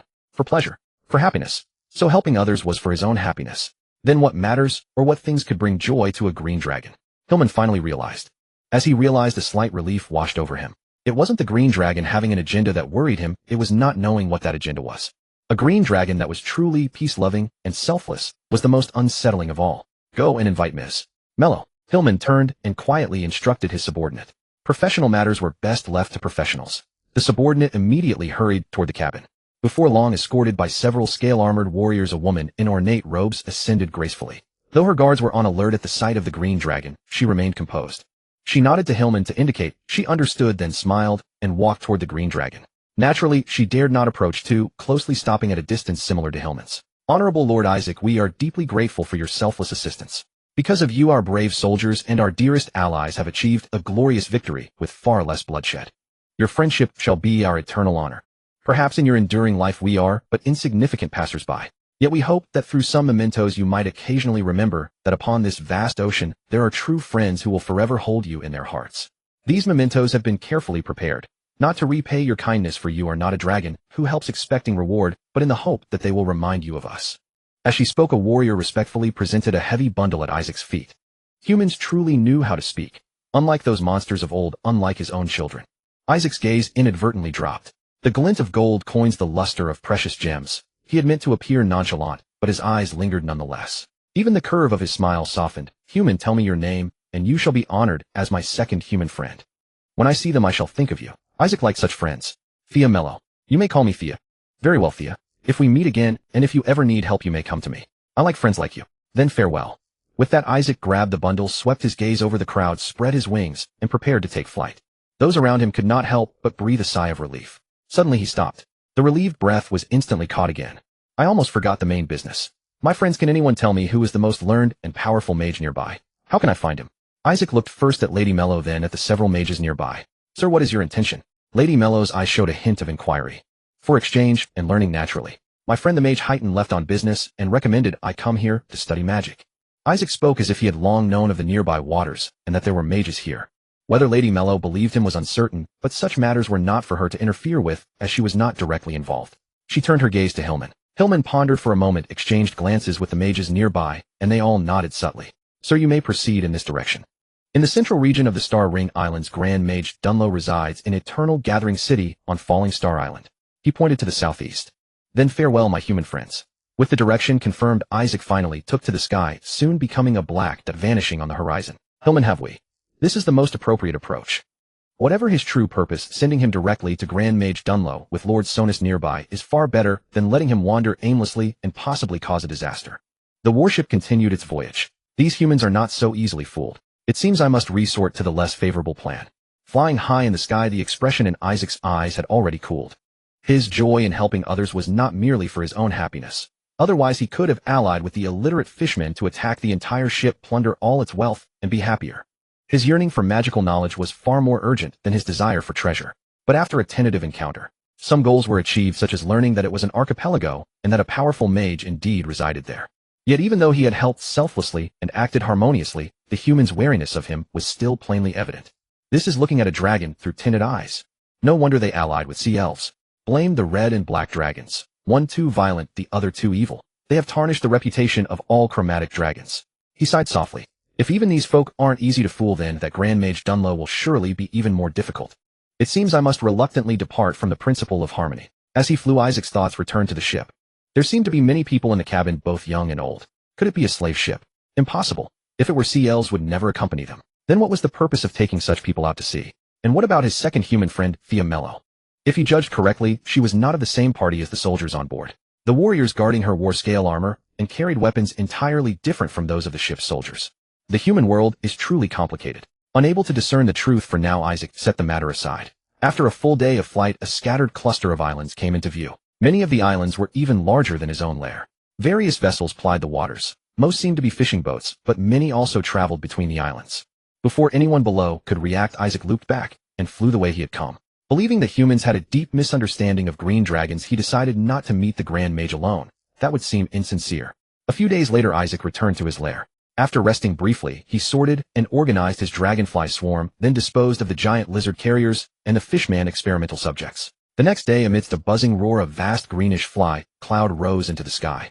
In the western reaches of the Star Ring archipelago, the fleeting glimpse of a green dragon had immediately put the entire island alliance on high alert, especially the high-ranking officials who knew the true story behind the closure of that shipping route back then. Then, predictably, Sonus, who had long been on the front lines against evil, volunteered to take charge of the vigilance duty. As a typical bronze dragon of lawful good alignment, though still in his adolescent phase, Sonus had already mastered numerous techniques for smiting evil. He often joined the military, charging on the front lines to battle the evil monsters across the strait. At other times, he would dive deep into the ocean depths, leading the sea elves to repel Sawajan invasions. Punishing pirates was his daily routine. The practice of shape-shifting into a seemingly vulnerable form to entrap lawbreakers was something he had done on numerous occasions. Wherever wickedness arose across the vast Star Ring archipelago, there his presence would be felt. Just like at this moment, while keeping watch for the possible return of the green dragon, he could not resist transforming into a dolphin to closely monitor whether those fishermen were over-harvesting or whether those sailing vessels were pirates in disguise. The bronze dragon's innate ability to assume various forms made him unstoppable in both covert observation and sting operations. Our elder brother, the gold dragon, is far too reserved, and our elder sister, the silver dragon, spends all her time on romance and leisure. The good reputation of dragons must rely on us bronze dragons, he mused to himself. What is that? Oh, run. The sudden cries rising from the sea surface snapped Sonus back to full alertness. He hastily shifted his gaze. The next moment his eyes bulged from their sockets. A green dragon. But that was not the main issue. The real matter was the overwhelming horde of grotesque creatures surrounding the green dragon. Being a true dragon, Sonus knew at once what they were: dragonflies. The black dragon across the strait, in its festering lair, also bred dragonflies. But when had dragonflies transformed into such abominations? Those pincer jaws, those tail stingers, and this sheer scale of infestation. Even a battle-hardened veteran like Sonus could not help but feel a chill crawl up his spine. But I have a damned hot temper. I simply cannot pretend I did not see this. Shattering his shapeshift with a mighty roar, the colossal figure of the bronze dragon burst from the sea. Sonus had been in his adolescent phase for several years, and his body had essentially reached the maximum size for this stage, with a length of approximately 25 feet, considerably larger than Isaac's. His scales shimmered with a bluish-yellow metallic luster, smooth and polished. From beneath his ridged and grooved cranial crest, a pair of curved horns extended outward in perfect symmetry. Running from his head along his back and all the way to his tail were countless metallic spines, giving him an extraordinarily formidable appearance. The moment his silhouette appeared, the fleeing fishing boats erupted in a chorus of cheers. Evil creature, halt your advance and return whence you came. Empowered by their praises, Sonus shot skyward. Powerful electro-elemental energy converged rapidly within his heart, and within moments his lightning dragon breath was ready. Standing alone against tens of thousands, Sonus gritted his teeth, radiating an aura of righteous defiance, and positioned himself directly in front of the swarm. Great Dragon Queen Yu and the Goddess of Fortune clearly walked different paths. If not for the fact that his forelimbs were too short to support his head, while airborne Isaac would have buried his face in his palms and let out a long, exasperated sigh. Metallic dragons and chromatic five-color dragons were mortal enemies. If one were to ask which metallic dragon inspired the most fear in the chromatic breeds, there was no doubt, the gold dragon. Even the lawless red dragons of the same generation showed them a measure of deference, which spoke volumes of their power. But if one were to ask which metallic dragon the chromatic breeds harbored the deepest resentment toward, the answer required no thought at all: the bronze dragon. This adult fool appearing here must have struck some sort of pact with the humans of this region. The sea elves have always held bronze dragons in the highest esteem. No wonder they side with humanity as well. With this fellow around, Isaac felt utterly cornered. Heaven was his witness. He had brought his children along not for slaughter nor for intimidation, but simply so that his future master might behold the countless young disciples he hoped to one day mentor. Train one properly and thousands could turn over a new leaf. But with this addled fool obsessed day and night with the eternal dichotomy of good and evil, perhaps the secondary plan will not work after all. Then we are left with the fallback strategy. A decision formed swiftly in his mind. Isaac drifted downward slightly, wearing an expression of weary resignation. You busybody who loves causing trouble for no reason. I am going to pay my respects to my teacher Archmage Dunlow. What business is that of yours? As he descended, the dragonfly swarm followed suit. Sonus, however, dove even faster. He was a seasoned veteran who knew all too well that the sea route served as the best escape when all other options were exhausted. The green dragon must not be allowed to cut off that retreat. An Archmage is your teacher. A flicker of suspicion crossed the bronze dragon's eyes before vanishing. With years of law enforcement experience, he knew that nothing spoken by an agent of evil could be trusted. You claim an Archmage is your teacher? Then tell me, what are the names of the Archmage's disciples? My not yet met teacher qualifies, doesn't it? Isaac replied with visible exasperation. I have come at the recommendation of my friend Mage Hayden to study magic under the Archmage. Unless you intend to make that decision on his behalf, do not block my path again. With a piercing cry, he led the dragonfly children in a wide detour, continuing forward. But the bronze dragon would not permit him to enter the archipelago so easily. Those waters were home to civilians. He intercepted them without delay. At that very moment, the green dragon before Sonus's eyes suddenly fractured, splitting into 6 separate forms that danced and interweaved in the air. Another roar echoed as if provoked. Instantly, the sky-filling horde of dragonflies swept toward him in a devastating wave. His heart pounded with unease. The instant Sonus rose into the air, he dove straight back into the sea without hesitation. A streak of green light lunged at him from the flank. The green dragon itself. Lightning flared brilliantly as Sonus unleashed his electric dragon breath, and with a thunderous explosion, the green dragon was shattered. But at that same moment, a beam of negative energy rained down from above. Even possessing the natural resistance of a great dragon, Sonus felt his strength ebbing away in an instant. Monster! Cursing inwardly, he quickly began murmuring a spell, and a barrier of radiant light swiftly materialized around him. Dragonflies had already begun battering against his body, but the moment the barrier appeared, it immediately repelled them. This was a spell granted by the bronze dragon's innate spellcasting ability. An adolescent bronze dragon possesses 3 caster levels. Similar to a sorcerer, this grants them access to several first-level spells. Sorcerers gain access to the next tier of spells 1 level later than wizards. A 3rd-level wizard can prepare 2nd-level magic, while a 4th-level sorcerer is required to wield 2nd-level magic. This magical barrier was one of those spells. Protection from evil blocks attacks from evil creatures and provides resistance against mental domination. Held back by the barrier, the dragonflies, the bronze dragon, had already plunged directly into the sea. With another cry, Isaac led the swarm of dragonflies back into the high sky. Pathetic, incompetent, meddling fool. Leave me alone, he sneered. Merging with his mirage, he continued flying forward. At the same time, he kept a covert watch on the waters below. Seeing that the bronze dragon was actually retreating, he felt a trace of quiet disappointment. If possible, he would have eliminated the creature outright, or at the very least rendered it utterly defenseless. But that fellow's reactions were simply too fast.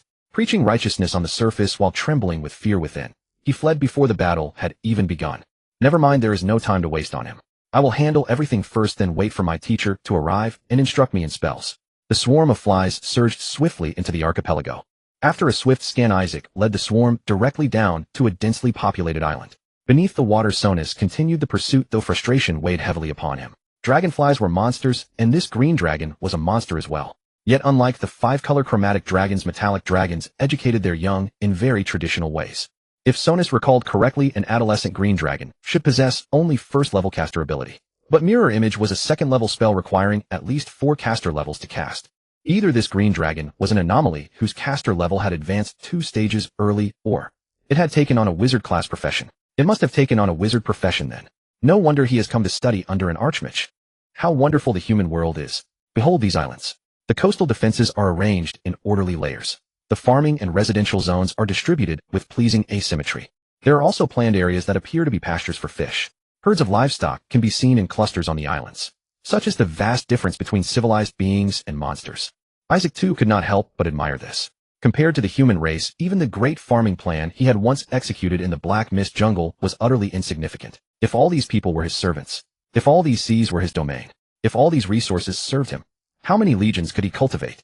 Do not rush. First let us see the mettle of that archmage. He descended with his children, and as they did, everything below, humans and livestock alike, was thrown into panic, terror, wailing, and frantic flight. He kept an eye on the sea while amplifying his voice. Friends of humanity, do not be alarmed. I am Isaac the Green Dragon, and I come with friendship. Having crossed a vast ocean, my children are weary, so I have sat down here to rest for a while. Lay down your weapons and be calm.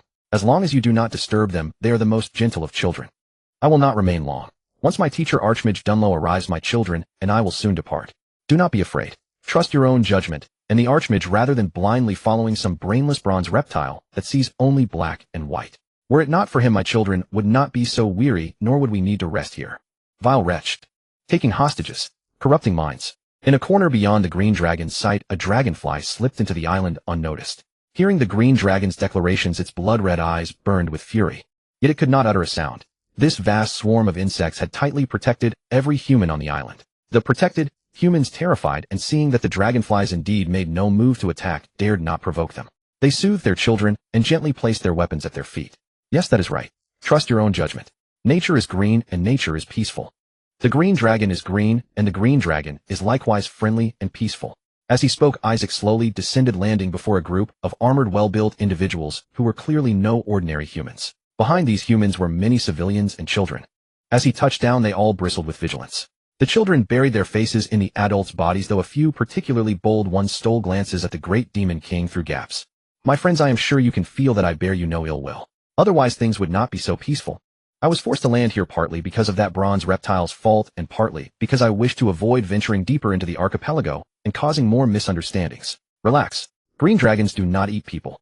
Now before Teacher Dunlow arrives, let us get to know each other and build mutual trust. I trust you have no objections. Without wasting time, the horns sounding across the sea told Isaac that the defensive forces of the Star Ring Islands were surely already mobilizing. Before they arrived, it was necessary to learn about the area and find a suitable place to settle. With a meaningful gaze, he fixed his eyes on the man at the forefront, presumably the leader, and casually glanced behind him. Shameless liar, playing the good guy while threatening. Wait, is he doing this to lure the Archmage into a trap? Solnas had crept closer. Amid the vast dragonfly legion, he was inconspicuous. Seeing the humans forced to bow their heads under the Green Dragon's implied threat, a new alarm rose in his heart. This situation, unless he could ignore the humans on the entire island. How infuriating. This evil creature is even more wicked than a red dragon. Just wait, Solnas has his eyes on you. Once I find a way from the Archmage to deal with these dragonflies, I will beat you until you flee in disgrace and show everyone who is truly incompetent and cowardly.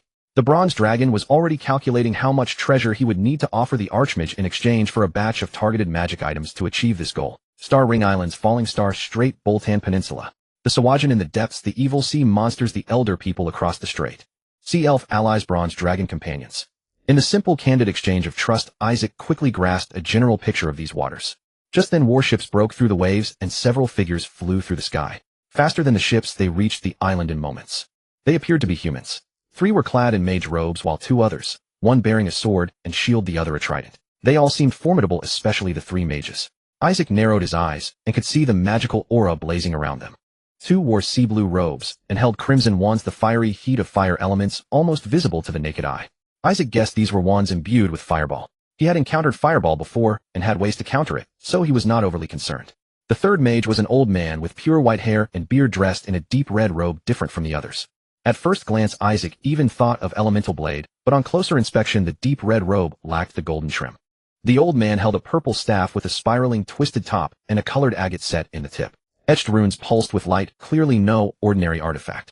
Sensitive to gemstones, Isaac immediately noticed the large ruby rings on the old man's middle fingers, their shifting glows hinting at their own power. So wealthy, so distinguished. This must be his long unseen teacher. Are you Teacher Dunlow? I am Isaac, a humble mage recommended to study under you. To come here and seek knowledge, I have crossed 100,000 leagues of ocean with my countless children braving endless storms. Along the way, many have fallen on this path of truth, but none of us not I nor they regret it. Please, teacher, see our perseverance and accept us so that we may purify our souls in the ocean of knowledge. This is my student's offering. Isaac gave a whistle, and the disciple swarms on the island lifted their wings in unison, orderly and iron-willed. Then he took the laden bundle and flew into the sky. The sky. Those who had come expecting war now wore expressions of utter bewilderment. As the most renowned archmage in the Zhuaixing Sea, Deng Luo received visitors to Yongzhou City constantly seeking to become his disciples. Not to mention humans and half-elves. Even sea elf mages who could not stay away from the ocean for long would do everything in their power to come and study.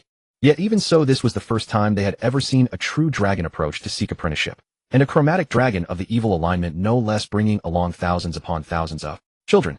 If these were truly children, they were unusually. Regardless of their astonishment, a green dragon had just flown in, and no one dared ignore it so casually. With what seemed like an inadvertent gesture, the sword and shield warrior and the trident-wielding man stepped forward half a pace. Behind them, the red-robed archmage Deng Luo gently wiped his ruby ring and composed himself. Lord Isaac, there is no need for such a formal tribute. Since you have come with no ill intent, I wonder if your children might be. He could plainly see that the insects taking orders from the green dragon were on the surface holding hostages. If this were truly nothing more than a desperate measure to secure an apprenticeship, Deng Luo was uncertain whether he should feel honored or simply at a loss for words. Teacher, you cannot blame me for this. It was that bronze dragon who stirred up trouble. Isaac's face immediately brightened with excitement. If not for his sudden attack which disturbed the children, I would have come directly to Yongzhou City to pay my respects. To guard against further attacks, to prevent the children from losing control and triggering tragedy, and to stop the misunderstanding from escalating. I had no choice but to take this expedient measure. The children are resting here for now, but you need not worry at all. As long as they are not greatly disturbed, once they have settled their nerves, they will be the most obedient children imaginable. Nothing untoward will occur. Until something concrete was resolved, Isaac would not, dared not, lightly withdraw this arrangement. He had already sensed that the paired sword and shield wielder and the trident bearer were both experts of the second tier. The three spellcasters were harder to read, but Deng Luo, clearly the leader among them, was undoubtedly stronger than those two.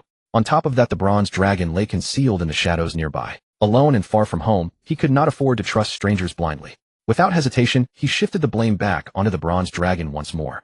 Archmage Deng Luo fell silent for a moment. He understood the underlying meaning. What talk of settling the children's nerves, of avoiding major disturbances? This was simply distrust toward Sonus. Bronze dragons were born with an overwhelming sense of justice. If the green dragon did not hold something in reserve the moment Sonus sensed the advantage was his, he would act impulsively. And once Sonus charged ahead, clearly unable to fight thousands alone, they would inevitably intervene. However, knowing full well that the bronze dragon was lurking somewhere nearby, and understanding his keen sensitivity about pride, Deng Luo naturally would not play along and condemn him. After a brief silence, he raised his gaze, his eyes sharp with insight. Lord Isaac, this place is actually unsuitable for you. I imagine you understand the reason. As expected, Isaac felt a pang of disappointment, but more than that, calmness. Ever since laying eyes on the bronze dragon, he had anticipated this very response. After all, the reputation of chromatic dragons had been ruined by those brainless types. With a bronze dragon as an ally, the human race would naturally never choose a chromatic dragon. Bronze dragons were famously dim-witted and petty, unable to tolerate even a grain of sand in their enormous eyes. But he had no intention of giving up. Setting aside his earlier excitement or feigned regret, Isaac's gaze grew calm. Teacher Deng Luo, though I have just arrived here, I have already gathered some understanding of the surrounding situation. I have heard that the threat posed by the Adher people across the strait grows ever greater. Their wyvern riders have already overwhelmed weaker bronze dragons. Yet my children and I are far more powerful than 2, even 3, bronze dragons. Then, that is where our values diverge. Deng Luo's gaze remained steady, unmoved by the green dragon's words.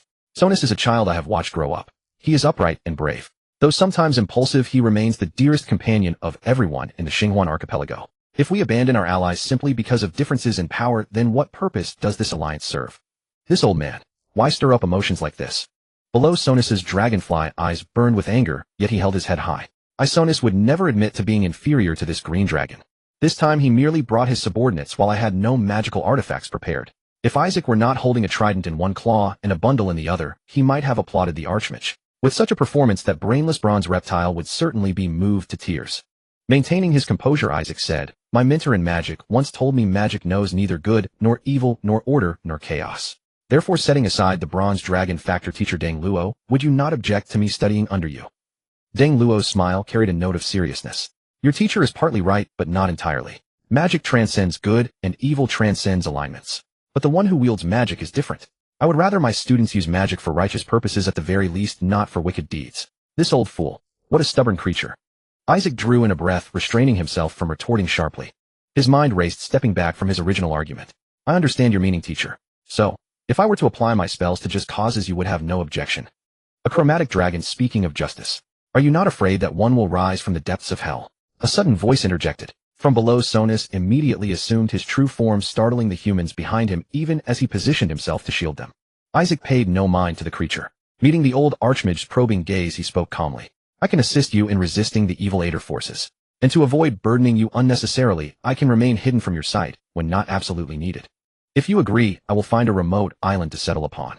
You merely need to send someone periodically with books and notes. If you refuse, then I will simply accept reality and return to being myself from this day forth. Return to being myself. Naturally, that meant becoming a true green dragon. A green dragon commanding thousands upon thousands of flying troops. Not to mention, right under their noses, he still held a vast number of hostages. On one hand, assisting in the defense against evil. On the other, descending fully into darkness. Even knowing this was outright coercion, the old archmage frowned, then decided to give it a try, for now. After all, the green dragon was within sight and could be controlled. He even set aside his previously prepared excuses, such as referring him to some robed figure in the Mage Kingdom's capital. I hope you keep your word. Teacher, you should trust in the vastness of magic. When there is so much research to be done, who would have the leisure to cause trouble? AI Sokka did not need to go through the trouble of searching for a remote island to settle. After negotiating with Mage Dang Luo, the trident-wielding man waved his hand and directly allocated him an island in the eastern part of the Star Ring archipelago. The island's scale even surpassed his former lair, featuring a dock-planned farming areas, various defensive structures, and even a considerable number of wooden cabins and stone houses. However, apart from those defensive facilities and a few warriors left behind, the rest of the place had been abandoned for a long time. It must be the AI duo people. As he watched the remaining warriors begin to withdraw in an orderly fashion, AI Saku on one hand directed his children to establish the settlement, while on the other, he fell into thoughtful contemplation. It seemed the threat from the AI duo people to this area was even more severe than he had understood. No wonder that when he subtly hinted at threats, his teacher had eventually lowered his head a bit while insisting on principles. After all, if he and his children were to truly fall out, not only would the hostage island immediately suffer, but it might even affect the overall situation of the entire archipelago. Assigning me here, they intend to put me on the front line as well. With that bronze dragon around, I can never truly learn from the archmage. Forget it. It was a deal to begin with, one struck under duress. I put in effort, they provide knowledge. There's no fairness or unfairness. What I need to do now is first lay a foundation, then fill in the most lacking magical knowledge, perfect the power that a mage profession should have, and only then think about other things. He knew that the people of the Island Alliance were surely keeping a wary eye on this place, especially that brainless bronze reptile. It would absolutely sneak a peek at midnight. However, AI Saku himself was equally cautious about the other side. He had requested to settle outside and have the study materials delivered here precisely because he feared facing racial discrimination if he studied alone under the old mage in Everlasting City. But though he harbored private concerns, outwardly he appeared completely composed. Without any hint of concealment, after surveying the entire island, he directly made his demands to the Island Alliance people. He needed a large number of livestock for breeding, and around the island, he also required some fishing grounds. After all, he and his children needed to eat meat. Since he had turned over a new leaf and could no longer plunder neighbors, he had to be self-reliant, and thus needed self-sustaining industries. This was a clear sign of a long-term settlement. The Island Alliance people naturally wouldn't cause trouble for him in this regard, and some commercial channels quickly connected with him. As gold coins and gems were spent, large herds of livestock soon appeared on the island. Workers also began tending the surrounding fishing grounds. Some bold enough even started thinking about whether they could restore the farming areas on the island. At the same time, 2 giant lizards were also openly delivered to AI Sokka's lair through these channels. One male was immediately carrierized.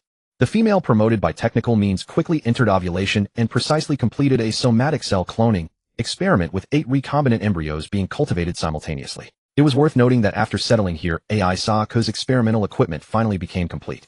After all, Falling Star Island had more than one major consumer, and a small shift in his direction was enough to meet his needs. Through continuous expenditure, even mortgaging part of the fishing grounds profits to certain greedy merchants, after adding several more giant lizards and completing their carrierization, the nutrition of the dragonfly children finally caught up. He had truly established a foothold here. Consequently, the time he devoted to magical study and research began to become ample. It should be said that although the old mage was overly stubborn, once he agreed to provide study materials, he did not tamper with them. Whenever materials arrived, AI Sokka would first record them in the laboratory, then transcribe them into notebooks and neatly arrange them on his bookshelf. He would study each document repeatedly, starting from recognizing every magical word, understanding every magical inscription, and familiarizing himself with every magical material until he thoroughly grasped every magical structure before conducting experiments. After all, his gold coins were limited. Every coin spent was like a stab in his heart, and using gems was like 10 stabs. He could not afford any waste. Thus most experiments succeeded on the first try, and the few that failed initially did not exceed 3 attempts. He then confirmed that his teacher still had the basic professional ethics of a mentor. Even so, his savings were rapidly depleting. A mage was inherently a money-burning profession. I must find new sources of income.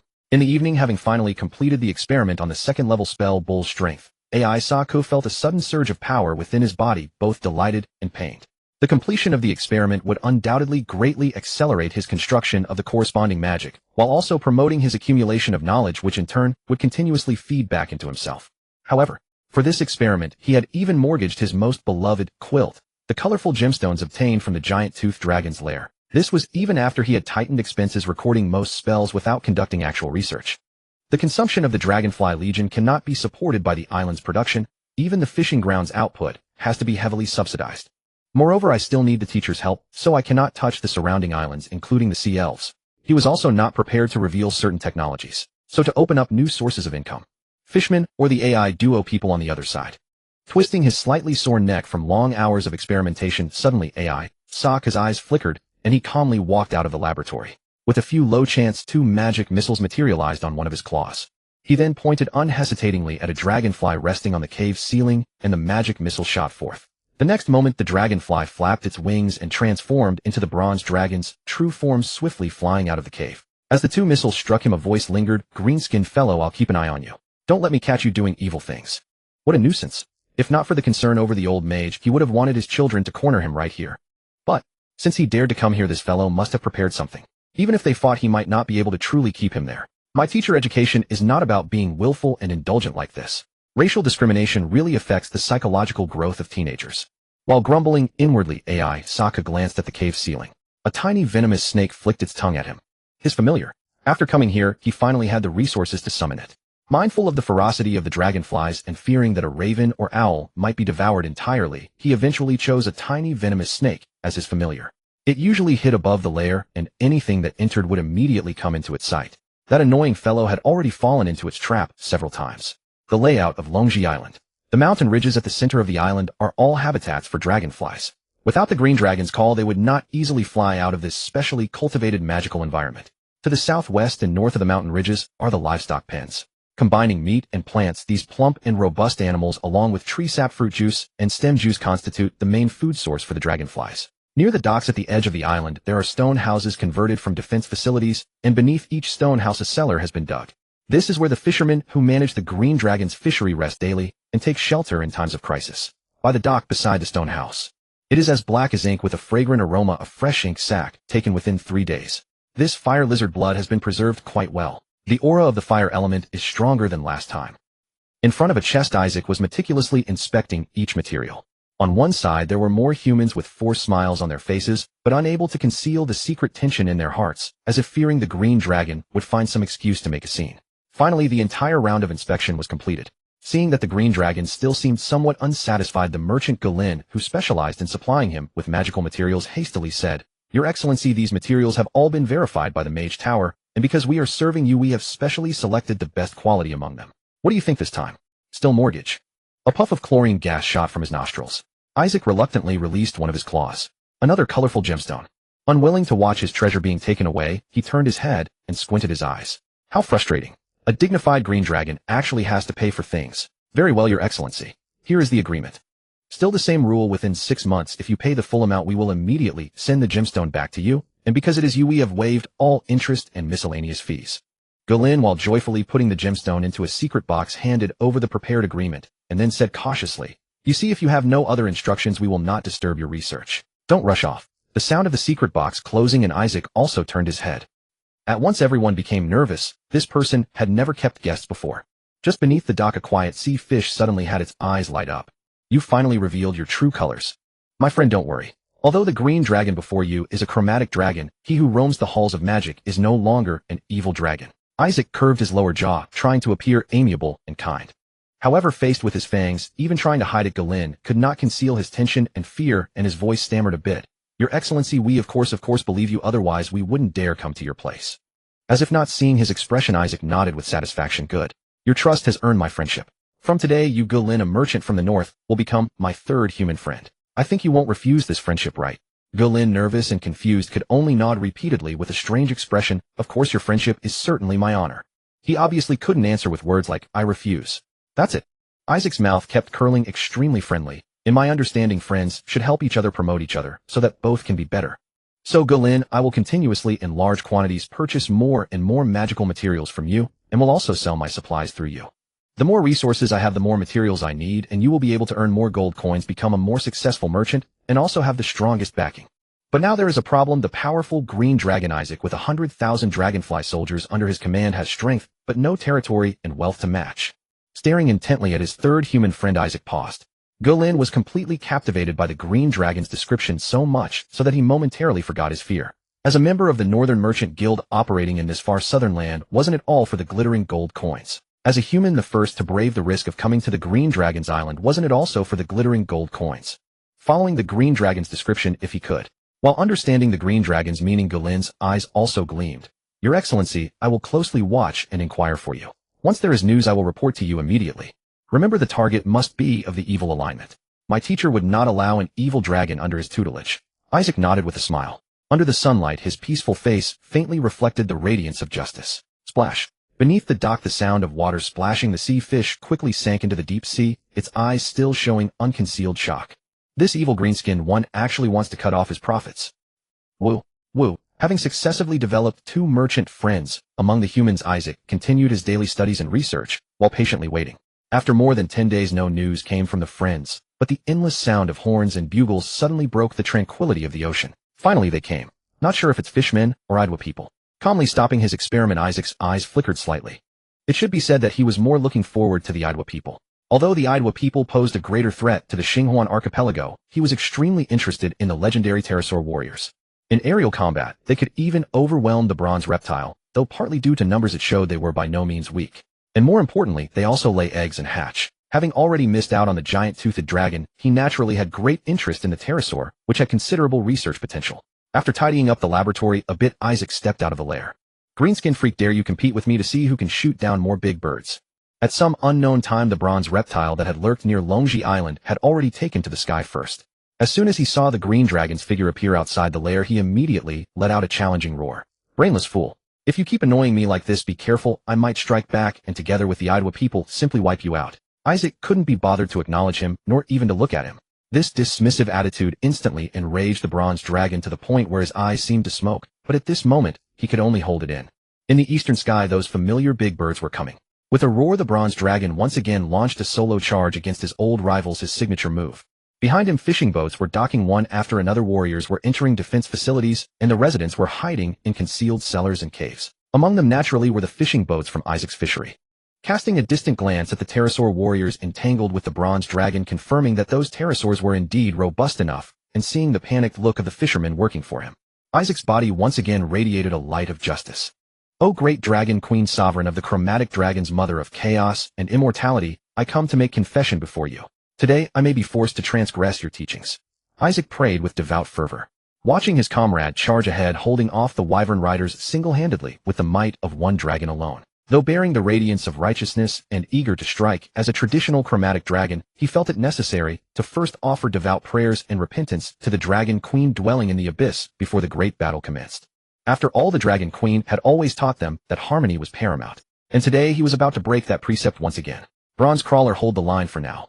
Once my prayers are complete, I shall bring the children to reinforce you.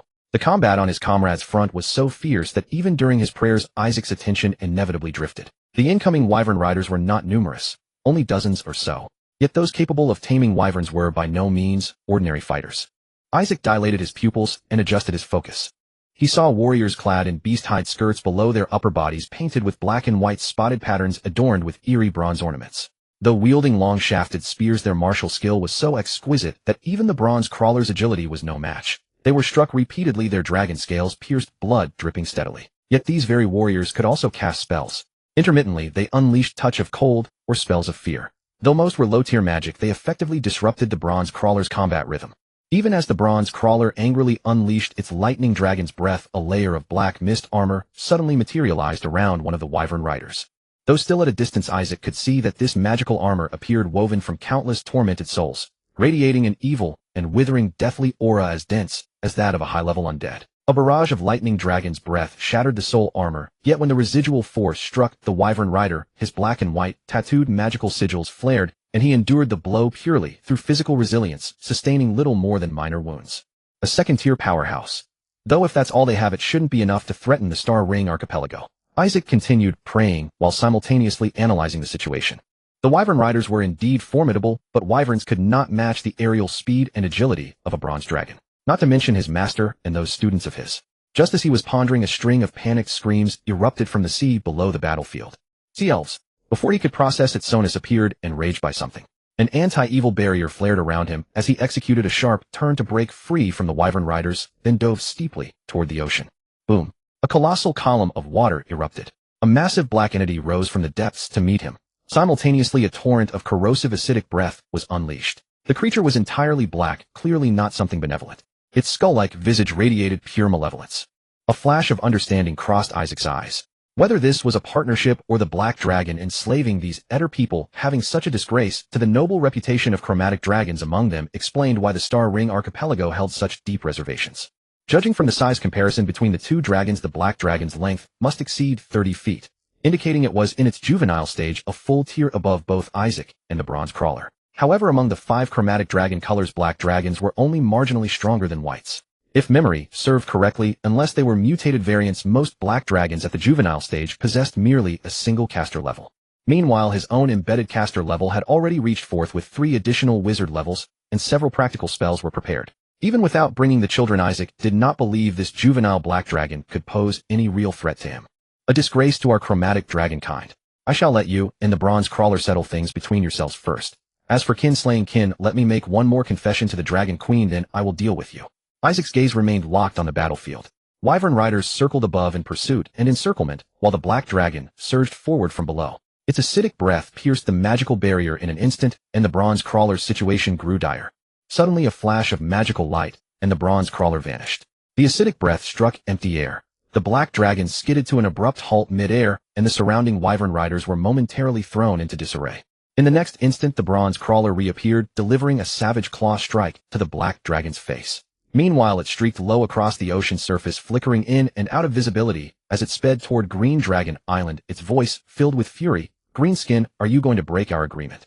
Misty Step? No. Given the old mage's careful consideration, it was more likely Greater Misty Step. After all, ordinary Misty Step carried a failure rate and did not allow precise control over duration in the ethereal plane. No surprises, hence no particular disappointment. Besides calculating the timing, the group from Meteor Star Island should be arriving shortly.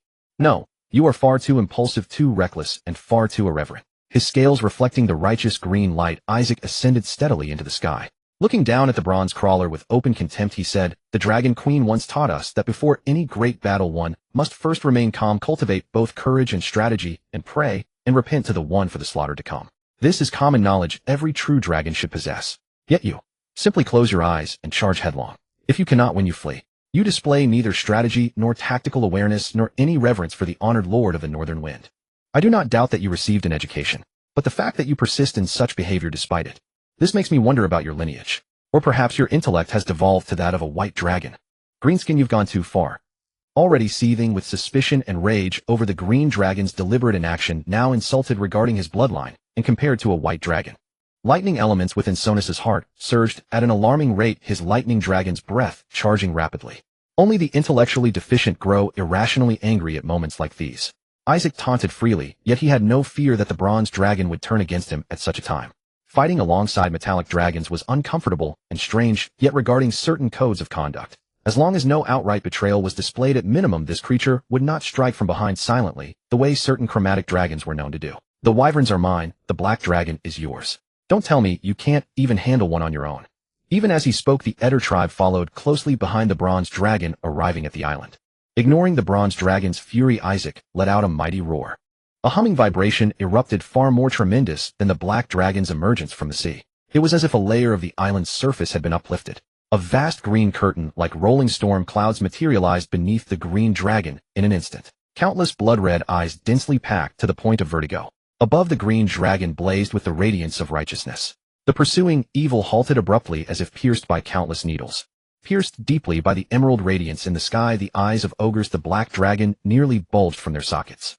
As a seasoned black dragon, he prided himself on the filth and squalor of his lair, yet even his swarm of cavern-dwelling wormflies was but a modest collection. How filthy must this creature be to have bred such a multitude of wormflies? And those mandibles that stinger. Could it be that defilement pushed to an extreme mutates the wormflies themselves? A flicker of suspicion crossed the black dragon's eyes. He mused that perhaps he too should dabble in such research. Hearing the amicable exchange between the green and bronze dragons and sensing the green dragon's imminent aggression, Ogres hastily bellowed, "Hold, green dragon, I have words to speak." For ages the Eldorians held an overwhelming advantage over the Starfall Isles thanks to their mastery of aerial combat. The bronze dragon could not even withstand the pterosaur warriors, let alone him. Though the mages commanded the art of flight, their spells could never match the speed of pterosaurs, much less his own. A few harassing raids each day would exhaust the mages to utter weariness, setting the stage for a final assault. If not for those vexing yet delectable sea elves, the Starfall Isles might have long since been shattered. But now that aerial supremacy seemed. Brother Green Dragon, when facing metallic dragons, we chromatic dragons should not squabble among ourselves. Let us join forces and annihilate them. Take whatever you desire, I Ogres grant you the first pick. The black dragon roared from beyond the island, urgency in his voice. As chromatic dragons, they knew each other's nature well. The green dragon's alliance with humans and metallic dragons surely stemmed from bribery. What greater bribe could there be than dividing the spoils of war after victory? As for contractual spirit or promises, we are chromatic dragons. Isaac's visage remained utterly impassive, yet his wormflies did not stir. Inwardly, however, he was genuinely tempted. A green dragon who never dreams of overthrowing his master is no true green dragon. If he could topple his master, he would no longer need to endure such restraint, even allowing a bronze reptile to slither to his lair's entrance without retaliation. Then his master's wizard tower would be his, and all these islands would pour their resources into his hoard. Yet he weighed the odds of success. If he failed, where would he flee? If he succeeded, how would he turn against the black dragon and the Eldorians?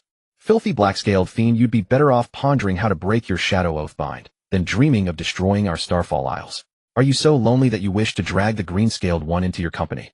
The bronze dragon's taunt rang out from a distance.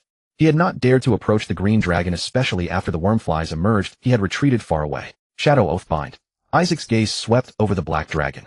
As a student of the great archmage, he was no stranger to oath binding from the learning materials he had acquired. This was a branch of conjuration with severe restrictions. First, the target must be trapped, then persuaded, and finally bound by the appropriate spell until the oath was fulfilled. Until the target completed the sworn vow, they were forced to obey the caster's commands. Moreover, the binding was limited by the target's life energy level. A young adult black dragon with a life energy level around 16 required an 8th level greater oath bind to constrain. This meant that the Eldorians possessed at least one powerful mage of level 15 or higher. And to trap and capture such a black dragon, then force him to accept the oath. Seeing the black dragon's gloomy gaze and his silence in the face of the bronze dragon's words, Isaac grew alert. No wonder these pterosaur warriors each wielded a few spell-like abilities. There was a tradition here. If a young adult black dragon could be trapped, he himself was no exception. It was wise not to stray from his master's lessons or to separate from his WIRMFLY children. He could not eliminate all these pterosaurs either. He must maintain a dynamic balance so that they continued to pressure the old archmage. Furthermore, Isaac's eyes flickered. He realized he must establish his own intelligence network to grasp the general situation of the surrounding region, even the entire world. For now, he might not be able to create such a channel, but perhaps those northern merchants could be leveraged first. Of course, to make them useful, he would have to offer them sweetness and a promising future. A torrent of thoughts raced through his mind, then Isaac turned a surprised gaze to the bronze dragon. Why haven't you attacked? Aren't you always the first to charge into battle? Sornas breathed a quiet sigh of relief. The old man was right. Once the green-scaled one learned the black-scaled one was bound by the shadow oath bind, he would harbor no further treacherous ideas. I must first let him prepare for escape. The bronze dragon lifted his head with a proud demeanor, but in the next instant his bearing shifted. With a thunderous roar, he shot across the sky like a meteor charging alone, lightning already crackling in his throat. Isaac let out a low roar in response, and the swarm of wormflies scattered instantly, then surged like a tidal wave toward the pterosaurs. Their eyes were bloodshot, as if frenzied with bloodlust. As they moved, the pterosaur warriors' caution turned to shock. Too fast. Even faster than their own pterosaurs. This was ominous. If they were pinned down, they would not be harassing the mages. They would be marching to their deaths. The pterosaur warrior who had deflected the lightning breath issued a furious roar. An invisible psychic wave of fear radiated to the island's edge, causing the wormflies in a fan-shaped area to fly in panic like headless flies. A fear spell. At the roar, all pterosaurs wheeled and fled. On their backs, the Eldorians in leather skirts shouted commands. Scare spells cause fear spells, and a few fear spells. The wormflies were thrown into chaos, some even colliding with each other. But there were too many and the area too vast. The swarm, like a living carpet, swiftly intercepted the majority of the pterosaurs. Just then, vast patches of darkness materialized in the sky, so dense that even light could not penetrate. The wormflies' dark vision was mediocre, and once inside these dark zones they lost their targets entirely. Darkness spell, creating an area of shadow that even ordinary dark vision could not pierce. These creatures. Isaac's brow furrowed slightly. The Eldorian's spell seemed oddly uniform, as if standardized. Yet he was not perturbed. He changed his command, from assault to encirclement. The wormflies dispersed swiftly bypassed the dark zones and blocked the retreat of those still inside, while letting the ones ahead escape. Either fear-based spells or darkness, or that spectral armor. This seems like an innate ability. Humans should not possess such abilities. Then, a specialized class.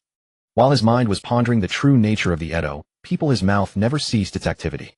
Having just directed the dragonflies to intercept the large squadron of pterodactyls, Isaac let out a different screech. Without waiting for the darkness spell to dissipate gradually on its own, the dragonflies from all sides swept into the darkened area in a frenzy, like heavy rain, each one as if terrified of falling behind. The young dragonflies feared nothing more than sacrifice. Their capacity for reproduction similarly disregarded such costs. Yet as they launched their forceful siege, Isaac deliberately left gaps, both above and below. Within the darkened area, after a moment of chaotic shrieking, the pterodactyls began ascending and descending in disarray, fleeing once again in utter confusion and desperation. A considerable number still bore the stingers and pincers of dragonflies embedded in their bodies, their wounds turning green and corroding the excruciating pain, throwing their flight paths into complete chaos. Some Edo people were equally wounded. Their martial arts may have been refined and masterful, but no level of skill could hold back a relentless tide. Yet, Isaac commanded the dragonflies to press their pursuit, while a strange light flickered in his eyes. Another new ability. Behind many of the Edo people appeared human-shaped shadows, ghostly and spectral, as if draining their vitality. When the dragonflies attacked from behind with fierce momentum, these shadows caused them to weaken considerably upon contact. However peculiar or eerie these abilities might be, they were ultimately futile against overwhelming numbers. One could be controlled, perhaps two, but 10 or 100 could not all be restrained. Likewise, the Edo people's spear techniques could repel attacks from one direction, but not from all 10 sides simultaneously. When one dragonfly lunged onto him, driving its pincers and stinger deep into his body, the next instant saw 10 more swarm over him, then countless others completely overwhelming him. Below, though that pterodactyl had escaped most of the dragonfly assaults, it was so terrified it could no longer heed its rider flapping its wings and fleeing wildly in some desperate direction. Then a green flash darted past overhead, followed by a sharp cry as one wing was brutally snapped. The creature plummeted into the sea, still alive, but only able to flap its remaining wing, unable to take to the air again. It was Isaac, of course, who had been strolling leisurely behind the entire battle. He cared little for whether the Edo people lived or died, or how many fell. He needed only these pterodactyls. One by one, the Edo people were consumed by the swarming dragonflies, while head after head of pterodactyls crashed into the sea. In merely a few moments, more than half of this intercepted squadron of pterodactyl warriors had been lost. Just then, a massive ripple disturbed the sea surface. The next instant, a towering column of water erupted as the black dragon Ogrius burst from the depths. Green dragon keeping company with metallic dragons and opposing the great Edo. You will surely regret this. Within that grim roar, his massive body spiraled through the sky in a wide arc. Wings slashed and tail struck horizontally, sending swathes of dragon flies crashing from the air. And in his wake, an invisible ferocious pressure bore down on every mind. All the dragonflies lost control, scattering chaotically across the sky. A terror more profound than any fear spell could inflict. Dragon might. A supernatural power awakened only after true dragons reach their youth stage. All creatures other than true dragons must resist it through sheer willpower. Clearly the dragonfly's willpower was insufficient to resist. That bronze lizard proved utterly useless after all. Isaac's expression remained unmoved, though he cursed the bronze dragon silently within, leaving the black dragon to the bronze one while he handled the pterodactyl warriors himself. This was about more than merely coveting the pterodactyls. Though he prided himself that even without his offspring, a black dragon, merely one age bracket above him, posed no real threat. But with his children along, the situation remained unchanged. So sending the bronze lizard to deal with the black dragon was not cowardice masking his bravery. He would dare to declare with straight face before the archmage that this was the most sound tactical arrangement. Yet clearly the bronze lizard had once again disappointed him, and his countless offspring as well. Impulsive and inept, unable to win, even when unable to hold the enemy in check. However, the great Edo, to be esteemed as great, even by a black dragon. A strange feeling stirred within Isaac's heart. A black dragon is not a green dragon. Were it convenient, a green dragon might honor one as great today and choose two different ones tomorrow. Though black dragons are evil, they are comparatively straightforward in their loyalties. Are these primitive tribal humans truly this powerful? Is it because of their special abilities? While pondering these questions, Isaac did not forget to let out a sharp whistle. His children, those not yet affected by the dragon, might steadily return to his rear. For the sake of our shared descent from the dragon, Queen, you may go. Isaac's tone was flat, his expression even more impassive, carrying the air of one granting merciful leniency. Unfortunately, his twin claws could not be positioned behind his back. Had he been able to stand upright with his claws crossed behind him, paired with such a demeanor, he would have projected the true bearing of a formidable presence. Wretched dragon. Ogrius wanted to linger a moment longer and teach this green dragon a lesson as well. But behind the green dragon, the figures of those mages had already appeared. In the end, he dared not stay, merely giving the green dragon a venomous glare before spreading his wings and pursuing the pterodactyl warriors who were making their escape. Lord Isaac, I am obliged to you. Archmage Dunluo had finally arrived, a trace of complexity lingering in his eyes. Though the green dragon regarded him as Master, Dunluo always addressed the green dragon merely as Lord. I merely fulfill our agreement, Master. There is no need for concern. Isaac had always shown respect to those who imparted knowledge to him, whether it be old Hayden of years past or the Archmage of today. By the way, those pterodactyls in the sea all have a wing I broke. I hope you can have them captured alive and transported to my island. Research expenses are too substantial. I hope to gain something from them as well, otherwise I truly cannot sustain this. Isaac did not hide his poverty, rather he used it as an excuse to veil his true purpose in acquiring the pterodactyls. Archmage Dunluo was well aware of this, so he naturally agreed, without hesitation, nodding and sending a disciple to arrange vessels at once. Unfortunately, he offered nothing about providing supplies or meeting needs. After all, there are distinctions between close and distant relations. Isaac, however, was long accustomed to this. His teacher was knowledgeable and worldly, and understanding the nature of green dragons was hardly surprising. Master, what of those Edo people and that black dragon? Since war is imminent, I ask that you share all relevant information about them with me. Isaac asked again. He did not believe this single assault represented all of the Edo people's offensive capabilities, nor even their true strength. Moreover, more importantly, he remained preoccupied with the black dragon's use of the word great. The old mage paused thoughtfully, then slowly nodded. We shall discuss this in detail on your island. At his level, while the flight spell could sustain him for an extended period, his disciples were differently positioned. Besides, the matter of the Edo people could not be resolved in a few hasty words. Knowing the green dragon would not feel at ease traveling to Starfall Island alone, and likely would bring his children along regardless, it would be more practical to simply go to his own Isle of Green Dragons instead. Long ago, the AI tribe was once part of the Taishi tribe, the most powerful clan on the Borton Peninsula. But after being defeated in a civil war, they were driven out of the sacred city of Mikaluo. How they did it remains unknown, but at some point they released an ancient evil sealed away long ago, and came to revere it as their tribal deity. The Taishi called this primordial malice AI Jiao. AI Jiao once sought to destroy the sacred city and reclaim the authority from which it had been deprived. City of Mikaluo once teetered on the brink of ruin. Desperate, they sent pleas for aid to neighboring capitals, warning that if AI Jiao recovered its lost power, it would no longer be confined to the Borton jungle. Its darkness would spread across the peninsula and into the entire world. After confirmation, most surrounding factions, including the Star Ring Archipelago, joined that battle. Countless lives were sacrificed. City of Mikaluo itself was reduced to rubble. Yet in the end, AI Jiao was driven back, retreating once more into the jungle, where it has not formally appeared since. Due to the seal's antiquity, even the Taishi can speak only vaguely of what AI Jiao truly is. But from records of that great battle, it appeared as a towering, twisted shadow of pure darkness, formless, able to pass freely between the material world and the shadow realm. It possessed ancient evil powers akin to those of the shadow priesthood, granting the AI people abilities similar to shadow clerics. For this reason, no small number of shadow mages came under its sway. Through those shadow mages, it enslaved countless powerful dark creatures, such as the black dragon, ogres, the green-scaled drake, and various multi-headed lizard serpents, as well as numerous other malign beings native to the shadow plane who pledged allegiance to it. As Magister Dunluo delivered his account, Isaac nearly choked, a surge of something foul rising in his throat. Ancient evil. An ancient evil capable of bestowing godlike powers. Even though this entity had not manifested in ages, the fact that the AI people crossed the strait solely to launch relentless raids upon the Star Ring Archipelago suggested it still endured, and was likely growing stronger still. He had assumed the protracted conflict with the Star Ring Archipelago, despite their advantage, would remain at a stalemate, which is precisely why he had unhesitatingly traded labor for knowledge. Who could have foreseen that behind the AI people stood such a formidable presence? Moreover, the AI had been waging war against the Taishi while simultaneously harrying and attacking the Star Ring Archipelago. No wonder that old ghost was so certain I wouldn't ally with them. With the opportunity to curry favor with one's own dragon queen, which chromatic dragon would willingly submit to another's dominion. Even that black dragon had fallen silent when the bronze arthropod exposed its weakness. No wonder that old ghost refused to commit even a fraction of his resources here. No wonder he revealed nothing beforehand.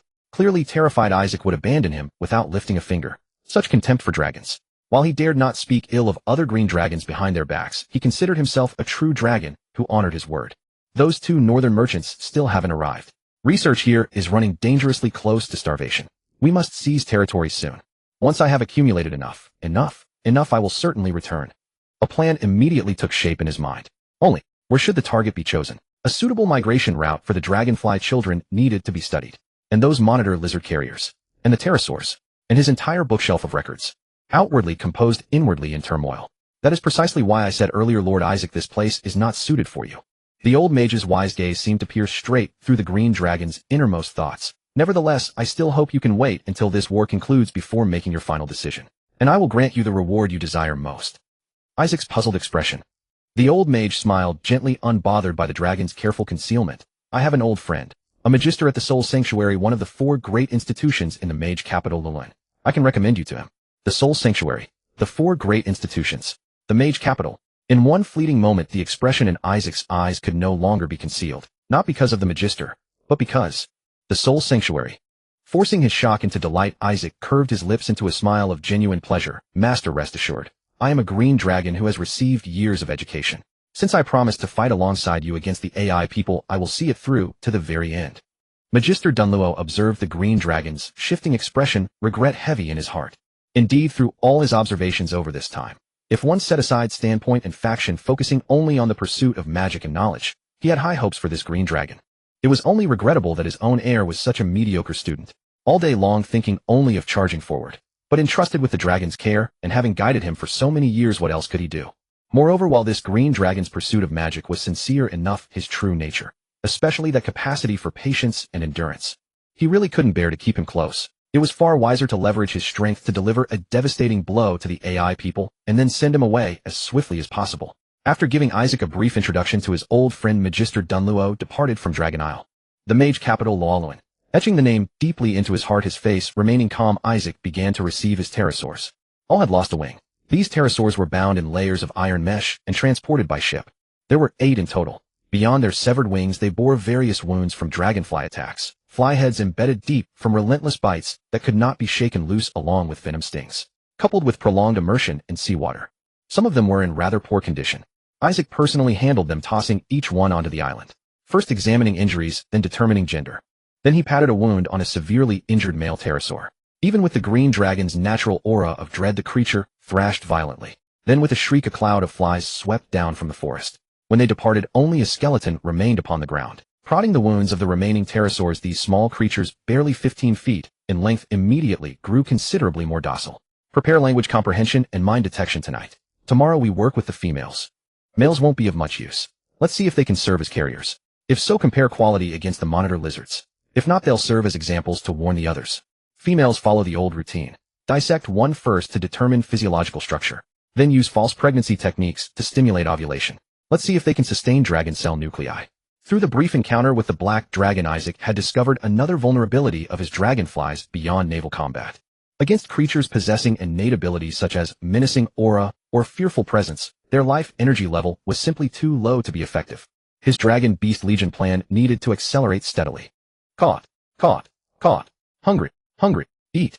Killing the male to intimidate the females, coupled with the snooping of detect thoughts on their surface consciousness. Within just a few days, the pterosaurs were quickly tethered by iron chains, their hearts of flight restrained. Similar to dragonflies, these pterosaurs, though slightly more intelligent, had not developed the ability to speak. The first level spell, Comprehend Languages, had no effect on them at all.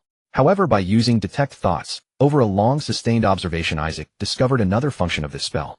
He tossed some sea fish to them as a reward for their good behavior, a hint of strange light flickering in his eyes. By combining Detect Thoughts with the false pregnancy spell, it will be much more convenient to study them and even to determine the ovulation periods of most future experimental subjects. However, during the current period of war preparation, being able to allocate a second-level spell slot to Detect Thoughts was already the utmost he could afford. The execution capability of the Edo people seems to be nothing more than this, he thought, shaking his head slightly. 5 days had passed, and the second wave of attack from the Edo people had yet to come. Perhaps his sudden appearance along with the dragonfly children had disrupted their plans. But what truly disappointed Isaac was that although it was normal for the plan to fail and for them to temporarily halt the attack after several days, no one had even tried to contact him through any means. After all, he was a green dragon. Shouldn't his reputation be cunning, rebellious, and greedy? Why didn't those fellows try to win him over again? Or perhaps those fellows had no means to infiltrate the Star Ring Islands. Either possibility indicated that the Edo people, though possessing great power, had significant shortcomings in details. Wait a bit longer. If there is still no movement, perhaps I should go out and create some opportunities for them. When the northern merchants arrive, I will use them as a stepping stone. While observing the surface thoughts of the pterosaurs, Isaac secretly lamented in his heart. The bond between him and the old mage master and apprentice was ultimately coming to an end. Pity he had originally envisioned a benevolent master and a filial dragoness story to be praised in the future. But his master, on the contrary, wanted to expel him from the sect and even drive him to that so-called soul realm. Wasn't this sending him to his death? However, though the master's heart could be so malicious, he could not betray his teacher and destroy his ancestors. My second human teacher, if given the chance, I will take over your legacy and carry it forward. If there is no chance, I will create one. Just as his mind was wandering, a voice suddenly appeared not far from Isaac. Greenskin freak, you are truly disgusting. Even with these big birds you can. Ugh. Soth couldn't help it anymore. He suddenly revealed his true form from the sea, his face full of contempt. He had long noticed that the greenskin freak's treatment of these captives had an absolute gender disparity. For the males, he would often say, "Children attack," and then nothing but a pile of bones remained. Those still alive were starving and miserable, not daring to make a sound. For the females, however, he carefully cleaned their wounds, providing them with livestock and sea fish, taking great care of them. Now something even more disgusting had happened. He was staring at them in a daze. Soth was also aware of the impulses of adolescence. For instance, sometimes he would fantasize about the several young sea elves, and occasionally even about the high priestess, imagining her riding on him and then charging forth. But this greenskin freak actually thought about these big birds. Too disgusting. The face of true dragons is completely lost. Isaac didn't understand the meaning of the bronze reptile's words, but he could discern the contempt in the reptile's voice. He couldn't be bothered to deal with him. After all, it was not the time yet. When he truly inherited his master's legacy, there would be plenty of opportunities to take care of him. He merely cast a glance at the bronze dragon. The creature's abdomen was covered with a large area of acid-etched wounds that hadn't healed, and there were even some injuries on its neck where scales had been bitten off. It was clearly the result of the fight with the black dragon a few days ago. The black dragon was, after all, an age category higher. However, overall there were no serious injuries since he had his mage daddy looking after him. Withdrawing his gaze, Isaac finally tossed some sea fish to the two male pterosaurs on the other side.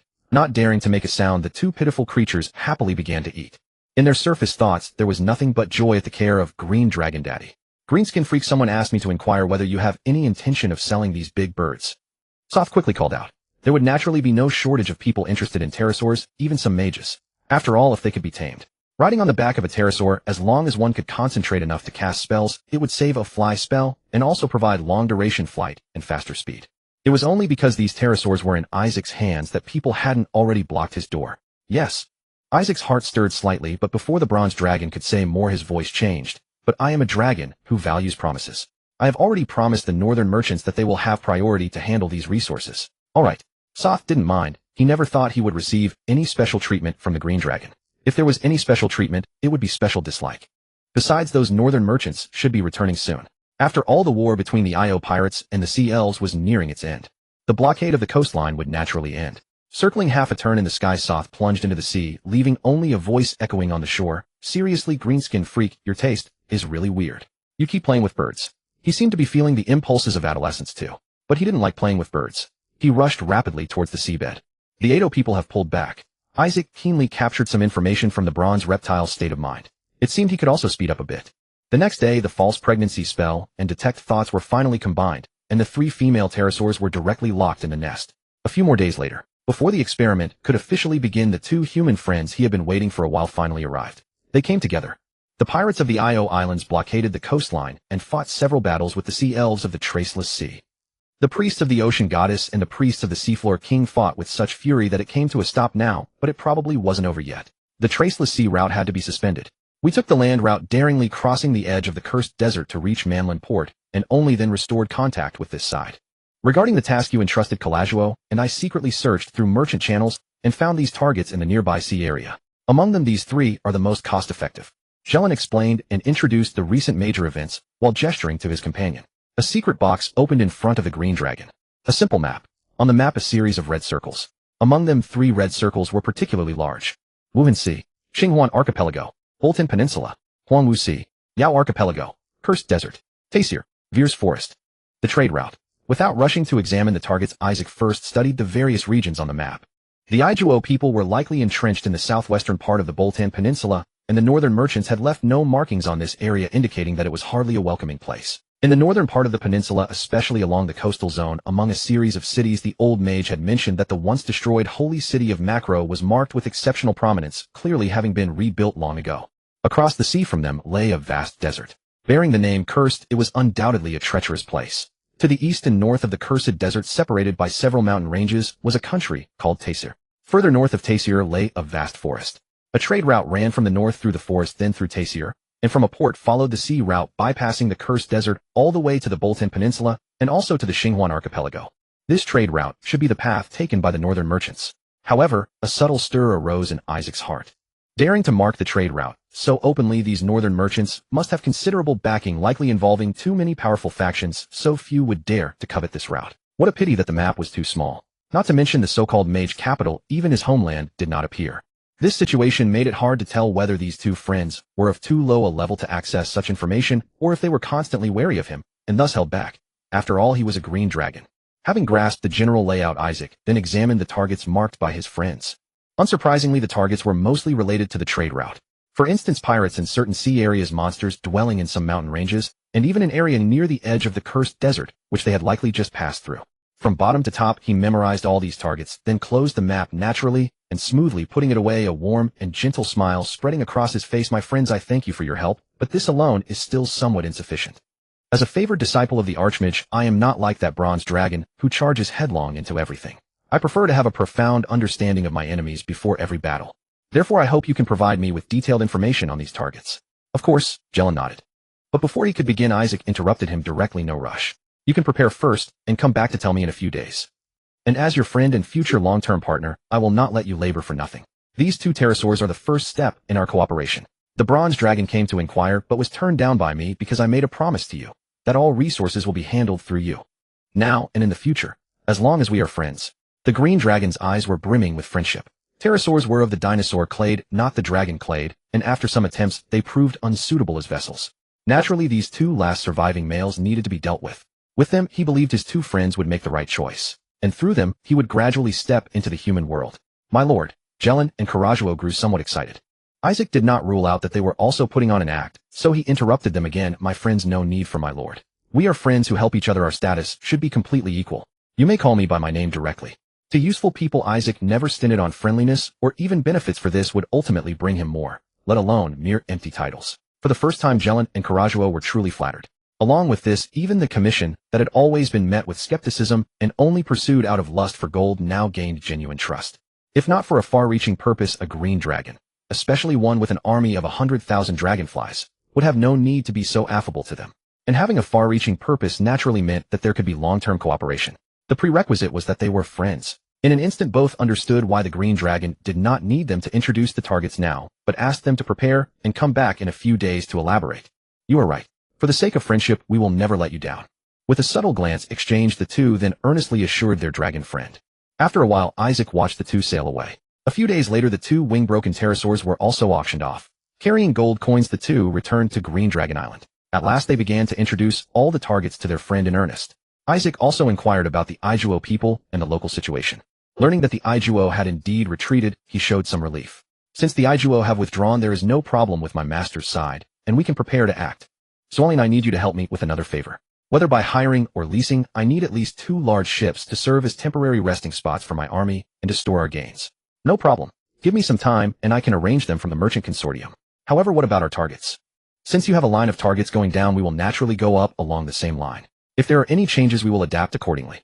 The merchant friends began to arrange ships. Isaac also revealed to his master his plan of having to work hard to earn money for research. Since the master had no real binding power over him, and with the Ijuo temporarily inactive, the old mage obviously would not force him to stay.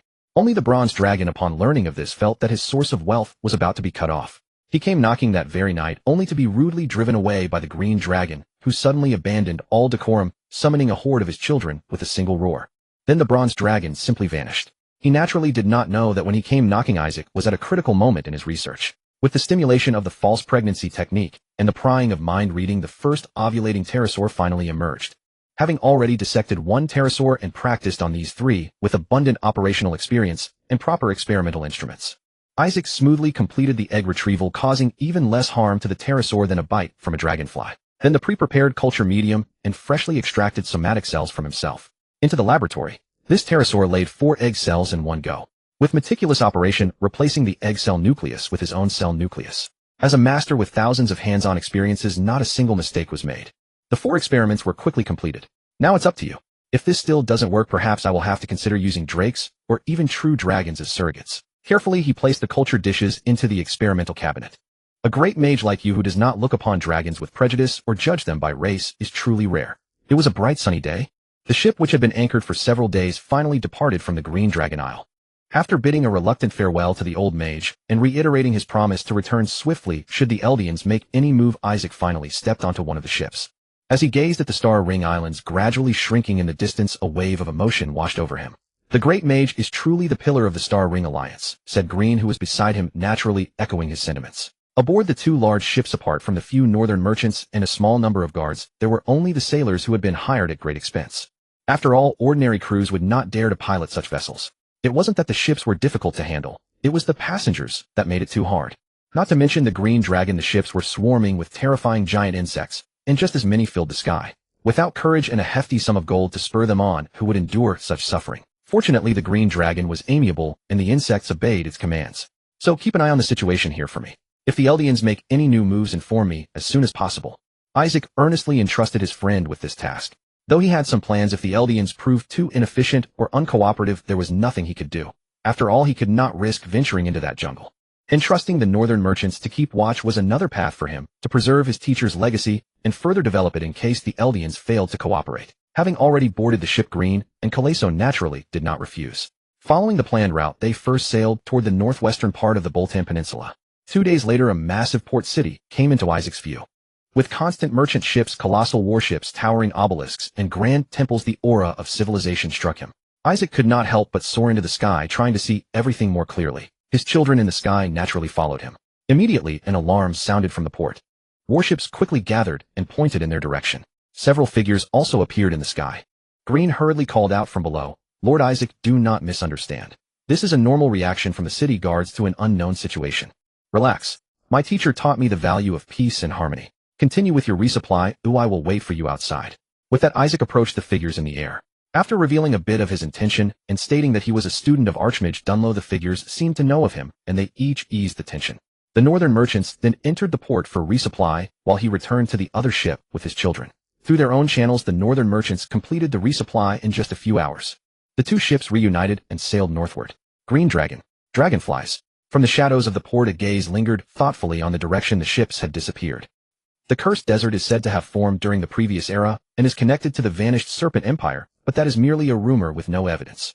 Within the desert, the cursed mummy is the most typical monster. It is said that in an underground tomb there exists a legendary mummy lord, which is why the kingdom of Tether hesitates to set foot in this cursed land. Beneath the sand, countless undead lie hidden, and high-ranking undead, such as spirit nagas and necrophages, appear from time to time. Although no high-ranking undead have been found in this tomb for now, it is hard to say whether something strange hides in its depths. Furthermore, our earlier investigations were flawed. It is uncertain whether the tomb has been cleared before, or if these undead gathered later.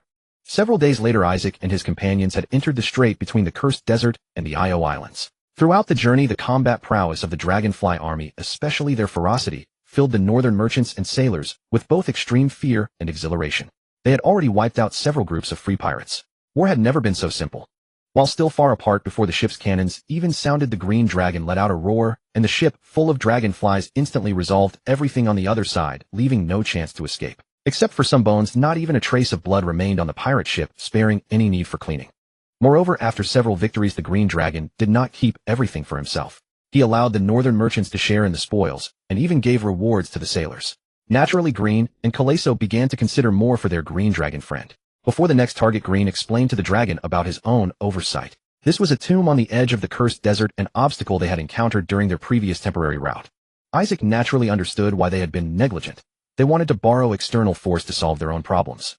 However, admitting it as an oversight showed that they were now on his ship, at least with one foot on his side. Pretending not to notice, he nodded slightly. Since the situation is unclear, let's set it aside for now. We'll focus on maritime targets and go ashore when we reach the Rift Mountains. The Rift Mountains were the boundary between the kingdom of Tether and the Vile's forest, with the trade route passing through. According to Green and the other merchant, it had once been the territory of a red dragon many years ago. But red dragons, as everyone knew, were inherently arrogant, looking down on everyone, including other dragons. The kingdom of Tether was her target for conquest and plunder. The wood elves of the Vile's forest were her favorite food, and the northern merchants were also despised by her, subjected to wanton slaughter and looting. Arousing universal indignation, even a powerful red dragon could only meet a tragic end. However, her minions were not completely wiped out. The kobold mines there dug deep into the Underdark, and the dark monsters that occasionally emerged were the fundamental reason none of the three factions had fully occupied the mountains. This was precisely his primary target. An island could no longer satisfy his needs. He needed a larger territory, one with richer resources. The Rift Mountains, with their numerous mines, undoubtedly met this condition. Adjacent to the sea and connecting to the Underdark, it offered great room for advance and retreat. Moreover, with the trade route passing through, the exchange of resources was extremely convenient. Most importantly, unlike the arrogant red dragon, he was a dragon who valued harmony. With his human friends as agents, he could fully maintain order there. Even as an evil-aligned being, he could establish ties with the Underdark through his future loyal minions. After inheriting my teacher's legacy, I'll settle there peacefully and develop a dragon beast army. Following the coastline northward, aside from clearing out free pirates and occasionally destroying pirate bases on islands, Isaac and his group did not go too far. When they encountered pirate ships flying the blue-green wave flag, they pretended not to see them, and those similarly blind pirate ships passed them by at a great distance. That flag belonged to the Io pirates. As followers of the goddess of the sea, they were the most powerful force in these waters, and even the northern merchant caravans had to pay tolls when passing through. For small bands of pirates, the Green Dragon, on a mission to combat evil, naturally struck with heavy force. But as for the followers of the goddess of the sea, both were of evil alignment. Isaac thought that once he settled in the Rift Mountains, perhaps he should explore the possibility of forming a covert alliance. However, outside a target pirate island, while commanding his children to strike down evil, a fleet suddenly appeared on the distant sea. Heading straight toward them, the fleet also sent a warning from afar with the sound of horns. With the keen vision of a great dragon, Isaac could discern the banners of the distant fleet at a single glance. A blue-green wave divided in two, flanking left and right. This was the sigil of the sea goddess. As the embodiment of oceanic storms and calamities, her alignment was chaotic evil, far more absolute and unhinged than the lawful evil of the noble dragon queen. To worship such an evil deity, could Roderick's brain have been devoured by this goddess? Isaac's gaze darkened slightly. If the Io pirates pressed forward so directly, it would not be considered provocation. Nobody would believe that. He had no desire to antagonize the Io pirates. Indeed, he regarded them as potential allies. This was not merely because both sides shared an evil alignment, but because he was in the midst of migration. All his books and notes, his lizard carriers, his 3 female winged drakes, and especially the nuclear egg cells he had already cultivated, were all aboard his fleet. But caution did not equate to fear. Moreover, his chosen human proxy stood right there. If he retreated now, would he not need to find a new representative? It seems I have truly become a creature of the good alignment. My first true battle after advancing, and it is to strike against evil. Isaac mocked himself inwardly. Since entering his youth, he had hardly ever engaged in combat. When lending a hand, a mirror image spell and a couple of dragon breaths sufficed. When encountering bronze crawlers, 1 mirror image and 1 ray of enfeeblement were enough. Later encounters with the Edo people and the Black Dragon were entirely left to his young ones to charge into battle. But today, if war came against the Io pirates, he feared he would truly have to contribute his strength for the sake of peace and justice. That notorious pirate king Roderick was powerful, though no one had ever claimed him to be a legendary champion. Yet he, a juvenile green dragon, was born with 14 life energy levels. His caster level and magical density made him far stronger than an ordinary green dragon, plus 3 wizard levels. His effective life energy level had reached 17. Though levels could not wholly represent combat prowess, he possessed the advantage of flight, and furthermore countless children who shared that same aerial superiority. The distant fleet closed in rapidly. Isaac let out a roar, and the dragonflies hunting pirates on the island, those resting aboard the ships. In an instant, all took to the skies. Though many had fallen in the campaign against various pirate factions, their sheer scale meant the sky-swarming cloud of flies remained nearly as formidable as before. A buzzing thunder rolled as the emerald-green cloud pressed down upon the pirate fleet. Deploy the nets. Having invited this attack, the Io pirates were naturally prepared. The moment the green dragon showed signs of reaction, well aware of the dragonfly's speed, several layers of fine, dense giant nets were immediately unfurled, shrouding each warship completely. But the flagship did not follow suit, instead charging straight toward the green dragon. At its prow stood a figure in black robes, and a black hood face obscured beyond sight. Roderick, have you not grown weary of the sea elves, and now wish to test yourself against me? Isaac's gaze fell naturally upon the figure, a hint of cold mockery in his eyes.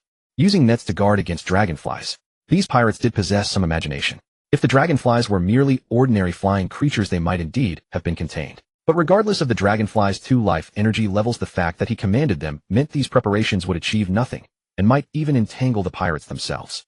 Roderick, have you not grown weary of the sea elves, and now wish to test yourself against me? Isaac's gaze fell naturally upon the figure, a hint of cold mockery in his eyes.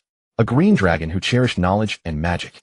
It was evident he must possess wizard levels to have cultivated mutated dragonflies to such an extent. No wonder the operations on that side were halted so abruptly. No wonder those individuals grew so intensely interested in him.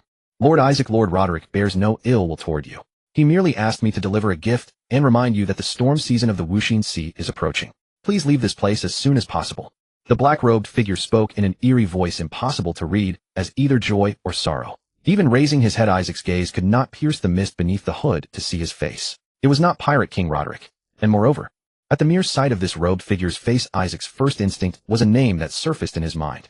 Stat. It was not that this person was Stat, but his aura bore striking resemblance to the Shadow Priest of the Cult of the Dragon.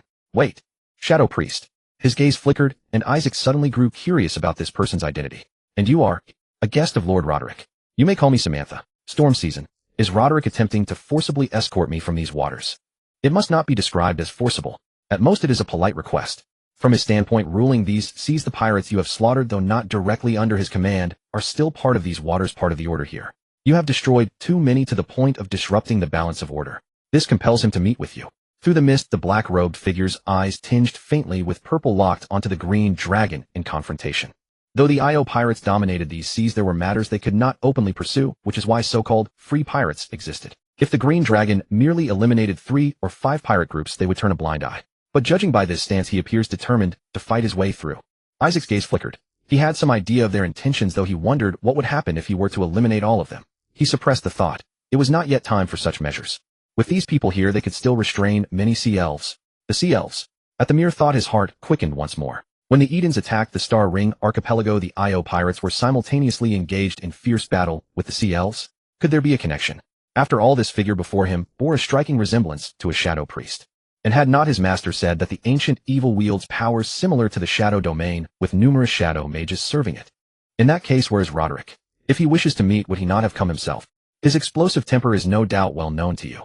To prevent our conflicts from escalating truly, and instead to resolve them, I persuaded him at length, keeping him on the island. Additionally, beyond delivering the gift, someone entrusted me to bring you a message. A message? Isaac's eyes shifted slightly, signaling the other to continue. A voice then rang within his ear. Someone asks you what terms would convince you to abandon that side. Level 0 spell, Whispering Net. All the thoughts swirling in Isaac's mind were finally drawn back. That side was of course that side. Nevertheless, he had always prided himself upon justice. I do not understand what you are saying. However, if there is business to conduct, it would be better for the principal party to speak face to face. I am temporarily based in the Rift Mountains. Please also convey to Roderick that if he is interested, he is welcome to visit. Your Io people will find a clear path should you come to my territory. As expected, a green dragon remains ever a green dragon. We ought to be allies. Hearing several layers of meaning within the green dragon's words, the black-robed figure nodded slightly. Your people may pass through our waters unimpeded as well. Between the man and the dragon, an unspoken understanding was struck. When the silver moon is tainted by the blood of evil, when the infernal magma erupts in fury from beneath the volcano, this chaotic and evil power shall awaken a great king. When her eyes open, the fire elemental plane shall open a portal for her, and the world will once again be shrouded in her shadow. All enemies shall be cast into the blazing inferno by her wrath. Only we, her most loyal servants, shall follow her to rule this world. The knight was silent. Coolly lifted his head, gazing up at the sky. In his eyes there was an incredible surprise. The prophecy passed down through the tribe was actually true. The silver moon had truly been blood-eaten. Has our king finally returned? He even forgot to wipe the blood off his face. That day, while mining, they had encountered the gray dwarves from the underground. Their Kuba tribe had been beaten badly again, and some of their brothers and sisters had been captured. However, their suffering was finally coming to an end. From now on, they would be the ones bullying others. I must not wake the others. I will go alone to greet the king's return. Then I will be the king's first servant, and from now on the Kuba tribe will be under my command. His eyes rolled around a few times. Coolly crept out of the mountain ridge stealthily, then hurriedly dashed toward the volcano behind the ridge. In the lost history, the Kuba tribe had always been the king's most loyal servants. Even though the king had vanished for years and the volcano had gone dormant, they had steadfastly upheld the tradition, guarding the sacred ground. Well, it was precisely because of their vigilance that no dangerous creatures had appeared around the sacred ground, and the king's former residence had remained undisturbed. So even while sneaking through the night, even with blood still trickling from his forehead, the kobold still felt that his pilgrim's heart rendered him fearless. Suddenly a strange and eerie sound. Buzz! Buzz! Although his heart was fearless, the kobold's steps still slowed, hesitated, then he crept forward cautiously again. Under the blood-red moonlight, so So terrifying, so evil. His teeth nearly chattered and clattered. So many insects. They were even more frightening than the insects of the Underdark. Don't be afraid. Coolly, you are the kobold who will become the king's first loyal servant. These insects must also be servants who know the king is returning and have come to welcome him. Not daring to make a sound, yet unwilling to retreat, the kobold kept encouraging himself in his heart. Just then the jungle suddenly fell silent, and even the insect's sounds ceased abruptly. An indescribable feeling. The kobold jerked his head up. A pair of enormous, malevolent, cold-blooded eyes reflecting the light of magical power.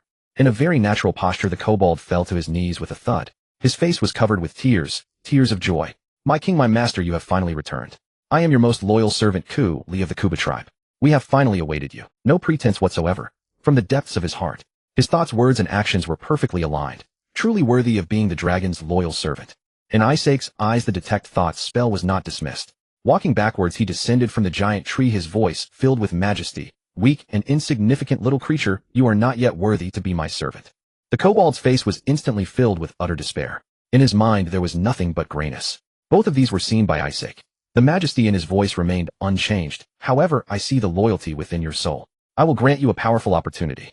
Look at them. They were once as weak and insignificant as you, but under the radiation of my majestic magical power, they eventually became the most formidable army.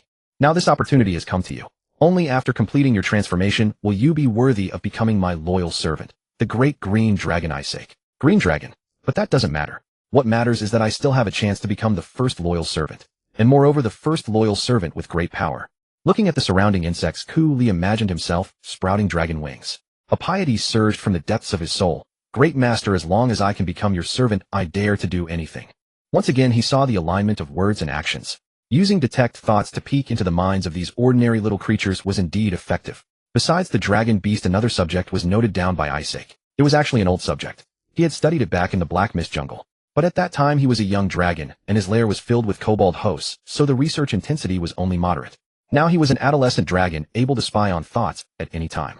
Even if he truly developed the dragon-blooded kobolds, he would not fear rebellion. And with these loyal hounds he could free up a lot of time. As long as he grasped the core of the technology, he could entrust all the tedious tasks, such as injecting the baby dragonflies, feeding the young dragonflies, and feeding the dragon beast mother, entirely to the servants. Correct, the wyvern was now the dragon beast mother. It had been nearly half a month since reaching an understanding with the EAO pirates. When the human friends heard that by hoisting his banner they could pass through the EAO islands unimpeded without even paying tolls, it was destined that their cooperation would reach a new level of intimacy. After that, they no longer fought against the evils of the sea. They traveled northward straight to the Rift Mountains. Isaac entered the mountains to reclaim the territory that rightfully belonged to him. The northern merchants meanwhile sailed to the port to deal with their maritime gains. As for when to meet again, what materials to bring, and where to rendezvous, such matters naturally needed no further discussion. Hurriedly, he first found a cave to settle in. Then Isaac implanted the already cultivated nucleated egg cells into the wyverns that were in false pregnancy. Feeling that this was the first experiment to prevent the wyverns from being drained due to insufficient nutrition, he even divided the 4 nucleated eggs into 3 parts. 2 wyverns received only 1 egg each, while the last one received 2. Now these wyverns had become delicate. Even he had to constantly monitor their condition and pay close attention to their nutritional balance.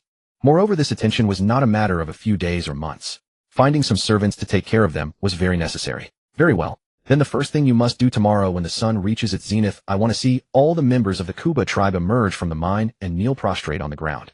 At that time, I will lead an army of 100,000 insects descending from the sky, starting from the Kuba tribe, to declare my dominion over the entire Rift Mountains. Do not disappoint me.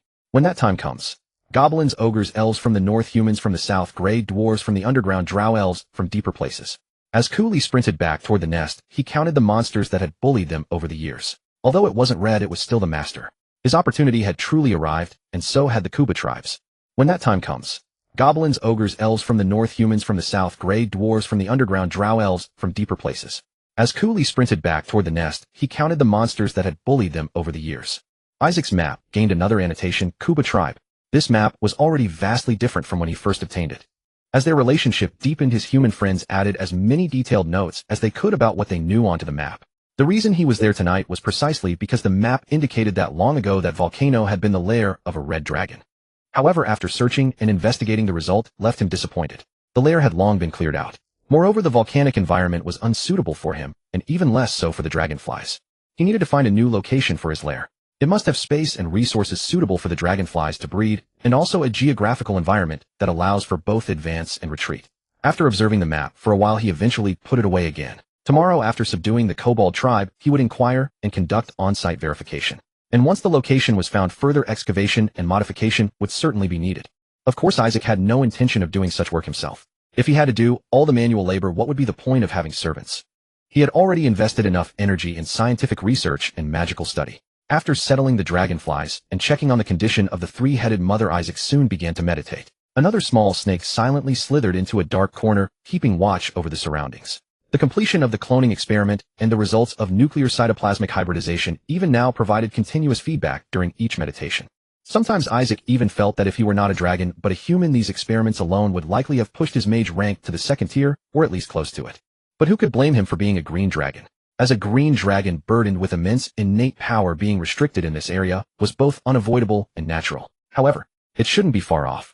More than half of the knowledge obtained from my teacher is still just recorded, not yet studied or understood. Many more spells await experimental verification. After conquering this area, I can exchange resources for materials through Jelen and the others solve all these problems, and with the continuous feedback from the cloning experiment, it will be enough to push my mage rank to the 4th tier. Moreover, in the dead of night, having prepared all his spells, Isaac slowly withdrew from meditation. A glint flickered in his eyes as he thought of the black-robed figure suspected to be a shadow priest. Although their exchange consisted only of fragmentary probes with no substantive content spoken, there was a mutual understanding. He knew what the other side meant, and he believed the other side also understood his thoughts. Barring any surprises, it wouldn't be long before the real master would come. Before obtaining his teacher's legacy, these people might also bring him some surprises. The daily routine was all finished. Isaac closed his eyes and gradually drifted into sleep. The next day, morning reading time. Time to feed and train the dragonflies. Time to feed and observe the pterosaurs. Time to inject nutrients into the giant lizard host and extract raw materials daily. Time in the lab to decompose and purify raw materials. Then inject each baby dragonfly with magic-like components. Finally, give himself an injection of magic stimulant. After this entire set, the time was nearly noon. Then there were daily magical experiments, daily research work, daily meditation time. It was only because he was naturally endowed with abundant draconic power and had self-taught time management that he didn't know how he would have managed these years otherwise. Fortunately, all this was soon coming to an end. With the ability to detect thoughts, he could finally use those servants with confidence. What to do with the extra time? I can invest more in knowledge learning. As for research topics, with a roar, Isaac took to the sky, leading his children. One after another, towering mountains came into view with countless hills and valleys interlinked. A great river flowed along the edge of the mountain range, stretching into the unknown. The feeling of flying above the mountains was completely different from flying over the ocean. When flying over the ocean sandwiched between sea and sky, even a dragon felt small. But flying above the mountains, Isaac extended one of his claws, making a grasping motion. From this lofty vantage point, he felt he could hold the entire mountain range in his claw. This place will truly belong to me. And then there, his gaze crossed the mountains, looking toward the distant north. There lay endless forests. However, Isaac quickly withdrew his gaze.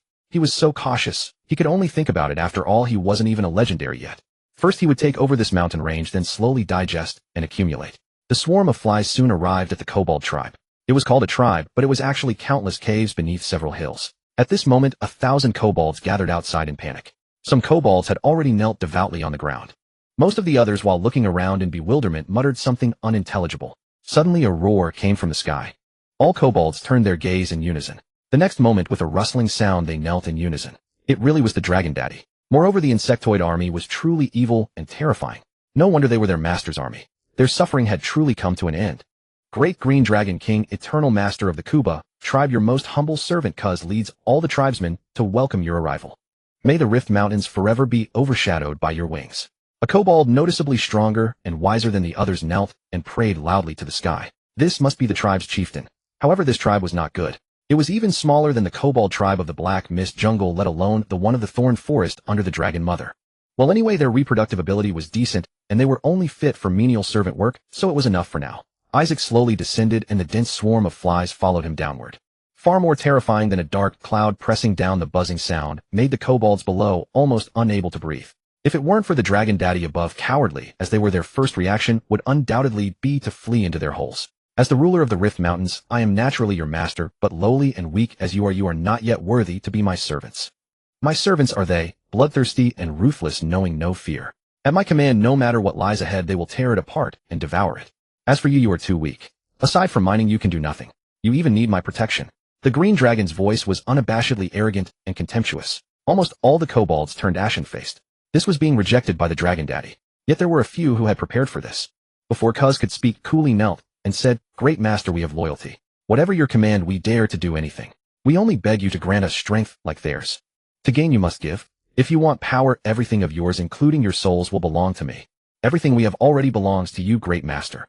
Sensing that his tribesmen had thoughts of usurping power, Cuz immediately knelt down and offered himself and the entire tribe even more completely. What else could Isaac do? He could only slowly descend. After all, he could see that these little creatures were all so consistent in word and deed. Select strong bodies for experiments, choose servants to take over daily chores, inventory mineral resources, and survey the approximate distribution of surrounding forces. After all, they themselves said they dared to do anything, and their souls belonged to him. Every inaccessible place is always infested by various creatures. The Rift Mountains are no exception. In the mountains far from the trade routes, kobolds, goblins, ogres, giant pythons, jungle wolves, manticores, dire bears, and even some elemental creatures roamed. Not to mention the monsters from the Underdark, more complex, more dangerous, and more elusive. Combining the information from the kobolds, Isaac's simple map gained many more annotations. Those who can mine diligently are all qualified slaves. Goblins are the next target to subdue. I can consider ranking the slaves into different classes. Kobolds are the loyalists, so they are placed in the 8th class, while goblins are in the 9th. To elevate their status, they must either possess power or work hard to increase their production. Then the transport route for the ore. The monsters along the way must be cleared regularly. Only when the route is opened can Glenn's channel come in. Next are the plans for the breeding area and the farming area.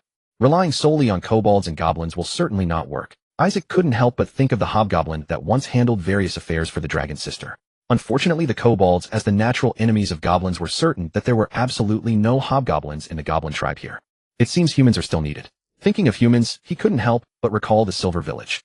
If it weren't for those lycanthropes, he and Eltana would still be developing steadily in the Black Mist jungle. Perhaps by now they would have brought the entire jungle under the control of the Green Dragon Empire. If Eltana were here with her drive, I wouldn't need to worry about these matters. Although you are gone, the Empire will still retain your position. And those mages. Isaac took a deep breath and exhaled silently. Although he never actively sought any information about the elemental blade, from the few words of his teacher, he knew that he still had a long way to go before revenge. After all, the Synthesis Institute was only one of the 4 major organizations. If he wanted to destroy this institute, how could the entire mage kingdom sit idly by? No rush. A green dragon's revenge is never too late, even after 100 years. Moreover, such a power cannot be without enemies. My teacher is on good terms with the Soul Institute, but those shadow mages are his sworn enemies. It shows that not all mages are in the same camp. Unite all forces that can be united. The enemy of my enemy is my future ally. A few days later, with the arrogant kobolds, Isaac brought the goblin tribe under his wing. He then completely cleared the passage between the 2 tribes with bloody means. All carnivores either turned into bones or fled far away. Afterward, he mobilized a large number of servants to follow a relatively gentle route, going around the mountains, cutting down forests to open a path. A road capable of transporting resources was rapidly extending toward the agreed location. Besides occasionally leading the dragonflies to clear the carnivores along the route and spreading a dangerous aura, Isaac did not constantly supervise the servants' work. His operation of using kobolds as goblin overseers and goblins as kobold overseers was enough to keep both sides vigorous. He was busy with the enhancement experiments on the robust kobolds and the final selection of the lair.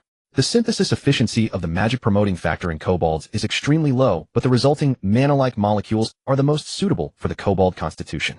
Direct injection of the mana-like molecules can change the kobold's quality at the fastest speed, but it also easily causes a certain degree of discomfort. The injection time and dosage must be carefully controlled. After completing experiments on 20 robust subjects with 2 different mixtures at various doses and extracting their specimens, Isaac dismissed them while beginning to analyze each specimen and continuously adding new data to their respective databases. He was no longer the novice who had debugged the first-generation dragonflies. He had full control over the intensity and progress of all experiments. Occasionally, the 20 robust subjects showed slight discomfort reactions. Perhaps even the kobolds themselves didn't notice, but he had already grasped the signs through the database. After relevant adjustments, these discomforts were quickly resolved. The experiments had only been going on for about 10 days, and changes in these kobolds were already becoming apparent. Their scales gradually showed a hint of green and became tougher. Their originally short and thin bodies began to develop muscle lines. They seemed to have grown a bit taller, and even the aggression in their eyes intensified. They themselves were certainly more aware of these changes. While becoming even more devoted to their green dragon father, they also spurred the initiative of the kobold tribe through practical actions. For example, breeding working. And their great master merely observed all this silently, always keeping an eye on their ideological fluctuations. If the kobold experimental subjects are usable, they might solve the defect of insufficient strength for Glynn and his group after they develop, and also bind them more firmly to the Empire chariot. And the dragonflies, but... Thinking of the dragonflies, Isaac hesitated slightly. The extremely weak intelligence of the dragonflies made them obey orders while also fearless of death. But extremely weak intelligence also meant flaws. Most operations required his command, and even frequent training, as new generations were constantly being born. He had considered further enhancing the dragonflies' intelligence. Even if only a small part were improved, they could serve as commanders capable of completing simple and clear tasks in his absence. But he hesitated again. Even with thought detection, the number of these little creatures was too vast. Once they mingled, he truly couldn't detect them all. What if something went wrong? He might wake up one day to find himself nothing but a pile of bones. Wait a little longer. When they reach adolescence and awaken the dragon's might, these children will no longer be a threat. Then I can proceed with further enhancement experiments. After much deliberation, he ultimately suppressed the plan again. After all, he wasn't considering external conquest for now. With the Dragon Beast plan and the Dragon Bloodline Kobold plan, that was sufficient. Putting away the records, Isaac walked out of the temporary laboratory and went to observe the winged dragons before leaving the temporary lair. He saw Kuzi, the chieftain of the Kuba tribe, rushing over quickly. He was also one of the experimental subjects. Not only did his strength grow faster than Kuli's, but he also had a significant advantage in intelligence. He always firmly held the power of the Kuba tribe. As soon as he saw the green dragon emerge from a distance, he scrambled closer and then knelt down, saying excitedly, "Great Master, your command, our Kuba tribe has finally completed it. In the northern mountains, there is a group of manticores. Their lair is very spacious." The fearless Kuba people, taking advantage of their hunting trips, sneaked in to investigate and found that the lair extended all the way to the underground, and there was also an underground river. Manticores. Isaac's gaze showed a hint of doubt, not because he doubted the kobold's loyalty.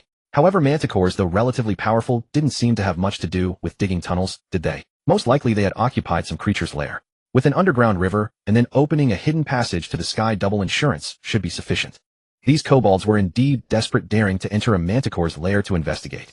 It seemed that the changes in the experimental subjects were enough motivation for them. Mammals, a poor review. For such malevolent creatures, as the manticores, the sooner they are dealt with, the more peaceful the world becomes. He did not believe that a monster of such intelligence would set up an ambush at a time like this.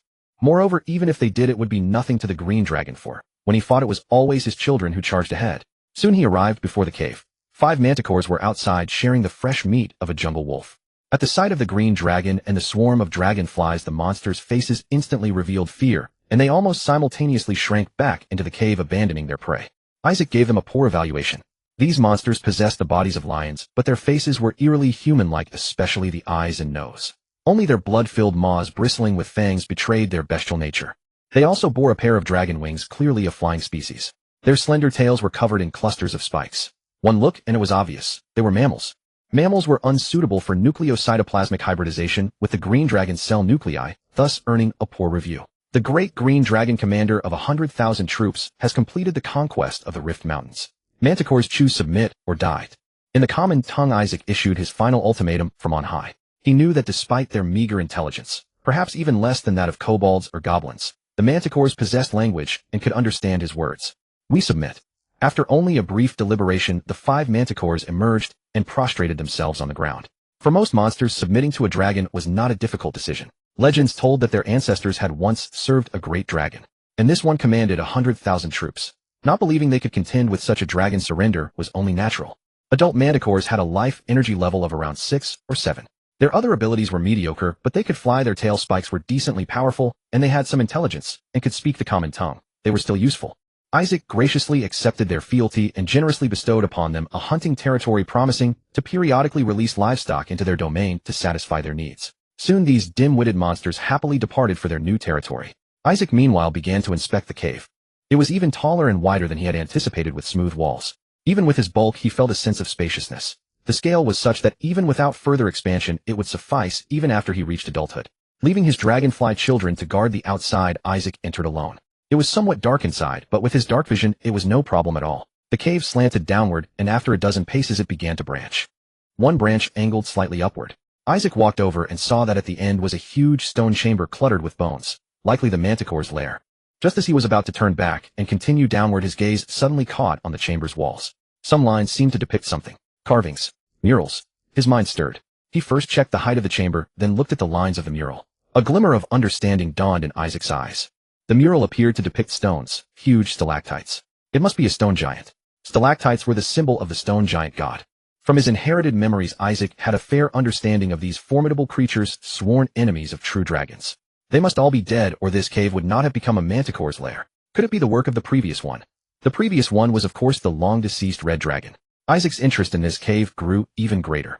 According to his inherited knowledge, stone giants were true masters of digging. Dwarfs could not compare, let alone kobolds or goblins. In their caves it was perfectly normal to find underground rivers. Isaac soon headed downward. Branch after branch, many interconnected like a labyrinth, some leading to stone chambers with murals appearing here and there. Deep below, a huge underground cavern revealed an underground river flowing with a gurgling sound. After observing the surroundings and the water, Isaac silently submerged himself. He swam downstream first, then back, then upstream, and when he returned his eyes were full of satisfaction. This was the place. All it needed was a secret passage leading to the surface, and it would be nearly perfect. There were enough stone chambers to serve as laboratories. Magic alarms could be placed at the entrance branches and the bottom. Some troops could even be stationed inside, given the ample space. Once the road is opened, I will renovate this place. With the lair finally settled, Isaac's encroachment on the entire mountain range accelerated. Even the dire bears had fled in terror, likely escaping the mountains entirely. Other monsters either submitted, posed no threat, and were left to breed as a meat source, or survived because they were potential research subjects. A month later, as the ore road reached the agreed-upon location, Isaac had already brought most of the Rift Mountains under his wing. After some more time, the northern merchants arrived as promised. They brought not only magical materials, but also livestock, seeds, and several people.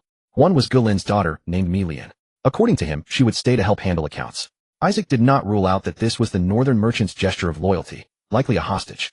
The others were technicians. He ordered the kobolds and goblins to obey their commands, and after exchanging overseers, the farming and ranching areas began to develop rapidly. With these humans, Isaac's own time became even more abundant. Through continuous experiments, learning, and magical research, he drew closer and closer to his 4th mage level. His kobold test subjects were also improving, and their numbers were expanding. From 20 they grew to 30, and then to 50.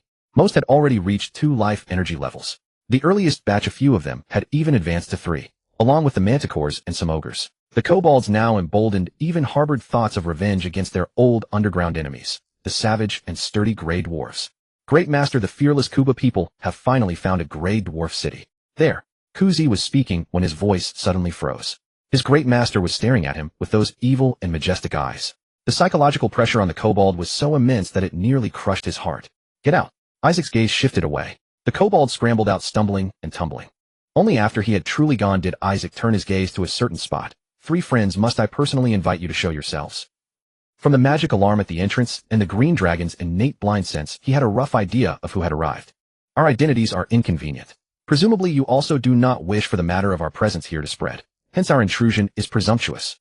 In a gloomy voice, 3 black figures slowly materialized in the corner of the cave. All were cloaked in black robes and hoods.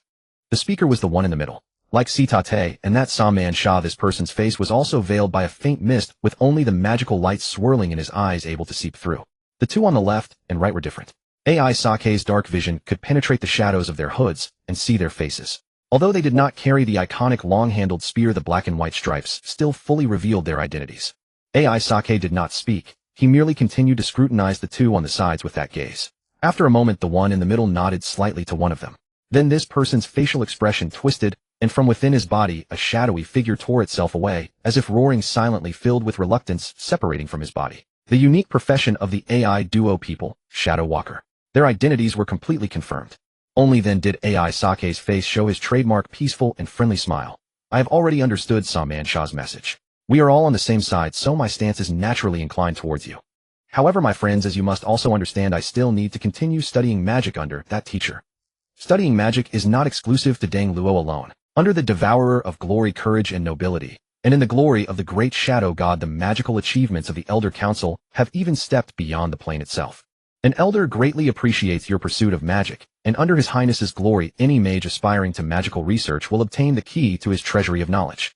At the Shadow Priest's words, AI Sake's eyes flickered slightly, first showing a look of longing, but quickly turning to regret, as he slowly shook his head. We green dragons have always been the most beloved children of the Great Dragon Queen. He naturally understood what under His Highness's glory meant. It was better to stay far away from that ancient evil whose essence was unknown. Moreover, after all, he was a child of the Dragon Queen. How could he not believe in his own leader, and instead turn to worship an entity of unknown origin? Had he not seen the precedent of that black dragon being bound by oaths? However, the Elder Council stepping out of the plane itself. The abilities of these shadow mages sounded quite formidable. He wondered if there were any legendary rank figures hidden among them. Failing to persuade the Shadow Priest's eyes showed no ripple. If chromatic dragons could easily believe in any deity, they would not be chromatic dragons. In a gloomy voice he continued, "Then let's change the approach. The Elder said that if you abandon that side, the Elder Council can also provide you with some magical materials. If you stand with us, then periodically we will continue to provide you with research materials of various levels." As expected, here it came.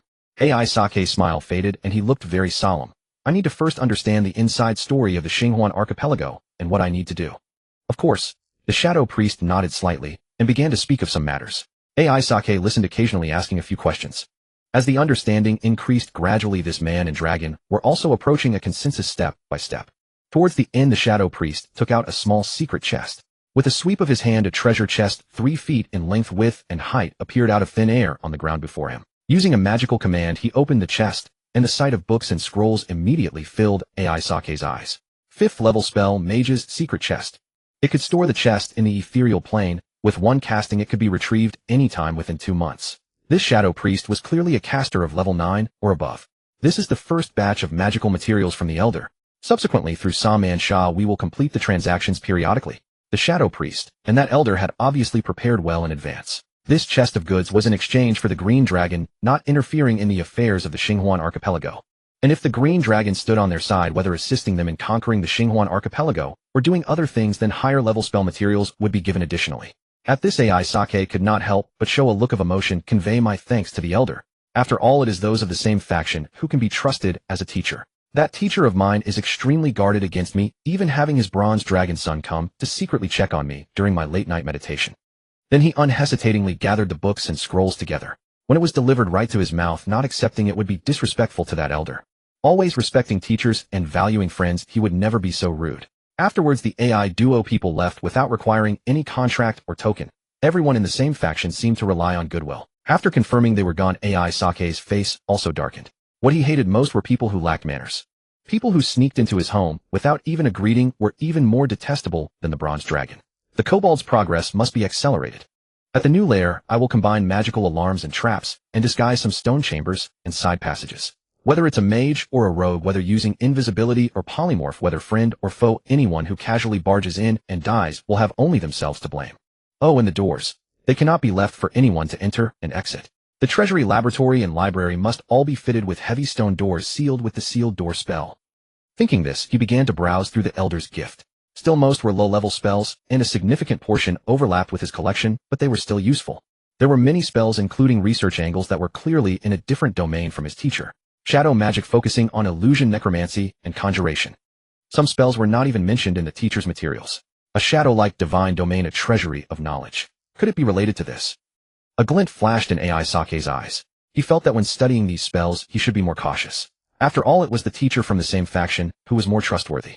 He was of course lawful and good like Mage Deng Luo, while these AI duo people were thoroughly evil villains, so he naturally had to be wary of them. Thinking of Mage Deng Luo, he felt a slight headache. According to the Shadow Priest's introduction, his teacher was a powerful mage of level 17, who had mastered 9th level spells, and had likely built a teleportation circle in his mage tower. This was also the fundamental reason why the AI duo people had often gained the upper hand, only to have an unexpected person appear at the most critical moment, causing them to fall short. In this situation, if he wanted to inherit the old mage's legacy, it was clearly much harder than anticipated. The AI duo people revealing this probably want me to destroy that teleportation circle at the critical moment. But let alone the fact that my teacher is always on guard against me, I also dare not casually go to his territory. If the AI duo people don't have a feasible plan, I will at most pretend I don't know about the situation there, hold back and focus on developing my own power. Half a month later, the fully mobilized kobold slaves finally completed the renovation of his lair. After the great relocation in his spacious and comfortable new home, lying on a quilt made of gems and gold coins, a delighted AI Sake was thinking of raising the kobold slave status from tier 8 to tier 7 when he remembered something. What had that loyal servant of his said the other day? A gray dwarf city. Were these little creatures also getting ambitious? But if it was the gray dwarves? Gray dwarves are a rare branch of pure dwarves that belong to the evil alignment. It is said that centuries ago they were enslaved by the mysterious and wicked octopus heads, causing their spirits to be corrupted over a long period. Even after breaking free from enslavement, they had already completely fallen into the evil camp. However, regardless of their alignment, as members of the dwarf race, their traditional craftsmanship had not been lost. A gray dwarf city. I wonder about its scale and strength. Isaac was undoubtedly intrigued. If he could bring the gray dwarves under his banner, it would not only enhance his power, but also accelerate the accumulation of wealth by leaps and bounds. When it came to traditional craftsmanship compared to gray dwarfs, kobolds, and goblins were not even in the same league. However, putting aside the dwarves' temperament, whether these creatures could be conquered remained to be seen. Thinking of the environment in the Underdark, Isaac felt a headache coming on. To descend into the Underdark, he would have to go through the kobolds or goblins' mines. With his size, squeezing through those tunnels would be a nightmare, and if he encountered anything along the way, turning back would be impossible. Moreover, the dark environment underground had an extremely severe impact on the dragonflies. The limited height also left him no room to soar freely. He was no brute force brawler like a red dragon. First make contact and test the waters, see how strong they are, and if there's room for cooperation. If not, wait until the kobold test subjects are mature, then launch a full assault. Naturally, such tasks were still best left to his loyal servants. These little creatures had been swelling with pride lately, so letting them suffer a blow would be a good thing. He quickly summoned his loyal servants, commended their recent performance, and elevated their slave rank from the 8th class to the 7th. As the servants were brimming with morale, he bestowed upon them this glorious mission. Great Master, are you finally going to exterminate those vile and savage gray dwarfs? Cuz's face lit up with joy. The last time the Great Master's ruthless gaze had frightened him so much he couldn't sleep for days. Now it seemed the Master's trust ultimately lay with them, the kobolds. Was he planning to avenge them by destroying the gray dwarfs?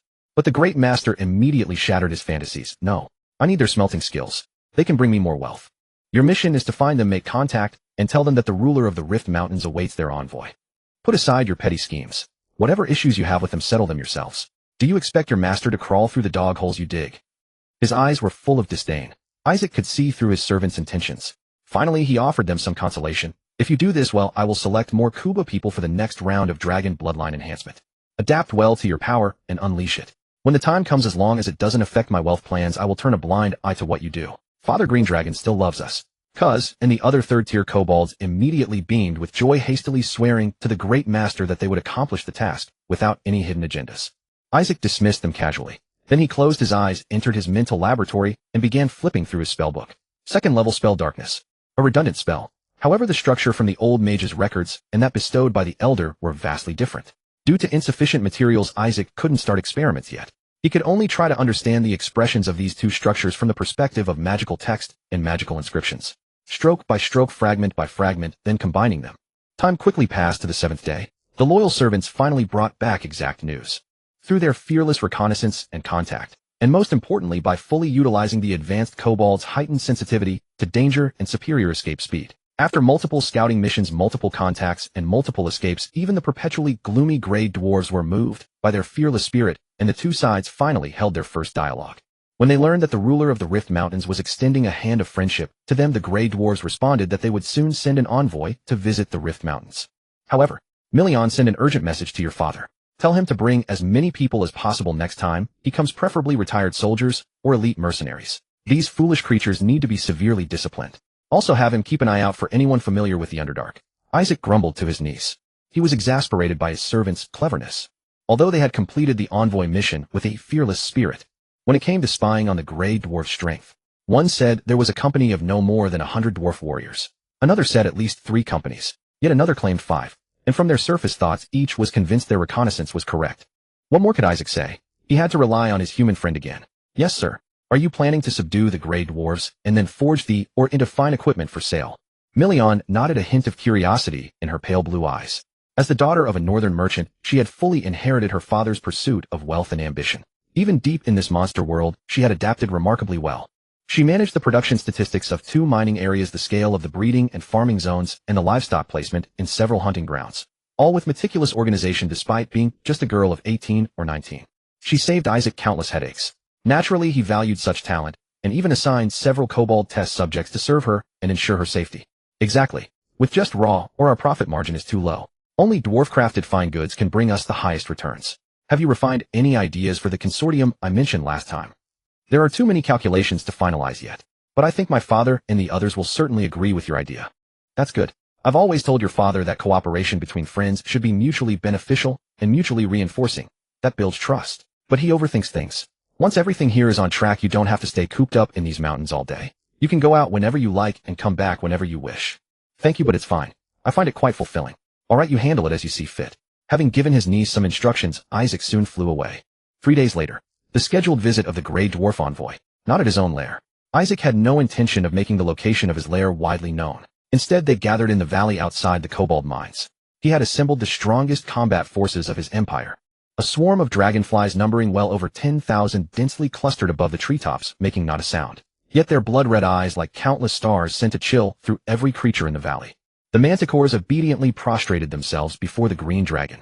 The ogres stood to one side, clutching their massive clubs. Kobolds with pale green dragon-like scales were lined up in several rows. Isaac dominated a massive boulder with elite troops in front and insect swarms behind, an imposing display of power. He was preparing to intimidate the envoy right from the start. Based on years of experience when dealing with evil-aligned allies, combining the threat of a big stick with the status of the overlord of the evil camp usually worked like a charm. Master! Great Master!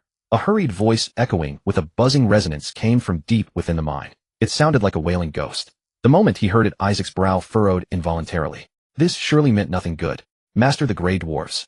They're all gone. A dragon-scaled kobold rushed out of the cave, panting heavily, its tongue lolling out a mournful expression on its face. My face. Standing majestically on the boulder, Isaac's only thought at that moment was, thank goodness the ogres have no brains, the manticores are idiots, the kobolds aren't human, and the dragonflies are just children. Forcing back the urge to cover his face with a claw, his eyes blazing with fury that could have incinerated his loyal servant, his voice still sounded composed, and as if he had anticipated this, just as I expected. Tell me what happened. None of these dwarves are worth anything. The kobold's stammering voice revealed nothing substantial. He had no idea how the Duergar had vanished, whether they had fled, perished entirely, or met some other fate, nor could he clarify the specifics within the dungeon. However, by having it explained to the monsters and divert their attention combined with its own composure, Isaac managed to salvage what remained of his dignity. At that moment, he had deeply soured on the Duergar, and in truth on the entire dwarven race. Goblins were useless beyond mining. Kobolds possessed slightly more loyalty than goblins, yet their incompetence remained unchanged. Were it not for the power he had bestowed upon them, they would be even worse than goblins. This time, if his reflexes had not been sharp enough, he would have thoroughly lost face. Dwarves were even more unbearable. Stubborn as mules, that's what those creatures were. He had assumed the Duergar would be the exception, given their alignment with evil. Yet these dwarves had plainly betrayed his expectations. He had considered them a crucial piece of the Imperial map, and now they pulled a stunt like this. A sudden upheaval, making total annihilation nearly impossible. Either they were terrified by the Green Dragon King's legendary might, the very dwarven honor long since abandoned, and fled, perhaps even fabricating the false intelligence about the embassy's 3-day visit. But one cannot rule out the possibility that they deliberately engineered this scenario to lure us into an ambush. Having wrested freedom from the octopus-headed entity through desperate struggle, they would not so easily fall under another's mental manipulation. Back then, being outmatched by the Blade of Elements forced him to endure. Later, when the old wizard thwarted him and a bronze dragon nearly reached his door, he swallowed his pride again, bound by necessity and nursing ambitions for something greater. And now even these dwarves dare treat him this way. My servants. Interrupting the kobold's shoddy briefing, Isaac swept his gaze across the assembly and spoke with authority. Before the majesty of the great Green Dragon King, the cowardly Duergar have scattered in terror, and the dungeon now belongs to us. Yet Duergar are greedy creatures. They may lurk in hidden corners, covertly watching our mining operations. The illustrious Dragon Queen has taught us that no amount of power should ever underestimate the weakest of foes. Since the Duergar have fled, they have rejected friendship. Those who are not friends become enemies. Against enemies, we must both conquer and remain vigilant. Curs, I expect your Kuba tribe and the goblins to work together and carve out a sufficiently spacious tunnel in the shortest time possible, one that allows your great master to enter and exit freely. We shall accomplish your task, my lord, the kobold chieftain hastily vowed. Spear-tailed lion warriors, before I formally take control of the dungeon, I want you to descend first and eliminate every threat in the city and its surroundings. Should you discover traces of Duergar, withdraw and await my personal retribution against those treacherous dwarves. Yes, O great Green Dragon King. The spear-tailed lions nodded in unison, their sinister eyes gleaming with cruelty. They cherished group hunts above all else. And you, my ogre warriors, I will furnish you with heavy armor and great clubs. Feast and drink, while now, for you will soon enter the Underdark to engage in battle. Roar! The monsters stirred throughout the mountains. Isaac himself was preparing as well. Dragonflies proved unsuitable for subterranean environments, primarily due to their inadequate dark vision. Then he would stockpile countless undying torches, products of the second-level evocation spell, Undying Flame, capable of producing eternal torches that emitted no heat. Within a month, the northern merchant finally returned, bringing a sizable contingent as Isaac had requested. Elite mercenaries came to train the kobold subjects. Seasoned adventurers familiar with the Underdark accompanied them, and several unfamiliar faces among the northern merchants rounded out the party. Lord, my colleague Carasso and I wholeheartedly endorse your proposed alliance, and I believe now presents an opportune moment. Having exchanged the journey's proceeds for magical materials and gold coins to present to the Dragon Queen, Jelen began, It is well known that though the Underdark brims with peril, it also yields abundant magical materials and rare minerals. Many prominent figures among the northern merchant guilds maintain their own routes into the Underdark. You now control a dungeon. That is the finest conduit available. We can leverage this passage to draw suitable parties into the alliance, fostering mutual watchfulness and cooperation to develop new trade routes and strengthen the alliance together. Only a master of green dragon caliber could command a dungeon. Operating under a dungeon's name to cultivate relations with others provided a natural advantage. Had his forces been stronger, Solene would have preferred developing this trade route independently. However, the green dragon's ambitions extended beyond mere satisfaction. Solene had already learned of the alliance concept from his daughter. With the rallying cries of mutual watch and aid, and strength through unity, the green dragon's ambitions mirrored those of the Northern Merchant Guild in its early days. Backed by his military might, Solene harbored great expectations. If the alliance grew successful, he, as one of the founding elders, would rise to equal the titan figures within the Northern Merchant Guild. Band together. Strive onward. Northerners never lack drive. Isaac paused briefly in thought, then nodded swiftly. Profit served as the finest catalyst. If he could capitalize on this opportunity to establish the alliance, then develop the commercial and intelligence channels, he would truly penetrate human society. Moreover, developing Underdark trade routes required human initiative. His monsters lacked such autonomy. This was precisely where humanity excelled. A thriving trade route would enrich his dungeon, potentially opening broader channels for magical materials and even magical knowledge itself. Then your agreement is welcome. Let us draft the preliminary charter as swiftly as possible. I have but one fundamental principle. We may operate independently of one another. I will not interfere with you nor you with later members, and vice versa. Yet between us an absolute alliance of advance and retreat must exist. When one faces oppression, all must lend assistance. Upon this foundation, I propose establishing 3 institutions. The first shall be our alliance's Supreme Council, where each independent member holds 1 seat to periodically deliberate over various matters. The second requires a dedicated military body, drawing contributions from each member. This force will safeguard our commercial operations and provide timely reinforcement to any independent member when needed. The third must be an intelligence agency similarly staffed by each member's contributions, constantly uncovering targeted conspiracies while seeking avenues for further expansion. As a researcher, Isaac devoted little thought to specifics, yet as a proper green dragon who had received higher education in his dream life, he grasped the broader direction with confidence. Humans, particularly human merchants, were by no means fools. Even as a chromatic dragon, he could not compel them to kneel and beg for inclusion. Within the grand framework of independence, fairness, and mutual aid, only by wielding the strongest power could he rapidly unite and develop. The new trade route, revealed by Solene, would undoubtedly accelerate the alliance from concept into reality.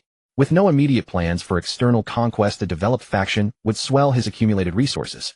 I shall summon Carasso immediately to draft the charter as soon as possible, then present it for your review. Solene nodded while pondering. Mirian is a fine girl. You should consult with her more often. There is no need to hurry your departure. The passage nears completion, and you shall accompany me into the dungeon for an inspection. Darkness, confinement, and anxiety were the eternal themes of the subterranean realm. After commanding his servants to thoroughly renovate the mine passage leading to the underground city, Isaac finally set foot into the depths for the first time. The chaotic and interwoven underground passages, the rugged and treacherous terrain, and the eternal darkness that seemed to devour all light, where even the unquenchable torches could barely illuminate a dozen feet. From time to time, the sounds of bat flocks flying could be heard, along with giant rats stirred into a frenzy scurrying through the dark passages.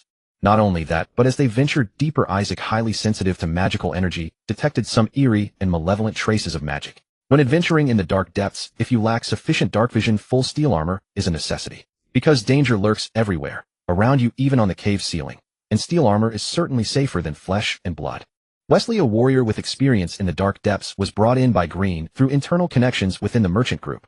Since they were still in the shallow layers, and more importantly accompanied by a green dragon this time, with kobolds clearing the path ahead and ogres following behind, he was relatively relaxed. When the group is moving, there must be dedicated scouts at both the front and rear. Many monsters have far sharper senses than we do, and even the slightest sound can alert them from a great distance. Traveling between cities bound by contracts is relatively safe. Do not recklessly explore unknown areas. No one knows what monsters more evil than devils may lurk there. For instance, the big eyeballs, the octopus heads, and even a certain fish whose history rivals that of dragons. Isaac silently added this in his mind, then shifted the topic. What do you think might be the reason for the sudden disappearance of the gray dwarves? I have some speculation. Wesley weighed his words before speaking. The gray dwarves are a contradictory race. They tirelessly dig, yet take no pride in it. They barbarously plunder populations for slaves, yet are deeply despondent themselves. They also possess a pervasive paranoia. I suspect that your proactive invitation for them to visit may have triggered a sense of crisis. After all, he paused slightly. Yet the implication was clear to all. Given that you are a chromatic dragon and so confident, the paranoid dwarves would naturally overthink and decide that fleeing was the best option. Especially when your loyal followers extol you as if you were a deity. The scale of this city should not be large, Wesley added. Paranoid. Isaac nodded inwardly. No wonder despite his friendliness, those ungrateful dwarves had dared to act this way. He then asked, my servants tell me that drow elves have been seen in the deeper depths. Does this mean that a drow city might exist somewhere? A high probability. Wandering drow are only a minority. Wesley's expression turned serious. After thinking, he continued, at an opportune time you might send some envoys to make contact and gauge their strength and intentions. Though the drow are evil, I believe they will still hold you in great respect. If you do not consider conquering them, perhaps you could establish a relatively stable city contract with them.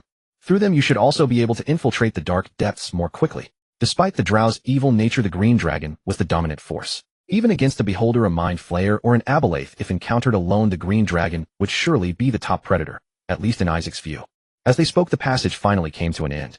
Patches of phosphorescent light scattered into Isaac's vision like stars in the night sky, beautiful and mysterious.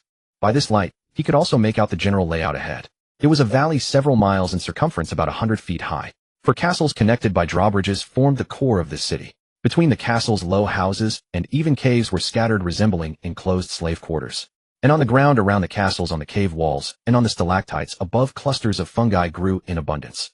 The phosphorescence came from them. In this eternally dark space, their presence suddenly brought a touch of life, adding a mysterious charm. They grow even on stone. If cultivated properly, even without unquenchable torches, dragonflies could be used here. Isaac's gaze first swept over the castles, then shifted with interest to the phosphorescent fungi. The subterranean realm harbored no shortage of mysterious species, and with the development of trade routes, his research materials would surely be plentiful. Great Green Dragon King, we have cleared all nearby threats. When can we return? At this moment the manticores flew over. Lacking in intellect, they paid homage to their leader while bluntly voicing their thoughts. Having been hunting for so long, they were already restless. Had it not been for the overwhelming power of the Green Dragon King and the 100,000 dragonfly army that crushed any thought of rebellion, they might have fled long ago. I will have ogre warriors replace you. From now on you will rotate every so often. Isaac quickly made arrangements, noticing that one of the manticores bore several massive gashes. Hunting together and sustaining such injuries only underscored the extreme danger of the dark depths. His elite forces were indeed scarce. However, at least for now, Isaac had no intention of interfering with their numbers. His Drake project was still in progress, and compared to them the Drakes held greater potential and were more obedient to their father. Unless the Drake project encountered problems, there was no need to meddle. For castles, even counting the young, the total number of gray dwarves here will not exceed 500. In the underground city, this is a very small scale. Given their paranoia, it's only natural they dared not meet you. Keeping a cautious distance from the manticores, Wesley observed the surroundings and made a quick assessment. Green was also observing his surroundings, but his focus was on anything that might hold value. Milion, however, was immersed in the mysterious beauty of the underground city. After all, she was still a young girl, and also because she was long accustomed to the manticores and paid them no heed. The scale is indeed small. We need a sturdy wall. Between the castles, I think we can build a council hall and use this place as our meeting venue from now on. Isaac glanced at his human friend. Green understood his intention and agreed. Meeting here would be most discreet. My lord, this is your underground city. What name shall it bear? Mutual aid is our principle. Since this is our meeting place, let it be called Watchguard City. Isaac pondered briefly and quickly made a decision. Green and Milion naturally smiled in approval. Wesley, however, was somewhat bewildered. A green dragon practicing mutual aid. He suspected that Green and the others had been seduced by the dragon. The castles had long been stripped of anything worth exploring. If there ever was anything, the kobolds would have cleared it. Isaac and his party made a circuit, finalized the city's reconstruction plan, and soon batches of servants began arriving. Some built structures, others mined. The ogres, though lazy when driven outside the castles, could serve as a deterrent. Isaac himself also spent some time each day descending. He studied the cultivation of phosphorescent fungi, searched for valuable, unique species, and investigated the mysterious magic unique to the depths. A month later, Green finally produced a preliminary draft of the Alliance's charter. Confirming that the general direction was sound, Isaac approved it directly. Green and Carasso immediately departed in haste, ready to test the waters and recruit like-minded partners of suitable standing and strength. Few noticed that the phosphorescence around the underground city had grown more beautiful and abundant. Even fewer noticed that in many corners of Isaac's lair patches of dark green moss had quietly sprouted. Keep pushing forward. A month after the coalition charter was established, deep into the night, Isaac woke from his meditation. As he sensed the transformations rippling through his body and soul, a wave of elation swept over him, though he did not forget to steel his own resolve. His wizard level had finally reached the 4th tier. This granted him an additional first and second level spell slot, bringing his prepared slots to 3 and 2 and his daily slots to 2 and 1 respectively. Just one level short. I must strive to break through before I enter my youth phase. The 5th tier marked the true first step of a wizard's profound metamorphosis. A 5th tier wizard armed with the requisite knowledge and ample gold could craft magical equipment and weave wands. Moreover, at this level they could learn and prepare 3rd tier spells. Compared to 1st and 2nd tier incantations, 3rd tier spells offered a wealth of far more practical and classic effects. Spells such as Dispel Magic, Anti-Alignment, Ward, Non-Detection, Fly, Suggestion, Fireball, Misty Step, Haste, Slow, Elemental Shield, and Greater Magic Weapon. The classics among 3rd tier spells were abundant. When fused with the innate power of a green dragon, this represented a definitive qualitative leap. If I break through before entering my youth phase, once that milestone is reached, the green dragon's natural 17 life energy tiers combined with my 5 wizard levels, I would become a legendary being in all but title.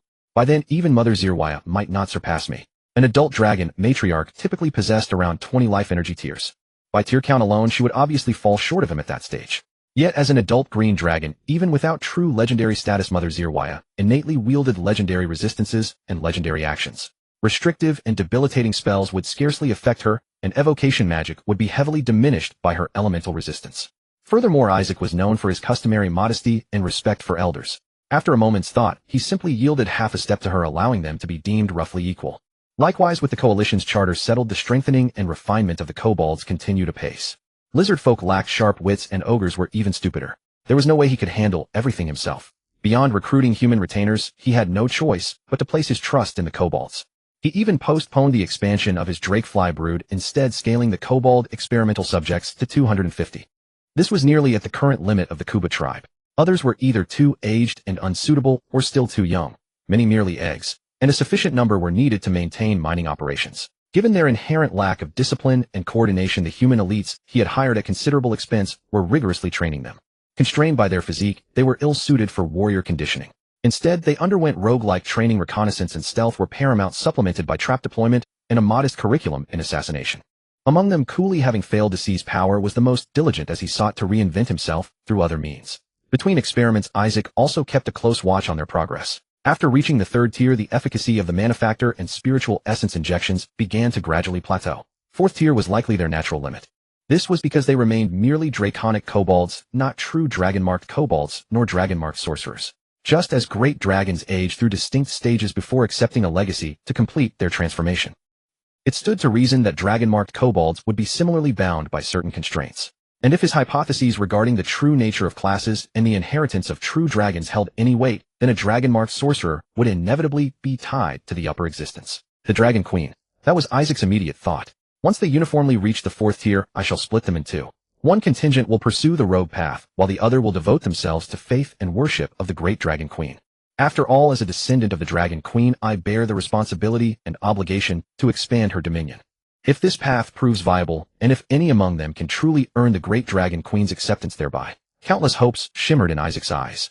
Should this experiment truly succeed, his conjectures would transition from theory to substance. If he could unravel the underlying principles from it, a strong premonition told him this would far surpass the ambition of his cloning trials.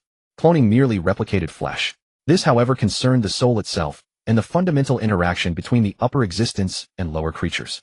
While the Rift Mountains surged forward, the Coalition's charter also quietly stirred waves among certain factions within the Northern Trading Consortium and organizations affiliated with them. The targets Jelen had selected were all small, to mid-sized merchants or mercenary bands. Yet his choices were far from arbitrary. As a veteran of the North, he was intimately familiar with many within the consortium. He prioritized those brimming with ambition and drive to grow. He had no intention of approaching the high echelons who already monopolized trading channels, nor did he consider fallen families who had lost their former prestige. Though most humans harbored deep distrust toward green dragons when the profits were sufficiently staggering, hesitation gave way to greed. Despite their wariness, many were tempted, some fiercely so. 3 months later, when Jelen returned, he brought 13 factions under his wing, including himself, Calajuo, and Isaac, that made 16 founding powers. Kobolds could dig tunnels in their sleep, but their architectural skills left much to be desired. Within the newly constructed yet rudimentary Assembly Hall of Watcher's City, the Coalition's first 16 elders convened for the very first time. Gentlemen, I know many of you remain wary, still keeping your guards up against me. After all, green dragons are famed as vicious wyverns in legend. I fully understand. But to that I say, a quick single-strike transaction, such as trapping and slaughtering you all at once, is the most foolish bargain imaginable. For after one such act, all credibility vanishes forever. Commerce thrives on sustainability. If our partnership endures for 10 years, a century, or even a millennium, the returns I stand to gain will dwarf any short-term gain by countless thousands of times. Beyond mere profit, longevity in our alliance will forge us into the most dependable partners and comrades. Standing alongside you as you grow stronger, watching each other's backs, this shall become the next coalition capable of shaping the entire world. Isaac delivered his speech with palpable fervor. Your Excellency speaks wisely.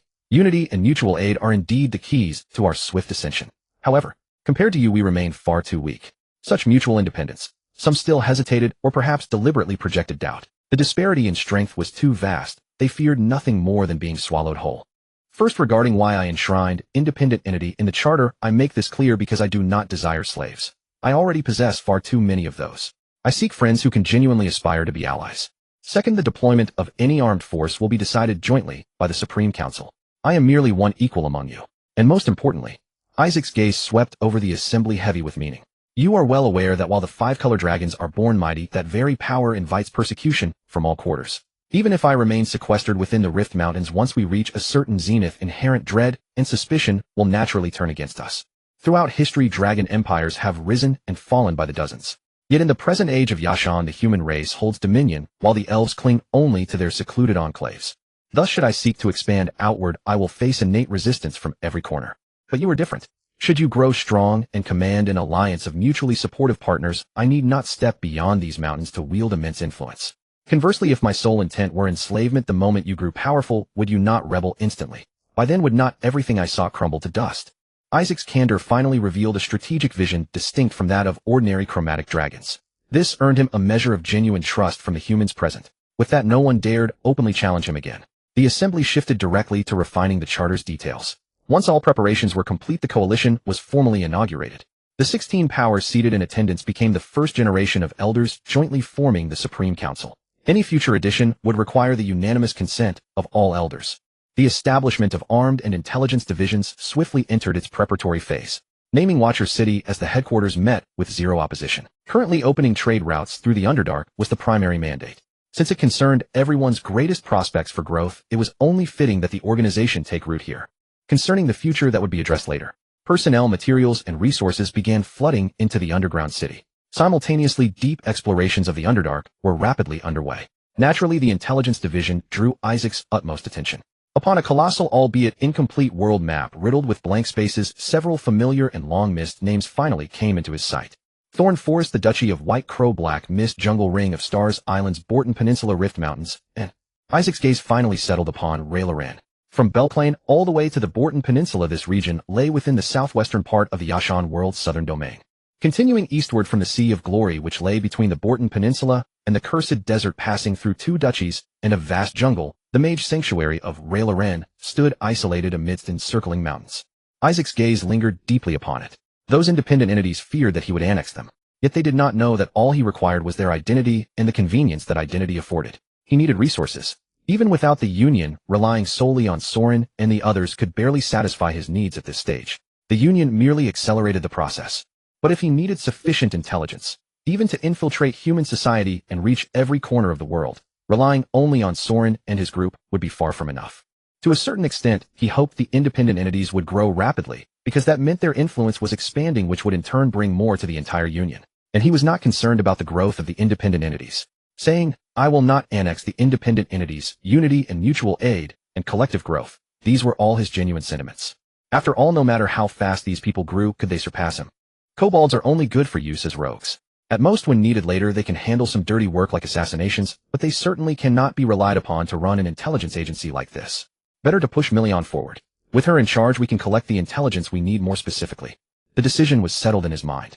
Isaac then carefully observed other areas and backed up all this information into the Mind Laboratory.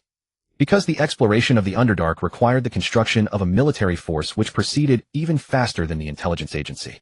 Isaac provided 50 dragonized kobolds and 3 ogres, still awaiting training, lest they go berserk and devour their companions, were also being actively prepared. The other independent entities also contributed their elite warriors as best they could: rogues, half-orc barbarians, heavy armor warriors, and even 3 sorcerers and a mage. Unsurprisingly, the 4 spellcasters became Isaac's honored guests, especially the mage Sinclair. This was a 6th level mage. He had joined the military force because he came from one of the elder families, and the Underdark's production of magical materials would greatly facilitate his magical research, which was why he had settled in. Then, naturally, he caught Isaac's attention. However, after getting in touch, the man and the dragon quickly became acquainted. Although Sinclair was a 6th-level mage, Isaac was already 4th level and also possessed the blessings of teacher and elder. At least in the realm of 1st and 2nd level spells, his accumulation was abundant enough, and he knew quite a few spells that Sinclair had never even learned, especially the shadow spells granted by the elder. For those who do not respect knowledge, knowledge is priceless. For those who pursue knowledge, knowledge is also priceless. Having encountered a fellow scholar, Isaac unreservedly opened his library to him. Although the library, so far, had not even filled 3 bookshelves, this respectful attitude flattered Sinclair immensely. Only a mage could understand the difficulty of a dragon becoming a mage. This one, still in its adolescent stage, had already attained 4 mage levels. If it were a human, it would probably be a powerful mage of the 2nd tier by now, wouldn't it? This was undoubtedly a spell-hungry dragon. A spell-hungry dragon like this, if it grew to young adulthood to adulthood. Suddenly Sinclair even felt that being an independent entity might not be so good after all. Perhaps it would be even better for his family to pledge allegiance to such a dragon. This dragon's future would never be confined to the plane itself. Moved by the green dragon's friendship, the mage also left some of his notes in the library. When in doubt, fireball. In tight spaces, lightning bolt. When surrounded, fly. Immediately Sinclair became the green dragon's 5th human friend. However, the exchange between friends could not outweigh the independent entity's pursuit of profit. Before long, Sinclair also joined the exploration team, as his knowledge was needed to identify magical materials. Isaac could hardly stop him, and could only send a few extra kobolds to make their reconnaissance more thorough. But soon he had no time to miss his friend or wonder if he had any more notes that needed a place to be stored, perhaps in his library. The changes in the wyverns drew all his attention. Malnutrition. It had been over half a year since they were cultivated from recombinant embryos. The pregnancies of the 3 wyverns became increasingly pronounced. Every day Isaac assigned specialized servants to care for them, even cutting the raw meat into strips and personally formulating their nutritional balance. But recently one of them had taken a turn for the worse. It was actually losing weight. After taking a small sample and running routine tests, Isaac quickly reached a conclusion. This was the host implanted with 2 recombinant embryos. Carrying 2 dragon eggs at the same time, this wyvern was already struggling, and it had only been a little over half a year. The eggs would likely take much longer to fully mature. Increase the feeding amount. If necessary, consider supplementing the feed with nutrient injections. While revising the wyvern's nutritional plan, Isaac also pondered some other matters. Given this situation, wyverns could only serve as temporary hosts. After 1 litter, they would need a long period of rest to recover before they could endure a 2nd round of reproduction. He still needed to find new, stronger hosts. Cloning is even more difficult than the cross-species passion crystals of those metallic dragons.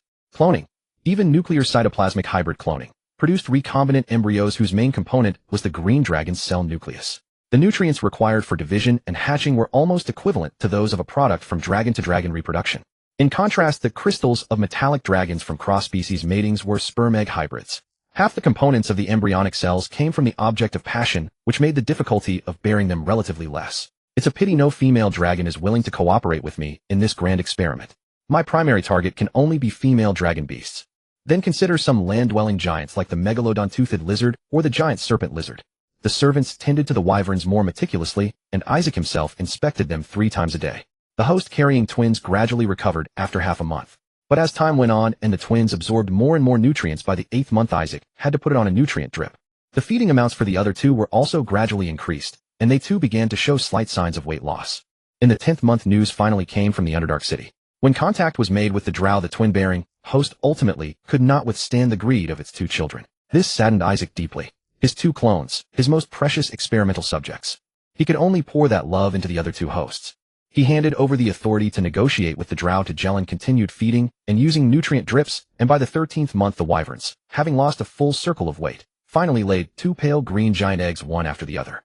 He cherished them as treasures. While the 2 wyverns lay paralyzed and helpless, Isaac mercilessly took the dragon eggs and soon placed them into the acid pool he had prepared long ago.